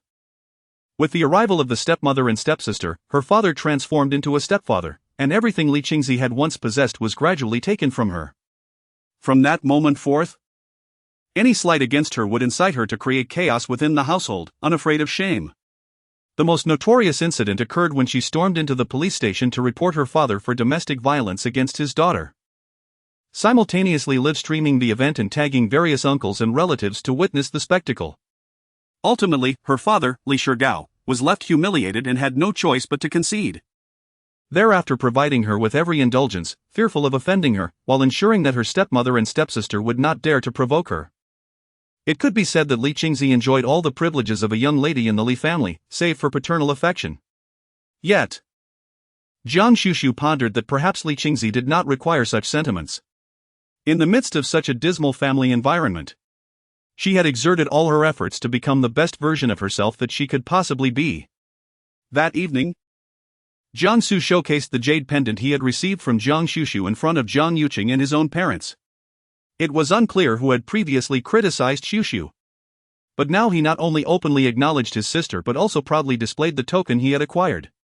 In the midst of their contentment, Guan Yutong and his wife were suddenly overcome with a tinge of bitterness. They noticed that the jade tokens, meticulously crafted by their niece, had not been bestowed upon them. Previously, these tokens had been given solely to their father and elder brother, which elicited no particular reaction. However, upon receiving one by Jiang Su, they felt a sense of being treated differently. Thus, under the watchful eyes of Guan Yutong and his wife, Guan Xuxu quietly presented 2 more protective jade tokens. Generally, I refrain from wearing jade, for when it comes to the artistry of inscribing jade, one must truly look up to a master such as teacher Ru Shang. If you possess such a craft, it is advisable to aspire to the standards of a true artisan. Zhang Han spoke as he reluctantly extended a hand towards her. In the presence of his uncle, he would not deliberately disregard her dignity. Guan Xuxu cast him a peculiar glance, calmly raising her hands in a gesture of surrender. There were not many jade tokens produced, and they had all been exhausted. Jiang Han. Guan Xuxu, after all, I am merely an amateur, not a professional in this field. Jiang Han. Guan Xuxu's actions are undoubtedly intentional. He is not one to care for mere coincidence. Jiang Han stormed off in a huff, while Guan Xuxu paid him no mind. She had never intended to gift everyone in the family. She would not be foolish enough to repeat the same mistake. Moreover, the items she had just distributed were indeed the last 2. Upon opening the message, she was left utterly astonished. Jiang Yuqing has transferred 10,000,000 yuan to you. Guan Xuxu turned her head and found that Jiang Yuqing had inexplicably followed her upstairs. He gazed at her, his eyes reflecting a subtle hint of pain. Uncle Song has already spoken to me about it. Jiang Xuxu, what did Song Yongming say to you? He mentioned that you treated Miss Song without charging any fees. As I have already compensated you with 10 million. Jiang Yuqing spoke with a hint of helplessness. Xuxu, you are a sensible child. Yet that 10 million was intended as both a repayment to the Guan family and your allowance. Jiang Yuqing had indeed intended to compensate the Song family. Yet he did not anticipate that Su Su would outpace him. Not only did she cure Song Yuli, but she also took the initiative to preserve the Jiang family's dignity. While you have upheld the relationship with the Song family on behalf of your household, it is imperative that your family does not allow you to suffer any losses. Guan Xuxu remarked, consider this 10 million as compensation from us to the Song family. Accept it, and should it prove insufficient, feel free to request more from me. Guan Xuxu, since distancing herself from Guan Xuxu, earning money has unexpectedly become somewhat easier. Although she believes that representing the Jiang family to waive the fees owed to the Song family is not unjustified, she feels entitled to the money that comes her way. Thank you, father. Guan Xuxu smiled gently, shedding her frosty demeanor, appearing both obedient and perceptive. Guan Xuxu felt an inexplicable urge to gently stroke her head. He recalled how Jiang Hui had done the same. Just as he had raised his hand, it fell back down as if drained of strength. Meanwhile, in another location. Within the confines of a VIP hospital room, Lu Xuexi lay with her eyes closed on the hospital bed. Her slightly pale face sank into the pristine white pillow, rendering her appearance fragile and helpless. Zhang Cheng stood quietly beside her for a long while, his eyes filled with compassion and tenderness. After a moment, he could no longer restrain himself and reached out, yearning to gently caress the girl's skin, as pure and delicate as jade. His fingertips trembled. Yet just as he was about to make contact, the person on the bed suddenly fluttered her eyelashes and awakened. Lu Xuexi gazed at him, her eyes clouded with confusion. Brother Jiang Chang, what time is it? Why are you still here? I couldn't bear to leave you alone in the hospital. Jiang Chang's voice was gentle as he simply said, I will be here watching over you. Thank you, Brother Jiang Chang, Lu Xuexi replied, her face radiant with joy. Her eyes softly lowered. Brother Jiang Chang, I would like some water. Upon hearing this, Jiang Chang nodded immediately and turned to pour her a glass of water. However, in the fleeting moment of his turn, the girl on the bed, who had been wearing a gentle smile, suddenly exhibited a chilling gaze. Chapter 59, Lu Xuexi's system. Lu Xuexi, feeling somewhat irritable, averted her eyes. In the next instant, a voice unexpectedly resonated within her mind. Host. Jiang Su's favorability has now plummeted to a near-failing threshold. To ensure the borrowing of fortune, please expedite the enhancement of Jiang Su's favorability. Understood. Lu Xuexi replied with a hint of impatience, if it weren't for your suggestion to diminish their yang energy for easier extraction of fortune, I would not have taken Jiang Su there. Had it not been for those threads directed at her, she would not have been startled and instinctively abandoned Jiang Su to flee. How could Jiang Su be angry with her for this? To her surprise, as soon as Jiang Su departed, the system suddenly issued a warning. It is important to note that she had invested a full 3 years to raise Jiang Su's affection level to above 85 points. Consequently, this incident had cost her a staggering 20 points, leaving Lu Xuexi utterly exasperated. The system is infallible, it ensures that the host remains unharmed by negative energies.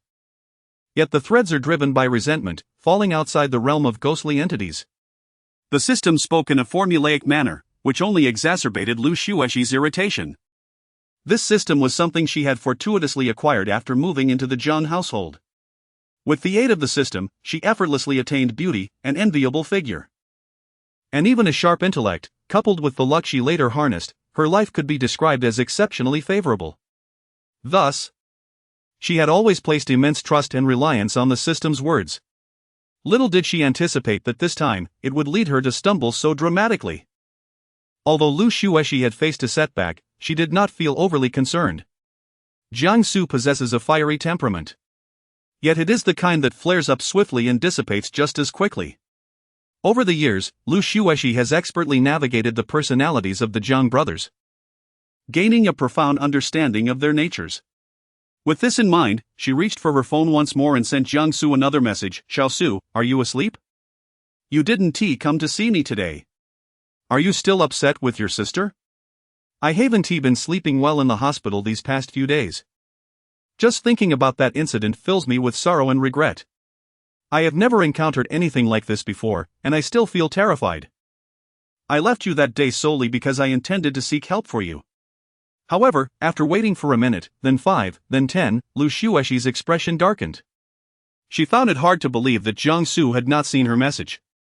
Jiang Xuxu is a youth ensnared by the allure of the internet, seldom parting with his mobile phone. His feelings seem utterly stagnant. Could it be that he is genuinely miffed at her? In such circumstances, anyone would have made a choice akin to hers. Even if he harbors resentment, 2 days have elapsed since the incident, and with her now extending an olive branch, he ought to promptly let go of his anger.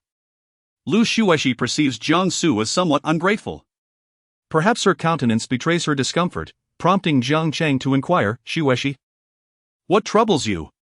Are you feeling unwell?" Jiang Cheng gazed intently at her, his eyes brimming with concern and tenderness. Lu Xuexi pressed her lips together, feigning a melancholic smile. As she spoke, a flicker of worry crossed her face. She too was troubled by the thought of him being frightened that day, wondering if he felt unwell. He ought to be hospitalized for observation like I am. It was touching that even while hospitalized, Xuexi remained concerned for him. With such thoughts swirling in her mind, Jiang Cheng withheld the truth, wishing to spare Xuexi from further distress, and instead reassured her, "Do not fret. Perhaps he is merely engrossed in his game and has not seen your messages." As he said this, he gently took hold of Lu Xuexi's hand resting on the blanket, his tone soft and soothing. Lu Xuexi felt the warmth of his palm upon her hand and experienced a slight aversion, yet she maintained a gentle smile, replying, "I am grateful to you, Brother Jiang, for keeping me company, otherwise, I would surely overthink." She responded absent-mindedly, her mind echoing with the system's voice once more. Host. Jiang Cheng's affection value is 2, currently standing at 92 points. It is advised that the host seize this opportunity to accelerate the higher the affection value, the greater the luck value that can be extracted from the target. Upon hearing the system's encouragement, Lu Xuexi felt a twinge of impatience. I understand. She was well aware that a higher affection value meant more luck could be drawn. She also knew how to elevate Jiang Cheng's affection for her rapidly. Yet, she was reluctant to pursue such a course. To barter her body for affection was a deed reserved for those of lesser virtue. Lu Xuexi held herself to high standards. Even without engaging in ambiguous relations, she could deftly manage her interactions with him, thus, there was no need for such unnecessary measures. Despite Jiang Cheng's commendable status within the second-generation circle, he pales in comparison to Jiang Huai. Moreover, there exists the formidable presence of Chu Beihe. The mere thought of Chu Beihe's visage and his esteemed standing within the community ignites a fervor within Lu Xuexi.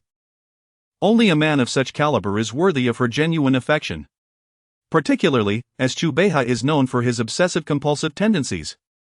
His expectations of a partner must undoubtedly be exceedingly high.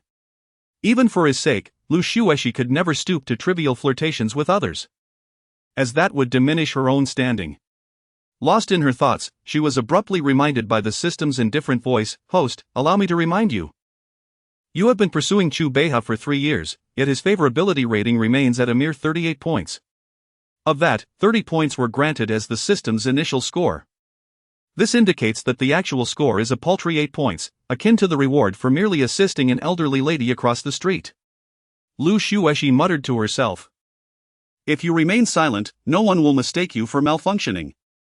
Meanwhile, in a dimly lit room of a villa by the riverside, a pallid youth fixated intently on the address just received from a private investigator.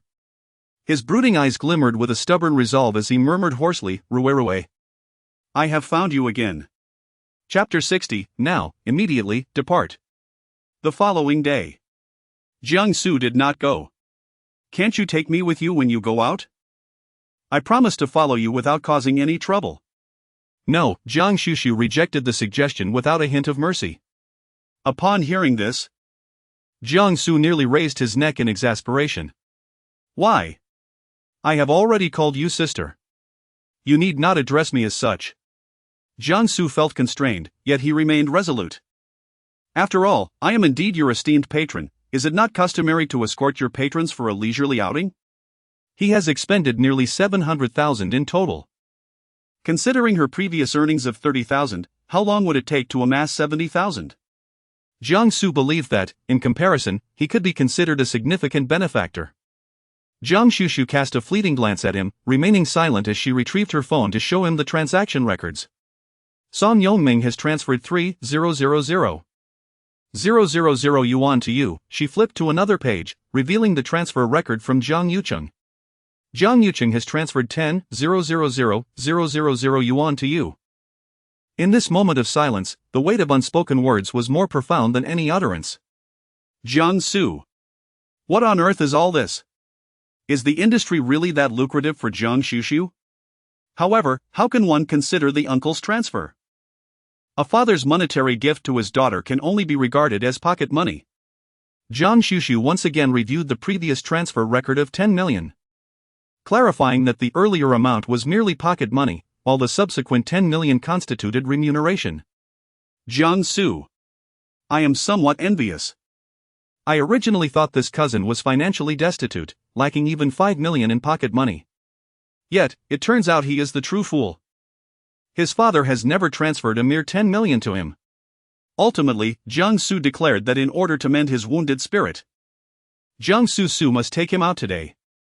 Guan Xuxu never anticipated that having a younger brother would be so bothersome. If only she had known earlier. Well, it is what it is. Guan Xuxu, accompanied by Jiang Sui, stepped out. The driver drove directly to the residential building where Lin Ruirai resided. As Jiang Su alighted from the vehicle and beheld the dilapidated residential building, his expression shifted dramatically. What brings me to this decrepit area slated for demolition? He pondered. For he presumed this was merely a rundown neighborhood awaiting its fate. After all, the condition of this community was even more dire than the one he had previously rented in. Jiang Su had never encountered such a dilapidated place throughout his life. Upon entering the apartment building, he was even more astonished. To his disbelief, there was no elevator in this building? How could there possibly be buildings without elevators in Heiress? Jiang Su instinctively covered his mouth, pondering whether he should remain silent.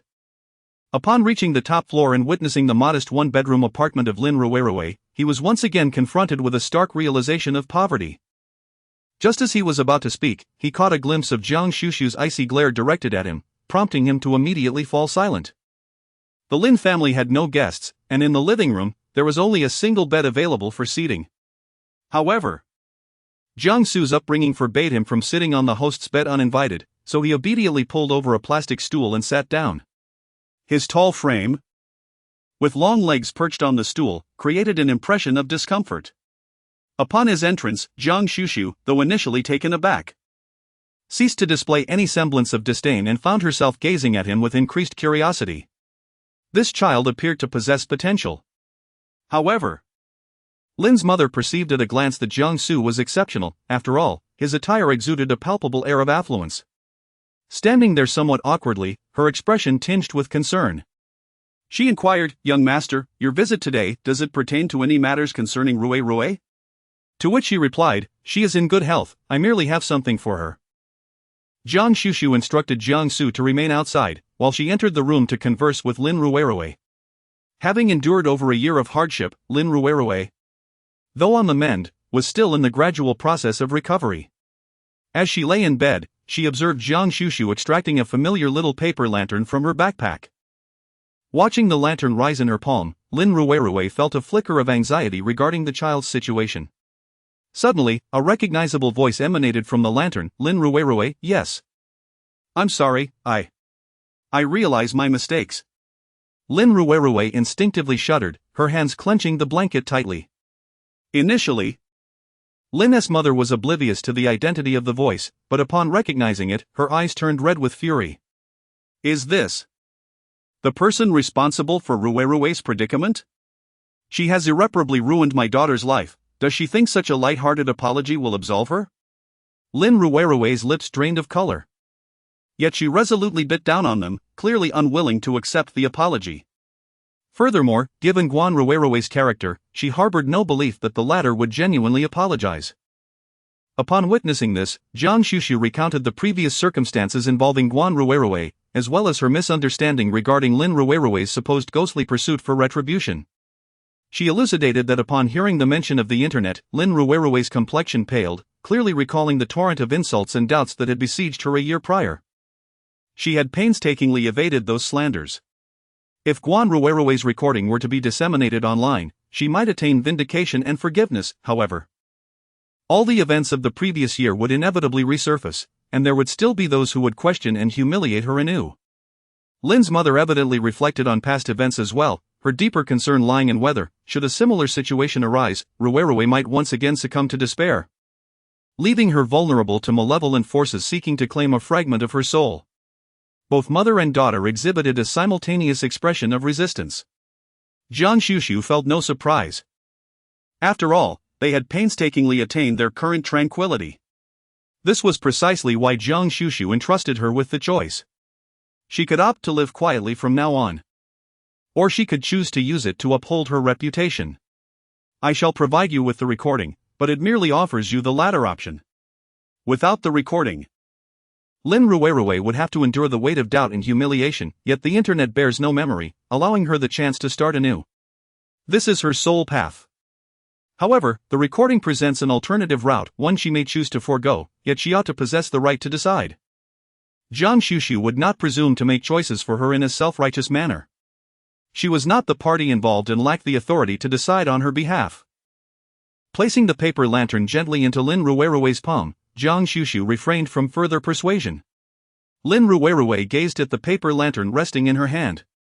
Her lips still pressed tightly together, clearly ensnared in a turmoil of conflict. Outside, Jiang Su could not discern the sounds within. Feeling somewhat bored as he scanned the cramped 10 square meter space, which was cluttered with an array of items. Just as he was silently clicking his tongue in disbelief, a sudden knock echoed from the door. Jiang Su instinctively glanced towards the bedroom, noticing it was tranquil and seemingly devoid of any sound. Jiang Su wished to summon someone. As the persistent knocking at the door echoed once more, imbued with a sense of urgency, Jiang Su resolutely approached the entrance and boldly swung open the grand door. Here you are, no need to knock. As the door creaked open, he was met with the sight of a young man, likely around 18 or 19 years of age, standing outside. The youth bore dark circles under his eyes, emanating a palpable aura of melancholy. Upon seeing him, his eyes glowed with a menacing red, as if thirsting for blood. Gritting his teeth, he enunciated each word with deliberate intensity. Who are you? Young Master Jiang Su. Feeling a surge of temper, lifted his chin defiantly and retorted, and who might you be? The boy fixed his gaze upon him, his voice hoarse and cold as he uttered two words, Xin Hao. Chapter 61, Xin Hao, you disgust me. Jiang Su instinctively wished to inquire about who Xin Hao was. But in the next moment, the young man had already stepped forward, attempting to force his way inside. I am here to find Rue. Jiang Su was caught off guard as the young man pushed his way through the door. Inside the room, Jiang Su and the others heard the commotion. Upon opening the door and seeing Xin Hao, Lin Mu's expression instantly darkened. Meanwhile, Lin Rue, whose complexion was already far from healthy, turned pale as a sheet, her body trembling involuntarily.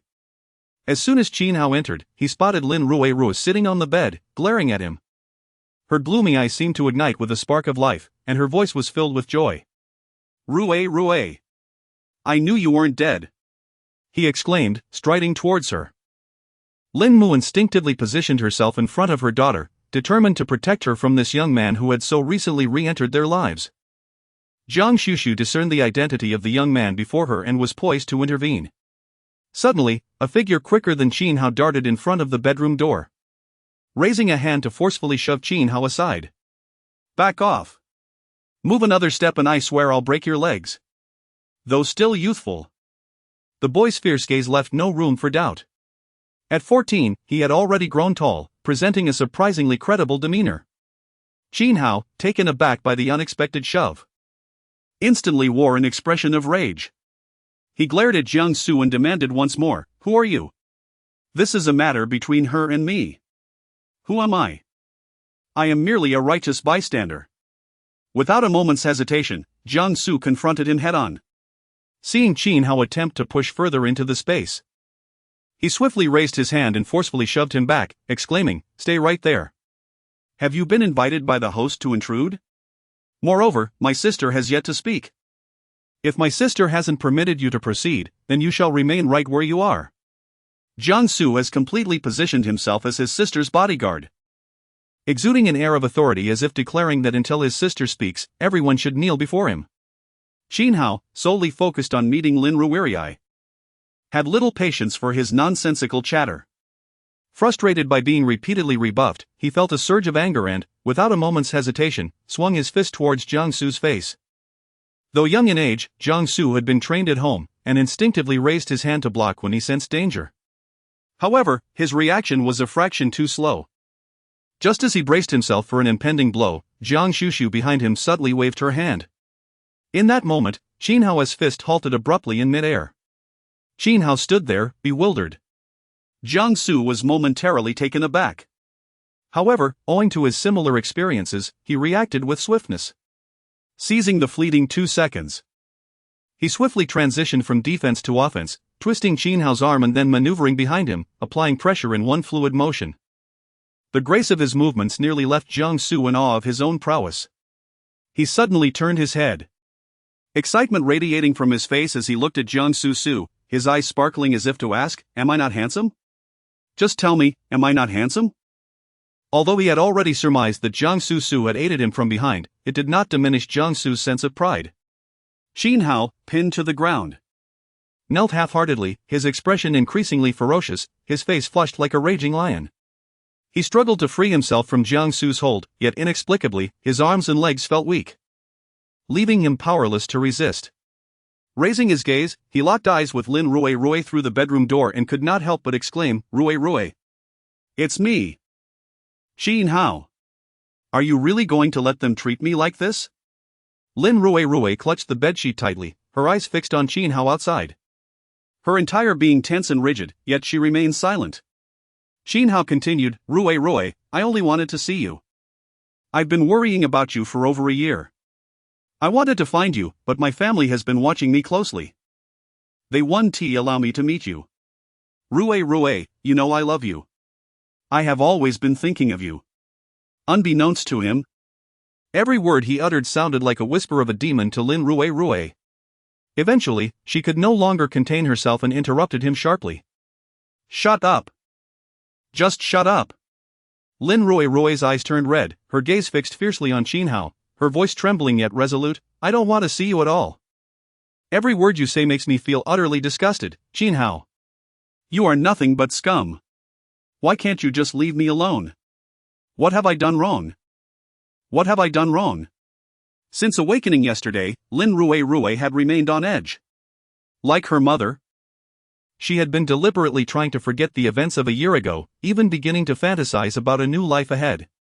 But Qin Hao's arrival shattered her illusion, making her realize that she could never truly forget. With a hoarse voice, she shouted, as if to release the pain and despair that had plagued her for the past 2 years. Guan Xuxu remained silent, while Jiang Xu pressed down on Qin Hao. Lips pursed in quietude, only intensifying the force upon him. Yet, Qin Hao appeared oblivious, fixated on Lin Rui within the room, struggling to comprehend her reaction. To him, their reunion should have led her to realize the depth of his struggles for her and his family, especially after she had narrowly escaped peril. She should have come to understand her feelings for him. But why did she dare to declare him repulsive? Lin Rui, could you truly claim that you have never harbored affection for me? Qin Hao gritted his teeth, unable to believe her recent words. Yes, he had initially bullied her. Yet he had apologized. Indeed, he had coerced her, but it was merely a moment of impulse. Upon realizing his feelings for her, he had genuinely made her his girlfriend. Although there had been elements of intimidation, it was all born from his affection. He had always believed that once she accepted being his girlfriend and spent time with him, she would inevitably fall for him, just as he had for her. Even if she often displayed resistance, he remained convinced of her hidden affection. I have never loved you. It has always been you forcing me. You threatened me with my mother's job. You used my studies against me. How could I possibly like you? I do not like you at all. It is you who cannot let me go. Lin Rui's voice was laced with despair. She was bewildered by her suffering and the treatment she had endured. He had cornered her in the girls' restroom, drenched her with a hose, and mocked her alongside others, humiliating her. He had dumped his leftover food into her bowl, torn her books to shreds, and even pressed her into the mud to recite passages. God knows, when he professed his affection, she nearly retched in disgust. How could he believe that after all the vile acts he had committed against her, she could ever harbor feelings for him? How could anyone fall in love with someone who had inflicted such deep wounds? Chapter 62, The Failed Release of Resentment. As Qin Hao listened to Lin Ruirui's every word, disbelief etched across his face. Impossible. He had always assumed she harbored feelings for him, though she denied it. Weren't girls often like that? The protagonists in those campus dramas, weren't they just the same? Qin Hao had taken it for granted that their love story was akin to a campus idol drama.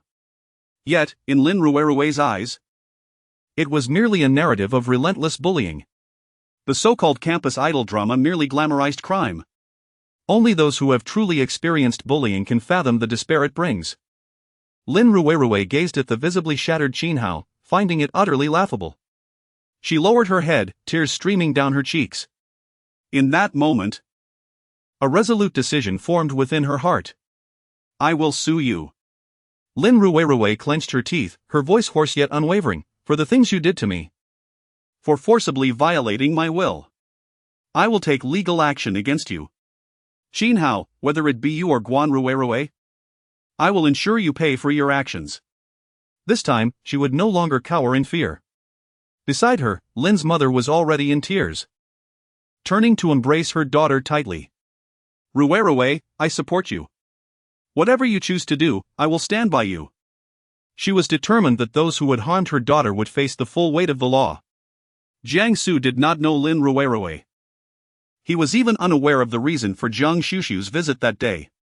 However, this did not prevent him from indulging in the drama unfolding before him. The revelations he gleaned from their conversation were utterly astonishing, shattering his previous notions of morality. Even during his most unreasonable moments, he had never fathomed that a person could be so brazen. In a fit of indignation, he kicked the scoundrel's leg forcefully, turned to Lin Ruirui, and declared, I stand with you. Sue him. If you lack funds, I shall assist you. If I am insufficient, my sister and brother are here as well. Fear not, dear sister. We shall bring him to justice. In his fervor, Jiang Su made a resolute decision to intervene, even if the individual in question was merely an unfamiliar young lady. Lin Ruirui, her eyes glistening with emotion, turned once more to Guan Xuxu, who had remained silent. In a hushed voice, she reaffirmed her determination, Master Su. I shall bring them to justice. Guan Xuxu met Lin Ruirui's resolute gaze and understood that a choice had been made. A gentle smile graced her lips as she softly reassured, You may proceed with your complaint, no one shall harm you easily again. This time, she vowed to safeguard her. That very day, Jiang Su made a direct call to her father, requesting the contact information for the legal team of Jianghai Group. She diligently gathered evidence, initiated a lawsuit, and even unearthed a plethora of derogatory comments from a year prior, when Lin Ruirui had been viciously attacked online, tracing back to the orchestrators behind the cyberbullying. Simultaneously, Wei Ruirui's confession was disseminated online, accompanied by a legal notice. The tragic case of a female student who had succumbed to despair after an unplanned pregnancy was resurrected, igniting yet another wave of outrage across the internet. Following the revelation of the truth, Qin Hao and Wei Ruirui found themselves subjected to relentless public scrutiny. However, those subsequent events shall remain unmentioned for the time being. On Guan Xuxu's side, an unexpected incident unfolded. Standing before the entrance of the Jiang residence, she observed a familiar figure clad in black, expressionless as he handed her a well-known package. You claim that resentment cannot be dispelled? With that, the man in black briskly departed. The butler, having pursued him, called out twice but could not halt him. Why did he leave? I could have used a delivery right now, the butler muttered, then turned to Guan Xuxu, inquiring, But miss, which delivery service did you summon? I don't seem to recognize it. At this moment, Guan Xuxu was fixated on the box in her hands, utterly devoid of any inclination to explain. She merely nodded ambiguously, affirming that it was indeed unsurprising that the other party had not heard of it. Once she set the box down, Guan Xuxu immediately dialed the number, unleashing a tirade of reproaches, while simultaneously demanding a refund. Guan Xuxu found herself in a rare predicament, caught between conflicting choices. After all, the resentment haunting the vengeful spirit could not be eradicated, thus, her only option was to obliterate it entirely. Yet, She had previously made promises to Lin Rue and her mother. Now, what alternative remained to dispel the peculiar malice that lingered upon this vengeful spirit? Guan Xuxu pondered deeply, rummaging through the various talismans she carried with her, seeking a method within their confines. So engrossed was she in her contemplation that she failed to notice when Hu Piaoliang had approached. The little fox gracefully leaped onto the table, its fluffy paws delicately pawing at the box, inspecting it with curious persistence. As Guan Xuxu regained her senses, she noticed that Fox Beautiful had already nudged the box to the edge of the table. With her almond-shaped eyes wide open, she exclaimed, "Fox Beautiful." Yet, before she could say more, Fox Beautiful had already swiped the box off the table with a paw. A sudden thud echoed as the box fell onto the carpeted floor. "Fox Beautiful, do you think you are a cat? How dare you mimic others by pushing things?" Guan Xuxu wished to chastise the mischievous little rascal. Yet she instinctively bent down to retrieve the box from the floor. Fortunately, the box had been meticulously sealed, rendering it resistant to easy damage. As Guan Xuxu contemplated, a sudden crack appeared on the box.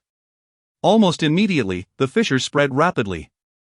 In the next moment, a torrent of vengeful energy erupted from the crack. Despite Guan Xuxu's quick reflexes, she was nearly struck by the malevolent force. Instinctively, she hurled the box away while simultaneously casting a yellow talisman. Just as she was about to seal the vengeful energy, she was taken aback when the energy detonated upon colliding with the talisman. Bang! The sound of the explosion resonated, startling everyone within the villa.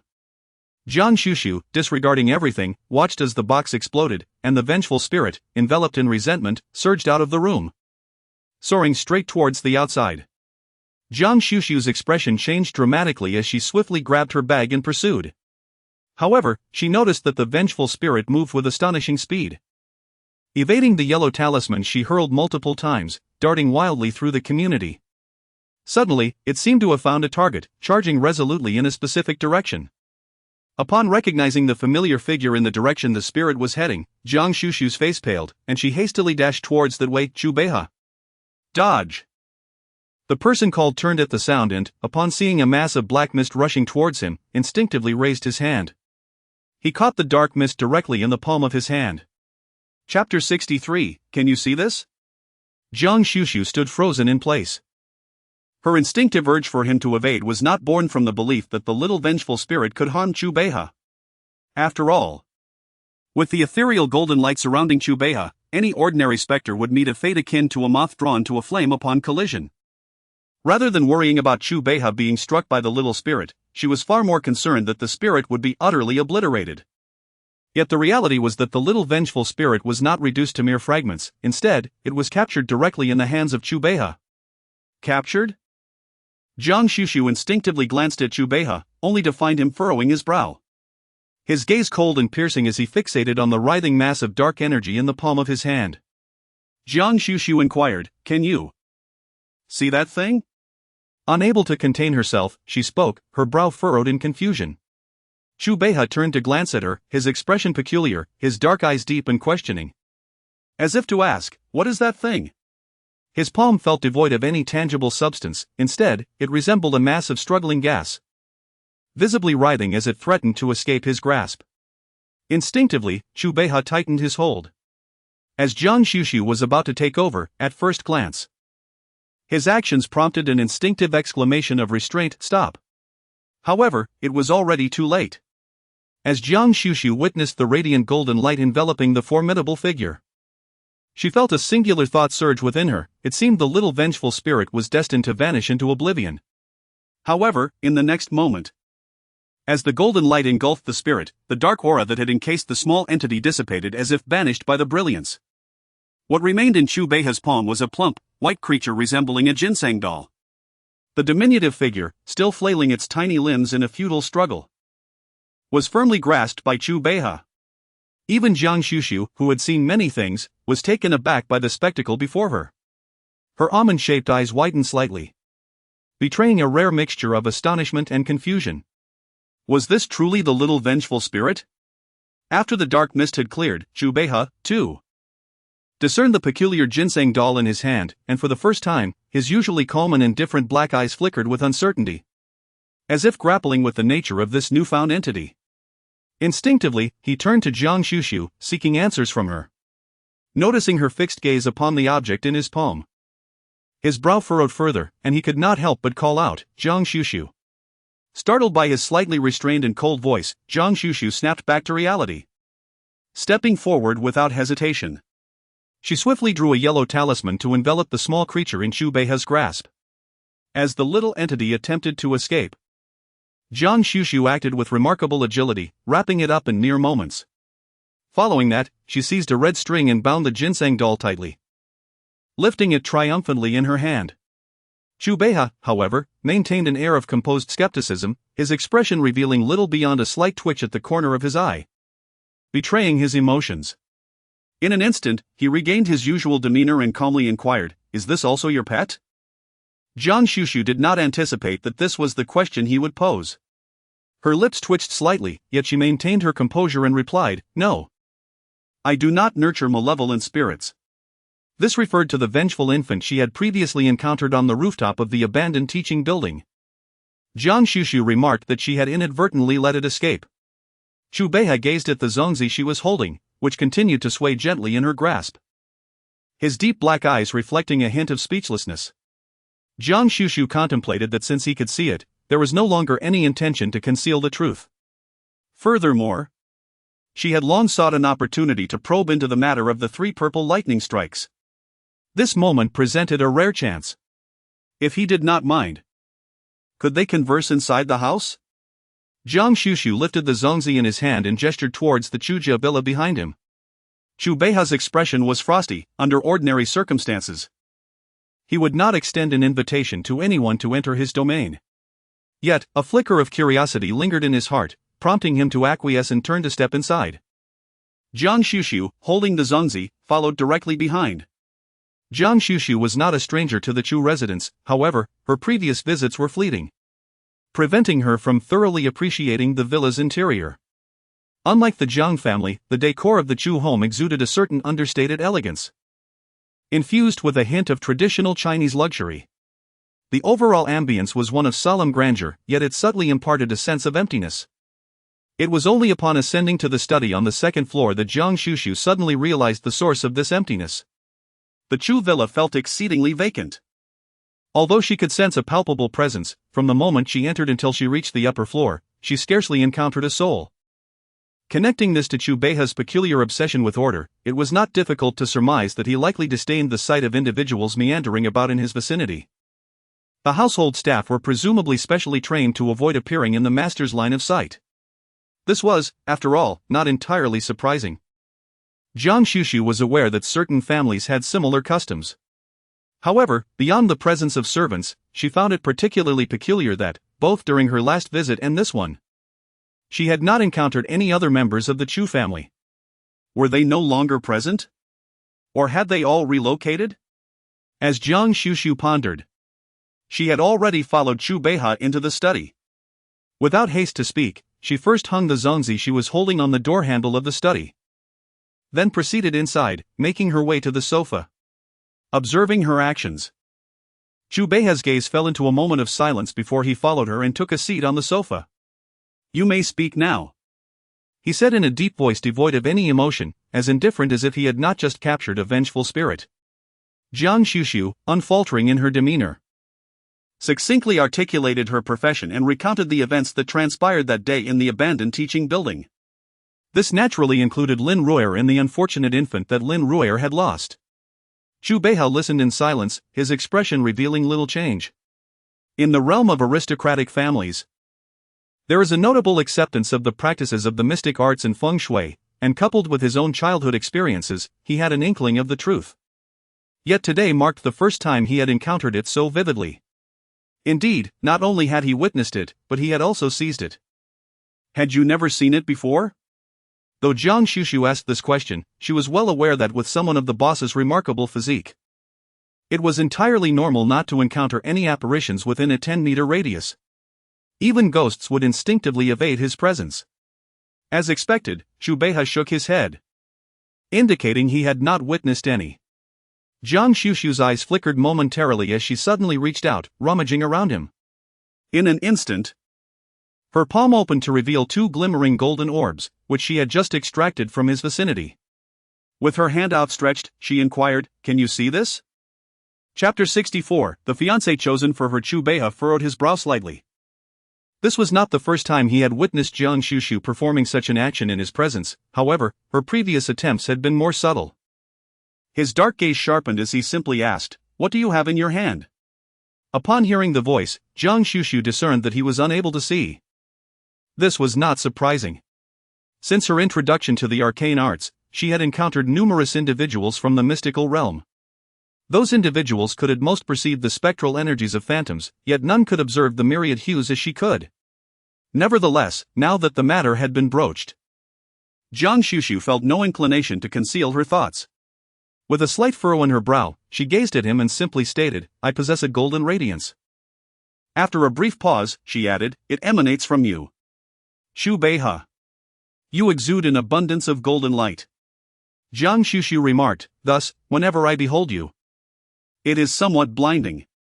Chu Beihe." He began to grasp why she had previously blinked so vigorously upon seeing him. "What is this golden light?" Typically, such luminescence manifests only in those of great virtue. However, upon inquiry, I discovered that aside from occasionally participating in charity auctions, you have not exhibited any remarkable deeds. This golden aura is likely the manifestation of the merits you accrued in your past life. Guan Xuxu remarked that the golden light shields him, rendering him impervious to malevolent forces. It is likely that in a past life, he was an extraordinary altruist, which can also be interpreted as a form of karmic reward. As for why it is merely a likelihood, it is because Guan Xuxu cannot fully discern his countenance. In truth, it is already quite taxing for Guan Xuxu to perceive his features through the golden radiance. What Guan Xuxu failed to notice was that when she mentioned blessings, a fleeting glimmer of barely perceptible mockery flickered in Chu Beihe's eyes. That trace of derision, hidden amidst the golden light, vanished in an instant. When he turned his gaze back to Guan Xuxu, his eyes were once again shrouded in calm indifference. "These golden rays are indeed beneficial to you," he asserted with an unmistakable conviction in his tone. Chu Beihe, being the youngest head of the Chu family lineage, possessed a mind far more lucid than the average individual. Based on his previous brief encounters with Guan Xuxu, he did not perceive her as someone inclined to offer eager elucidations. Yet, not only did she speak, but she also did so with remarkable detail. Guan Xuxu was taken aback that her intentions were perceived so effortlessly by the other party before she even uttered a word. However, this did not hinder her from candidly acknowledging her feelings. "I must confess, I am indeed somewhat intrigued by you."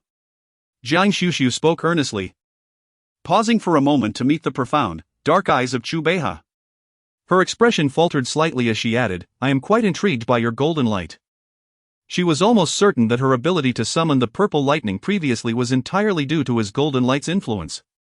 Moreover, having just witnessed how the golden light dispelled a lingering malevolence that even professionals could not eliminate, it was evident that this golden light served a purpose beyond merely banishing evil spirits. Her words were candid, yet Chu Beihe did not find such straightforwardness off-putting. He regarded her silently, seemingly awaiting her next statement.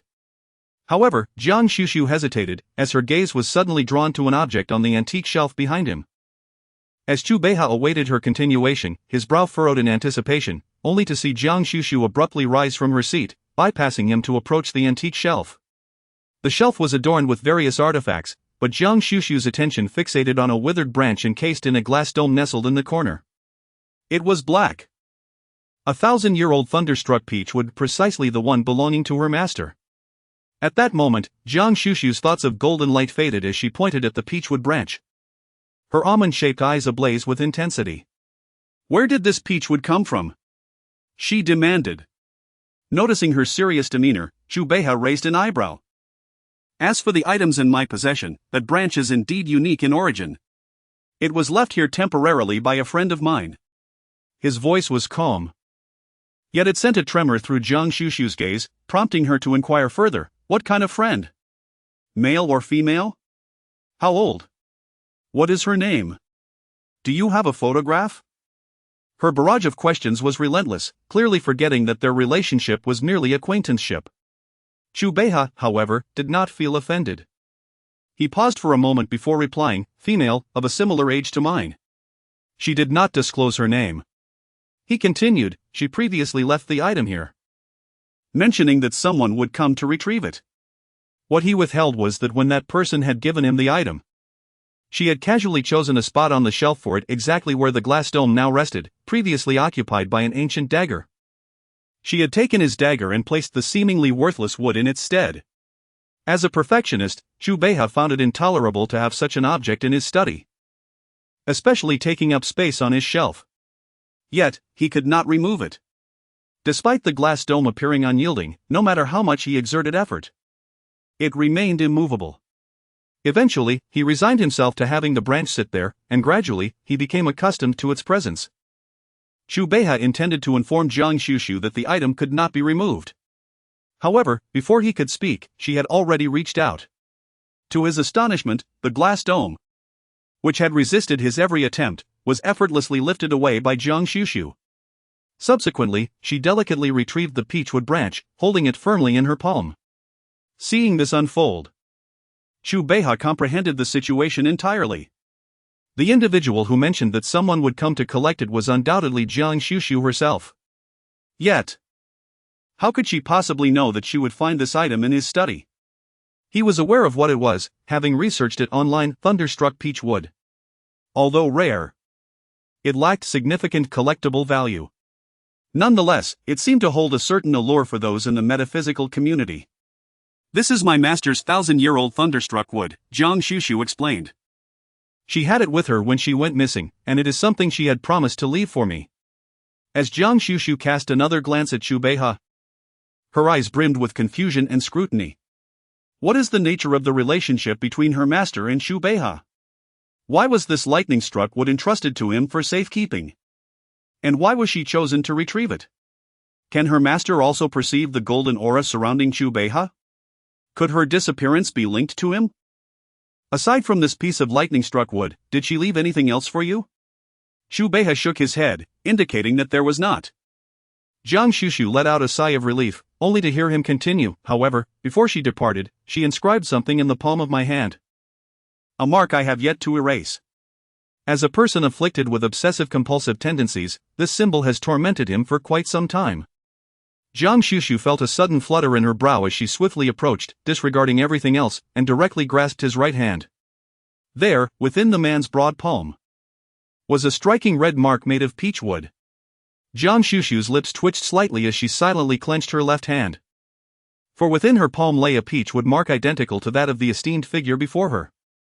Her master had once declared that should she encounter someone bearing the same mark, she need not harbor any doubt, that individual would be the fiancé chosen for her. Chapter 65, I have one. You may remain silent. Perhaps Guan Xuxu's expression while gazing at the mark was too peculiar, for Xu Beihe's gaze turned somewhat piercing, locking onto her with unwavering intensity. What sort of mark is this? Guan Xuxu steadied her thoughts, regaining her composure as she met Xu Beihe's gaze, and explained without a trace of guilt, this is a protective mark, it ensures safety. Guan Xuxu spoke with unwavering composure, revealing no intention of sharing anything regarding her fiancé with him. Xu Beihe merely gazed at her, his dark eyes shimmering like shattered light, flickering in and out. Oh! He responded softly, his tone slightly rising at the end, resonating like a deep, melodious cello, yet carrying an air of profound significance.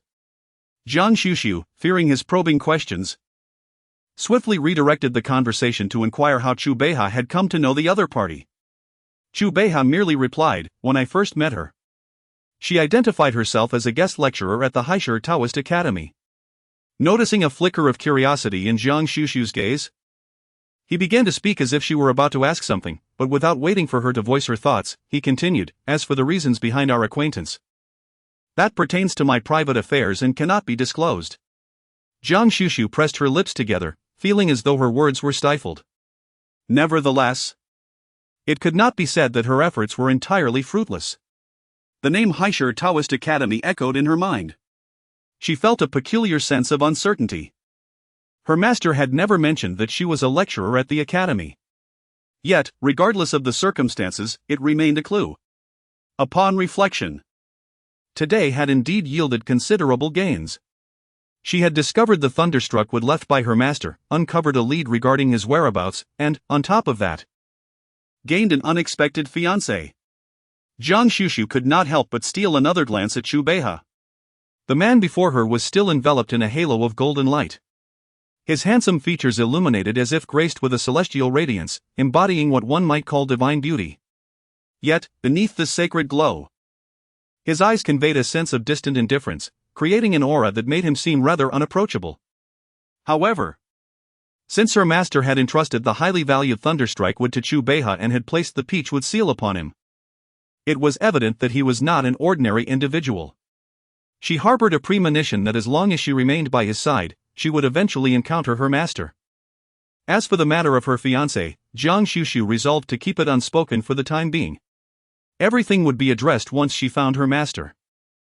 Guan Xuxu expressed her gratitude to Chu Beihe, clutching the zongzi in one hand and the lightning-struck peachwood in the other, as she departed from the Chu family's villa. Chu Beihe stood on the second floor, observing her retreating figure, his dark eyes reflecting a hint of coldness. Raising his hand, he glanced at the mark on his palm, contemplating Guan Xuxu's earlier explanation. His expression revealed no discernible emotions, only a faint curve at the corners of his lips that suggested a trace of mockery. A protective mark? Ha, clearly a fabrication. Xuxu, where are you off to? Asked second Madame Yao Lin, her voice laced with urgency and concern. I heard quite a commotion coming from your room just now, and everyone was worried. Why did you run out? Her gaze meticulously swept over Guan Xuxu, landing on the items she held, her expression inscrutable. And you picked up a twig?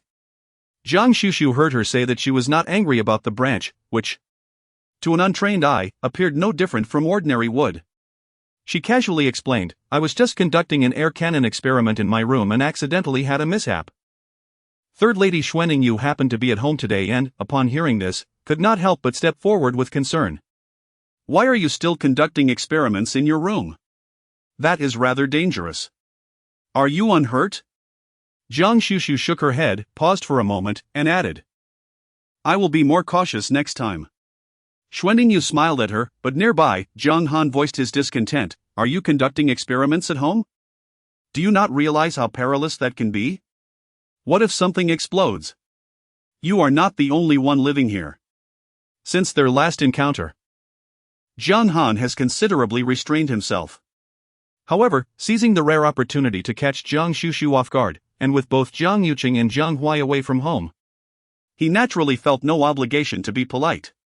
Upon hearing this, Guan Xuxu turned her head, but before she could speak, Jiang Su leapt forward, asserting, Isn't this a trivial matter? My sister knows how to handle such things, it's hardly worth making a fuss over. He continued. She didn't even go to pick up Xueshi from the hospital. Yesterday, when Xueshi spoke to her, she barely acknowledged her. One wonders if she has been bewitched by someone. Reflecting on Xueshi's sorrowful expression at that moment, Zhang Han's countenance darkened further. You claim it's nothing, yet can you truly assure her of that?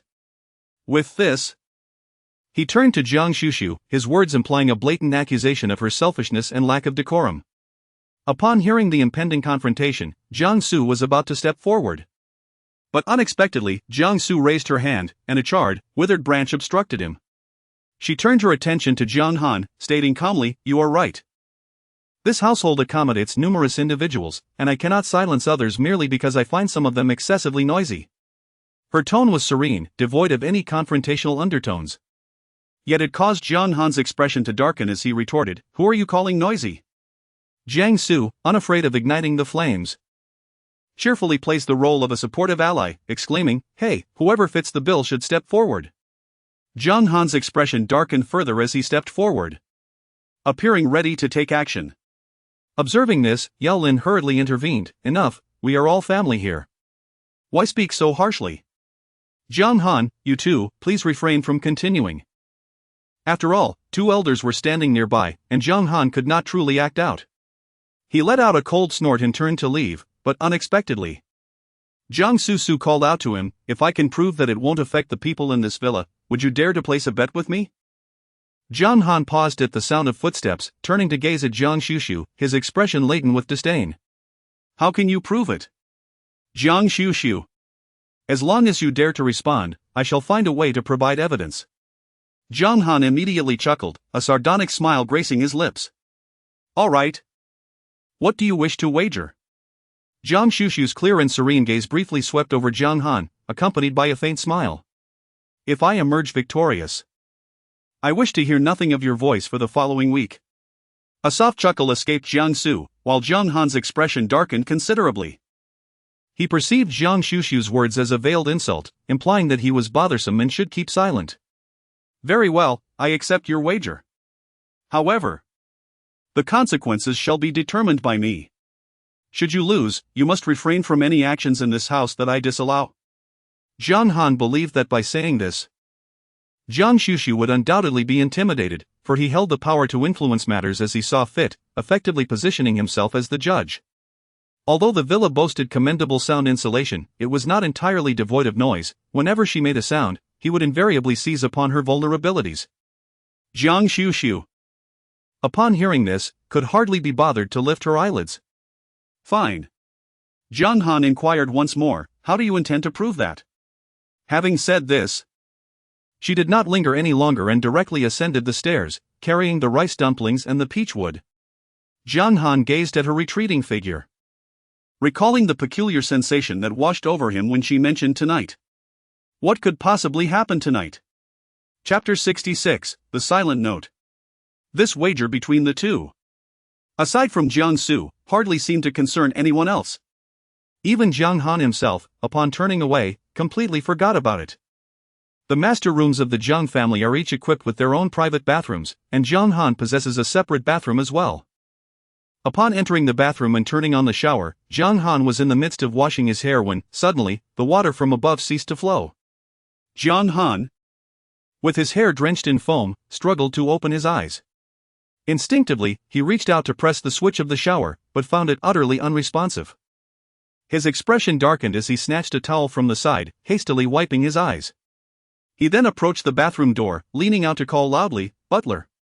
Uncle Ming! Why is there no water in my room?"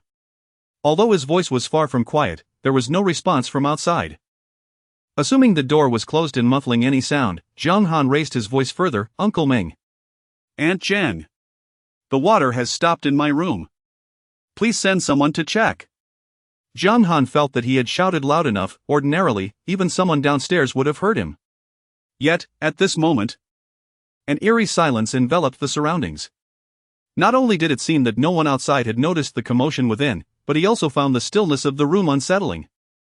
Outside, there was not a whisper of sound, and even the occasional chirping of cicadas that typically filled the night air appeared to be absent. Strangely, he recalled what Guan Xuxu had mentioned about tonight, and his thoughts drifted to that person's penchant for meddling with mysterious and supernatural matters.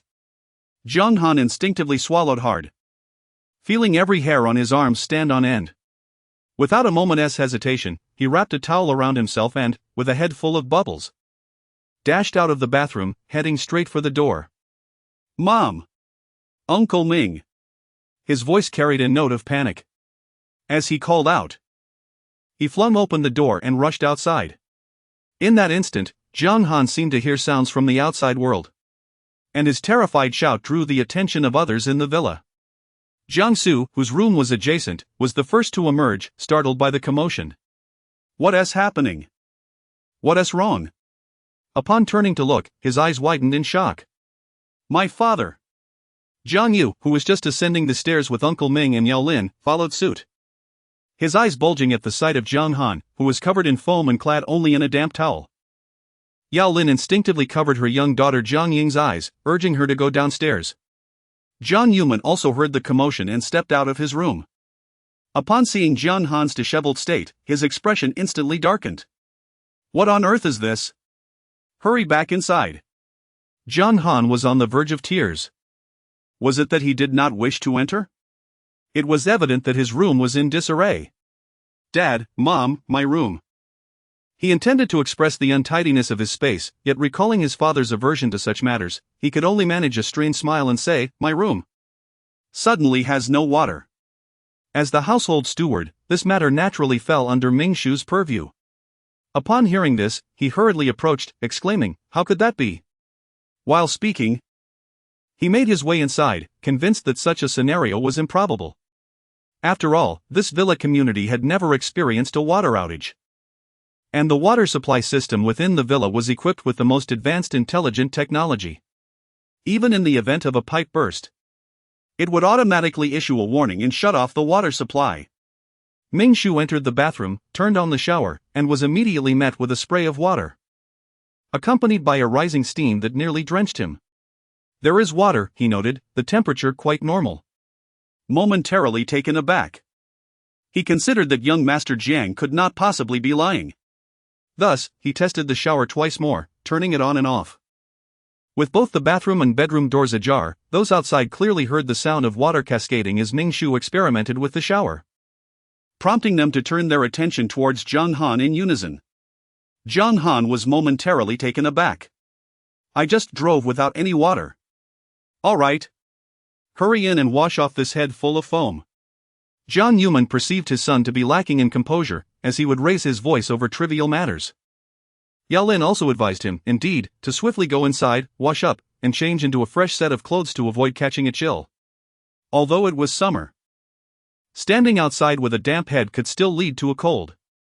Zhang Han still felt a sense of unease, recalling how no one responded to his calls just moments ago.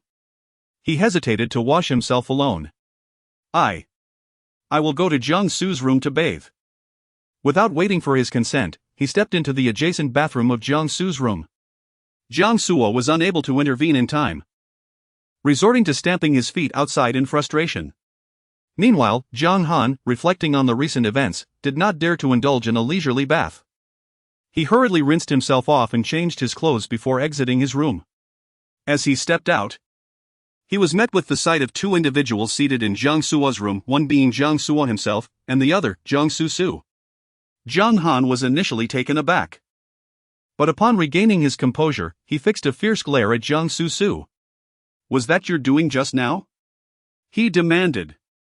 It was evident that the water supply was suddenly cut off, so how come Uncle Ming was perfectly fine upon entering? Furthermore, despite my incessant calling earlier, no one responded. I certainly do not perceive that as a mere coincidence. As he recalled Jiang Xuxu's earlier mention of a wager, he swiftly concluded that she was indeed the mastermind behind it all. Jiang Su sat beside, clearly intrigued by the unfolding events. Guan Xuxu regarded Zhang Han, who appeared utterly exasperated, with an air of calm composure. She did not refute his claims and casually drew forth a yellow talisman. This was a silence talisman, which she affixed to the door. Regardless of the commotion within, not a whisper would escape to the outside world. The efficacy of this charm had been experienced just moments prior. It was a modification she had made based on the foundational principles of the barrier talisman, isolating sound while allowing all else to proceed as usual. Although Zhang Han claimed that Jiang Xuxu was up to some mischief, he suspected she had employed some extraordinary technological trickery. To his astonishment, she revealed a talisman, causing his eyes to widen in disbelief, rendered momentarily speechless. Beside him, Jiang Su also gaped in amazement, his face alight with curiosity. "Sister, I want one too. Sell it to me." With such a talisman in hand, he could revel in his gaming without fear of being caught by their parents. He wouldn't even need to wear headphones. Jiang Xuxu was direct and unceremonious towards Jiang Su, turning away and stating, 2,000 per ticket. Without a moment's hesitation, Jiang Su nodded and promptly transferred the funds to her via his mobile phone. Zhang Han stood by, utterly astonished. You truly possess magical abilities?" Zhang Han felt as though his entire worldview was on the verge of being shattered. Jiang Xuxu cast a glance at Zhang Han, too indifferent to offer an explanation, simply stating, "I wagered, and I emerged victorious." Zhang Han's lips twitched. He indeed contemplated deliberately allowing her to win, yet the earlier incident was something he had personally experienced. It had even escalated to the point where his family witnessed it, making denial impossible. Suddenly, he recalled something, casting a grim look at Jiang Xuxu. Zhang Han fantasized whether Jiang Xuxu had sent a little ghost to interrupt his bath, halting the water at just the right moment. Otherwise, how could it have been so perfectly timed? The thought of potentially having a little ghost watching him while he bathed sent chills down his spine, causing every hair on his body to stand on end. He looked at Guan Xuxu as if she were a monster. Guan Xuxu gazed at him, yet offered an alternative response. The household's water control system is capable of monitoring water usage in each room in real time. Zhang Han, is it not a little ghost? Guan Xuxu seemed to sigh and explained, I merely observed your water usage and estimated the time to turn off the valve in your room. Upon hearing this, Zhang Han's lips twitched violently. You could have simply stated a month. Chapter 67, Had I known, I would have said a month outright. Zhang Han felt an unprecedented sense of frustration in life. Beside him, Jiang Su completed the transaction and successfully obtained the desired silence charm. Reflecting on Jiang Han's earlier demeanor and their wager, a sudden realization dawned upon him. Han Ge, so you were halfway through your wash. And when you called out for someone, they didn't hear you, which is why you ran out. Before he could finish his sentence, Jiang Su's hand swiftly covered Jiang Han's mouth. Silence. Guan Xuxu leisurely gazed at Jiang Han once more, reiterating, I wagered, and I emerged victorious. Jiang Han wore a look of frustration. Although he was unwilling to accept it, he had indeed been defeated. Guan Xuxu refrained from engaging in further conversation. Rising to her feet and stating, for the upcoming week, I do not wish to hear the sound of your voice. After a brief pause, she reiterated, surely. As the fourth young master of the Jiang family, you must possess some semblance of credibility? She added, if not, I can certainly ensure that you do. Although Jiang Han's expression was grim, he nonetheless responded with irritation, rest assured, I always keep my word. Guan Xuxu, feeling instantly satisfied, nodded and left Jiang Su's room. As she departed, the two of them faintly heard her muttering, I should have simply stated a month from the beginning. Jiang Han. Ha! Jiang Su could no longer contain his laughter. Jiang Su, upon hearing this, immediately raised her chin defiantly. What do you mean by outsider? She is my cousin and also your dear cousin.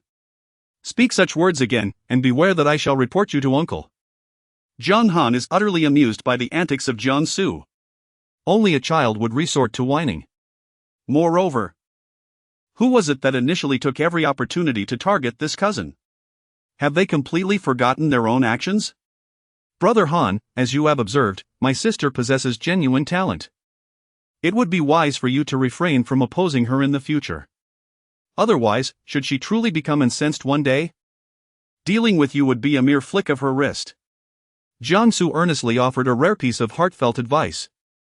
Jiang Han inexplicably recalled the tricks employed by the practitioners of the mysterious sect to summon malevolent spirits against others, a chill creeping into her heart.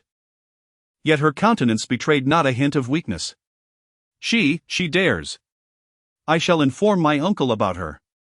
Jiang Su. Just now. Who said that only children complain? The little spirit, having shed its grievances, now resembled a plump, white ginseng, floating gracefully while its tiny legs kicked playfully, presenting an utterly adorable sight. Although devoid of resentment, the little spirit still instinctively yearned for its mother. Alarmed, it quickly ascended into the air. Despite their brief encounter, it was evident that this human would not bring it harm. Moreover, as long as it perched upon her shoulder, that little fox dared not seize it again. Jiang Xuxu gazed at the plump little radish perched upon her shoulder, its size akin to that of a palm, and her furrowed brows softened slightly. Yet, she still took the opportunity to impart a lesson. The little radish appeared to comprehend her words, its short arms flailing as if it wished to embrace her. Jiang Xuxu paid no heed. Approaching the table, he meticulously examined the ancient thunderstruck wood belonging to his master. The wood, charred and blackened, bore the marks of lightning's fiery embrace, with its surface adorned by intricate, sinuous grooves. Jiang Xuxu had previously inquired of her master why the thunderstruck wood was not fashioned into a magical artifact. The master had replied that this piece of wood was originally sought for her, yet it could not be bestowed upon her just yet. She must first extricate herself from the fateful shackles of the Guans before she could shape it into the artifact of her desires. The Guan family had nurtured her for 18 years, exploiting her fate to shield Guan.However from calamities, entangling her fate in a web that was not easily unraveled. Thus, she could only sever her ties with the Guan family step by step. Bearing the burden of a catastrophic accident for Guan.However was an act of gratitude. Repaying the Guan family for 18 years of upbringing was a debt settled. Publicly severing her relationship with the Guan family was a matter of emotional release. Now that the debts of gratitude and obligation had been settled, she had also, as her master had foretold, acquired the thunderstruck wood prepared for her. Guan Xuxu pondered for a moment, then took out a vermilion brush to sketch the desired shape upon a wooden branch. The creation of magical artifacts is inherently a complex endeavor. The runes inscribed on these artifacts must align harmoniously with the flow of lightning patterns. Engraving the runes, polishing, and consecrating them all demand a considerable expenditure of spiritual energy. It is not a task that can be accomplished in a mere day. Guan Xuxu glanced once more at her modest desk. Initially set up for the convenience of the nanny caring for the child, a bed had also been placed outside. Although they had since moved away, the space had become primarily a repository for toys.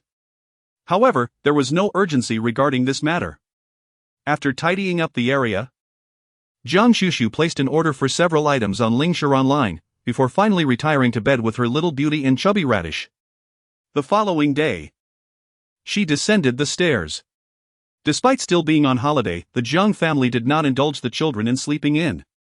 As Guan Xuxu descended the stairs, she spotted Jiang Han seated beside Lu Xuexi, engrossed in conversation. Upon catching sight of her from the corner of his eye, he abruptly fell silent, as if struck by a sudden realization. Jiang Chang, observing this peculiar interaction, followed his gaze towards the staircase and noticed Guan Xuxu. However, he refrained from displaying any overt disdain, merely nodding with a cold demeanor before shifting his attention elsewhere. Meanwhile, Lu Xuexi approached her with a smile, saying, "Xuxu, I heard that you were the one who brought people to the teaching building to rescue me that day. I haven't had the chance to thank you properly. Since you're home today, how about I cook for you at noon as a token of my gratitude? What would you like to eat?" Guan Xuxu slightly raised her brows.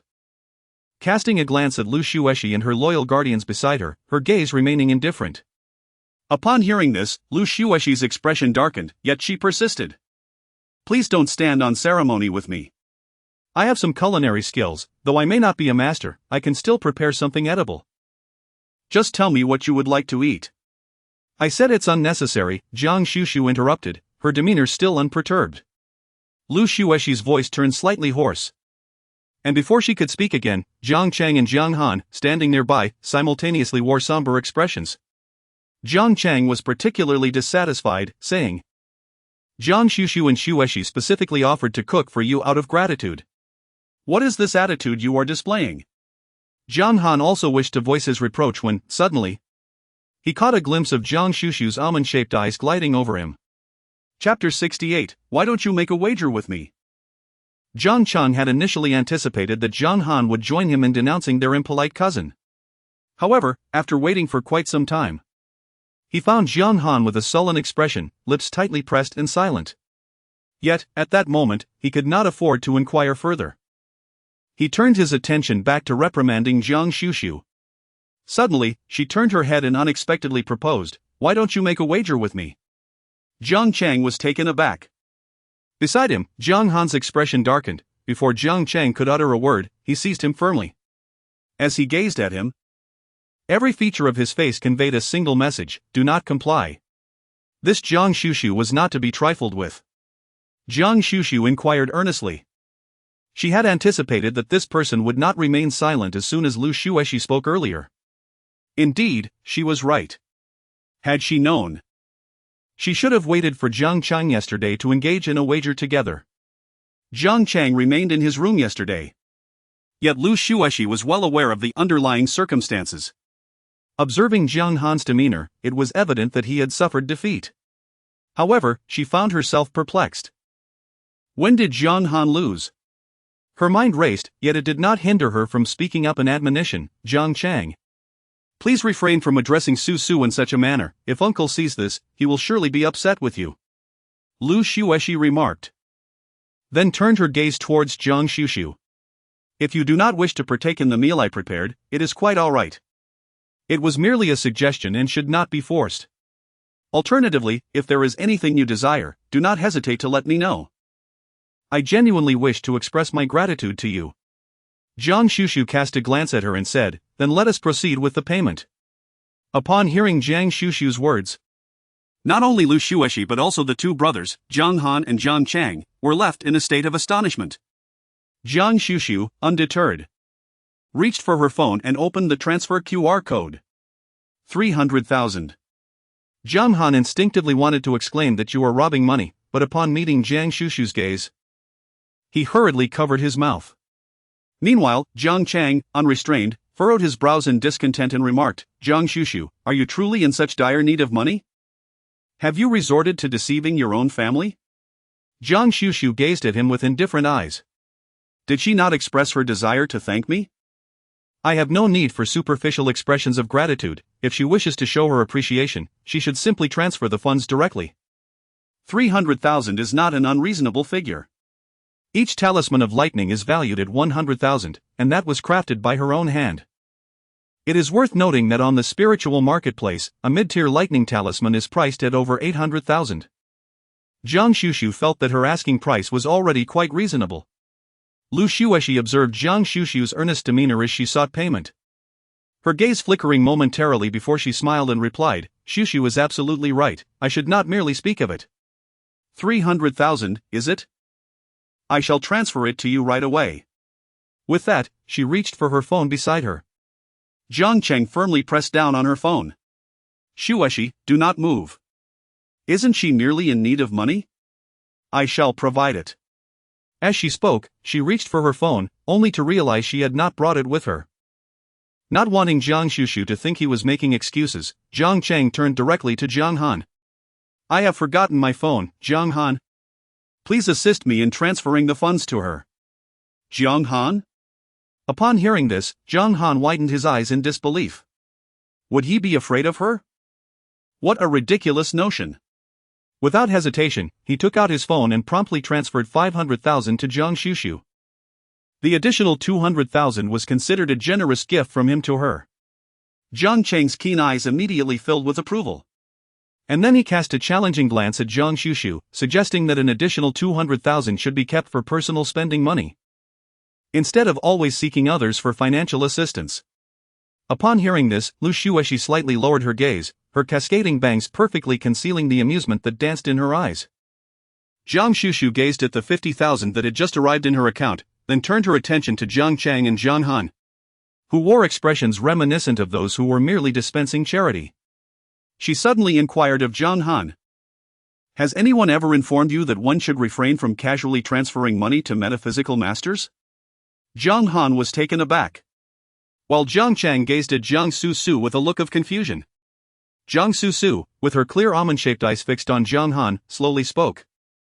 The additional 200,000 shall be regarded as your fortune deposited with me in advance. I shall endeavor to ensure that you utilize it ahead of time. Guan Xuxu's voice was neither hurried nor slow, and her tone could be described as exceptionally earnest. Jiang Chang remained perplexed, while beside him, Jiang Han suddenly felt a chill run down his spine. Jiang Chang was unaware. Yet he had personally experienced it last night and recognized that Guan Xuxu indeed possessed some remarkable abilities. Listening to Guan Xuxu's words now, it seemed as though she was suggesting he should encounter some mysterious event prematurely. What concern was this of his? He was merely assisting in the transfer of funds. Jiang Han is filled with regret, pondering why he impulsively transferred the 200,000. At this moment, Jiang Chang also comprehended the implication behind Guan Xuxu's words, and his expression immediately darkened, perceiving that Guan Xuxu was merely attempting to frighten him. Guan Xuxu, please refrain from employing your peculiar and mysterious tactics to intimidate others at home. No one is swayed by your antics. Although Jiang Han felt a chill in his heart, he refused to show any sign of fear in front of Jiang Xuxu. Thus, he forced himself to appear composed and nodded earnestly in agreement with Jiang Cheng's words. As you wish. Jiang Xuxu cast him a fleeting glance, too disinterested to continue entangling herself with the two Jiangs, and turned to head to the dining room for breakfast. By the time she had nearly finished her meal, Jiang Xu, his eyes half closed, descended the stairs with a clatter, barely acknowledging the few individuals seated in the living room, and made his way directly to the dining area. Upon spotting Jiang Xuxu, his drowsy mind instantly awakened. He eagerly leaned in beside her, extolling the virtues of the silent charm she had bestowed upon him the previous night. He had played video games with the volume turned up until 3 in the morning, And neither his father, mother, nor Uncle Ming had heard a peep, nor had they come to urge him to sleep. Guan Xuxu gazed at the dark circles under his eyes and silently resolved to impose stricter limitations when selling charms to minors in the future. This particular minor before her was evidently the type who could easily bring about their own demise. She refrained from offering any advice, instead focusing on finishing the kanji before her. Jiangsu did not feel neglected. He inquired once more, "Sister, do you have any plans for today? Are you going out?" Jiangsu felt an exhilarating sense of righteousness when accompanying Guan Xuxu, yet today he chose to remain at home. Guan Xuxu shattered his illusions. "Today, I am at home. Receiving parcels." "Jiangsu, is it really necessary to be at home for the receipt of a parcel? What purpose do Uncle Ming, Aunt Jiang, and the security guard serve then?" Before Jiangsu could ponder further, he heard Uncle Ming approaching, informing him that a package had arrived at the villa gate, requiring his personal signature for release, and inquiring whether to grant access. Guan Xuxu nodded towards Uncle Ming, acknowledging, "It's my parcel, please bring it in." Jiangsu was somewhat curious about what Guan Xuxu had purchased that required her personal signature upon receipt. Although the individuals in the living room, including Lu Xueshi, did not outwardly express their intrigue, they too were silently waiting for the arrival of the visitor. Before long, the grand entrance of the villa swung open, revealing three figures clad in black hats standing outside. Jiangsu recalled that the courier who delivered a package to Guan Xuxu yesterday seemed to be dressed similarly. However, this uniform appeared unfamiliar to him. Which courier company does it belong to? Observing their entirely black attire, including masks, they resembled members of some clandestine organization rather than typical delivery personnel. Guan Xuxu then approached, first retrieving her phone as if to verify their identities. Subsequently, the three young men effortlessly hoisted the large boxes, nearly half their height, and followed Guan Xuxu upstairs with ease. Jiangsu swiftly followed suit. Just as he witnessed the trio carrying the boxes into Guan Xuxu's room and was about to enter alongside them, Guan Xuxu approached him and, right before his eyes, firmly closed the door. Jiangsu wore an expression of disbelief. Was it truly necessary to shroud the mere act of delivering a package in such mystery? How could they deny him a glimpse? Was he not her beloved cousin? Chapter 69, You do not meet our company's client standards. No matter how curious Jiangsu was, Guan Xuxu resolutely refused to open the door. Jiangsu stood outside, attempting to catch a hint of sound from within, yet he heard nothing. After about half an hour had passed, just as Jiangsu was on the verge of drifting off to sleep, he suddenly felt as if a gentle breeze had swept over him, instantly revitalizing his spirit. Simultaneously, everyone in the villa experienced the same refreshing gust, leaving them feeling clear-headed and invigorated. Downstairs, Uncle Ming was perplexed. Where could this wine possibly be coming from? It was summer, and the villa's central air conditioning was running continuously to ensure that its inhabitants felt no trace of heat.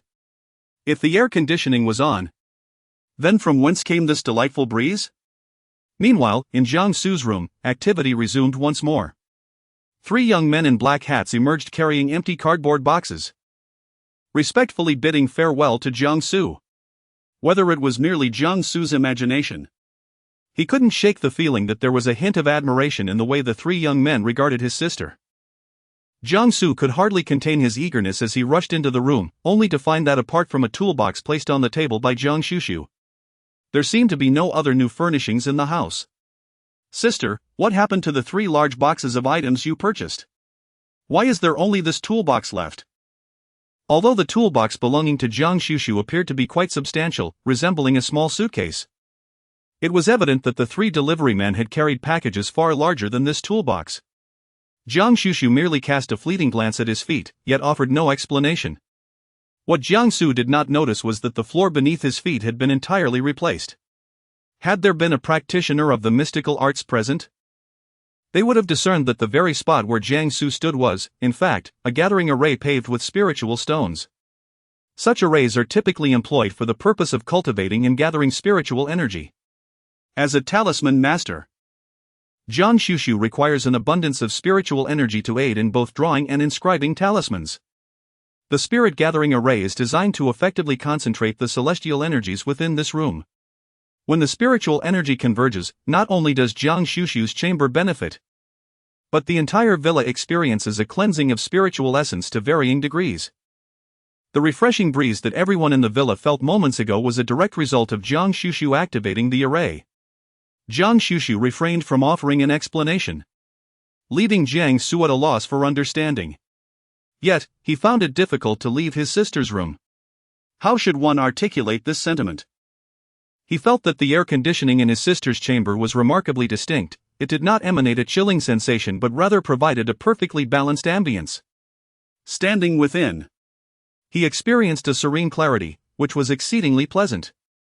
Downstairs, Zhang Chang and the others were also attentive to the commotion upstairs. When they observed three men in black hats descending the stairs in an orderly manner, he seemed to recall something. He rose and approached them directly. "Which company do you represent?" Not only Jiang Su, but Zhang Chang also noticed that Guan Xuxu appeared quite fond of this particular courier service. However, upon closer inspection, the men bore no logos whatsoever. At first glance, they hardly resembled delivery personnel. Zhang Chang harbored a lingering concern that Guan Xuxu might have unwittingly become involved with some peculiar and dubious cult. Her personal well-being was of little consequence. Yet she could not allow the family's reputation to be tarnished. While these thoughts occupied her mind, her demeanor remained outwardly cordial. Zhang Chang is not deceiving anyone. He graduated from university this year and is preparing to embark on his entrepreneurial journey. He indeed requires collaboration with logistics companies. Yet he would certainly overlook any ordinary small enterprises. After all, he is a member of the Jiang family, and even in his own ventures, he must ensure that all resources are of the highest caliber. Zhang Chang believed that upon his declaration, the three young couriers before him would immediately be filled with trepidation and joyfully present their company's business cards. After all, this was the Jiang family. An opportunity to collaborate with them was akin to a fortuitous windfall. However, to his surprise, the trio merely gazed at him with blank expressions. One among them, with only a pair of eyes visible above his black mask, scrutinized him from head to toe, and then seemed to smirk, apologetically stating, regrettably, "You do not meet our company's client standards. A mere muggle devoid of any spiritual energy.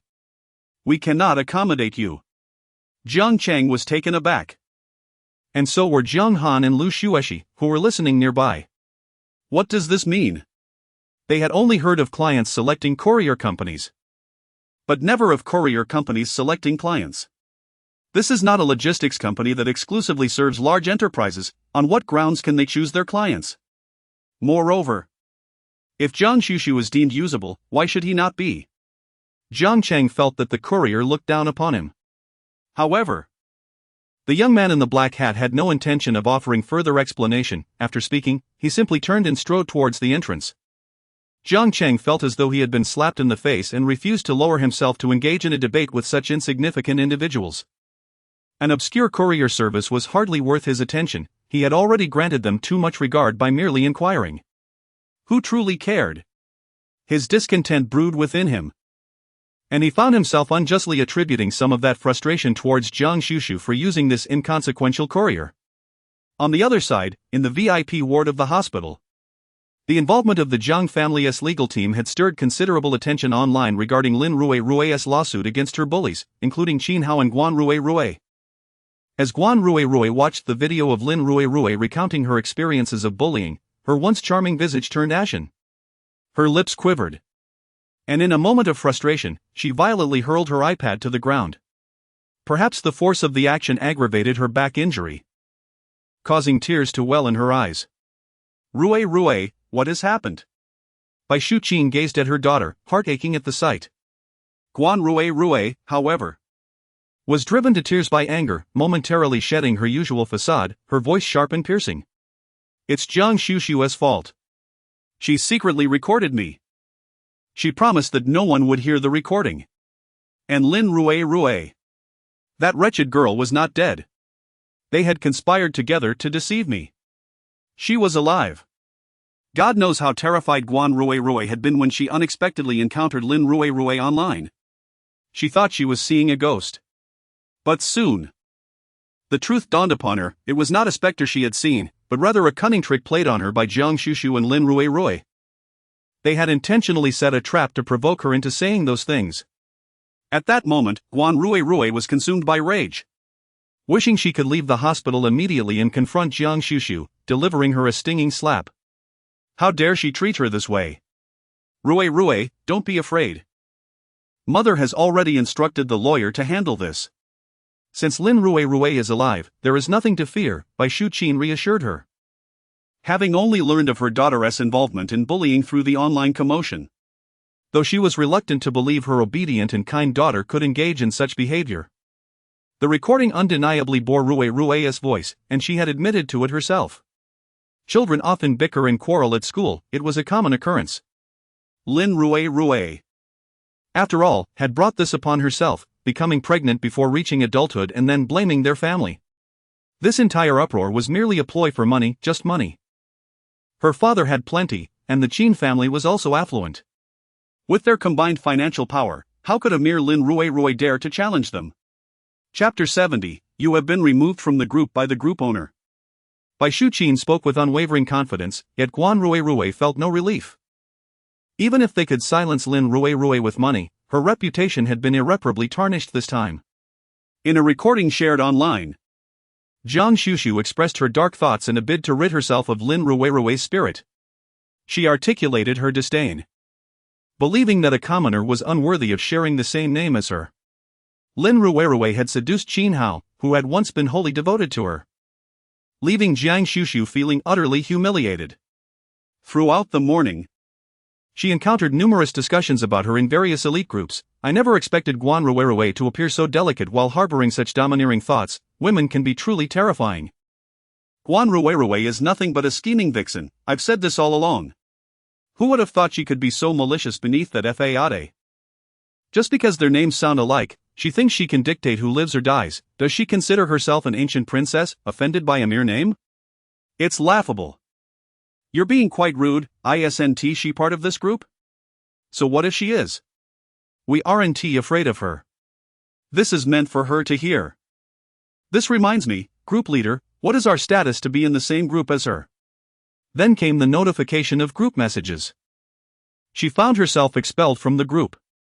Although not every group had removed her, and some members who shared a temperament with Qin Hao deemed it trivial, it was enough to send Guan Rui into a spiral of despair. Guan Xuxu. Bai Shuqin, witnessing Guan Rui's escalating distress, felt a throbbing headache. She hadn't slept well in days and had twisted her ankle while descending the stairs that morning. Instinctively, she glanced at the jade pendant around Guan Rui's neck. This pendant had been unearthed from a dusty corner of a drawer by Guan Xuxu, who, concerned about the potential exacerbation of Guan Rui's unfortunate constitution, had reluctantly given it to his sister. As for the other pendant, Guan Baocheng kept it for himself. As the head of the family, Bai Shuqin could hardly contest that. Initially, she thought it was of little consequence. Yet, just as Guan Xuxu had suggested, the absence of the jade pendant had led to a string of misfortunes for her and her son over the past few days. Despite her sympathy for her daughter, she felt overwhelmed. Rui, please stop shouting, mother has a bit of a headache. She reassured her. Your father will surely not let anyone who bullies you go unpunished. Once this matter is resolved, our family will ensure that Lin Rui and her family pay the price. Upon hearing this, Guan Rui ceased her cries but fixed her red-rimmed eyes on Bai Shuqin and Guan Xuxu. Bai Shuqin was well aware of Guan Xuxu's presence, however. Guan Xuxu was now a member of the Jiang family. Not to mention her formidable connections, she was not someone they could easily confront. Guan Rui immediately perceived Bai Shuqin's underlying apprehension, and she understood all too well. Guan Xuxu dares to act so recklessly against her, relying solely on the support of the Jiang family. She is well aware that the Guan family's financial resources and influence in Heiress pale in comparison to those of the Jiang family. Yet, swallowing her indignation is an unbearable burden. I will accuse her of fraud. Guan Rui suddenly grasped onto this thought like a lifeline, her eyes gleaming with resolve. Guan Xuxu has already extorted 5 million from my family. She conspired with Lin Rui to set me up, stealing 5 million and my grandmother's bracelet. I can certainly accuse her of fraud. Bai Shuqin, upon hearing this, initially brightened, but soon her face clouded with concern. Just a transfer record might not suffice for an accusation, especially considering Jiang Hai Group's formidable legal team. Although Bai Xuqin was brash, she still possessed a degree of rationality. However, Guan Xuxu was undeterred. All she desired was for Guan Xuxu to face misfortune. "I don't care. I want to sue her. After all, my family raised her for 18 years, and she treats me this way. How dare she? Mom, please help me file a lawsuit against her. I must hold her accountable." Guan Xuxu's emotions surged once more, prompting Bai Xuqin to pacify her. All right, I'll help you sue her, my dear. But please, don't get too worked up, it's not good for your health." Hearing the comforting words she longed for, Guan Xuxu clung to Bai Xuqin's hand, tears streaming down her face. Feigning vulnerability. "Mom, why won't she just leave me alone? Why won't they let me be? I feel so miserable, truly miserable." Previously, her tantrums only coaxed Bai Xuqin into a reluctant concession, but now, her display of fragility ignited Bai Xuqin's compassion and outrage. "Xuexue, don't cry. That ungrateful wretch will not escape my wrath. How dare she bully my daughter? I will ensure she pays dearly." With that, Bai Xuqin released Guan Xuxu and stormed out of the hospital room. Guan Xuxu, with red-rimmed eyes, watched her leave, a smirk of triumph slowly creeping onto her lips. At the Guan residence, Guan Xuxu was consulting a feng shui master regarding the home's energy. Ever since Guan Xuxu left the hospital, he felt an inexplicable unease. Firstly, he had started experiencing nightmares. In his dreams, he would awaken to find a woman lying by his bedside. Initially, she was on the opposite side of the bed. But upon waking, he would find her inexplicably closer to him. This unsettling pattern persisted for several nights. What terrified him further was that every time he jolted awake, the mysterious woman seemed to inch closer. The fear gnawing at Guan Xuxu was indescribable. He dreaded waking up one day to find her next to him. Just contemplating such a scenario sent shivers down his spine. He even tried staying in a hotel, yet the specter, or rather the ghost in his dreams, appeared to be fixated on him, haunting him every night. He pondered if this was related to Guan Xuxu's earlier mention of a calamity associated with Xuexue. With no other option, he sought out another master for assistance. "What have you discovered, master?" Due to Xuexue's fate, Guan Xuxu held great faith in metaphysical practices, especially in the expertise of this master he had hired at a considerable cost. The master circled the villa and then inspected his room, finally nodding. "Indeed. There are some unclean entities within your space." With such an ominous revelation, Guan Xuxu's heart sank. "So, it is a ghost?" he pressed. "Master, do you have a way to exorcise it?" Without waiting for a response, he added, "Rest assured, if you are willing to help, I will ensure you are well compensated." The middle-aged master, clad in traditional robes, smiled slightly. "In that case, I shall do my utmost." He proceeded to set up a ritual, exuding an air of authority. Guan Xuxu had encountered genuine masters before. He had sensed Guan Xuxu's capabilities that day in the hospital. However, after the scandal that ensued, he could not possibly seek her assistance again. Observing the master as he prepared the talismans, which soared toward the center of the bed, he felt a surge of hope that the ghost would soon be vanquished. Yet, in an instant, the temperature in the room plummeted, and the talismans ignited mid-air.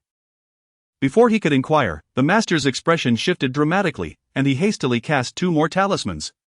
But those 2 quickly turned to ashes. The previously composed master now appeared agitated. Scolding Guan Xuxu, "There is more than one malevolent spirit in this villa. Why didn't you inform me sooner? Had I known it would be this troublesome, I would never have come." Now, the situation had escalated, and his previous actions had provoked the wrath of the vengeful spirit residing within the villa.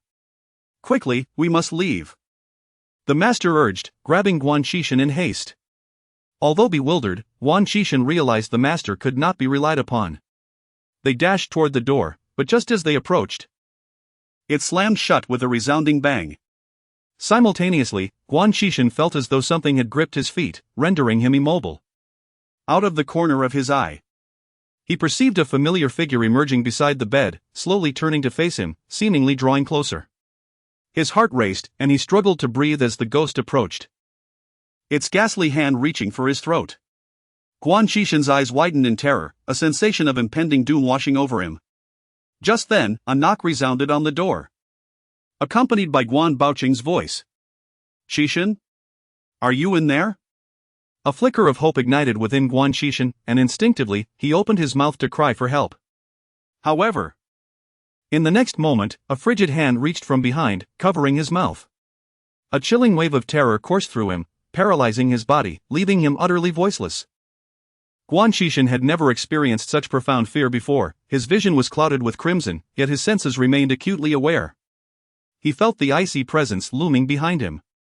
Trembling uncontrollably, tears streamed down his face as he desperately sought to cry out, but the words were trapped within him. In this dire moment, the master suddenly slashed his fingertip, raising his arm as droplets of blood fell onto Guan Xuxu's face. In his ear, he seemed to hear a wail of anguish. "Dad! Help me!"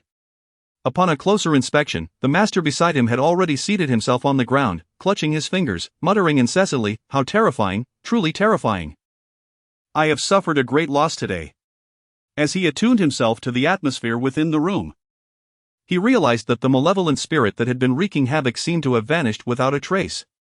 Nevertheless, the master did not feel any relief.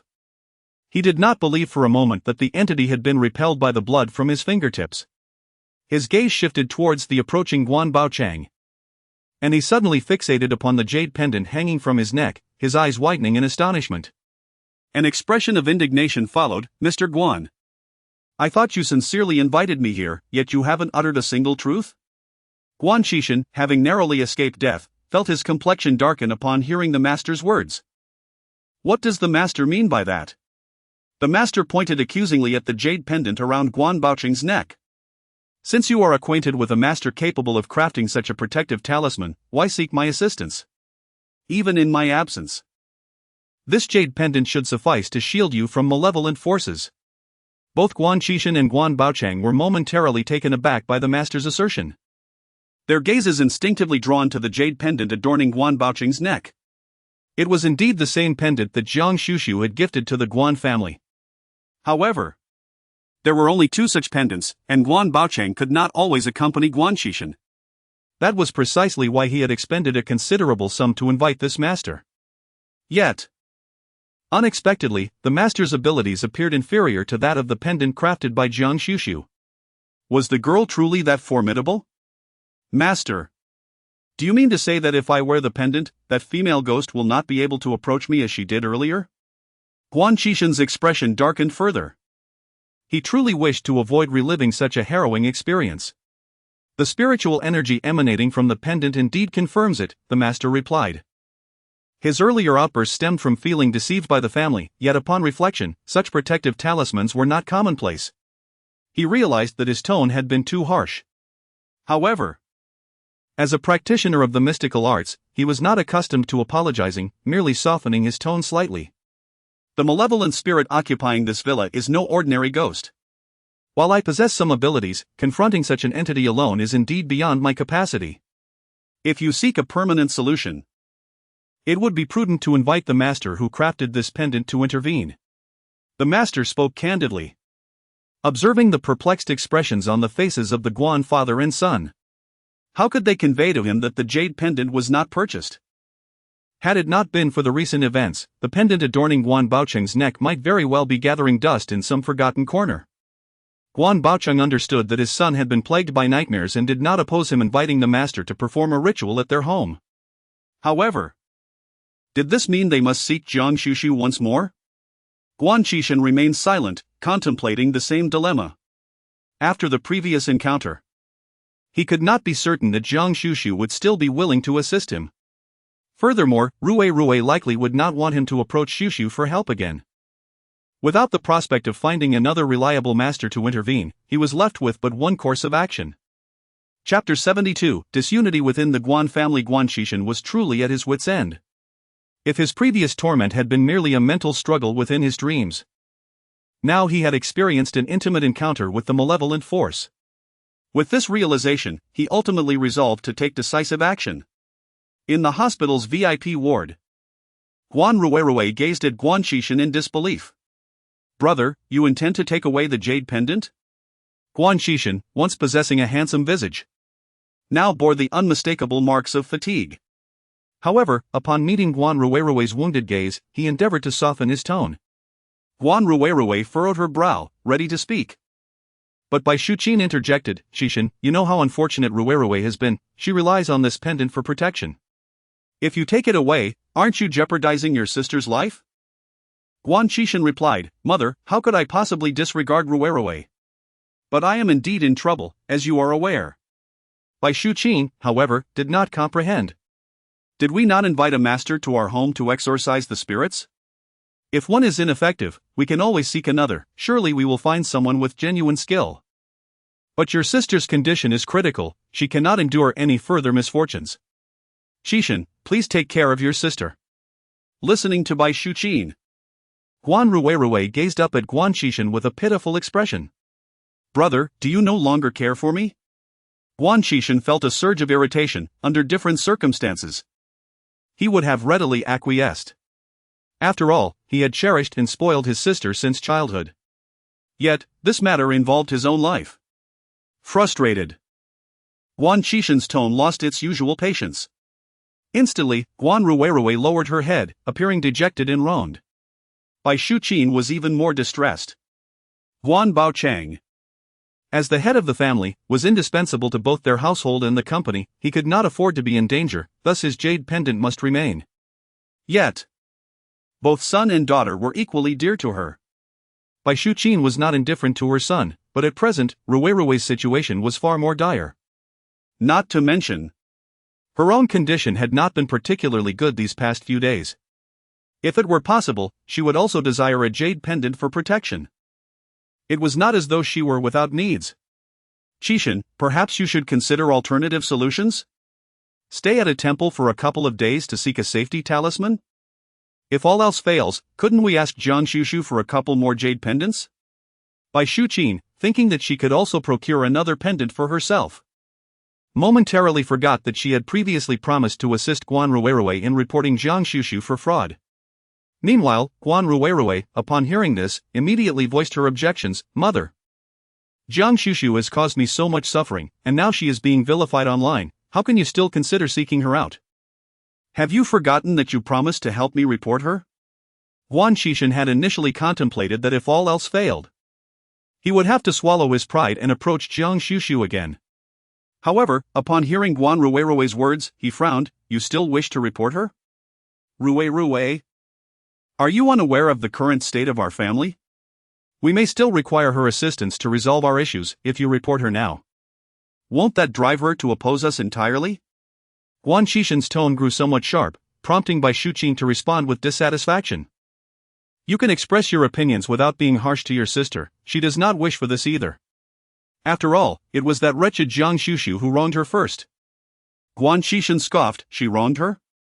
Wasn't it our family that schemed to alter her fate? Had our family chosen to care for her instead of plotting against her? With her current abilities, I refuse to believe she wouldn't be able to assist Ruirui and our family. Bai Shuqin's face was filled with disbelief as she retorted. Are you blaming me now? That wretched girl, knowing full well we intended to use her to swap destinies, remains silent until now before retaliating. She is deviously cunning. I believe she learned those mystical arts specifically to deal with our family. Do you really think she would sincerely wish to help us? Guan Ruirui, upon hearing this, felt a surge of grievance. Mother, please stop, it's all my fault. I have brought misfortune upon the family. Seeing her distress, Bai Shuqin hurriedly turned to console her, and with this response, Guan Ruirui's tears flowed even more freely. Moreover, let us not mention how the matter of distributing the 2 jade tablets has caused a rift within the Guan family. Guan Xuxu had just finished rearranging her room when she suddenly remembered the little spirit fluttering about inside. After some contemplation, she made the decision to take it to meet Lin Ruirui for one final farewell. However, just as the car exited the Silver River No. 1 garden, they were unexpectedly halted by an individual. Raising her eyes, she recognized Pei Yuanchang, the same person she had previously scolded. Standing in front of the vehicle, his injuries made him appear somewhat pitiable. Xu Xiu, I have something to say to you. The driver, upon hearing the call, instinctively turned to inquire, "Miss, what should we do?" "Ignore him, just drive past," she instructed. Guan Xuxu felt there was nothing left to discuss with Pei Yuancheng, and it was utterly inconceivable for her to alight the vehicle and endure his incessant chatter. The driver, perceiving the young lady's demeanor, immediately understood the situation. With a stern expression, he signaled the security personnel from the nearby villa area to remove the obstruction and prepared to restart the car. Pei Yuancheng attempted to break free from the grasp of the security guards, but the guards of Silver River No. 1 were far beyond his feeble strength. As the vehicle was on the brink of departure, he disregarded his own dignity as the Pei family's young master and shouted impulsively, "Xuxu! I have already broken up with Guan Xuxu. What more do you want from me?" "Xuxu! I refuse to believe that you harbor no feelings for me at all. If you truly did not care for me, why did you pursue me so fervently in the past? Guan Xuxu, you were the one who provoked me first. Do you now wish to cast me aside without uttering a single word? Or have you, now that you have become a young lady of the Jiang family, grown indifferent to everyone else?" His voice was not soft, and the understated Maybach, poised to exit the park, came to a slight halt. Inside the vehicle, the driver subtly indicated, "Mr. Chu, it seems there is a Jiang family car ahead." Seated in the back, Chu Beiha raised his eyes slightly. His dark gaze calm and detached, resting upon the scene unfolding before him. He happened to witness the entanglement involving Pei Yuancheng. Reflecting on the young lady from the Jiang family, Chu Beiha's expression remained unchanged, yet he opened his mouth to command the security to handle the situation. The driver, somewhat surprised that his boss would concern himself with such trivial matters, was about to gesture towards the security booth. However, before he could speak, the Jiang family's car suddenly came to a halt. Immediately thereafter, the driver gestured towards Pei Yuancheng. The security promptly released Pei Yuancheng, who hurriedly approached the back seat of the car. He first bent down to say something to the occupants inside, and then a satisfied smile spread across his face as he promptly climbed into the back seat. The vehicle then departed swiftly. The Chu family's driver was momentarily taken aback, cautiously turning to glance at his boss. Chu Beiha had evidently observed the earlier scene, his deep eyes shrouded in ambiguity, ultimately transforming into a fleeting hint of mockery before returning to indifference. In a cold tone, he instructed, "Let's go." Chapter 73, The Well-Behaved Grandson on the Other Side. Having successfully seated himself in the back of the Jiang family's car, Pei Yuancheng gazed at Guan Xuxu beside him, the fervor and deep affection in his eyes nearly palpable. Guan Xuxu scrolled through her phone without raising her head, her voice icy as she spoke, "If you continue to regard me with such repulsive eyes, you might as well forgo them altogether." Pei Yuancheng was taken aback. He had believed that she had finally grown tired of Qiao and permitted him to enter the vehicle. Yet, she maintained this disdainful demeanor. Could it be that she had never harbored any affection for him? The mere thought sent Pei Yuancheng into a swift denial. Impossible. If she had no feelings, why had she pursued him so fervently in the past, and why had she consented to his presence in the car? He remained convinced that her anger stemmed from his engagement to Guan Xuxu. With this realization in mind, he softened his tone once more, "Xuxu. Guan Xuxu." Upon hearing his tone, could no longer contain herself and turned her head. "Do you not wish to know why I followed you every single day back then? Allow me to reveal the truth to you now." She truly lacked the patience to continue entangling herself with this foolish, despicable man. Pei Yuancheng, upon hearing that she intended to show him some so-called truth, was filled with disbelief. What other truth could there be when a woman pursues a man, if not affection? He merely regarded her refusal to confront her own feelings. Guan Xuxu observed his evident disbelief, yet he donned an air of feigned ignorance, compelling her to acquiesce to his pretense. She chose silence, allowing the driver to navigate the vehicle forward. As they drew ever closer to their destination, Pei Yuancheng's expression morphed into something peculiar. Finally, as the car came to a halt before an opulent villa, he turned his gaze towards Guan Xuxu, his eyes glimmering with a smile that danced on the edge of mockery. Indeed, it was Guan Xuxu who had instructed the driver to this very address, the residence of the Pei family. Upon witnessing the destination, a triumphant smile radiated from Pei Yuancheng, his confidence exuding a palpable sense of mastery over the situation. Jiang Xuxu did not engage in idle chatter with him. Once the vehicle came to a halt, she alighted and made her way inside. The housekeeper of the Pei family, upon noticing the eldest master behind her, instinctively opened the door. Jiang Xuxu strode in without the slightest hint of hesitation, displaying no shyness typical of someone visiting another's home for the first time. However, as time passed, an unsettling feeling began to creep over her. Upon entering, she ascended the staircase with purpose, making her way directly towards the last room at the end of the second-floor corridor. Yet, she had never been to this house before. Just as her hand was about to grasp the doorknob, Pei Yuancheng could no longer contain himself and called out, "Xuxu, you cannot enter this room." Jiang Xuxu placed her hand upon the doorknob, turning to question him, "Why? Is it because this is your late grandmother's room?" Pei Yuancheng's pupils quivered momentarily. And before he could ponder how she knew, Jiang Xuxu resolutely turned the doorknob and opened the door. A wave of musty air rushed forth, a testament to the prolonged neglect of the space. Despite the tightly sealed windows and doors, a layer of dust had settled in the room. Pei Yuancheng's expression darkened instantly. It had been over 2 years since his grandmother had passed away, and the family seldom spoke of her. Even he had not given this room much thought for a long time. Yet, to him, his grandmother had always been a figure of immense significance within this household. Jiang Xuxu's behavior is, in fact, somewhat offensive. Pei Yuancheng felt a twinge of discomfort in his heart, yet he refrained from reproaching her. Instead, he softened his tone, saying, "Xuxu, you are aware that this is my grandmother's room, so please refrain from entering. I can take you to my room." Upon hearing his words, Jiang Xuxu merely rolled her eyes at him and continued into the room. "Initially, it was your grandmother's spirit that sought me out, imploring me to watch over you." Pei Yuancheng could scarcely fathom that he would receive such a response. It was so bewildering that it bordered on absurdity. My grandmother's spirit. Xuxu. Even if you wish to deny your feelings for me, there is truly no need to resort to such fabrications. The words that followed were abruptly halted in his throat as he witnessed Jiang Xuxu suddenly draw a yellow talisman from her bag and toss it into the air. The talisman, upon being thrown, stood upright in midair with an uncanny steadiness. Subsequently, he heard Jiang Xuxu murmuring incantations. Taiyin Yuming, swiftly reveal the Yin spirit. Raise your head to see, bow down to listen, I offer the decree of pardon, manifest before me.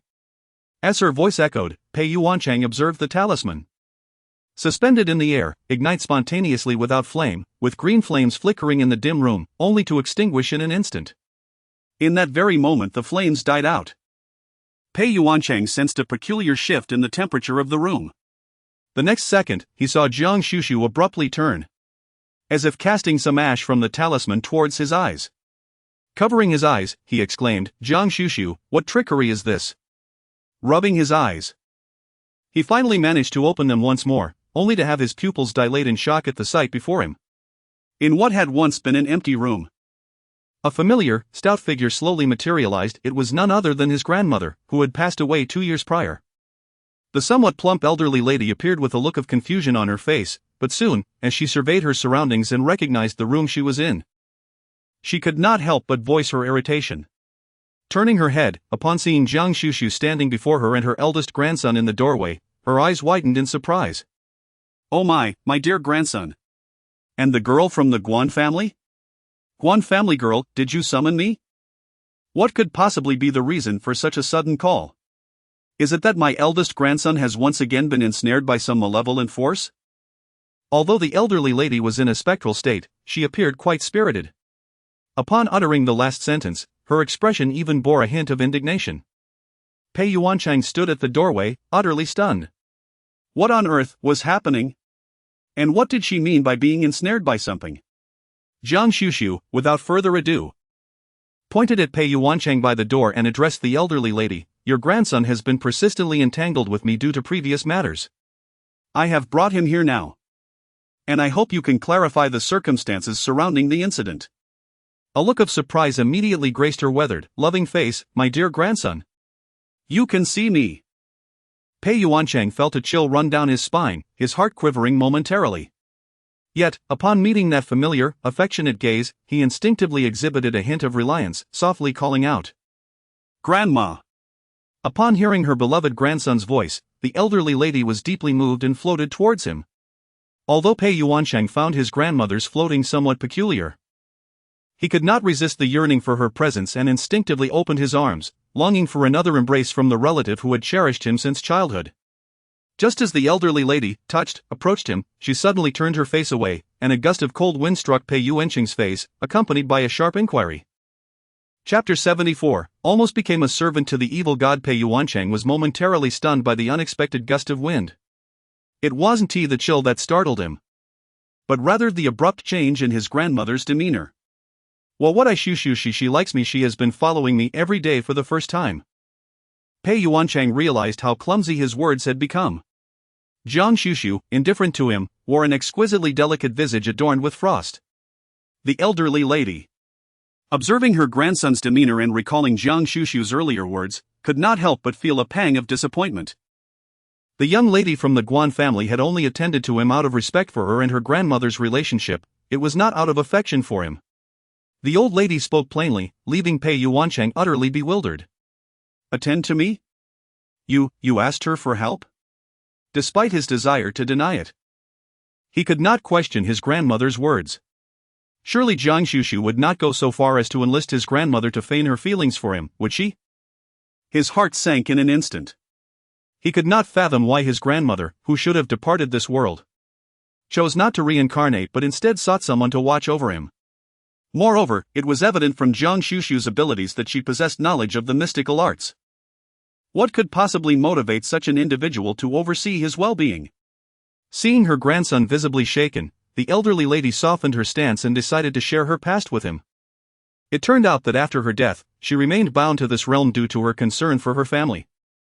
Her spirit lingered in the home, often observing her son and grandson during the night. Even if they remained unaware of her presence, she cherished the moments spent watching over them. This continued until a day more than half a year ago when she discovered that her grandson had inexplicably become afflicted by a malevolent force. This was no ordinary malevolence. It seemed akin to a death curse. Though she was a spirit, she was newly departed and, having spent her time in the comfort of her home, possessed little power.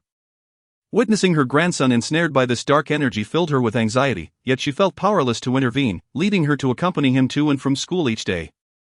It was during one of these routines that she fortuitously encountered Guan Xuxu. At first, Guan Xuxu believed that the malevolent energy surrounding Pei Yuancheng originated from the elderly lady. With good intentions, she offered a few words of counsel, as it is not uncommon for individuals to linger near their departed loved ones, inadvertently causing the living to become tainted by their lingering spirits.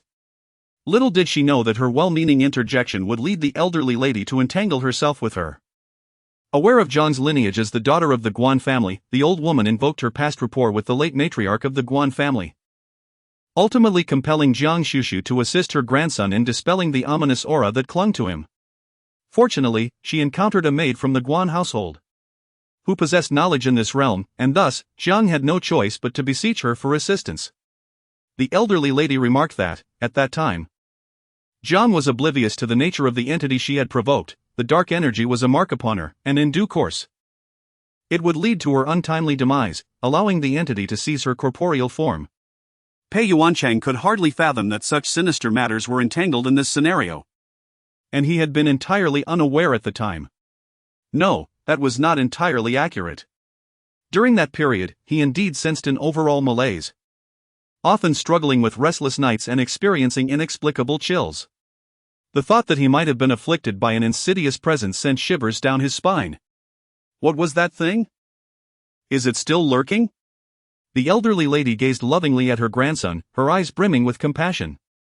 As Guan Xuxu spoke, it was evident that Pei Yuancheng had come to believe her words.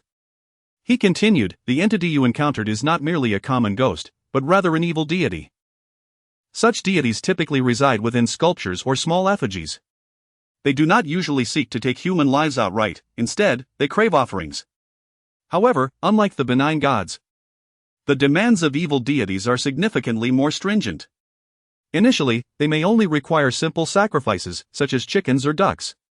Yet, as time passes, their appetites grow, compelling the host to provide living creatures to consume their blood and flesh. When their power escalates, they will demand larger animals, such as pigs or sheep. As the host's desires intensify, so too do the deity's requirements, eventually leading to the demand for human lives. Unfortunately, the malevolent entity that Pei Yuanchang had drawn to himself was one that had already claimed several lives due to previous offerings. I surmised that this evil deity had been abandoned by its last host, who, frightened by the bloodshed, could no longer continue the offerings. Thus, the deity, fueled by its murderous rage and the resentment of being forsaken, became even more ferocious.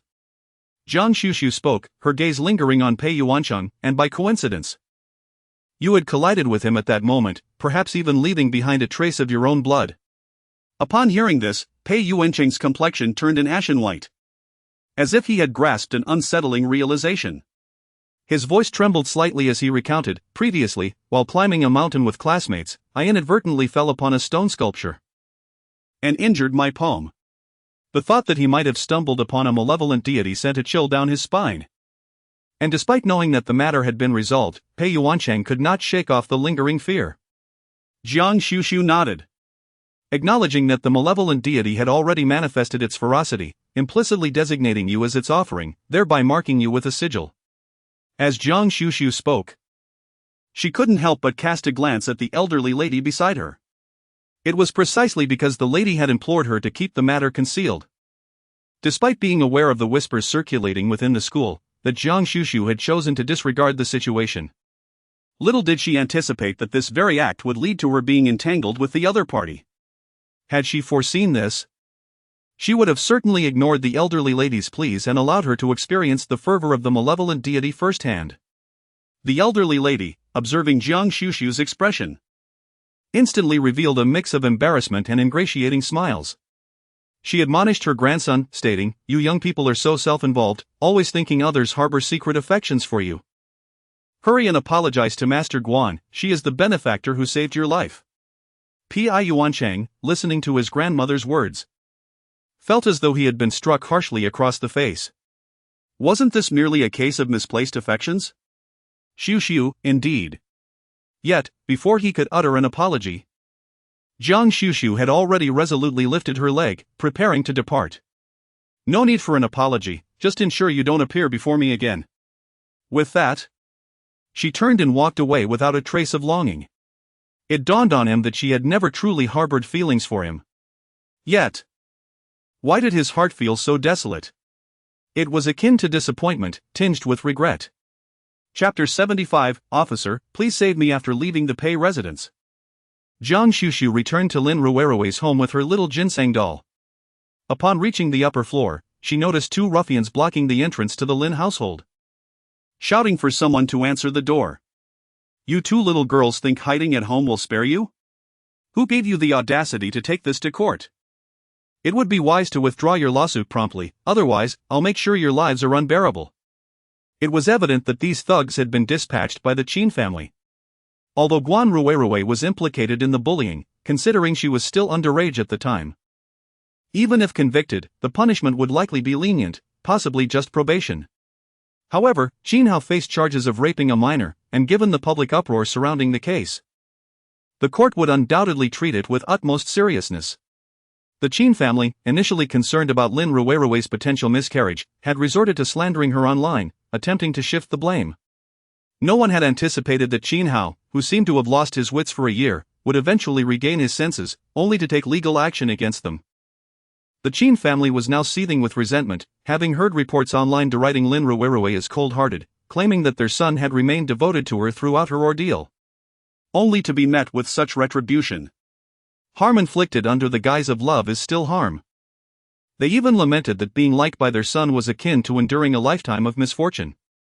Guan Xuxu had been following these developments online and was not particularly surprised by the unfolding events. The two ruffians continued their tirade at the door until they suddenly noticed a stunningly beautiful young girl resembling a celestial being standing behind them. Their eyes lit up momentarily, only to narrow with malevolent intent as one of them asked, "Sister, do you know this family?" Guan Xuxu's gaze swept across the two individuals. Her eyes imbued with an icy indifference, yet a flicker of recognition lingered. The mirth in the eyes of the two men deepened instantaneously. They had encountered Lin Ruirui before. The young girl was indeed pure and charming, no wonder she could incite such primal desires in the young master of the Qin family. Their employer had previously issued a warning that if the girl remained obstinate, she would be made to experience the affections of other men. And perhaps once she had tasted that, she would be too exhausted to cause any further commotion. The two ruffians had come today with this very intent.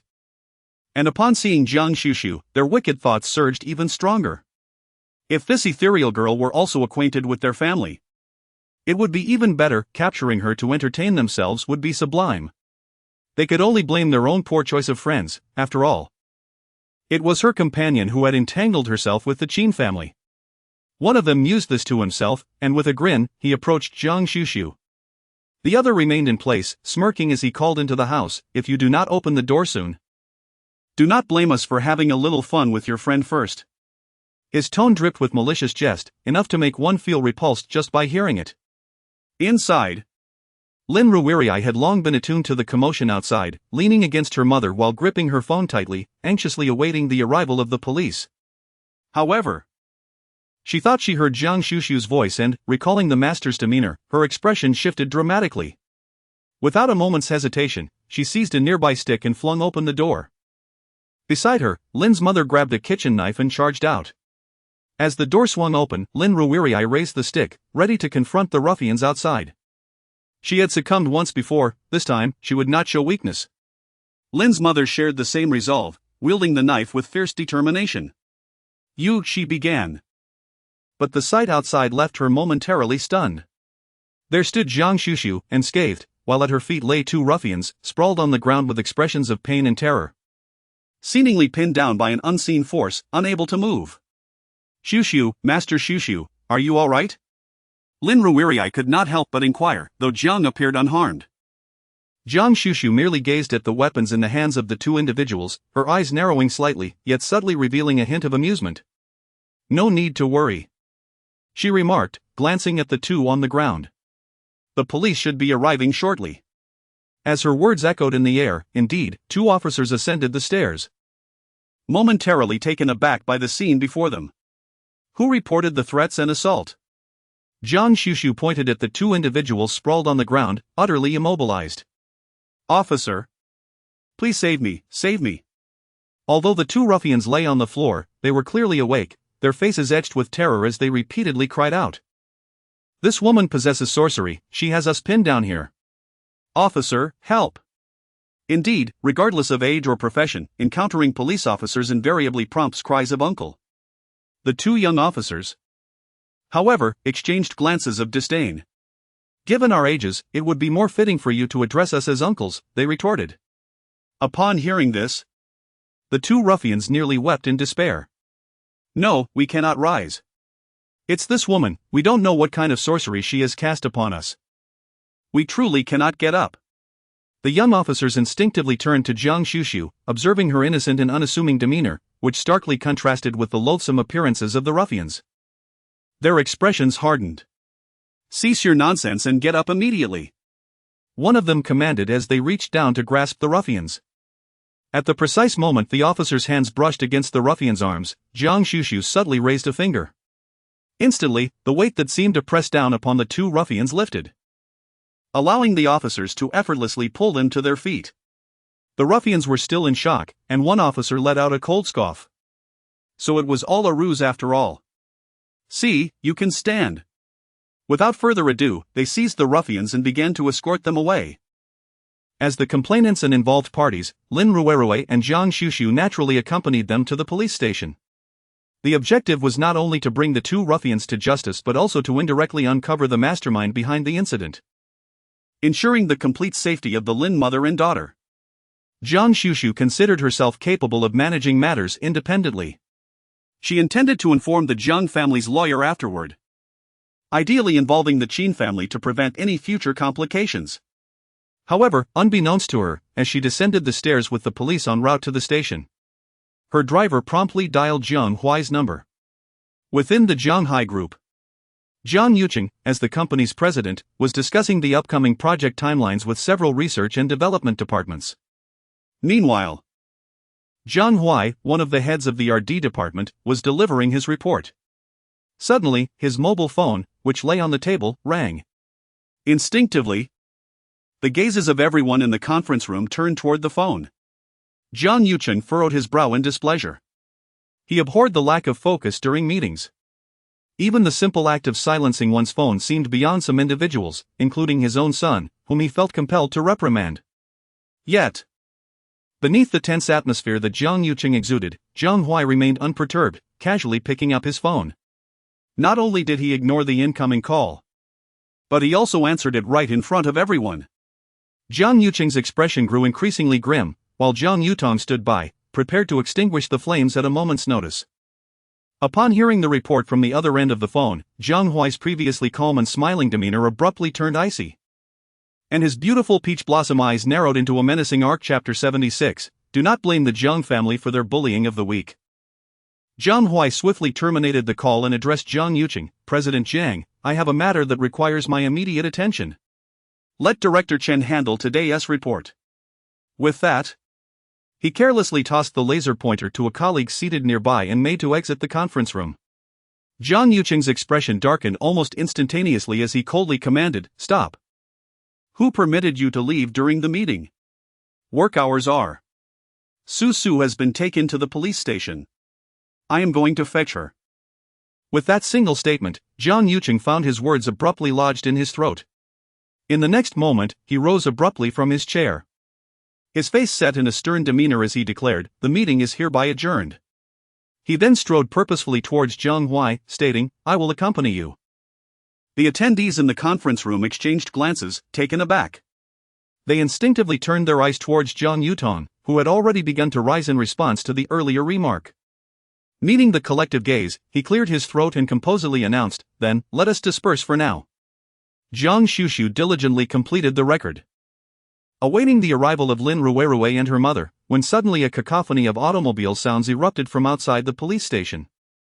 Instinctively, everyone turned their heads to witness several luxury vehicles parked at the entrance. As the doors swung open, a group of stern-faced men clad in suits emerged, with two individuals at the forefront exuding an especially formidable presence.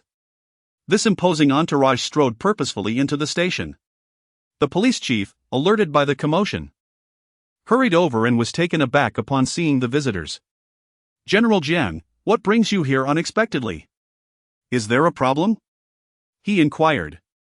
The leading figures were none other than Jiang Yucheng and Jiang Huai, accompanied by a team of lawyers from the headquarters. The gravity of the situation was palpable. The president of Jianghai Group's personal appearance indicated a matter of considerable significance. The police chief mentally catalogued any recent major cases potentially involving the Jiang family, yet found himself at a loss, utterly devoid of clues. I have come to seek. Just as Jiang Yucheng was about to speak, he heard Guan Xuxu's voice from inside, tinged with surprise. Dad, brother? Even Guan Xuxu seemed a bit bewildered at this moment. Upon catching sight of Guan Xuxu, Jiang Yucheng's eyes flickered momentarily, and he swiftly approached her with measured strides. Jiang Huai's pace was equally unhurried, and within moments, the two had reached Guan Xuxu's side. Are you all right? Have you been mistreated? They inquired in unison, their eyes reflecting an unmistakable concern. Guan Xuxu, feeling a sense of warmth, gently shook her head, assuring that everything was fine. The station chief, observing the concern between the two, quickly deduced that this young lady must belong to the Jiang family. He discreetly signaled to a nearby officer, seeking clarification. Guan Xuxu merely remarked that she had encountered two ruffians, and she approached to provide a statement. Ruffians? Jiang Yucheng and Jiang Huai's eyes instantly narrowed into a dangerous arc. What audacious ruffian dares to provoke their beloved Su? The police chief's expression grew grave. This is outrageous. I never anticipated such occurrences within my jurisdiction. Miss Jiang, do not fret, our station will certainly address those two scoundrels with the utmost seriousness. Upon hearing this, Guan Xuxu turned towards the police station chief, expressing her relief at his words, for the two individuals involved were merely pawns in a larger scheme, and potential retaliatory actions loomed ahead. Upon learning that they dared to seek revenge, Jiang Yucheng's expression darkened once more. At that moment, a junior officer conveniently brought forth the case file, prompting the police station chief to gesture for an explanation.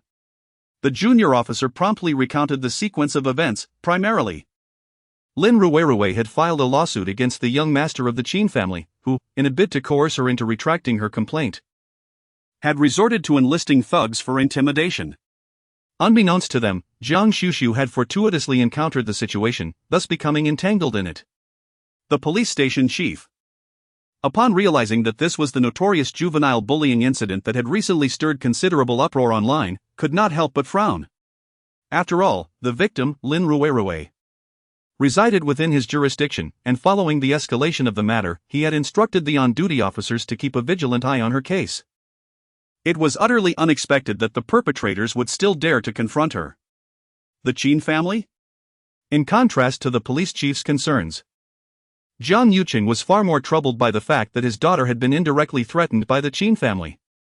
Zhang Hui possesses a deeper understanding of the matters concerning the Qin family and Lin Ruiruo, as Guan Xuxu and Guan Xuxu sought their legal counsel through him. Their willingness to invest their efforts in the affairs of others is something Zhang Hui does not oppose. Initially, he believed that with the formidable Jiang family legal team as a deterrent, the Qin family would exercise caution. However, to his astonishment, they exhibited no restraint, even resorting to bribing thugs with the intent to inflict harm. Given this turn of events, the Jiang family cannot be blamed for resorting to intimidation. The Qin family, it seems, still has the leisure to bully a young girl, which only indicates their lack of engagement. Perhaps it is time for them to become occupied. The members of the Qin family likely never anticipated that the thugs they had enlisted would not only fail to intimidate but instead invoke the wrath of a mighty force. Today, she arrived with the intention of allowing the little spirit baby to bid farewell to Lin Ruiruo.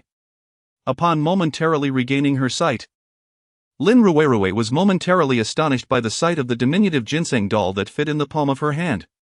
Yet, as realization dawned that this was her newly formed child, her eyes brimmed with tears. The little spirit baby, though unable to speak, sensed the bond of bloodline. And the moment Guan Xuxu released it, it scurried forth on its tiny legs, nuzzling its head against her cheek. Without the veil of resentment, the joy on the child's face became palpably evident. Lin Ruiruo, with utmost care, attempted to cradle the little spirit baby, feeling its attachment to her. And tears cascaded down her cheeks uncontrollably. She had once harbored disdain for this child's existence, even feeling relief at its absence. Yet such feelings stemmed solely from her animosity towards Qin Hao. Deep within her heart, she always felt a sense of guilt regarding the child. Xuxu, thank you. Thank you for bringing it to see me. Guan Xuxu gazed at her and pondered the issue that had only dawned upon her upon observing the diminutive figure of the ginseng doll. A typical infant spirit would at least possess a more developed form. So, what should be done? If one is willing, it is possible to nurture it in the guise of a small ghost, and as long as there are ample offerings and guidance, it may remain by your side and potentially bless your future endeavors. Upon hearing Guan Xuxu's words, Lin Ruiruo plainly appeared taken aback. The little infant spirit seemed to comprehend, joyfully spinning around before gleefully snuggling up to Lin Ruiruo. Guan Xuxu observed Lin Ruiruo's silence and, after a brief pause, spoke again, presenting two choices. It was now up to Lin Ruiruo to decide which path to take. Chapter 77, A Family's Casual Outing. Upon hearing this, Lin Ruiruo lowered her gaze slightly, fixating on the little ginseng doll fluttering before her. After a moment of contemplation, she clenched her teeth and spoke with a trembling voice, I choose the second one. As the words left her lips, she seemed to lose her strength, her body swaying gently. Tears streamed uncontrollably down her cheeks as she looked at the bewildered little spirit before her. I'm sorry. I don't mean to abandon you. Yet, she was merely 18. If she were to raise this little ghost, she would never be able to forget the pain that Qin Hao had inflicted upon her. She yearned for a fresh start, a life devoid of Qin Hao's shadow. Baby, I'm sorry, but I cannot keep you. Forgive me, forgive me. Her voice broke into sobs as she spoke. By the end of her statement, Lin Ruiruo was weeping uncontrollably. The little spirit, having floated into the air, appeared lost and helpless, gazing at her with a look of confusion. It was only when Lin Ruiruo choked out her final words, I don't want you anymore, just go, that the little spirit trembled slightly at the sound. Guan Xuxu lowered her gaze. Yet her attention was drawn to the invisible thread connecting Lin Ruiruo and the little spirit. With Lin Ruiruo's utterance, the thread seemed to snap abruptly, vanishing without a trace. Guan Xuxu raised her hand, and a beam of ethereal light emerged from her palm, enveloping the little spirit.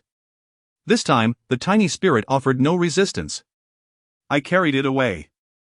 Guan Xuxu gently uttered a few words, refraining from offering further consolation to Lin Ruirui, and turned away to leave. Upon descending the stairs, she was unexpectedly met with the sight of Jiang Yuqing and Jiang Huai, who were still waiting in the car. You are still here? She inquired, genuinely surprised. After all, both Jiang Yuqing and Jiang Huai had their own commitments, and taking the time to visit the police station today was indeed a rarity. She had not anticipated that they would still be present. Jiang Yuqing pressed his lips together, seemingly at a loss for words. Fortunately, Jiang Huai was quite the talkative one. Jiang Huai remained in the front seat, making space for Guan Xuxu. Once she settled in, he inquired, have all matters been resolved? Guan Xuxu nodded slightly. Jiang Huai had witnessed her remarkable abilities firsthand and was aware of her daily endeavors. However, Jiang Yuqing remained oblivious. Had it not been for the unexpected revelation of her visit to the police station today, he would have been entirely unaware of her and Jiang Xu's involvement in the online bullying incident concerning minors. Nevertheless, seeing her grow closer to Jiang Xu brought him a sense of comfort. He mused that his daughter truly deserved to be adored by all. Despite these thoughts, Jiang Yuqing maintained an outward demeanor of composure. Jiang Huai inquired once more, are there any other matters to discuss? Guan Xuxu pondered for a moment. Realizing that aside from the matter concerning the little spirit, she had little else occupying her thoughts. As for the departure of the little spirit, there was no need for haste, so she shook her head. Jiang Huai spoke with a gentle and graceful tone, a smile adorning her lips. Jiang Yuqing cast a glance at his son, pondering how he could possibly have the audacity to claim that he was fine. Setting aside the pressing timeline of the project in his department, Jiang Yuqing had originally scheduled 3 meetings for today, all of which he had just instructed his assistant to cancel. Jiang Yuqing pondered for a moment and found the reasoning quite sensible, prompting him to instruct his assistant to postpone a business dinner scheduled for the evening. Clearing his throat softly, Jiang Yuqing turned his gaze towards Guan Xuxu, a rare warmth gracing his features. Indeed, father has some free time today. Do you have anything in mind that you would like to do? Although Guan Xuxu was unaware of the sudden enthusiasm that these two individuals had, she realized that throughout her life, she had never ventured out with her father and brother. In that moment, she found herself at a loss as to what could possibly be enjoyable about an outing with them. Seeing the confusion in her eyes, Jiang Huai's heart softened slightly. He decisively instructed the driver to proceed, saying, I perceive that Su is not particularly fond of the dresses prepared by Aunt Air. Let us first visit the shopping mall. You may select your own garments. Jiang Yuqing nodded upon hearing this. The suggestion was quite commendable. A trip to the mall would be delightful, allowing him to lavish some expenditure on his daughter. Although he had previously transferred her some funds, he felt that Su had not truly indulged in spending. Seeing the enthusiasm of the two, Guan Xuxu did not voice any objections. The trio proceeded directly to the largest shopping mall in Heiress, where Jiang Huai led them to the women's brand clothing section. Jiang Yuqing had never attempted to select clothing for his daughter. He stood at the door like a guardian deity. In contrast, Jiang Huai was considerably more enthusiastic, showing no signs of embarrassment. Whenever he spotted something that seemed suitable, he would take it out and request the sales assistant to assist with the coordination. Guan Xuxu was not particularly fond of shopping, yet she found herself compelled to try on more than 20 outfits. With her striking appearance and tall stature, she was hardly discerning when it came to clothing. Jiang Huai observed that each ensemble suited her beautifully. At first, Jiang Yuqing stood there as an invisible ATM, but later, seeing Jiang Huai enthusiastically dressing up Su, he couldn't help but join in. Su's fair complexion suited the colors perfectly. This outfit is delightful, I shall take it. This ensemble exudes elegance and is quite fitting. As the moments passed, he began to select items in the store himself, disregarding the prices, and instructed the sales assistant to wrap up whatever caught his eye. The diligent sales assistant behind him was practically beaming with joy. Upon witnessing this, Guan Xuxu did not change her demeanor, her gaze instinctively drifting towards the exterior of the shopping mall, where she chanced upon 2 young women, each cradling a cup of milk tea, walking by with cheerful smiles. Having devoted herself to studying talismanic arts under her master's guidance, She had scarcely any time of her own, let alone the opportunity to leisurely stroll and enjoy milk tea with her close friends. Jiang Hui, feeling quite exuberant, promptly took out his phone and placed an order. Before long, 3 cups of milk tea were delivered. Guan Xuxu had indeed indulged in milk tea before, however. Upon seeing it, her brows still arched with delight as she delicately sipped from the cup. Jiang Yucheng had never indulged in milk tea, holding the cup with a hint of disdain. However, witnessing Xuxu sipping her drink with an enchanting smile softened his heart inexplicably, prompting him to join her in this delightful experience. They left their address and proceeded to the next establishment. 3 remarkably attractive individuals, each exuding an air of distinction, strolled down the street, each cradling a cup of milk tea. This incongruous scene effortlessly attracted numerous gazes, with some even surreptitiously capturing the moment on their cameras. Guan Xuxu possessed a keen sensitivity to the gazes of those around her, swiftly recognizing the peculiar situation. Casting her eyes upon the bespoke suits adorning Jiang Yucheng and Jiang Hui, her delicate face slightly furrowed in contemplation, she remarked, clearly, "These are not the attire for a casual outing." Consequently, Jiang Yucheng and Jiang Hui found themselves ushered into a menswear boutique, and upon their emergence, the elegant suits had vanished, replaced instead by 2 sets of casual wear. Jiang Hui needs no introduction, his striking appearance shines through even in casual attire, effortlessly exuding an air of elegance. Although Jiang Yucheng is older than the other 2, his well-maintained appearance, coupled with a casual outfit, diminishes his imposing aura, rendering him a charming, handsome gentleman at first glance. Chapter 78, the business tycoon also posts on social media.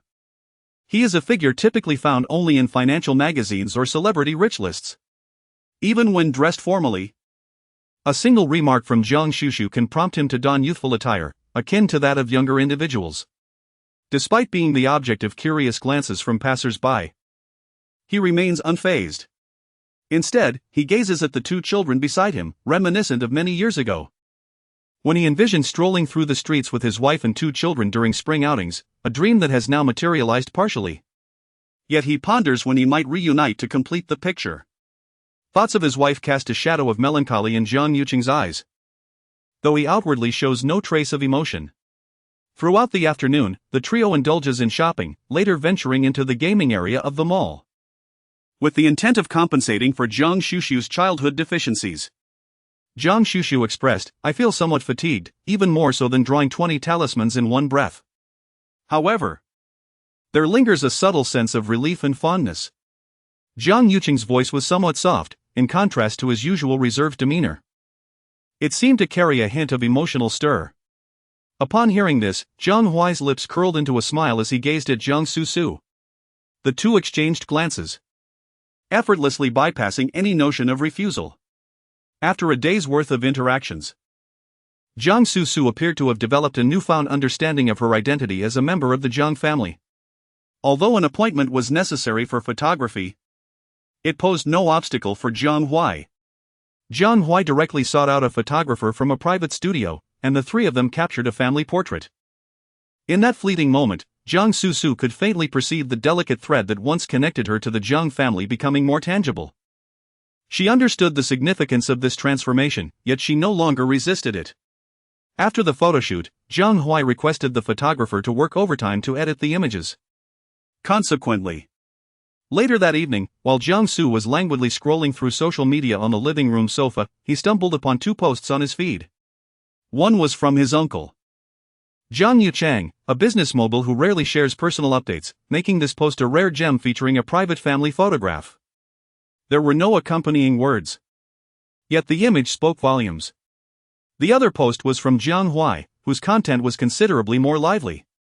In addition to the formal family portrait shared by Jiang Yucheng, he included a whimsical collage of candid moments from their day out shopping and enjoying milk tea, captioned, "Father insisted on taking my sister and me on a shopping spree." Although Guan Xuxu did not post on her moments, she obediently liked the posts in order on both of their timelines. Jiang Su was instantly captivated at first glance, springing up from the sofa in disbelief. "Oh my goodness! My sister went out shopping without taking me alone," he exclaimed suddenly, startling his father, who had just returned home from a long day at work. His father instinctively inquired, "Which sister are you referring to?" Jiang Xuxu was still seething with indignation, exclaiming, "Who else do I have as a sister? My very own cousin. Sister Su Su." As she spoke, she rapidly took screenshots and sent them to the family group chat. Aside from a few younger members, the Jiang family generally refrains from engaging in social media, and thus they seldom keep abreast of each other's activities. At this moment, as they opened the screenshot of Jiang Xuxu, an unspoken silence enveloped the few members of the Jiang family. Setting aside the younger generation, even the two brothers, Jiang Yutong and Jiang Yuman, found themselves at a loss for words. Their usually stern and intimidating older brother was actually accompanying a child on a shopping trip. As if that were not enough, he was also indulging in milk tea. A man who rarely consumes coffee and has a penchant for tea had taken to sipping on milk tea. Moreover, he was dressed like a young lad. The two elder brothers of the Jiang family felt that they might not truly understand their eldest brother. It was not just them. The younger generation of the Jiang family looked on in disbelief. However, in contrast to the sudden amiability of their uncle, Jiang Han astutely discerned another matter. He pointed at Jiang Su and inquired, "Did you see Jiang Su's like? You added her as a friend." Lu Shuexi's gaze was fixated on the photograph of the family of three. Upon hearing this, her eyes turned towards Jiang Su with a subtle, inexplicable hint of reproach. Jiang Su met her gaze with an inexplicable sense of irritation, yet he was reluctant to engage her in conversation. Therefore, he turned to Jiang Han and exclaimed, "I have already added her as a friend. She is my sister, am I not allowed to do so?" Jiang Han suddenly recalled that this person had previously transferred money to her for a talisman, and she regarded Jiang Su with an expression that resembled a sense of betrayal. Yet, beneath that facade, there lingered a subtle hint of defiance. Why did Guan Xuxu choose to add only Jiang Xu, excluding the others among them? Does this imply a sense of disdain towards them? Xuaningyu, the mother of Jiang Su, paid no mind to the children's petty quarrels. Instead, she smiled warmly, appreciating the rare moment when her elder brother exhibited such a cheerful demeanor. Observing the harmonious interaction among the three members of their family filled her with joy. Both she and Jiang Yu were often preoccupied with their own affairs, leaving little time to accompany Jiang Su and Jiang Chang on leisurely outings. However, seeing Jiang Su's envious gaze fixed upon his phone, she suddenly felt a pang of guilt for not spending enough time with him. Beside her, Yao Lin remained silent, her beautiful eyes intensely focused on the photograph of the family of three. A few strands of her long hair fell softly, concealing the chilling madness that lurked within her gaze. Each member of the Jiang family exhibited a unique reaction to the photograph, yet none of this concerned Guan Xuxu. After taking the little spirit child to the flower room downstairs, Guan Xuxu calculated the time and retrieved a talisman. She first swept the talisman over the little spirit child, confirming the presence of the child's ethereal energy before proceeding. Guan Xuxu delicately held a yellow talisman between her fingertips, chanting incantations of Taoist scriptures. With a swift flick of her wrist, the talisman soared into the air. However, before it could ignite, the previously docile little spirit unexpectedly stiffened, disregarding Guan Xuxu entirely. And with a sudden burst, it propelled itself in a certain direction, propelled by its tiny legs. Guan Xuxu felt an unsettling premonition. Indeed. As she chased after the little baby spirit and exited the Jiang family villa, she caught sight of a gleaming Maybach passing by in the distance. Inside the vehicle, Chu Beihe was casually scrolling through his phone when he stumbled upon a rather ostentatious post by Zhang Huai. Almost instinctively, he tapped on it, his gaze inadvertently fixating on a particular detail within the photograph. His finely arched brows twitched slightly as he prepared to scrutinize it further. Yet an uncanny sensation alerted him to something approaching rapidly. With a slight shiver down his spine, Chu Beihe instinctively turned towards the source of his awareness. Suddenly, a familiar little ginseng doll soared towards him, effortlessly gliding through the partially open window. With a soft thud, it landed directly into his palm. Chu Beihe's hand, still clutching his phone, trembled ever so slightly. Lowering his gaze, he regarded the little ginseng doll, his expression devoid of emotion. Unperturbed by his cool demeanor, the doll's small, green bean-like eyes stared intently at him, its tiny face adorned with a hint of an eager smile. With a playful grin, it tumbled in his hand. A vein at Chu Beihe's temple throbbed slightly. He finally confirmed that this was indeed the same doll he had encountered a couple of days prior. Thus, He raised his gaze indifferently and was met with the sight of someone sprinting towards him, determinedly halting the vehicle. Ah, he had anticipated this. Grasping the little creature in his hand, Zhu Beihe stepped out of the car. Guan Xuxu almost immediately approached the dazzling golden light. Upon closer inspection, her little infant spirit was rolling about in someone else's hands. Guan Xuxu was somewhat astonished. This little creature seemed utterly unfazed by the dazzling aura emanating from the towering figure, repeatedly colliding with him as if it savored the experience. What on earth? Perhaps due to the swiftness of her movements, Guan Xuxu's hand inadvertently brushed against the palm of the other. Zhu Beihe felt a slight tingling sensation in his hand. But before he could register any discomfort, the feeling vanished as quickly as it had come. Guan Xuxu was entirely unaware as she grasped the little creature with its short legs that was still flailing about, preparing to bind it with a red string. Observing her actions, Zhu Beihe suddenly recalled something he had seen in a photograph of Jiang Hui earlier. His phoenix-like eyes instinctively followed her movements to her left palm. Unfortunately, due to the dim light by the roadside and Guan Xuxu's swift actions, Zhu Beihe was unable to discern clearly before she had already secured the little creature once more.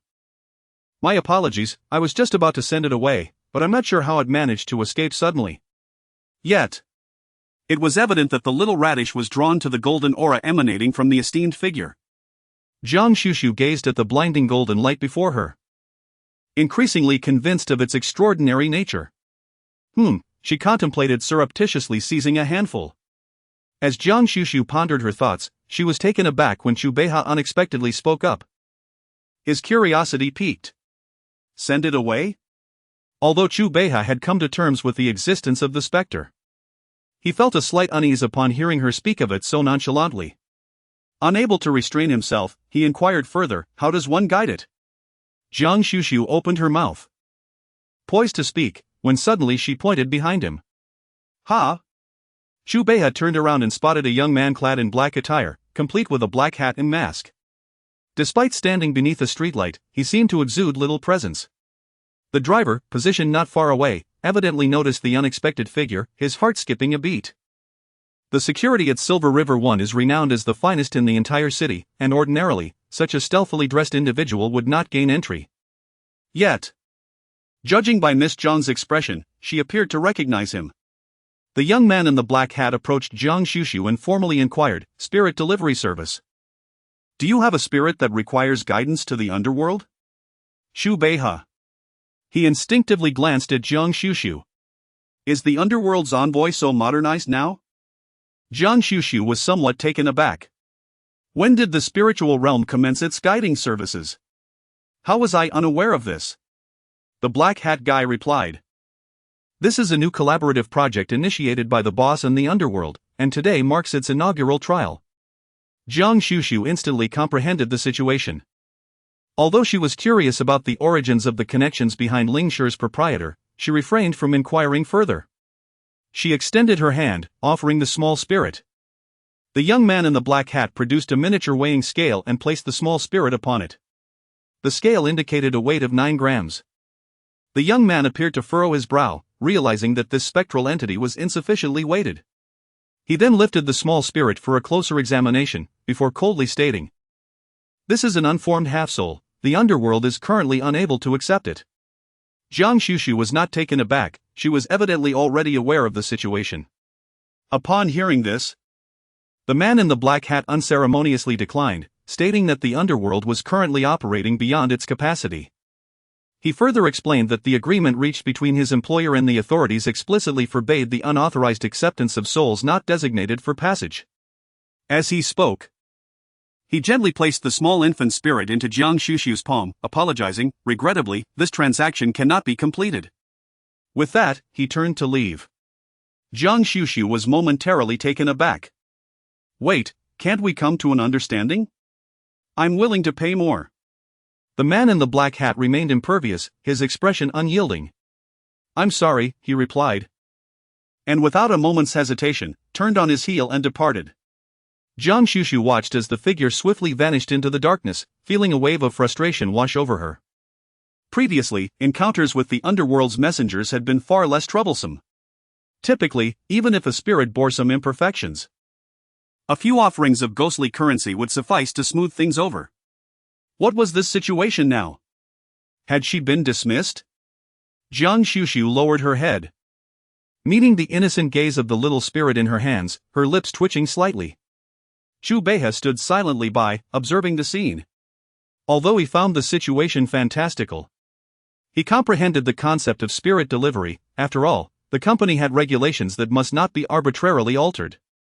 From this perspective, it was evident that the boss possessed a sound understanding of corporate management. Turning his head, he noticed Guan Xuxu's expression of deep distress. A countenance he had never witnessed on the face of the esteemed young lady of the Jiang family before. He raised an eyebrow in quiet surprise. It was rare for him to express concern. What should be done if this spirit could not be guided? Guan Xuxu pressed her lips together, appearing somewhat distressed. It seemed that this little sprout would have to be nurtured solely by her. Once it had matured, she could then send it off. Although it was not an arduous task, Guan Xuxu lacked a passion for raising spirits. Since her introduction to this field, she had encountered many who engaged in such practices. Yet she always felt that it lacked authenticity, especially considering her own expertise in the art of talismans. Despite these thoughts, the ghostly messenger was unwilling to collect it, leaving her with no alternative. As Chu Beihe observed her movements, his dark eyes deepened in contemplation. Just as she turned to leave, he suddenly called out to her. "What did you mean when you mentioned the mark in my palm?" Guan Xuxu was momentarily taken aback when he inquired about the mark. Yet she composed herself and earnestly explained, "It is a protective mark, what of it?" "Nothing at all," replied Chu Beihe in a voice as cold as ice, seemingly indifferent. He watched her retreating figure with an inscrutable expression, and ultimately, a smirk of disdain crept across his face once more. Another deception. Chapter 80, The Fated Mrs. Chu? The night was as dark as ink. Chu Beihe stood before the bathroom mirror. The man reflected within had damp hair, with droplets cascading down, landing perfectly on his fair, taut chest. The contours of his muscular physique were smooth and robust, devoid of any excess flesh, save for a towel wrapped around his waist, obscuring most of his long legs. He scrutinized his reflection, his chiseled features revealing little emotion. After a moment, he slowly turned around. As he did, through the misty steam, one could discern the golden birthmark, resembling a dragon, that almost enveloped his entire back.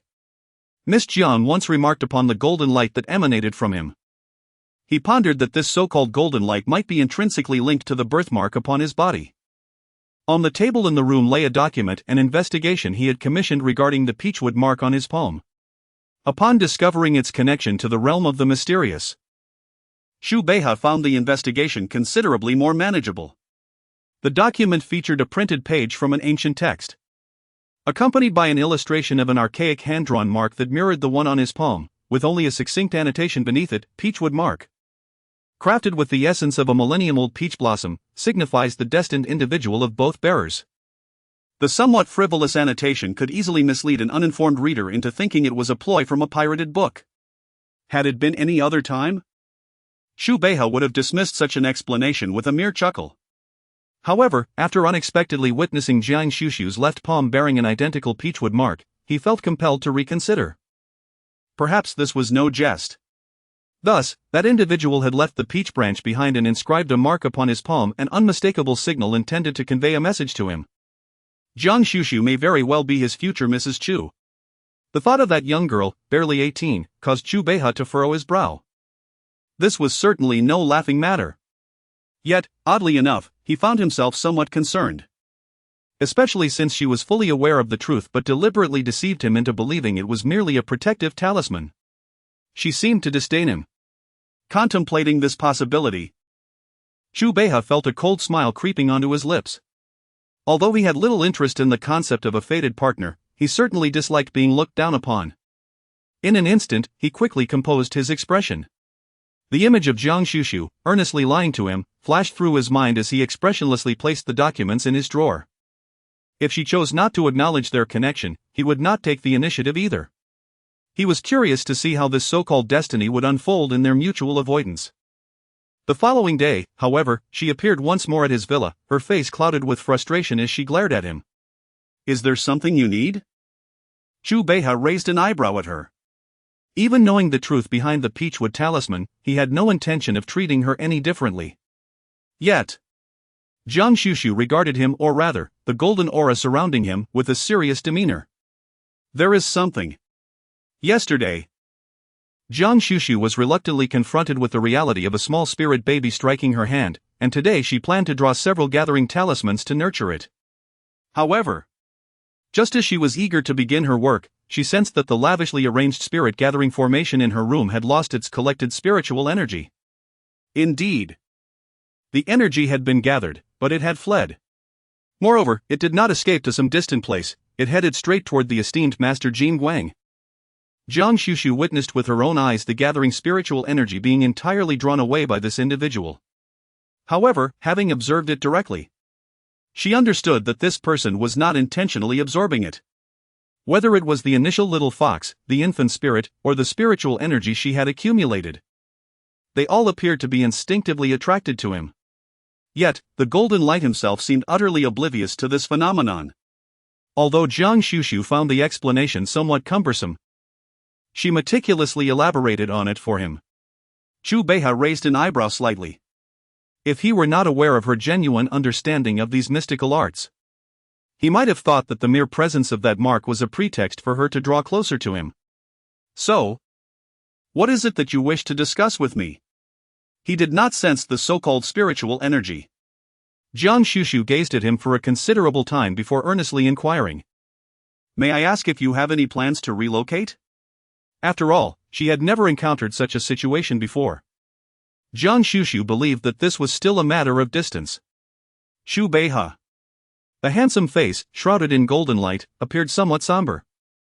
Chu Beiha merely gazed at her, his expression impassive, uttering two words, no.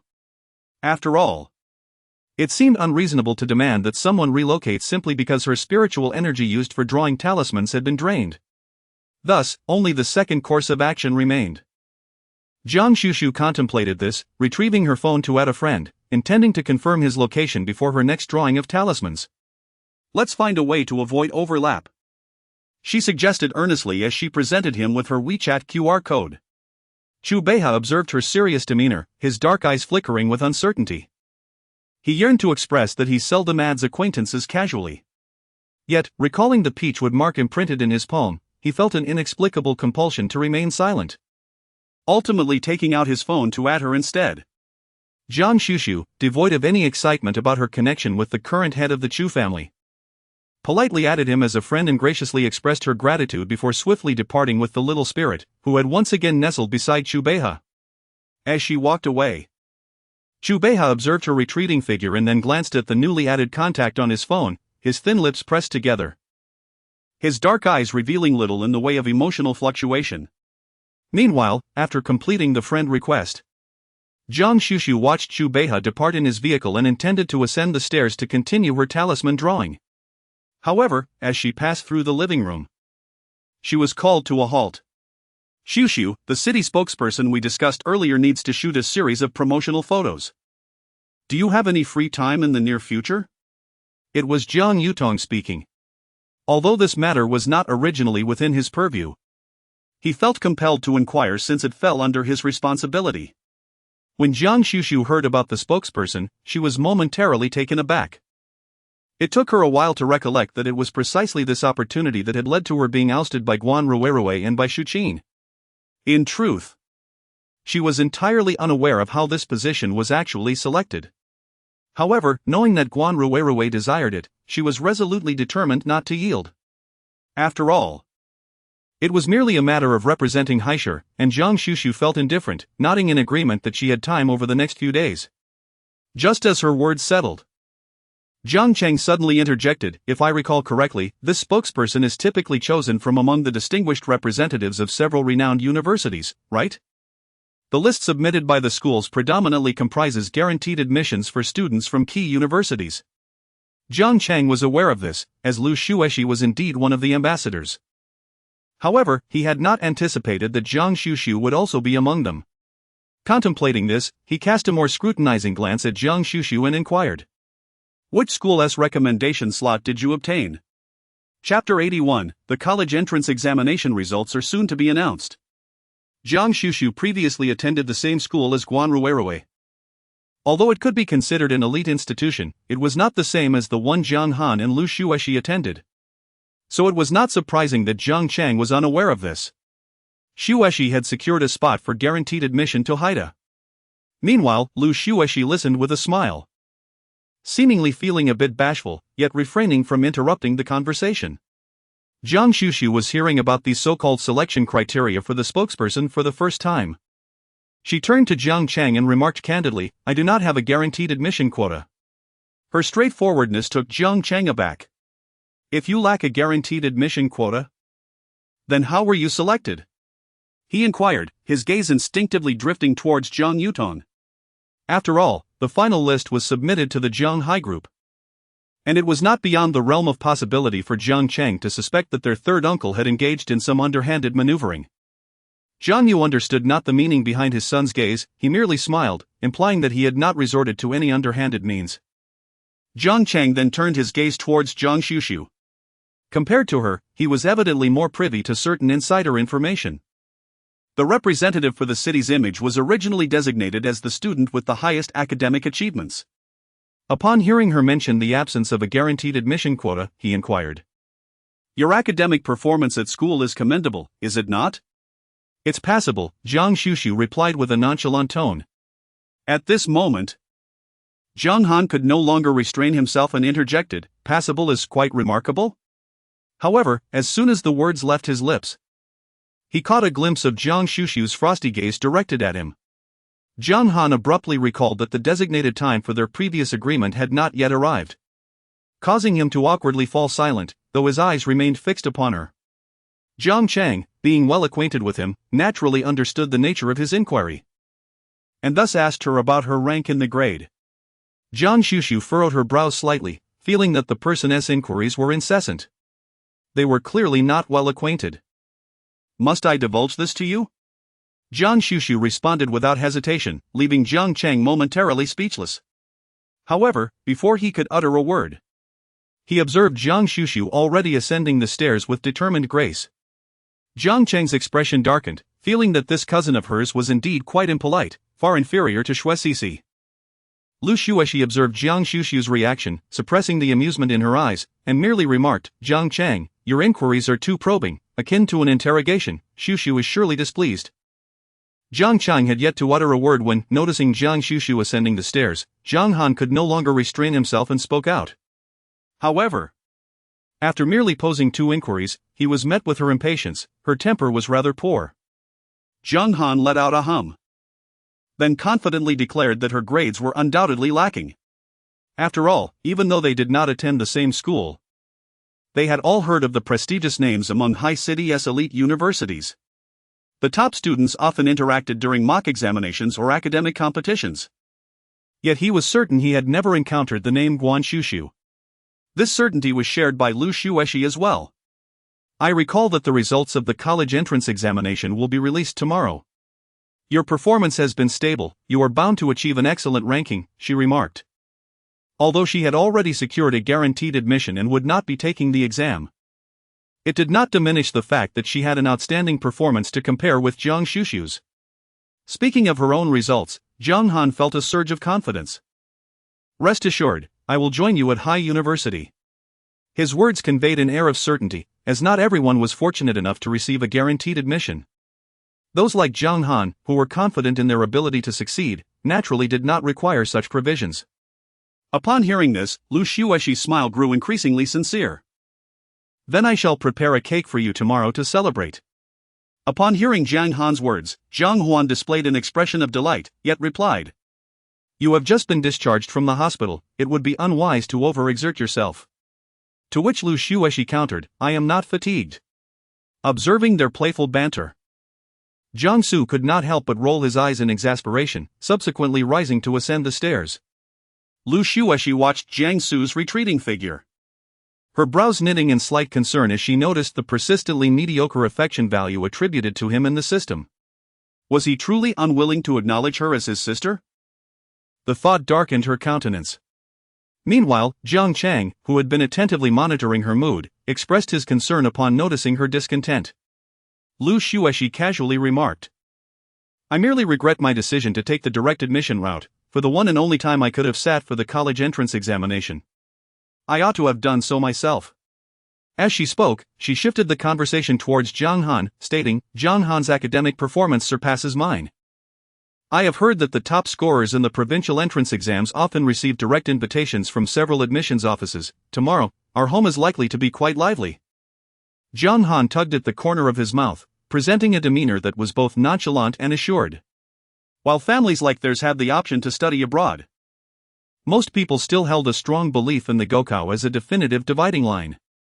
This was particularly true for the Guan family. Due to the incident involving the Qin family hiring thugs to threaten Guan Xuxu, which inadvertently implicated her, Guan Yucheng had his assistant intervene the previous day.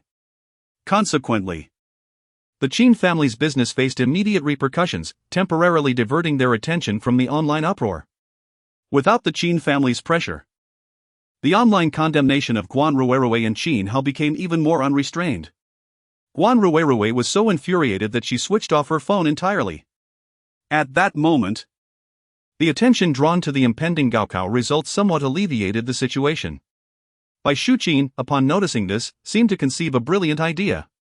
With all the recent turmoil, she had almost forgotten that the Gaokao results were to be announced the following day. At that moment, Guan Ruerue had no inclination to concern herself with such matters. Setting aside the online drama, the conflict regarding the jade pendant had left Guan Xuxu at odds with the family, resulting in his absence over the past few days.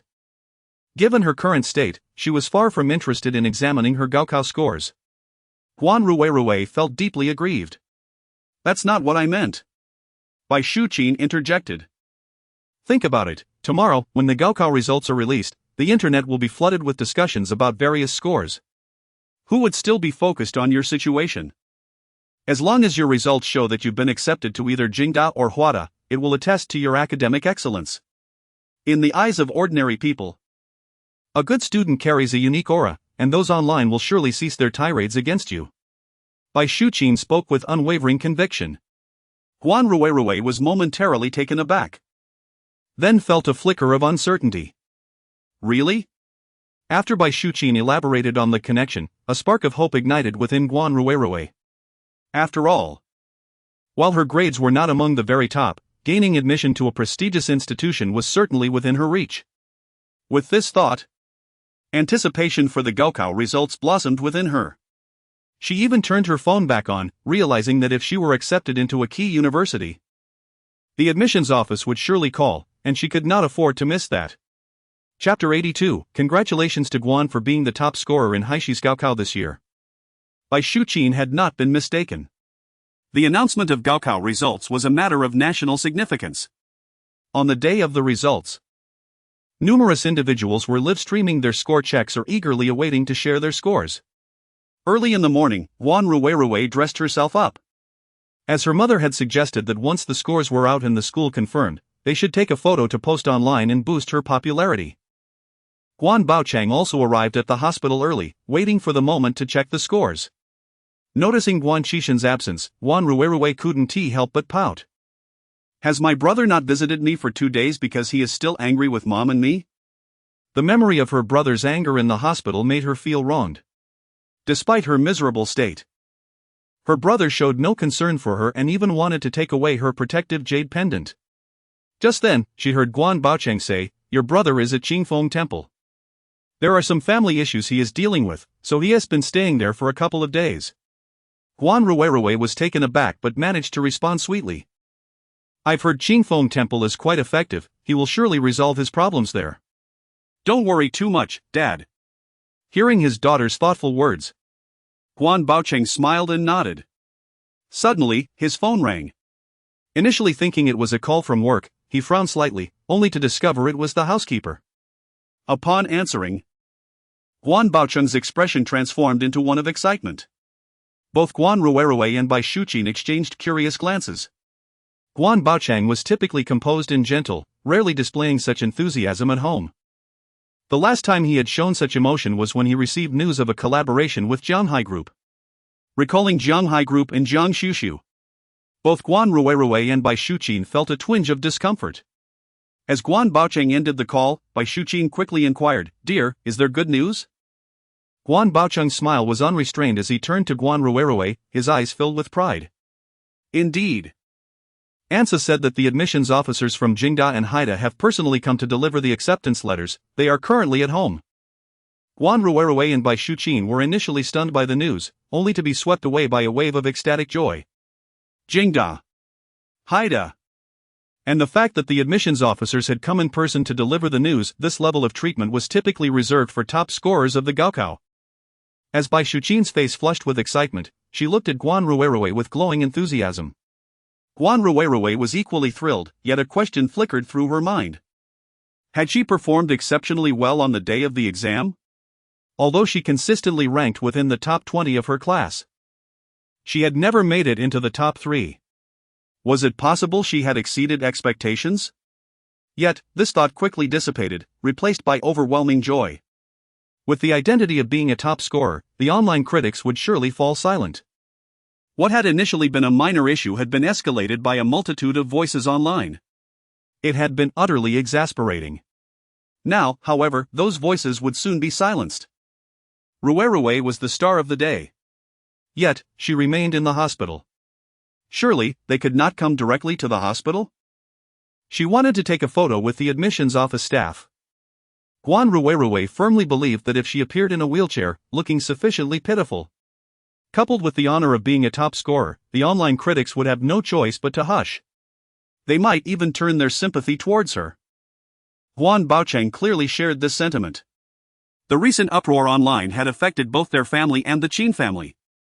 After the Jiang family's banquet, their company had already suffered considerable losses, and now the incident involving their daughter had further compounded their troubles.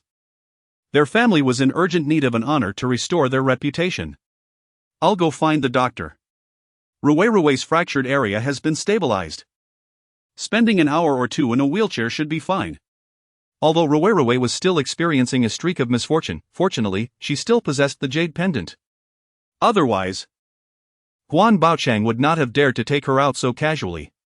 Without hesitation, he set the plan in motion, and shortly after, several nurses entered to assist Guan Ruerue into the wheelchair, providing careful instructions. However, Guan Baocheng had underestimated the trio's combined misfortune. Not only did being near Ruerue mean being susceptible to her misfortune, but the Guan family was currently shrouded in negative energy, with both her parents already affected. They first encountered a malfunctioning vehicle that nearly struck them, followed by a road sign suddenly toppling in their direction. Guan Ruerue was left bewildered, instinctively clutching the jade pendant around her neck. Guan Baocheng did the same, while Bai Shuqin, lacking a pendant, could only hold onto their hands in despair. To make matters worse, a wheel of Ruerue's wheelchair inexplicably fell off, but fortunately, a nearby driver managed to catch her just in time to prevent her from falling out. By the time they finally arrived at the villa, all three appeared somewhat disheveled. The Guan family quickly straightened their clothes, while two security guards assisted Guan Ruerue in wheeling her inside. The scene left the admissions officers from both sides waiting in the living room utterly astonished. Is this the student, Guan? What has happened to her? Guan Baocheng wiped the sweat from his forehead, struggling to maintain the composure of a businessman. He had been recuperating from a recent car accident in the hospital, but upon hearing that the admissions team had arrived, this child insisted on coming in person. The admissions officers from Jing University were taken aback. It seemed excessive for Guan to come in her condition. She should be resting properly in the hospital. Or at least let us know we could come to her. At this moment, Guan Ruerue had already adjusted her demeanor, presenting a sincere yet fragile appearance. The college entrance examination results are a significant milestone in life, a testament to my efforts over the past 3 years. I wish to personally receive the acceptance letter. The admissions officers from both Jing University and Hai University were moved, recognizing her resilient character. They grew more solemn and said, "Then let us be brief. Congratulations, Guan, on achieving a remarkable total score of 738 in this year's entrance examination, making you the top scorer in Hai City. We at Jing University sincerely invite you to join us." The admissions officer from Hai University quickly chimed in, as a prominent institution in Hai City. "We also extend a heartfelt invitation to Miss Guan Xuxu." The Guan family, upon hearing the words of the Jing University officer, was filled with excitement. Guan Ruerue was even prepared to accept the invitation. Suddenly, they heard the high university officer's statement. The smiles on their faces froze in unison. And their eyes widened in disbelief. Did he just say a who? Guan Baocheng's expression darkened, and Bai Shuqin looked equally incredulous. While Guan Ruerue in the center initially wore a blank look, followed by a desperate inquiry. Clenching her teeth, her voice trembled, "Teacher, who did you just say?" The admissions officer regarded the trio, puzzled, but the high university representative politely reiterated, "Miss Guan Xuxu, are you not Guan?" Upon hearing that name again, Guan Ruerue's facial muscles twitched, and her formerly gentle expression now appeared somewhat menacing. She could hardly believe what she had heard. Seizing the acceptance letter from the Jing University officer's hands. Opening it, she found the name Guan Xuxu inscribed in elegant penmanship. Bai Shuqin gasped in disbelief. How can it be Guan Xuxu? Are you sure there isn't a mistake? Yet, Guan Ruerue's gaze remained fixed on the name on the acceptance letter. Her eyes reddening with fury, gripping the document so tightly that it seemed ready to tear. The admissions officers began to grasp the situation. Surely, they had not mistaken identities? This year's top scorer was indeed Guan Xuxu, with a score only 1 point shy of the national top scorer. We specifically came to find Miss Guan Xuxu. The high university officer couldn't help but clarify, this is not the residence of Miss Guan Xuxu? They had followed the school's provided address. And meeting with the Jing University admissions team indicated they were at the right place. Yet, the family's reaction was decidedly off. At that moment, the housekeeper approached cautiously after receiving a call from the security guard, saying, "Mr. Guan, there are admissions officers from Hua University outside looking for Miss Xuxu. However, the young lady has already been sent away." The admissions officers from Jing University and Hai University exchanged glances, feeling a mix of exasperation and concern. Another one? And they were looking for Guan Xuxu. Wasn't it supposed to be Ruerue who was the top scorer? At this moment, Guan Ruerue was overwhelmed with humiliation and resentment. All of which stemmed from Guan Xuxu. Why? Why, after all she had endured, could Jiang Xuxu not leave her in peace? She had already moved away. The admissions officers, sensing the family's unwillingness to cooperate, immediately inquired, "Do you know where Miss Guan Xuxu has moved?" "How would we know? That ingrate has nothing to do with us anymore. Can't you find out for yourselves?" Bai Shuqin's voice was sharp, drawing disapproving looks from both admissions teams. In all their years of recruitment, they had never encountered such a family. Realizing that they would not receive any information, the officers decided to take their leave. With the exam results not yet officially announced, they needed to locate Guan Xuxu herself. The teachers hurriedly gathered their belongings and departed, leaving the Guan family standing in a dark silence. As the admissions officers from Jing University and Hai University exited the Guan family's villa, their expressions remained grim, compounded by the growing headache. In all their years of recruitment, they had never faced such a situation. They could not locate the student at the address provided. And her phone was unreachable. What were they to do? Just then, two admissions officers from Hua University rushed toward them, recognizing each other as acquaintances. The Hua University officers noticed the expressions of the Jing and Hai University representatives as they emerged from the Guan residence. Their faces fell, knowing they had arrived too late due to unforeseen delays from two separate accidents en route. The Jing University officers were particularly inconsiderate, failing to inform them of their visit. The Hua University admissions officers hurried forward, sweat beading on their foreheads, urgently questioning the Jing University representatives, "Have you already concluded your discussions? Which admissions offer did Miss Guan accept? I can't believe you were so inconsiderate, racing against time. Do you understand the meaning of fair competition?" They had been explicitly instructed by the principal to ensure they secured this student for Hua University. Now it was all gone. The Hua University officers wore expressions of despair, while the Jing University admissions officers rolled their eyes. "You are simply aha?" The Hua University representatives were about to express their frustration further when they suddenly paused, questioning, "What do you mean? You didn't see her? Miss Guan isn't home?" An officer from Hai University explained, "Miss Guan has moved away, but her family refuses to disclose her new location."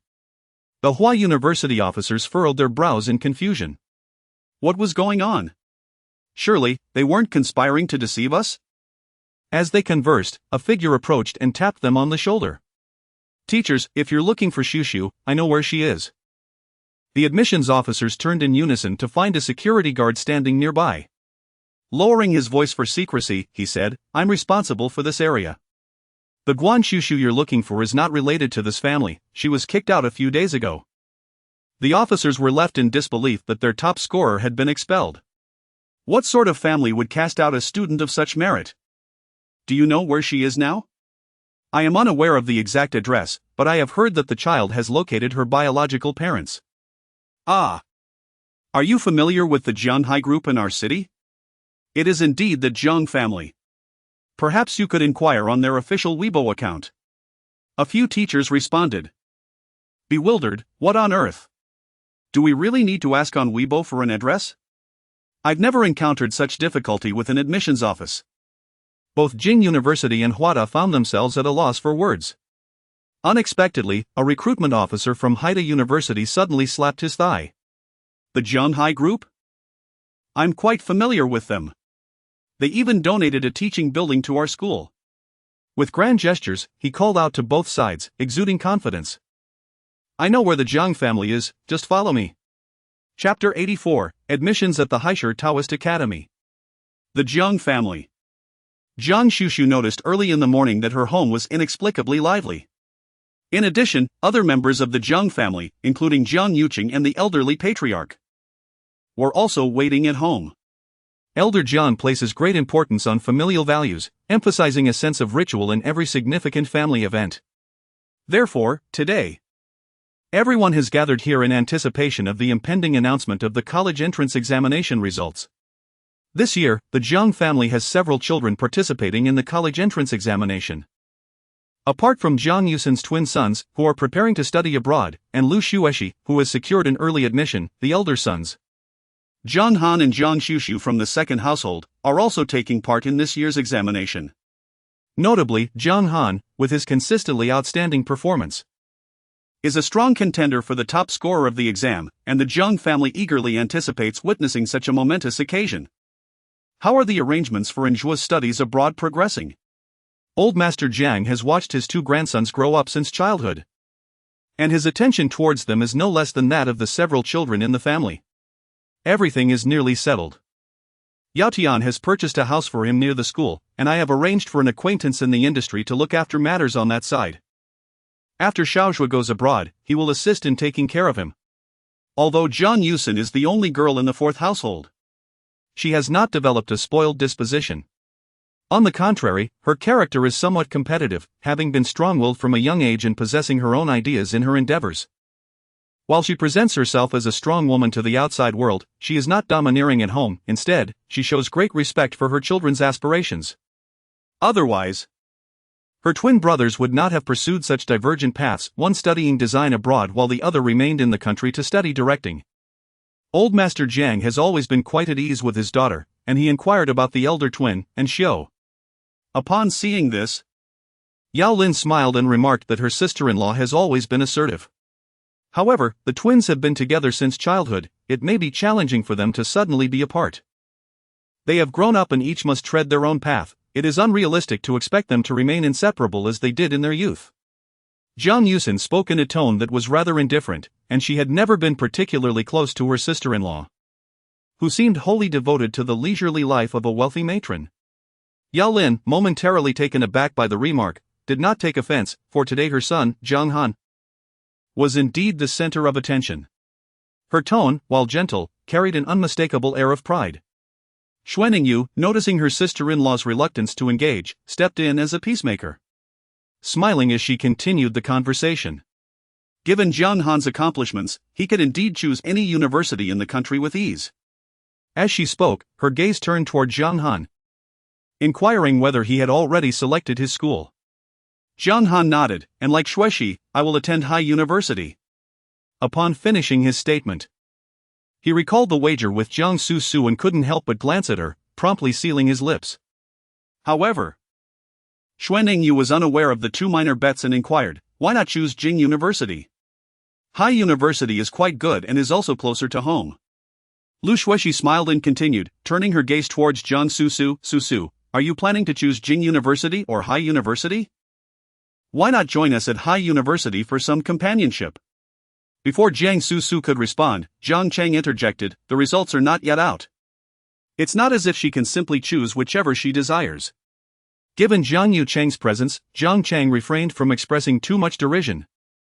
Yet even his straightforward remark elicited a hint of displeasure from Jiang Yu Cheng, who ultimately deemed it inappropriate to admonish the younger generation in front of so many people. Jiang Su, however, is different, he is fearless. As you mentioned, the results have yet to be revealed. How can you ascertain that my sister is not free to choose as she pleases? Zhang Chang has recently been driven to the brink of exasperation by that rascal. Jiang Su. Just as he was about to voice his thoughts, Uncle Ming walked in from outside, his expression somewhat ambiguous. Sir, we have a representative from the school's admissions office here.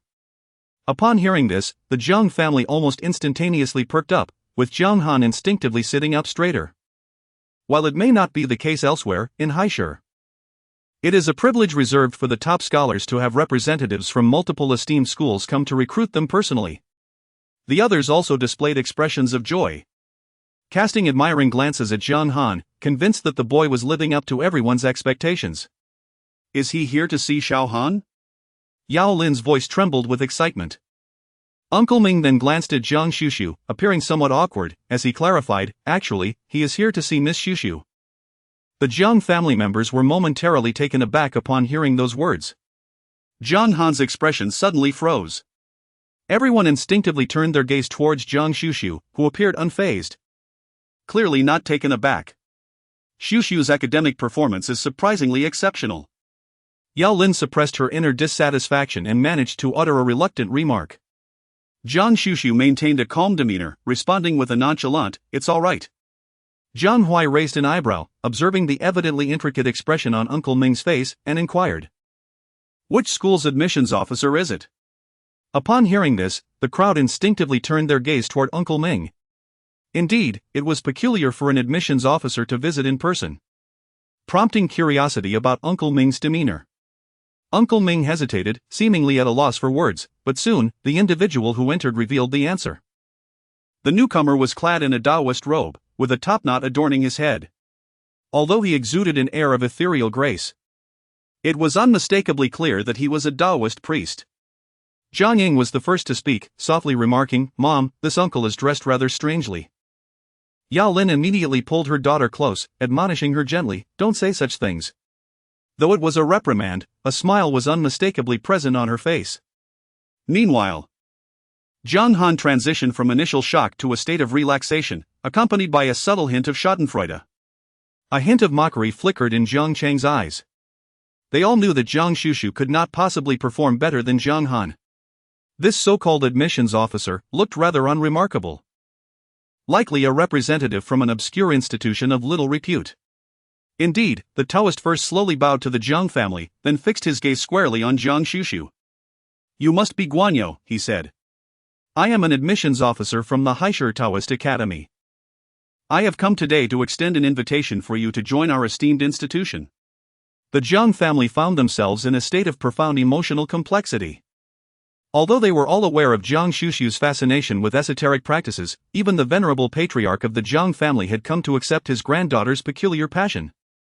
However, witnessing a Taoist priest arrive at their doorstep to recruit students elicits a mixture of amusement and incredulity. A Taoist academy? It was a concept they had scarcely encountered. Could such an institution truly be regarded as a legitimate university? Jiang Yuman has never placed faith in such matters, and at this moment, he could not help but furrow his brow. Xuxu, my dear nephew, I am aware of your fondness for these pursuits.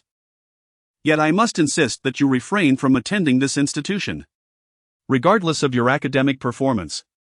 It is unacceptable to consider a school that lacks even the semblance of university credentials. If a child from the Jiang family were to enroll in some Taoist academy, it would tarnish our family's reputation beyond repair. I am resolutely opposed to this. Chapter 85, Yet another skeptic has appeared. Zhang Yuqing furrowed his brows slightly. His biological father had yet to express his thoughts, so what was his younger brother's assertive stance all about? although he too was reluctant to send Xuxu to any Taoist academy. He had learned to consult his daughter's wishes after the incident where Xuxu was made to relinquish her room. Human. Xuxu has her own preferences regarding which school she wishes to attend. As her second uncle, it is inappropriate for you to outright refuse on her behalf. Jiang Yuman, undeterred by his words, turned to him and exclaimed, "Brother, I am doing this for her own good. What kind of academy is this? I have never even heard of it. Aren't you afraid that she will be led astray by attending such an institution? Do you intend for her to become a nun?" His candid remarks, spoken in front of the admissions officer, were undeniably impolite.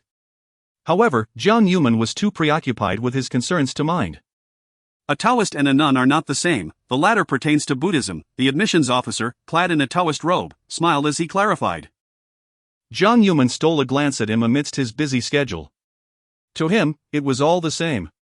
While it was tolerable for his niece to be eccentric at home, he would never allow her to embarrass herself in public. As a music producer, he could not afford such disgrace. Jiang Hui paid no heed to his uncle's attitude. Instead, he directed his gaze solely towards Jiang Xuxu. "Xuxu, have you familiarized yourself with this school?"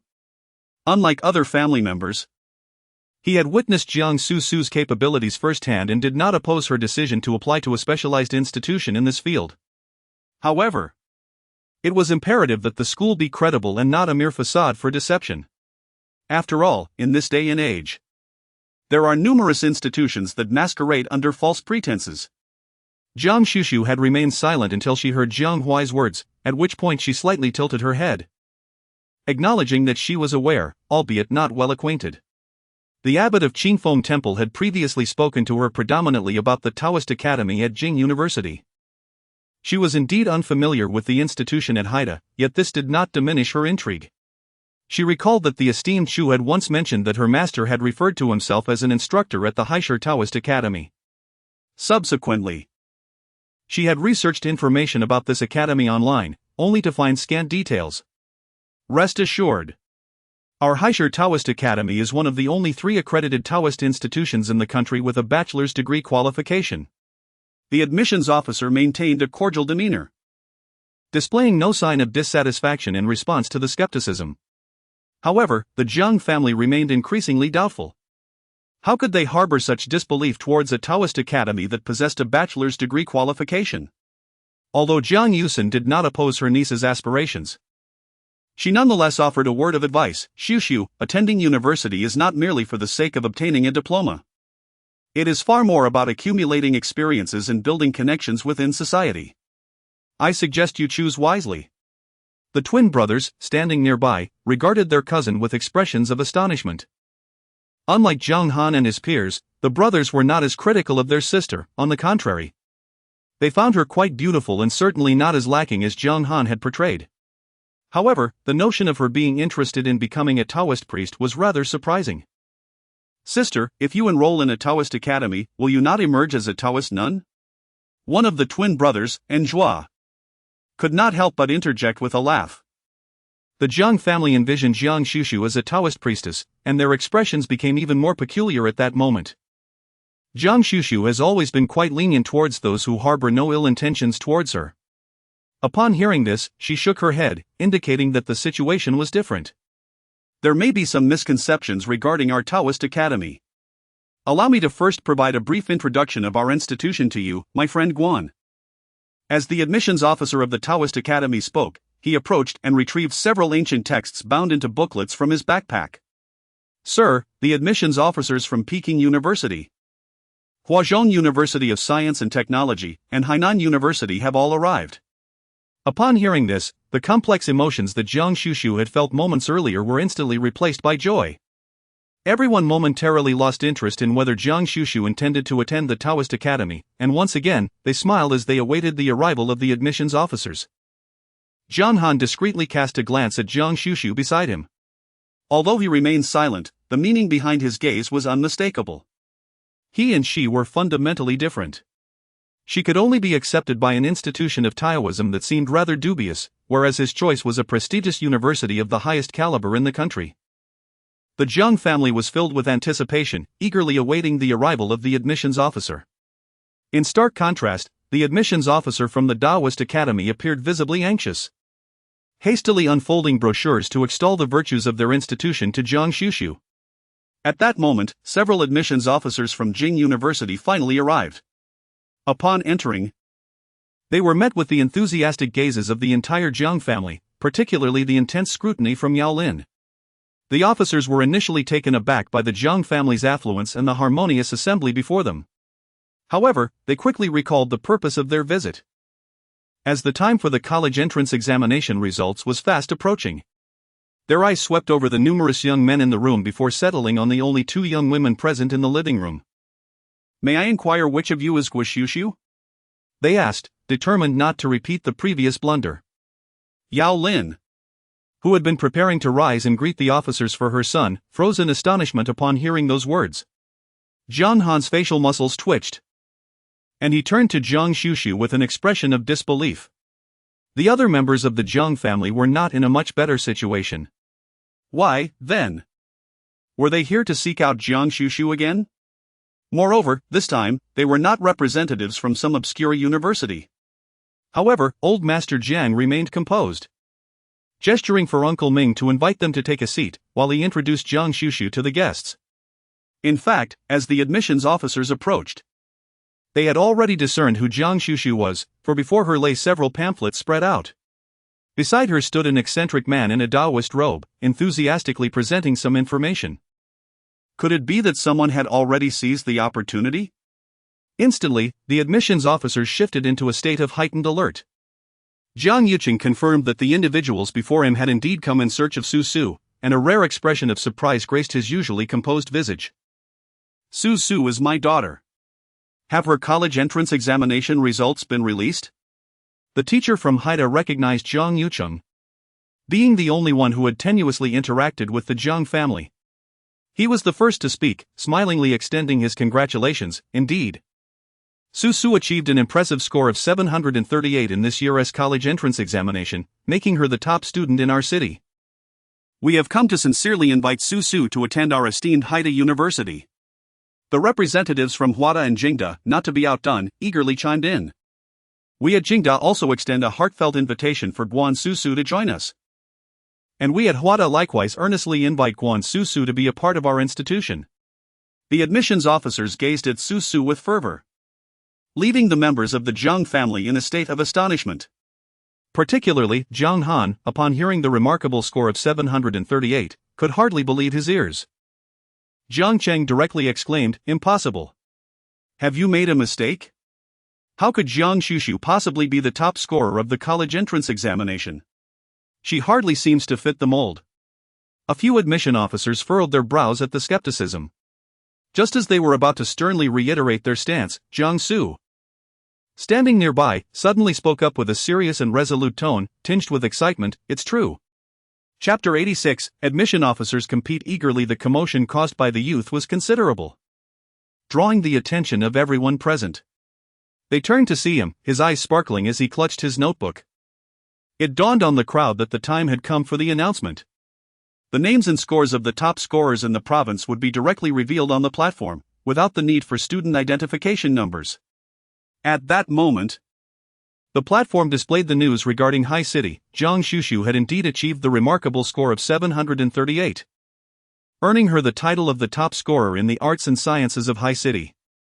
This announcement was positioned second, merely 1 point shy of the national top scorers report. Jiang Han felt as if his heart had plummeted. He lacked the inclination to check his score. After all, the top scholar was not destined to be him. Jiang Han gazed at Guan Xuxu, only to observe her remaining composed, seemingly indifferent to her college entrance examination score or the accolades of being the top scorer in the province. Jiang Han's fists clenched tightly by his side. He could not bring himself to believe that she was genuinely indifferent. It was merely a facade of nonchalance, though he felt a palpable disappointment deep within. If she could feign indifference, so could he. In an instant, Jiang Han's expression reverted to his usual, somewhat aloof demeanor, as he pretended to be unaffected by the outcome. Suddenly, a hand reached out beside him, delicate and ethereal, gently patting the back of his hand in a silent gesture of comfort. Jiang Han lifted his gaze. meeting the obviously encouraging eyes of Lu Xueshi. Instead of feeling comforted, he was overcome by a sense of embarrassment, as though his awkwardness had been laid bare. Notification. Zhang Han's favorability rating has decreased by 1 point, currently at 87 points. Lu Xueshi pondered, what had she done? She merely offered him a word of comfort. Shouldn't that have increased her favorability? How could it have diminished instead? For a moment, Lu Xueshi's expression turned awkward. She had not anticipated that she still did not know him well enough. If he disliked being consoled, then so be it. Was it merely because he had not achieved the top score? Notification. Zhang Han's favorability rating has decreased by another point, currently at 86 points. Lu Xueshi's pupils involuntarily constricted. The sudden drop of 2 points sent her into a near frenzy. What was going on? Nothing she did was right. Yet, given the circumstances, she dared not reveal her frustration and could only maintain a gracious and sincere smile, offering her heartfelt wishes. Zhang Han harbored no desire to inquire about his own scores, whereas in Xiu, devoid of such reservations, initially astonished by Guan Xuxu's brilliance, eagerly elbowed his way forward, providing his student ID to request Guan Xuxu to check the scores. Guan Xu's advice was heeded, as in Xiu obtained a score of 687, which is commendable on a national scale. However, compared to Jiang Xu's score, it falls somewhat short. Nevertheless, and Xiu felt no disappointment. With a slight chuckle, confidence remained unwavering. Zhang Yusin, upon hearing of her son's commendable academic performance, couldn't help but reveal a hint of approval in her smile. She disdains comparing her child with others, believing it only serves to undermine a child's self-esteem. On the other hand, Yao Lin, noticing that Xing's results had also been released, hurriedly checked Zhang Han's scores as well. Although Zhang Han had resolved not to check his scores after missing the top rank in the college entrance examination, he instinctively glanced at the results once they were released. He felt compelled to discover the score, wondering if he had only fallen short of Guan Xuxu by a point or two. As he contemplated this, the page displayed his examination results, a total score of 703. It was evident that the difference was not merely a matter of 1 or 2 points. Zhang Han's expression darkened once more. While the atmosphere here was lively, over there, the professors from Jingda and Haida had already introduced themselves to Guan Xuxu, each exhibiting an air of determination. The admissions officer from the Taoist Academy, noticing the sudden influx of competitors vying for students, was equally unwilling to concede. Guan Xiaoyu, every field has its specialists. I have heard that you have not systematically studied the tenets of our mystical tradition. This is a splendid opportunity. Our academy boasts exceptional qualifications in faculty. The head of Qingfeng Temple serves as our honorary lecturer, and our tuition is remarkably affordable, nearly 500 per year. The other admissions officers, who had initially disregarded this middle-aged man in a Taoist robe, could not suppress their laughter upon hearing his words. The Jingda professor interjected, 1. Should you choose to attend Jingda, both tuition and accommodation will be waived, and the university will provide you with a scholarship. This is a special arrangement for you. The Haida professor added, Guan, as a local of Heiress, Haida is your rightful place. Not only will we waive your tuition and accommodation, but we will also offer you a scholarship, along with opportunities for free exchanges at prestigious international institutions for outstanding students like yourself. The Huada professor chimed in. Waiving tuition is merely the baseline. Huada can offer you a private dormitory and promises that any special achievements during your studies will be rewarded with substantial bonuses in the millions. The Jiang family members nearby were left astounded. Although their family was not short on funds, it was indeed rare to encounter such eager offers for free education. The last time they witnessed something similar seemed to have been during Jiang Huai's college entrance examination. Although Jiang Yucheng maintained an air of composure, a subtle glimmer of joy in his eyes betrayed his current delight and pride. Truly, she is his daughter, exceptionally gifted. So remarkable that she could incite fierce competition among various families. Beside him, old Master Jiang also wore a gentle smile, observing that several schools had presented nearly identical offers. He finally spoke. The representatives here hail from our nation's foremost institutions. It is indeed a privilege for you to personally extend an invitation today. However, the choice of university ultimately rests with the child. He believed that whether it be Huada, Jingda, or Haida, each held merit. As for that Taoist academy, he instinctively chose to forget it. Jiang Hui, standing nearby, spoke up, addressing the indecisive Guan Xuxu. Xuxu, choose whichever you desire without reservation. Although the sentiment echoed that of old Master Jiang, his support for her was unwavering, regardless of whether she opted for the Taoist academy. In truth, she had already contemplated her choice. Her almond-shaped eyes shifted from the instructors of the four institutions, ultimately settling on the teacher clad in a Taoist robe. From her gaze, one could discern a faint azure aura surrounding him, indicative of his spiritual essence. It was evident that he was no ordinary educator. I extend my gratitude to the esteemed teachers for their personal visit. I have decided to enroll in the Taoist Academy in Heiress. Guan Xuxu's words resonated like a thunderclap. Not only were the admissions officers from the three prestigious universities left utterly astounded, but even the surrounding members of the Jiang family wore expressions of disbelief. Could this child truly be so naive? Chapter 87, The 6 Essentials for Admission to the Taoist Academy. The three admissions officers gazed at Guan Xuxu's earnest demeanor, their hearts heavy with despair. Dear student, the choice of university is pivotal to your future. You must exercise caution. The instructor from Huada bore an expression of disappointment, lamenting that with such excellent universities available, why would she choose such an unconventional institution? Surely, even opting for Haida would be preferable. The instructor from Jingda, aware of the collaboration between their university and the Jingda Taoist Academy, did not share the same prejudices as the others. In fact, he had a vague understanding of what the three Taoist academies in the country represented. They were not places for just anyone. Dear student, are you particularly interested in Taoism? Our Jingda also offers specialized courses in religious studies.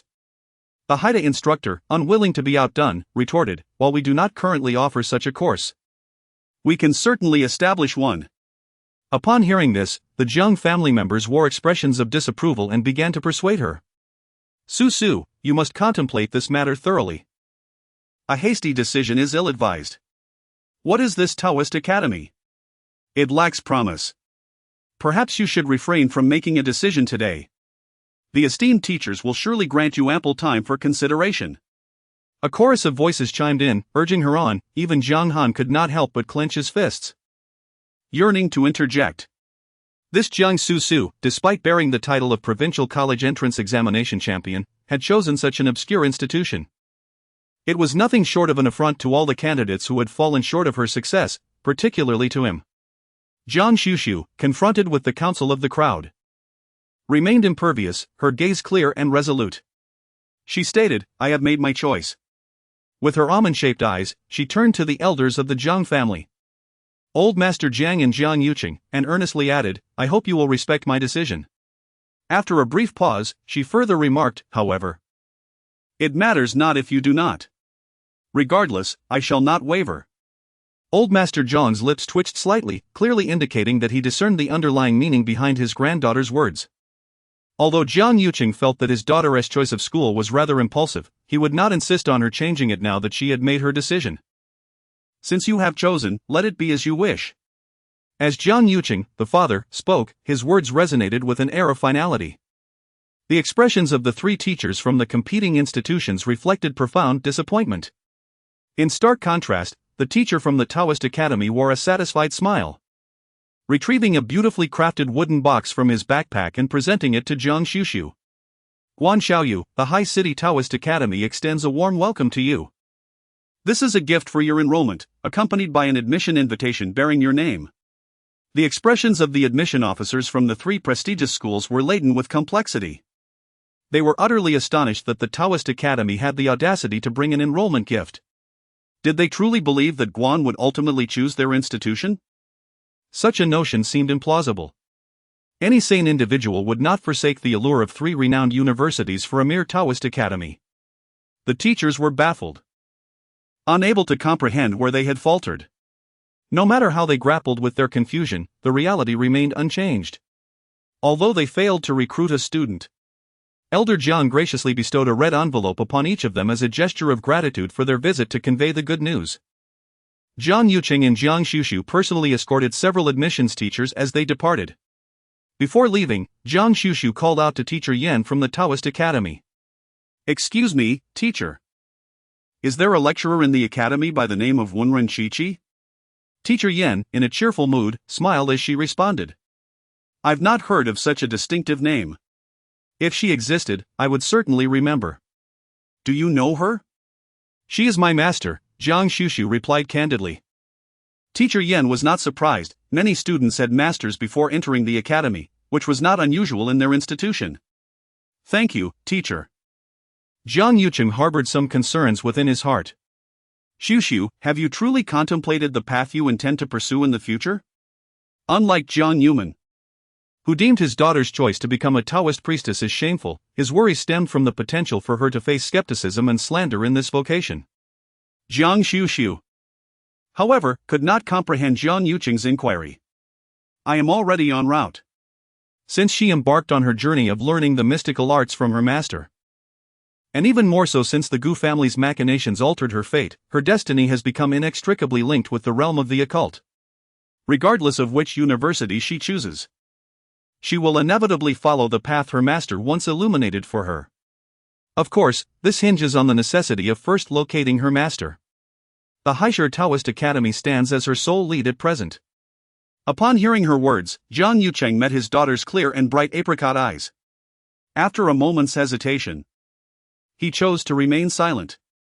Ever since she assisted the Song family in resolving the matter concerning their daughter, he had come to realize that this child was no ordinary person.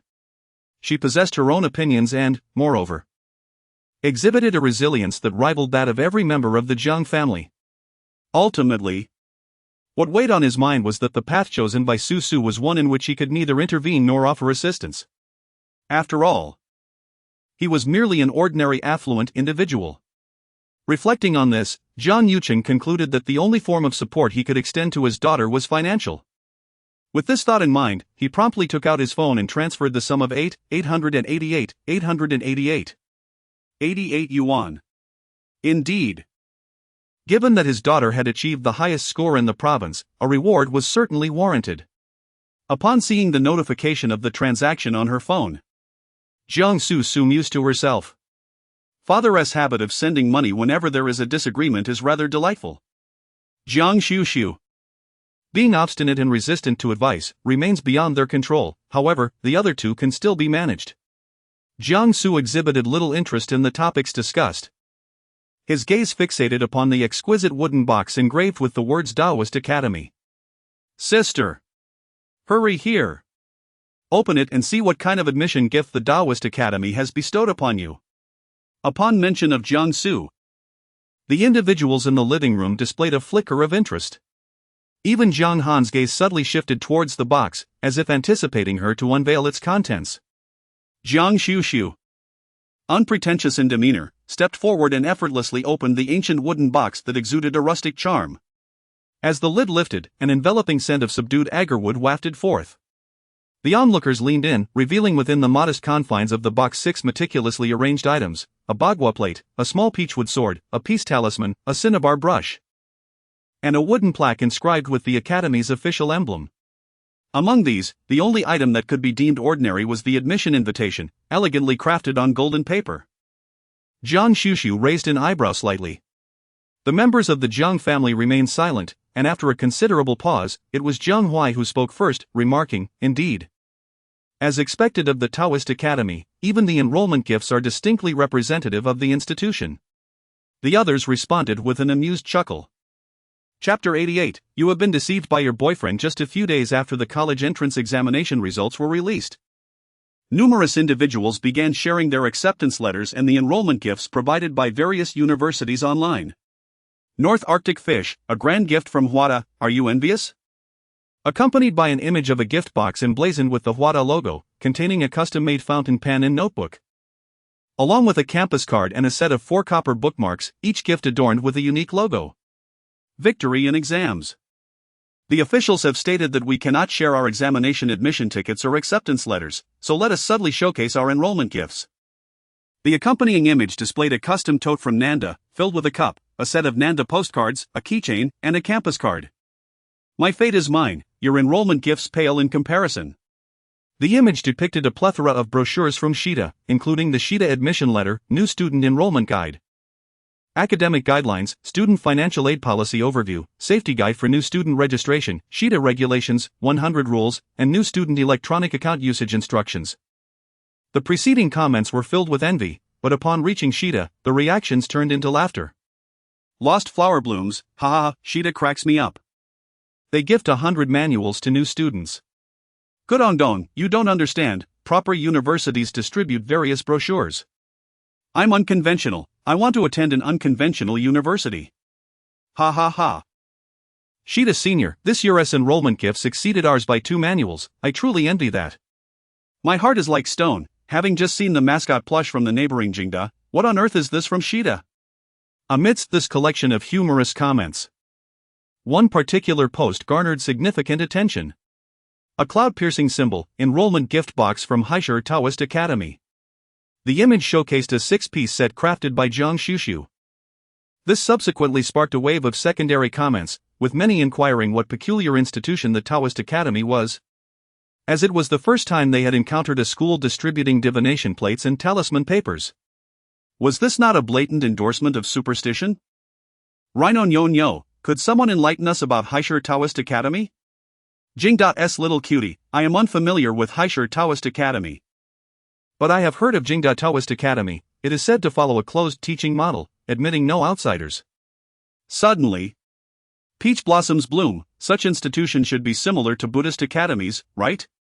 No matter, I am quite curious, what kind of individuals would attend such a school? Information regarding Heiress Taoist Academy did not create much of a stir online, primarily because the institution was virtually non-existent in search results. Some even speculated that the so-called 6-piece enrollment set was merely a staged gimmick. Such skepticism persisted until the official account of Heiress suddenly released a poster featuring the city's image ambassador, elevating the curiosity of netizens to new heights. The city's image presentation, spearheaded by the government and sponsored by Jiang High Group, showcased 8 outstanding student representatives from 7 universities in Heiress, each representing one of the city's districts. Among them were Guan Xuxu and Lu Xueshi. It remained uncertain whether the Heiress government had orchestrated this endeavor intentionally. The released poster noted each student's examination results and their final choice of prestigious institution beneath their photographs. Guan Xuxu, as the top scorer of the current college entrance examination in Heiress, has successfully secured the spotlight with her exquisite beauty and remarkable academic achievements. Upon seeing the promotional poster, onlookers were instantly captivated by Guan Xuxu, whose name proudly graced the center, complemented by the dazzling title of Heiress examination champion beneath her. However, when eager spectators sought to discover which esteemed university this beautiful scholar had chosen, they were taken aback by the striking mention of Heiress Taoist Academy. The initial reaction among netizens was one of bewilderment, followed swiftly by deeper confusion. What, indeed, is Heiress Taoist Academy? Why would their top scorer forsake prestigious institutions like Jingda or Huada in its favor? The lack of understanding was palpable.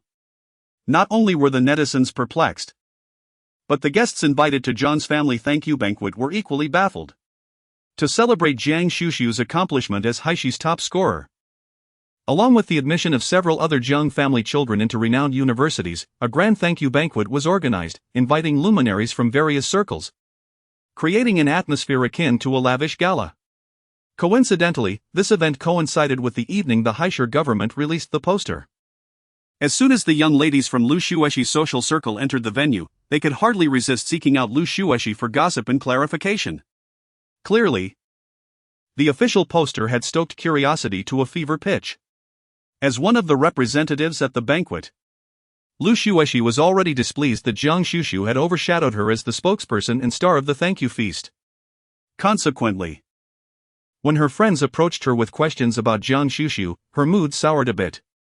While she had a personal interest in metaphysics and feng shui, which her family had encouraged her to embrace, she was reluctant to do so and simply let it be. Despite her inner impatience, Lu Xueshi managed to maintain a demeanor of grace and poise, albeit with a hint of resignation in her tone. Upon hearing the comments, onlookers could not suppress their curiosity. After all, she was the daughter of the Jiang family, how could she be drawn to such interests? It was one thing to have an inclination, It was quite another to choose a Taoist academy as her educational institution, seemingly disregarding her family's reputation. Detecting the disdain in the remarks, Lu Xueshi offered a mild smile but refrained from joining in the mockery. Instead, she remarked, "Do not be so quick to judge. I have heard that this school has its merits, with guaranteed placements in Taoist temples post-graduation." Her words elicited laughter from several attendees. The notion of becoming a Taoist nun right after graduation was indeed amusing. One audacious individual seized the opportunity to approach Guan Xuxu directly, inquiring, "Miss Jiang, I have heard that the academy you chose guarantees placements in Taoist temples upon graduation. Are you truly considering becoming a Taoist nun after you finish your studies?" Her voice was clear and unrestrained, catching the attention of those nearby. Guan Xuxu, initially numbed by the scrutiny of her peers, perked up at the question, turning her attention to the inquirer. With her almond-shaped eyes fixed upon the individual, she tilted her head and asked, "And you are?" "Jiabao. We met at your family's evening banquet the other day." Though she was inclined to mock Guan Xuxu in front of the gathering, Jiabao maintained the poise befitting a young lady of high standing. Guan Xuxu gazed at Jiabao, slowly nodding. "While I am not a Taoist priest, should you require it, I could certainly divine for you." Jiabao had always harbored a disdain for the way her elders lauded Guan Xuxu, especially in recent days when her parents incessantly compared her to Jiang. Thus, she intended to mock her in front of the elders, but to her surprise, the other party engaged her, laughing, "Ah, you have yet to enroll, and already possess the ability to divine? Pray, do tell me my fortune." Guan Xuxu gazed at her, a faint smile gracing his lips. "You have been deceived by your boyfriend." Chapter 89, Just Borrow a Few $100 Million. Guan Xuxu's voice was neither too soft nor too loud, resembling the gentle flow of a clear spring, melodious and captivating. Yet the words she uttered left everyone momentarily taken aback. The parents, upon hearing their daughter's words, were initially concerned that she might have offended someone and hurried over to pull her away. Little did they expect to hear Guan Xuxu's remark. Observing Jiabao's evident surprise, Mother could not help but question, "Jiabao, when did you start dating? How come I was unaware of this? No wonder your exam results were so poor. It seems you have been preoccupied with your boyfriend instead of studying." Jiabao, momentarily stunned by Guan Xuxu's comment, furrowed her brow upon hearing her mother's exclamation. "Mom, I am 18, it is perfectly normal to have a boyfriend." This statement could be interpreted as a tacit acknowledgement of her relationship. Meanwhile, the Jiang family, having caught wind of the commotion, turned their heads slightly, but unlike in the past, they did not rush to suppress Guan Xuxu's fanciful claims. Instead, they seemed intrigued to ascertain the truth of her words. Jiabao, feeling displeased that Guan Xuxu's comment led to her being reprimanded by her mother, recalled Guan Xuxu's earlier allegation about being deceived by her boyfriend, which only increased her discontent. "How do you know I have a boyfriend? Have you seen him?" Jiabao was certain that Guan Xuxu must have spoken without any real knowledge of having seen her with her boyfriend. Guan Xuxu regarded Jiabao with an air of nonchalance, remarking, "I thought you would be curious about what he deceived you with." Faced with Guan Xuxu's persistent comments regarding her boyfriend's supposed deceit, Jiabao, disregarding her parents' attempts to intervene, furrowed her brows and glared at Guan Xuxu, exclaiming, "You are simply talking nonsense. How could my boyfriend possibly deceive me? We are exceedingly well together." Jiabao surmised that the most Guan Xuxu could imply was that her boyfriend had been unfaithful, which might seed doubt in her heart. Such suspicions could easily lead to misunderstandings and discord, potentially straining her relationship with her boyfriend. Contemplating this, she deemed Guan Xuxu to be exceedingly treacherous. Guan Xuxu remained unfazed by the other's cold glare and continued, "Your fate indicates that you are prone to ill-suited romantic entanglements. And the presence of grayness in your financial star suggests impending financial loss, particularly relating to your boyfriend." She paused momentarily before inquiring, "Has your boyfriend recently borrowed money from you?" Jiabao had prepared an array of retorts to counter Guan Xuxu's ramblings, yet upon hearing this unexpected question, she was taken aback. Indeed, her boyfriend had borrowed money from her. The young woman, still somewhat naive in concealing her emotions, was under the scrutinizing gazes of distinguished guests, who instantly perceived her discomfort. Yin Jiabao's parents, noticing their daughter's unusual demeanor, hurriedly asked, "Darling, Could it be that Guan Xuxu has hit the nail on the head? Did your boyfriend truly borrow money from you?" Under her mother's probing gaze, Yin Jiabao felt a wave of guilt wash over her, though she feigned defiance, asserting, "Well, he needs funds for his business venture, it's an investment." Not alone. Yin's mother nearly fainted from exasperation. Initially, she had assumed it was a trivial sum of a few $100,000. Merely a means to appease a beggar. However, upon hearing the mention of a business investment, she was instantly struck by an ominous premonition. "How much have you lent him?" At that moment, she rapidly calculated the amount of money her daughter had at her disposal. Under her mother's piercing gaze and the curious glances from those nearby, Yin Jiabao felt a wave of embarrassment wash over her, her ears flushed red as she murmured, "Not much." Her voice was noticeably weaker than before. Yet, Yin's mother was unconvinced. Not much? What does that even mean? Yin's father sensed the tension and was reluctant to allow others to witness their family's predicament. He pressed his wife's arm gently and turned to Yin Jiabao with a stern expression, indicating, "Come with me." He then offered an apologetic smile to Guan Xuxu and the surrounding guests, saying, "Jiabao is being thoughtless, please forgive her, I'll have a word with her." With that, he led Yin Jiabao and her mother away. Later, they inquired about the Song family's affairs, which were reportedly resolved by the Jiang family's young lady. It was said that the naive child from the Song family had nearly been manipulated into a dangerous situation. But the Jiang girl not only helped avert that disaster but was also rumored to have aided the Song child in improving her situation. However, the latter claim was met with skepticism, as acquaintances of the Song family had seen the young girl recently, and she still appeared quite naive. Yet, witnessing the events of the day, one could not dismiss the possibility that there was truth to Guan Xuxu's words. Jiang Su had long been fixated on this situation while Yin Jiabao was picking a fight, eagerly anticipating the moment when his sister would deliver a rebuke to Yin Jiabao. What sort of person dares to mock her sister's school so brazenly? Now, witnessing the unfolding scene abruptly interrupted, he was unwilling to retreat and stealthily followed along. Soon, a few younger guests became aware of the gossip. It turned out that Yin Jiabao had lent her boyfriend a staggering 30 million. Which she had accumulated from her New Year's money throughout her childhood. Although the sum might sound alarming, it was merely a trifling amount to those present. Among these influential figures, such a revelation was not particularly impressive, rather. What intrigued them more was the astonishing fact that it had indeed been accurately predicted by the young lady from the Jiang family. In an instant, the crowd's gaze towards Guan Xuxu was imbued with a newfound fervor. Jiang Yucheng. At the farewell banquet for the teachers. The way these individuals gazed at my daughter was quite unsettling. Although they observed her, all of them were prominent figures. And thus it was impossible for them to directly approach her for fortune-telling, as it might lead to unfavorable remarks. They held their reservations. Yet the younger guests among them were far less restrained.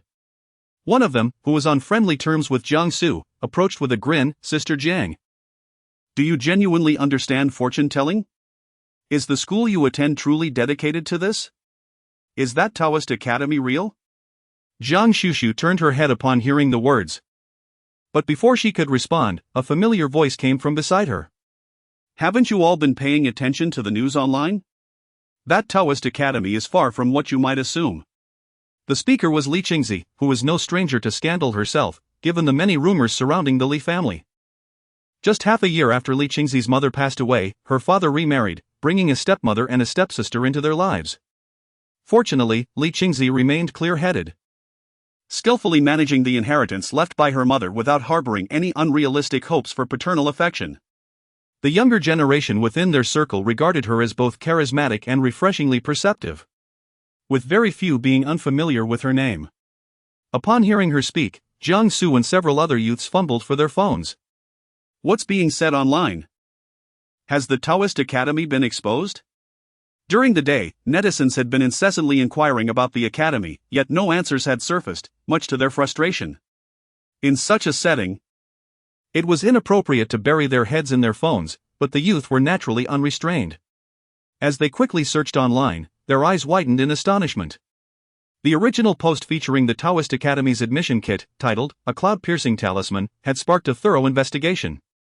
although initial efforts yielded little information. They managed to trace connections through mutual friends, ultimately uncovering a student allegedly attending the Heiress Taoist Academy, alongside several classmates through further investigation. From their sporadic findings, they pieced together the enigmatic and peculiar nature of this Taoist academy. Firstly, despite its seemingly superstitious name, the institution was not a mere fly-by-night establishment. It possessed the qualifications of a top-tier university in the country, recognized as a special Taoist academy. Secondly, as previously mentioned by the admissions officer, the tuition fees were remarkably affordable, with accommodation and textbooks costing virtually nothing. In fact, students received a monthly allowance of talisman paper and cinnabar. Thirdly, this was one of the only 3 academies in the country that did not allow self-enrollment. Entry was granted exclusively through invitations from the institution, with no more than 30 students admitted each year. Fourthly, based on various mountaintop photographs and accompanying captions shared by one of the alumni, it was revealed that the academy was situated within a mountainous region, potentially occupying an entire mountain in terms of land area. Lastly, the academy fell outside the jurisdiction of the Education Bureau, focusing its curriculum on metaphysics and geomancy, teaching students about talismans and feng shui calculations.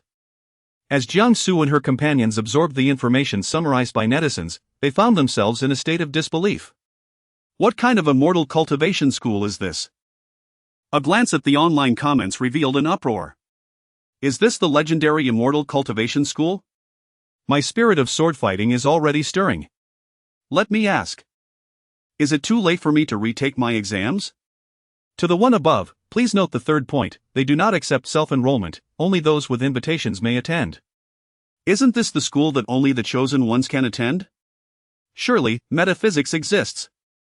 This is my dream school. Can I cling to Jiang Zhuangyuan's leg and get a ride to school? I can pay my own way.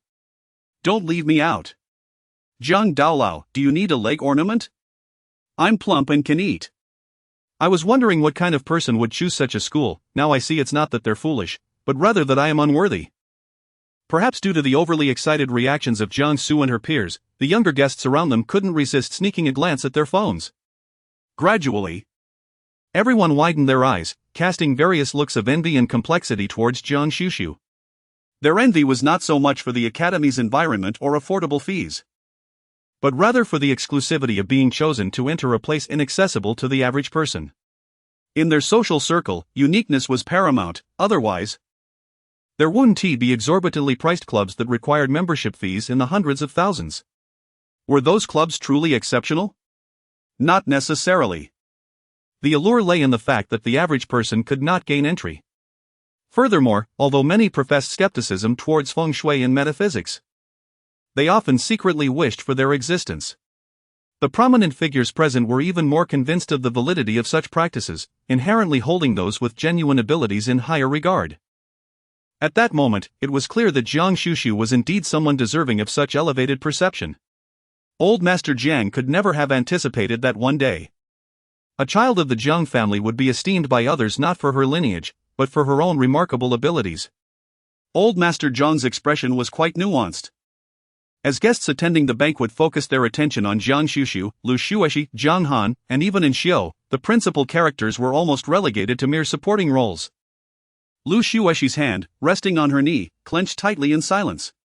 She couldn't comprehend how a Taoist academy, which had previously been dismissed with disdain, suddenly became the center of attention. The gazes of these individuals had begun to shift dramatically. Wasn't it merely about geomancy and metaphysics? What was so remarkable about that? No one expressed envy towards her, who had been directly admitted, nor did anyone pay heed to Zhang Han and Xiu, both of whom had been accepted into prestigious universities based on their own merits. One might think that Guan Xuxu was the sole protagonist of today's teacher appreciation banquet. What she didn't realize was that the initial apathy stemmed from the belief that this was merely a school of charlatans indulging in feudal superstitions.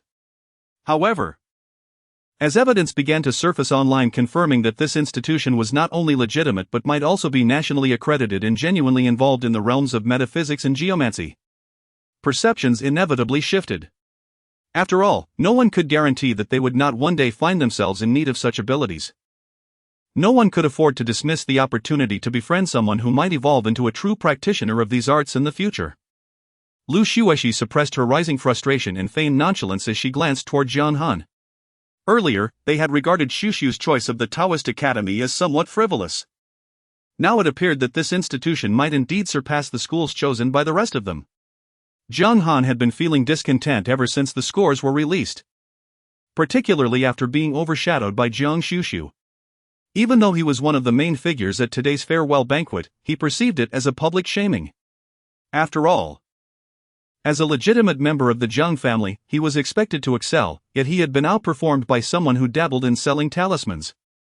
Not only did she sell charms, but she also chose a school that seemed to trample on the ambitions of those who had initially aimed for the country's top universities. Thus, even now, despite the Taoist Academy not being the unworthy institution they had presumed, Jiang Han couldn't bring himself to regard it highly. A school promoting superstition could hardly compare to prestigious universities. The current excitement was merely a gimmick. The higher she was praised now, the harsher her fall would be in the future. He merely needed to wait for the day she would tumble from her pedestal. Listening to Jiang Han's words, Lu Xuexi felt a sense of relief in her heart. However, she maintained the facade of defending Guan Xuxu, asserting that since it was a nationally recognized religious academy, it must differ from ordinary schools. Furthermore, Xuxu indeed possessed genuine talent, as evidenced by the incident involving Uncle Song. Lu Xuexi recounted how Guan Xuxu had claimed to cure Miss Song. The onlookers were immediately astonished, realizing she might genuinely have skills. Before Lu Xuexi could speak again, Jiang Han scoffed, questioning the veracity of the supposed cure. Some of those privy to the details chimed in, recalling that Mrs. Song had visited the Song family and learned that Song Yuli had not improved at all. So what if they claimed she was cured? Could one really dispute their assertion? It was clear they referred to Guan Xuxu. Not far from Guan Xuxu, who had exceptional hearing, she caught the snide remarks but chose to disregard them. After all, the truth of her healing was ultimately determined by the Song family, not by idle gossip. Perhaps it was simply a matter of time. Soon, the Song couple approached Guan Xuxu with gifts in hand, accompanied by Song Yuli. It was noteworthy that since Song Yuli had suffered a fall that left her mentally impaired, the couple typically did not bring her to such gatherings. Today marked a first. Naturally, everyone recalled the earlier claims that Guan Xuxu had cured Miss Song. Their gazes instinctively turned toward the trio. Song Yuli, clad in her favorite fluffy princess dress, still embodied the innocence of a 16-year-old, her eyes sparkling with curiosity and naivety, reminiscent of a child's bewilderment. It seemed there was little change, she still appeared daft. Guests who had just begun to believe in Guan Xuxu's abilities felt a wave of disappointment wash over them. It appeared the rumors had been exaggerated. After all, without formal admission to the academy, how could one expect her to possess extraordinary talents? As they pondered this, the Song couple reached Guan Xuxu. Their demeanor as warm as ever. Xuxu, congratulations on being the top scorer in our city's college entrance examination. This is a gift from your uncle and aunt to celebrate your achievement. Upon unwrapping, Guan Xuxu discovered a silver diamond-studded watch. A discerning eye could see it was a new model from the M brand, valued at 8 million, available only to premium members. The Song family's generosity was undeniable. In addition to Guan Xuxu's gift, Mr. Song had prepared watches for the other three as well, though they paled in comparison to Guan Xuxu's. Yet, as a gesture from an elder, it was still a commendable offering, if only it weren't for Guan Xuxu's extravagant watch to overshadow it. Lu Xuexi and Xiao both graciously accepted their gifts, while Jiang Han, though outwardly composed, felt a twinge of displeasure. After all, being treated differently in such a setting would irk anyone. Logically, such disparities in gift-giving were deemed impolite, especially given that all four children were the focal point of the occasion. Mrs. Song, however, was candid, gently clarifying, "Please don't take offense. The gifts we prepared for Xuxu are distinct, primarily to express our gratitude for her efforts in treating our daughter's ailment." Naturally, in front of the guests, Mrs. Song could not openly disclose that her daughter had been rendered foolish due to a mishap attributed to the Jiang family. Instead, she framed it as a matter of healing. Xuxu exerted considerable effort for our little pair, yet she adamantly refused any form of compensation. Thus, we chose this occasion to express our appreciation. Her succinct explanation left no room for dissent. Even the Jiang family could hardly find fault with the perceived favoritism. Initially, Guan Xuxu had waived the fee for her services to the Song family, which prevented any grievances from arising. However, neither Jiang Yucheng nor the rest of the Jiang family was aware of this arrangement until Mr. Song called to inform Jiang Yucheng, revealing that Guan Xuxu had framed the 1 million yuan he provided her as compensation for her efforts, effectively solidifying the bond between the two families. Consequently, Jiang Yucheng later transferred another 1 million to Guan Xuxu as recompense, ensuring this matter was clarified within the family. It became apparent to everyone that the Song family's willingness to maintain relations with the Jiang family following their daughter's unfortunate fate was largely due to Guan Xuxu's intercession. Even Jiang Han and Jiang Chang, who were typically critical of Guan Xuxu, found themselves at a loss for words. The Jiang family possesses a discernible sense of right and wrong. At this moment, Madame Song clearly articulated her thoughts, causing Jiang Han's previous discomfort to dissipate instantly. The reason Madame Song deliberately brought up this matter was for another purpose. Although the Song couple arrived late today, they had anticipated that discussions concerning the spokesperson's poster and its implications for the Taoist Academy would arise, prompting speculation about Guan Xuxu's choice to abandon her studies at Jingda and Huada in favor of the Taoist Academy. Their objective was to demonstrate to everyone that Guan Xuxu's decision to attend such an institution was indeed justified, for she truly possessed remarkable talent. To further convince the audience of Guan Xuxu's abilities, Madame Song suddenly smiled and spoke again, on this lively occasion. My little liar wishes to extend her congratulations to her sister. Liar, come forth. Upon hearing her nickname, the little girl obediently stepped forward, her bright, shiny eyes brimming with affection for Guan Xuxu. She spoke with a sweet and crisp voice, Sister, I have prepared a piece for you. May I play it for you? Her voice was melodious, and despite the youthful innocence that belied her age, there was no hint of the prior naivety. Moreover, she claimed she would play a piece? Surely, a fool could not play the piano. The guests around them could hardly believe it, their gazes toward the little girl now tinged with scrutiny. Yet, regardless of their perceptions, the young lady before them radiated an innocence and youthfulness that seemed incongruous with her age. Thus, the guests pondered the truth of her capabilities until the elder Jiang had a piano brought in. With all eyes upon her, Song Yuli took her place at the piano, her demeanor transforming as she sat upright. Raising her hands, enchanting melodies danced from her fingertips. Chapter 92, Resolute in Not Letting Go. Children from illustrious families, even at the tender age of 8, are often well-versed in languages and the art of music. Although Song Yuli was but 8 in spirit, playing a fluid piano piece was well within her grasp. As the harmonious notes filled the banquet hall, everyone suddenly realized that this little girl from the Song family was no longer the naive child she once was.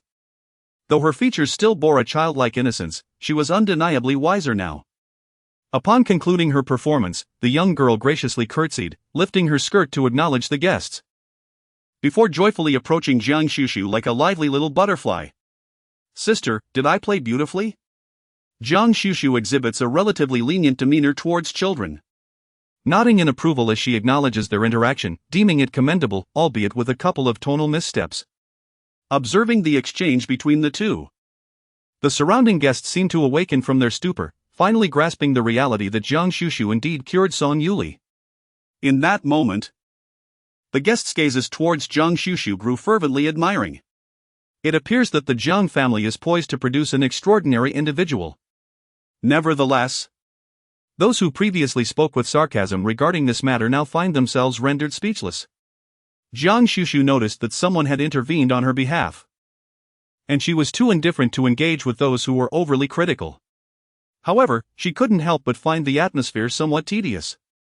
Perhaps it was the mention of obsessive-compulsive tendencies that had summoned the presence of a certain esteemed individual. Guan Xuxu felt her phone in her handbag vibrate, upon checking. It was indeed Chu Beiha. Although they had added each other as friends recently, their communication had been limited to just 2 sentences. Guan Xuxu, all right. I can draw all night. Guan Xuxu was intrigued by why the prominent figure would take the initiative to contact her. Upon opening the message, She was taken aback to find a photograph. A plump little fox was being held by a hand, its grape-like eyes gazing longingly at someone radiating a golden glow. Accompanying this image were the succinct words from the esteemed individual, "Come and claim it. Jiang Xuxu, my own fox has escaped again to steal someone." Without a moment's hesitation, Jiang Xuxu took the opportunity to excuse herself and headed directly towards the villa of the Chu family. However, just as she stepped out of the hall, an unexpected voice called out to her. "Xu Xiu." Jiang Xuxu turned her head and beheld Pei Yuancheng standing not far away, a bag in his hand, exuding the elegance of a noble gentleman in formal attire. It was evident that he, too, had come to attend today's teacher appreciation banquet. There was no need for him to hesitate at the entrance of the gathering. Although she had extended an invitation, Jiang Xuxu saw no reason to bar anyone from attending the Jiang family banquet. Moreover, today's celebration was not solely centered around her. As Jiang Xuxu was about to step outside, she heard hurried footsteps approaching from behind. Turning her head, she saw Pei Yuancheng chasing after her, explaining, "I specifically came here to find you." Jiang Xuxu raised an eyebrow at him, remaining silent. At this moment, noticing Jiang Xuxu's gaze upon him, he felt a tinge of embarrassment and said, "Thank you for allowing me to meet my grandmother. I had misunderstood the situation previously." Jiang Xuxu nodded at him, implying that it was enough for him to understand. However, just as she believed she had finally shaken off the burden of Pei Yuancheng, he continued, "I know you have never harbored feelings for me, but I may have genuinely fallen for you. Rest assured, I have completely severed ties with Guan Xuxu. This time, I will wholeheartedly pursue you. Jiang Xuxu. It is her fault. She has overestimated Pei Yuancheng's intellect. This individual seems utterly incapable of comprehending human speech. I had anticipated that after clarifying matters, you would maintain your distance from me or even pretend we were strangers. Yet, here you are, uttering these tiresome words, which indicates that you have resolutely decided not to let me go." Jiang Xuxu gazed at Pei Yuancheng with an expression devoid of emotion, her tone tinged with a hint of indifference.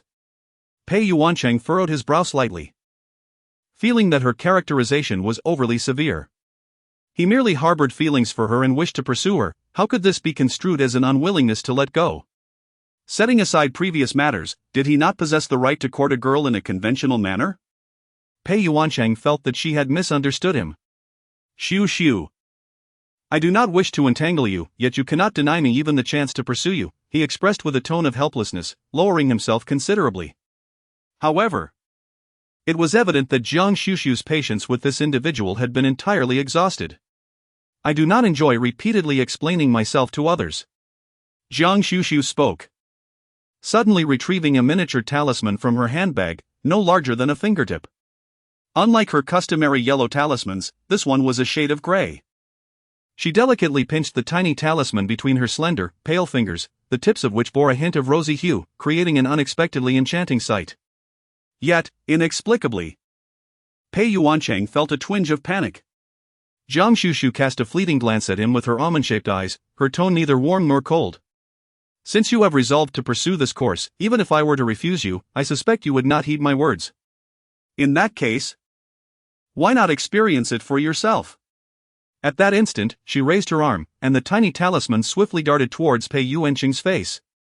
Startled, he instinctively raised his hands to shield his head, recalling the time he had witnessed her summon her grandmother's spirit with a mere gesture.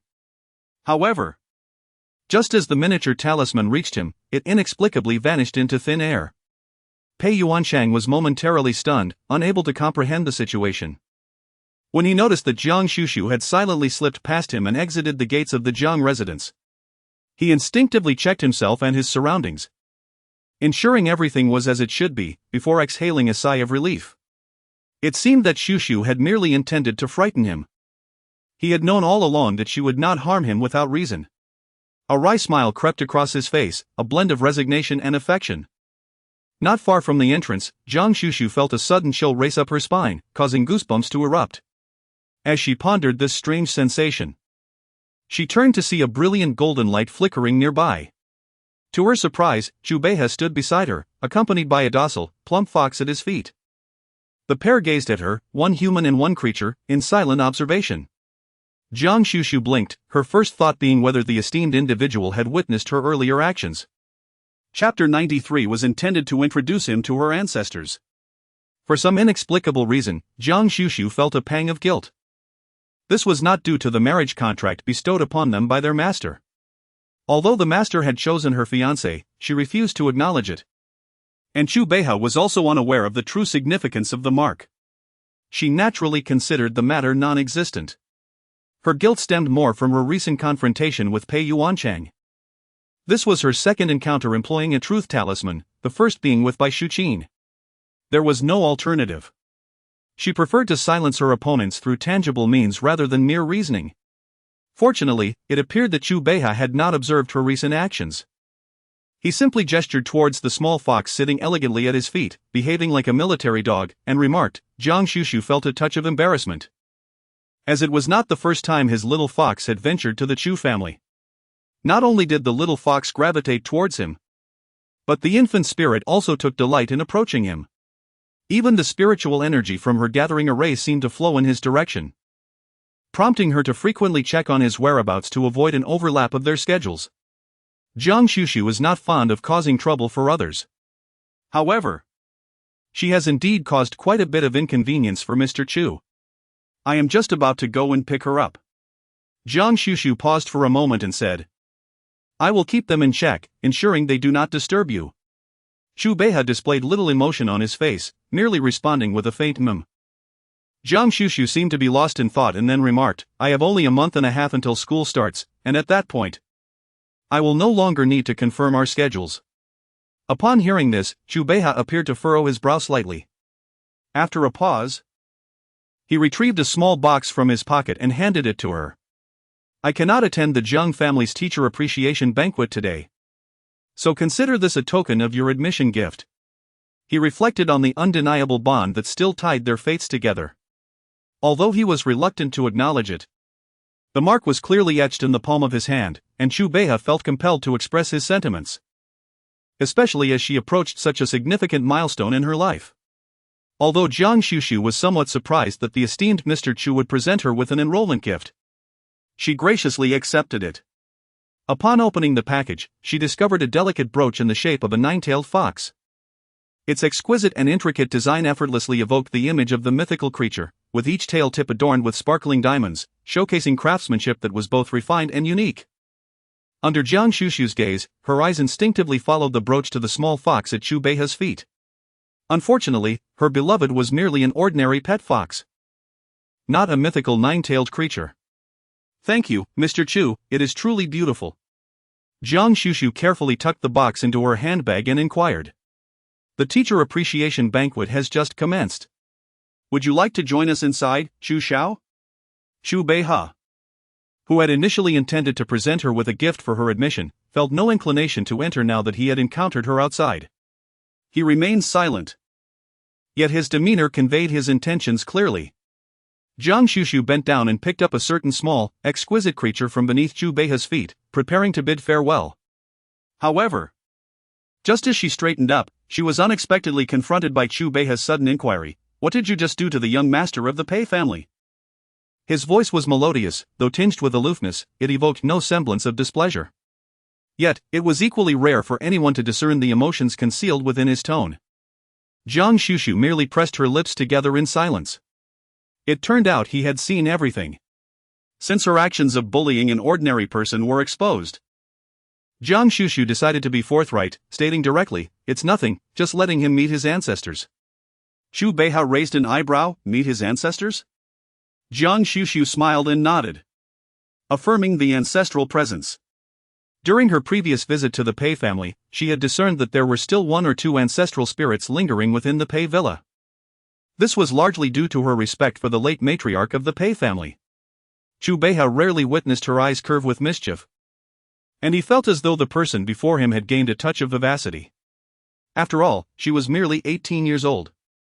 Despite her youth, she often feigned indifference towards everything around her. Ultimately, this behavior stemmed from the neglect she experienced at the hands of the Guan family. With this thought in mind, Chu Beiha found himself exhibiting a rare patience towards his fiancée. With his lips pressed lightly together, he remarked, "In the coming days, I will not be at the villa frequently, you may take your time to draw your talismans." He paused before adding, "There is no need to stay up late to work." Upon hearing this, Guan Xuxu realized that it pertained to his recent business trip when he mentioned his intention to stay up all night crafting talismans. He had assumed that the esteemed individual was preoccupied with numerous affairs, yet was unexpectedly reminded that he still recalled Zhang's previous words. Guan Xuxu felt a subtle, elusive sensation within her, vanishing in an instant. She nodded, contemplating whether she should elaborate, explaining that she was accustomed to working through the night on her talismans. Particularly when it came to the intricate carvings on jade tokens, she often found herself engrossed for 4 to 5 hours at a time. The daytime was invariably filled with various distractions. Nighttime offered a tranquility that was hard to find.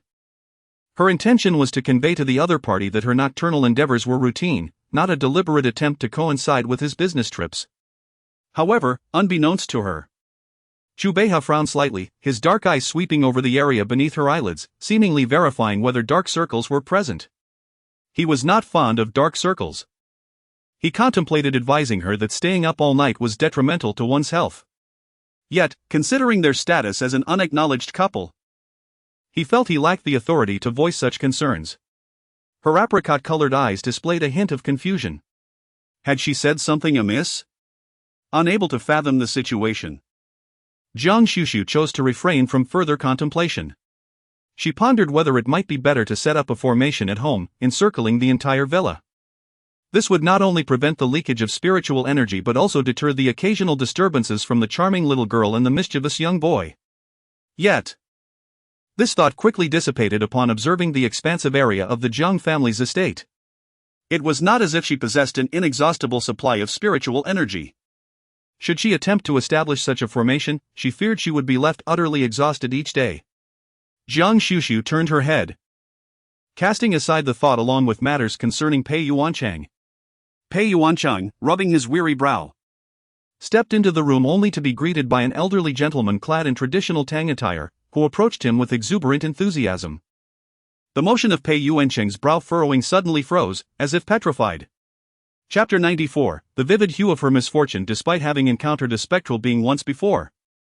Confronting a person who should have long since departed from this world sent a jolt of disbelief coursing through Pei Yuancheng's veins. Yet, the elderly gentleman remained blissfully unaware, drifting toward his grandson with a buoyant demeanor. "I heard your mother was boasting again about her little darling today. Truly, you are my exceptional grandson. Having gained admission to the esteemed Jing University purely through your own merit. It is splendid indeed. You must ignore your father's musings about studying abroad. Our nation's premier institutions are certainly on par with any foreign establishment."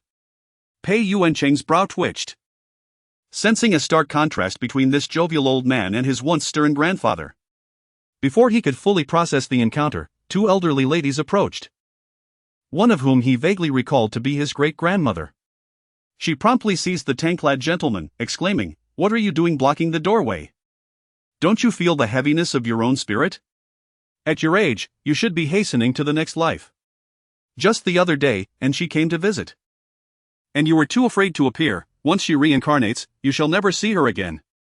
Though the great-grandmother appeared only slightly older than the gentleman, he instinctively bent his body in deference. "Mother, you departed this world before I did. Why must you always rush me? Oh dear, how long has it been? And yet you still dwell on such matters. Besides, our family is thriving in Heiress, and our grandson is doing remarkably well." As the 2 elders exchanged their banter, another elderly lady suddenly interjected, "Sister-in-law, why does it seem to me that Xiao Chang appears rather peculiar, standing motionless at the entrance?" This lady was none other than their clan's matriarch. Although Pei Yuancheng could not recall her, he was certainly aware of her existence. The matriarch had lost her husband in her youth and had since lived with her elder brother and sister-in-law. However, when the Pei family branch migrated to Heiress, the matriarch had already passed away, and Pei Yuanchang was astonished that both his great-grandmother and the matriarch had seemingly followed him here. Perhaps due to his stiff demeanor. The matriarch narrowed her eyes, leaning in closer. "I have the distinct impression that Xiao Chang can perceive us?"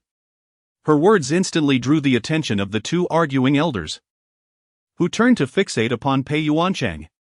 His expression momentarily froze. Yet, it was precisely this expression, coupled with the sudden connection of gazes, that rendered the three elderly figures before him utterly fascinated. Oh my, Xiaochang can truly see us. Just like in Ji last time. My grandson. Can you see your grandfather? Pei Yuanchang could only respond with a stunned silence. At that moment, he finally grasped the reason for his unexpected encounter with these ancestral spirits. It must be Guan Xuxu's doing. Pei Yuanchang had genuinely not anticipated that Guan Xuxu would be so unceremonious.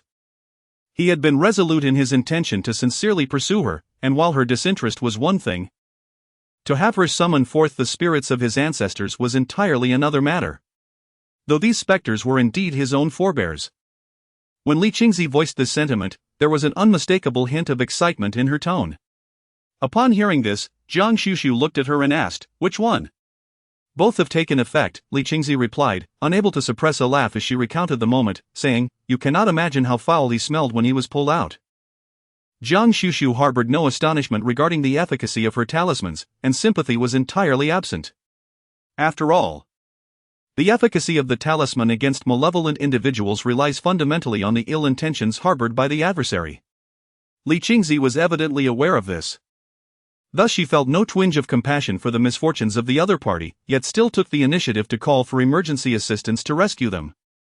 After ensuring the individual was transported to the hospital, I followed suit, and indeed, the individual contacted my sister upon arrival, claiming it was a workplace injury and demanding reimbursement for medical expenses and compensation for emotional distress. Although Li Qingyuan did not physically deliver the funds to the hospital, she recorded the phone call as evidence. These recordings would later serve as leverage against Li Qingyuan, a detail she chose not to disclose to Guan Xuxu. She merely mentioned the talisman intended to ward off undesirable romantic pursuits. Initially, she exerted considerable effort to affix the talisman to Li Qingyuan, subsequently ensuring its effectiveness was monitored. As anticipated, within days, Li Qingyuan found herself pursued by a wealthy scion from her social circle. Li Qingzi recognized him as a notorious playboy, known for frequently changing girlfriends. Yet inexplicably, he became infatuated with Li Qingyuan, persistently pursuing her for several days. The only regret for Li Qingzi was that Li Qingyuan, valuing her reputation, resolutely rejected the advances of the wealthy heir. Observing that the suitor had not appeared in recent days, it seemed he had relinquished his pursuit. Although I did not witness my dear stepsister ensnared in a web of unwanted affections, the sight of her enduring several days of unwelcome attention was sufficient for Li Qingzi to deem the 5,000 spent as worthwhile. Guan Xuxu listened to Li Qingzi recount the misadventures of her stepsister's romantic entanglements and found no fault in her companion's amusement. After all, everything is relative. Had Li Qingyuan not initially sought to witness Li Qingzi's embarrassment, the latter would not have had the opportunity to revel in her sister's misfortunes. As Guan Xuxu casually scanned the guests, her gaze unexpectedly landed on a young lady conversing with Lu Xueshi not far away. "Is that your stepsister?" Guan Xuxu inquired, raising her chin towards Li Qingzi. In such a setting, it was only natural for Li Qingyuan to accompany her sister. Typically, however, Li Qingyuan played the dutiful daughter, trailing closely behind their parents. Upon realizing that Guan Xuxu had instantly identified her unfortunate sister, Li Qingzi was filled with admiration. "How did you know?" she asked. "Did you read her face?" Li Qingzi was genuinely intrigued by the realm of fortune-telling and metaphysics. Guan Xuxu replied nonchalantly, "No. I deduced it when I saw her enter with you." Li Qingzi chuckled, "Ah, I see." Yet, she was taken aback when Guan Xuxu suddenly raised an eyebrow, her tone imbued with certainty. However, judging by her facial features, the signs of her romantic troubles are quite pronounced. It does not appear as if she has given up. "As you suggested." Li Qingzi responded with incredulity, "Does this mean her misadventures are far from over?" Chapter 95, Li Qingyuan's romantic troubles. Li Qingzi's interest was piqued instantly, and she eagerly engaged Guan Xuxu in further inquiries. As she questioned her friend, she simultaneously retrieved her phone to check the latest updates on the wealthy heir. Since he had begun pursuing Li Qingyuan, she had taken the liberty of following his account. Upon inspecting his recent posts, she discovered a photo from a bar, wherein he was seen embracing a girl, appearing quite intimate. Such pictures were not uncommon for the affluent young man. However, she recalled that during the initial days of his courtship of Li Qingyuan, he had notably toned down his behavior, opting for a more reserved online presence. Now, flaunting such a close-up with another girl seemed to indicate a complete abandonment of his pursuit. Li Qingzi was left perplexed. Guan Xuxu followed her gaze and glanced at the photo on her phone. Upon seeing the man captured in the image, he was momentarily taken aback. This man was not her unfortunate romantic interest. Li Qingzi, upon hearing this revelation, displayed evident surprise, unable to believe that she had misjudged the situation. Was it not true? After all, just a few days prior, he had been fervently pursuing Li Qingyuan. Guan Xuxu pursed her lips and suddenly inquired, "Is there a birth date for this individual?" Upon hearing this, Li Qingzi promptly retrieved the information on the wealthy heir, which included his date of birth. She had heard that the calculations in the Shenmen tradition required the birth date and time, and with a hint of uncertainty, she asked, "Will this suffice?" Guan Xuxu nodded gently, glancing at the date of birth, effortlessly deducing the other person's birth date. Although she could not ascertain the exact hour, it sufficed. After a brief calculation based on the affluent individual's birth date, Guan Xuxu remarked that this person was indeed not a mere romantic interest for your sister. Yet there existed a certain karmic connection between them. In other words, it was likely that they were acquainted, and perhaps even harbored some form of conflict. Li Qingzi's family background was far from tranquil, and her thoughts were naturally more complex than those of an ordinary heiress. Upon hearing Guan Xuxu's words, she instinctively envisioned a scenario of two men vying for one woman. Moreover, it was quite plausible that the wealthy heir bore a grudge against Li Qingyuan. Perhaps motivated by the sight of her with a less than desirable partner, leading him to entertain the notion of seducing her away. Unfortunately, his efforts had proven futile. Such occurrences were not uncommon within their social circle. Li Qingzi felt no particular dismay, rather, she considered it somewhat advantageous for Li Qingyuan. Earlier, you mentioned that her romantic prospects were particularly promising. Does this imply that she has indeed embarked on a relationship with that undesirable suitor? Guan Xuxu nodded. Li Qingzi was taken aback to discover that Li Qingyuan's troublesome romantic entanglements had swiftly blossomed right beneath her nose. Consequently, she took out her phone and began typing furiously, adopting a determined stance as if setting a trap to uncover that troublesome suitor. Guan Xuxu expressed profound understanding of Li Qingzi's enthusiastic demeanor. After all, had there been any commotion regarding Rui at that moment, she too would have hastened to witness it. Unbeknownst to Li Qingyuan, her stepsister was concerned about her romantic interest. As the time drew near, she approached her parents, fabricated an excuse, and departed the gathering prematurely. After pressing the doorbell, she took special care to arrange her hair. Before long, the door swung open, revealing a strikingly handsome young man in his 20s. His visage was captivating yet gentle, embodying the essence of a charming idol. In truth, he had recently made his debut in the entertainment industry, having gained some popularity through a reality show for aspiring talents, amassing a considerable fan base despite not being a household name. Li Qingyuan had once followed that very show, though at the time, her affections lay elsewhere. She recalled how she had leveraged her father's connections to gain backstage access, posing for photos with her friends, one of whom was Shui Yining. This serendipitous encounter allowed her to swiftly connect with him in reality, for to a young woman, the concept of fate is indeed enchanting. What captivated Li Qingyuan most was Shui Yining's evident fondness for her. Despite being in the midst of a burgeoning career, he did not shy away from expressing his feelings. Recalling the flirtatious atmosphere of their recent reunion, her heart raced with excitement. Upon seeing Li Qingyuan, Shui Yining appeared momentarily startled, a fleeting look of panic crossing his features. Though he quickly composed himself. Yuan, what brings you here? Didn't you say you had a banquet tonight? Li Qingyuan replied playfully. I just wanted to see you. She pouted in feigned annoyance, asking, What? Am I not welcome? Shall I leave? As she pretended to depart, she was swiftly pulled back by him. His warm hand grasped her delicate wrist, igniting a surge of heat where their skin met, causing her cheeks to flush. Yuan. You know that's not what I meant. Shui Yining's voice, naturally magnetic, took on a softer tone, further captivating her. She lifted her leg, intending to step inside.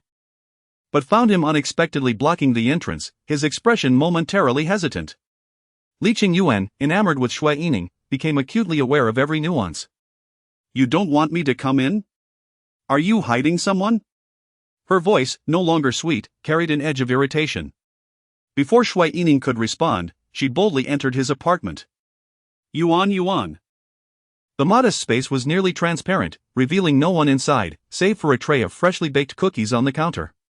Shui Yining chuckled helplessly, a hint of embarrassment in his tone. I intended to bring you cookies I baked myself tomorrow. But I feared you might think a guy who bakes is too effeminate. I was just uncertain. His gaze fell, revealing a slight awkwardness mixed with regret. Given his astonishment upon seeing her, Li Qingyuan instantly comprehended the situation. Any lingering resentment faded, replaced by appreciation for the effort he had made for her. Previously, she might have deemed a man who bakes as lacking masculinity, but one's standards often shift for those they cherish. In that moment, she felt a warmth in her heart. Realizing the depth of his sentiment, her demeanor softened instantly. I don't think that at all. As she took his hand, her grip tightened. I genuinely enjoy your cookies. Upon hearing her words, a light sparkled in his eyes as he gazed at her with increasing affection. The cookies just came out of the oven, they need to cool. Shall we go for a walk? As she opened her mouth to inquire why they should go out, he added, the aroma of cookies might cling to you. Upon hearing this, Li Qingyuan recalled the scent of her perfume mingling with the cookies, leading her to acquiesce. They swiftly donned their masks and exited. However, unbeknownst to her, as they stepped out, Shui Yining's eyes darted toward the master bedroom, a flicker of coldness flashing within them. Inside the master bedroom, a girl was bound tightly. Her mouth taped shut, her eyes filled with despair as she gazed toward the door. As the sound of the door closing echoed, tears finally cascaded down her cheeks. Chapter 96, Inspiration Program. A missing persons report for a young woman has been released by the city. We urge the public to remain vigilant and contact the police with any relevant information. The local news played in the living room. As an elder of the previous generation, old Master Jiang is more accustomed to keeping abreast of current affairs through television news. The various VIP subscriptions required by modern televisions are not a concern for him. Deep down, he feels quite satisfied. Not only due to the remarkable academic achievements of his eldest granddaughter but also because of her disciplined habits. Such regularity in her daily routines and dietary practices is something he only cultivated after his retirement, yet for his youthful granddaughter, it seems to be second nature. If there is one drawback, it may be her peculiar interests. However, it has become evident that this interest may transcend mere hobby. Reflecting on the extraordinary abilities he has heard about from Jiang Huai, and the potential these talents may hold for the Jiang family in the future, old Master Jiang gazes at Guan Xuxu with an expression that hints at deeper contemplation. Grandfather, Guan Xuxu meets his gaze, addressing him respectfully. Though not particularly close, she does not feel estranged from this patriarch of the Jiang family. Rather than merely ensuring fairness, it appears to her that he is quietly assessing her, evaluating whether she possesses the qualities befitting a member of the Jiang family. Guan Xuxu harbored little sentiment regarding this matter.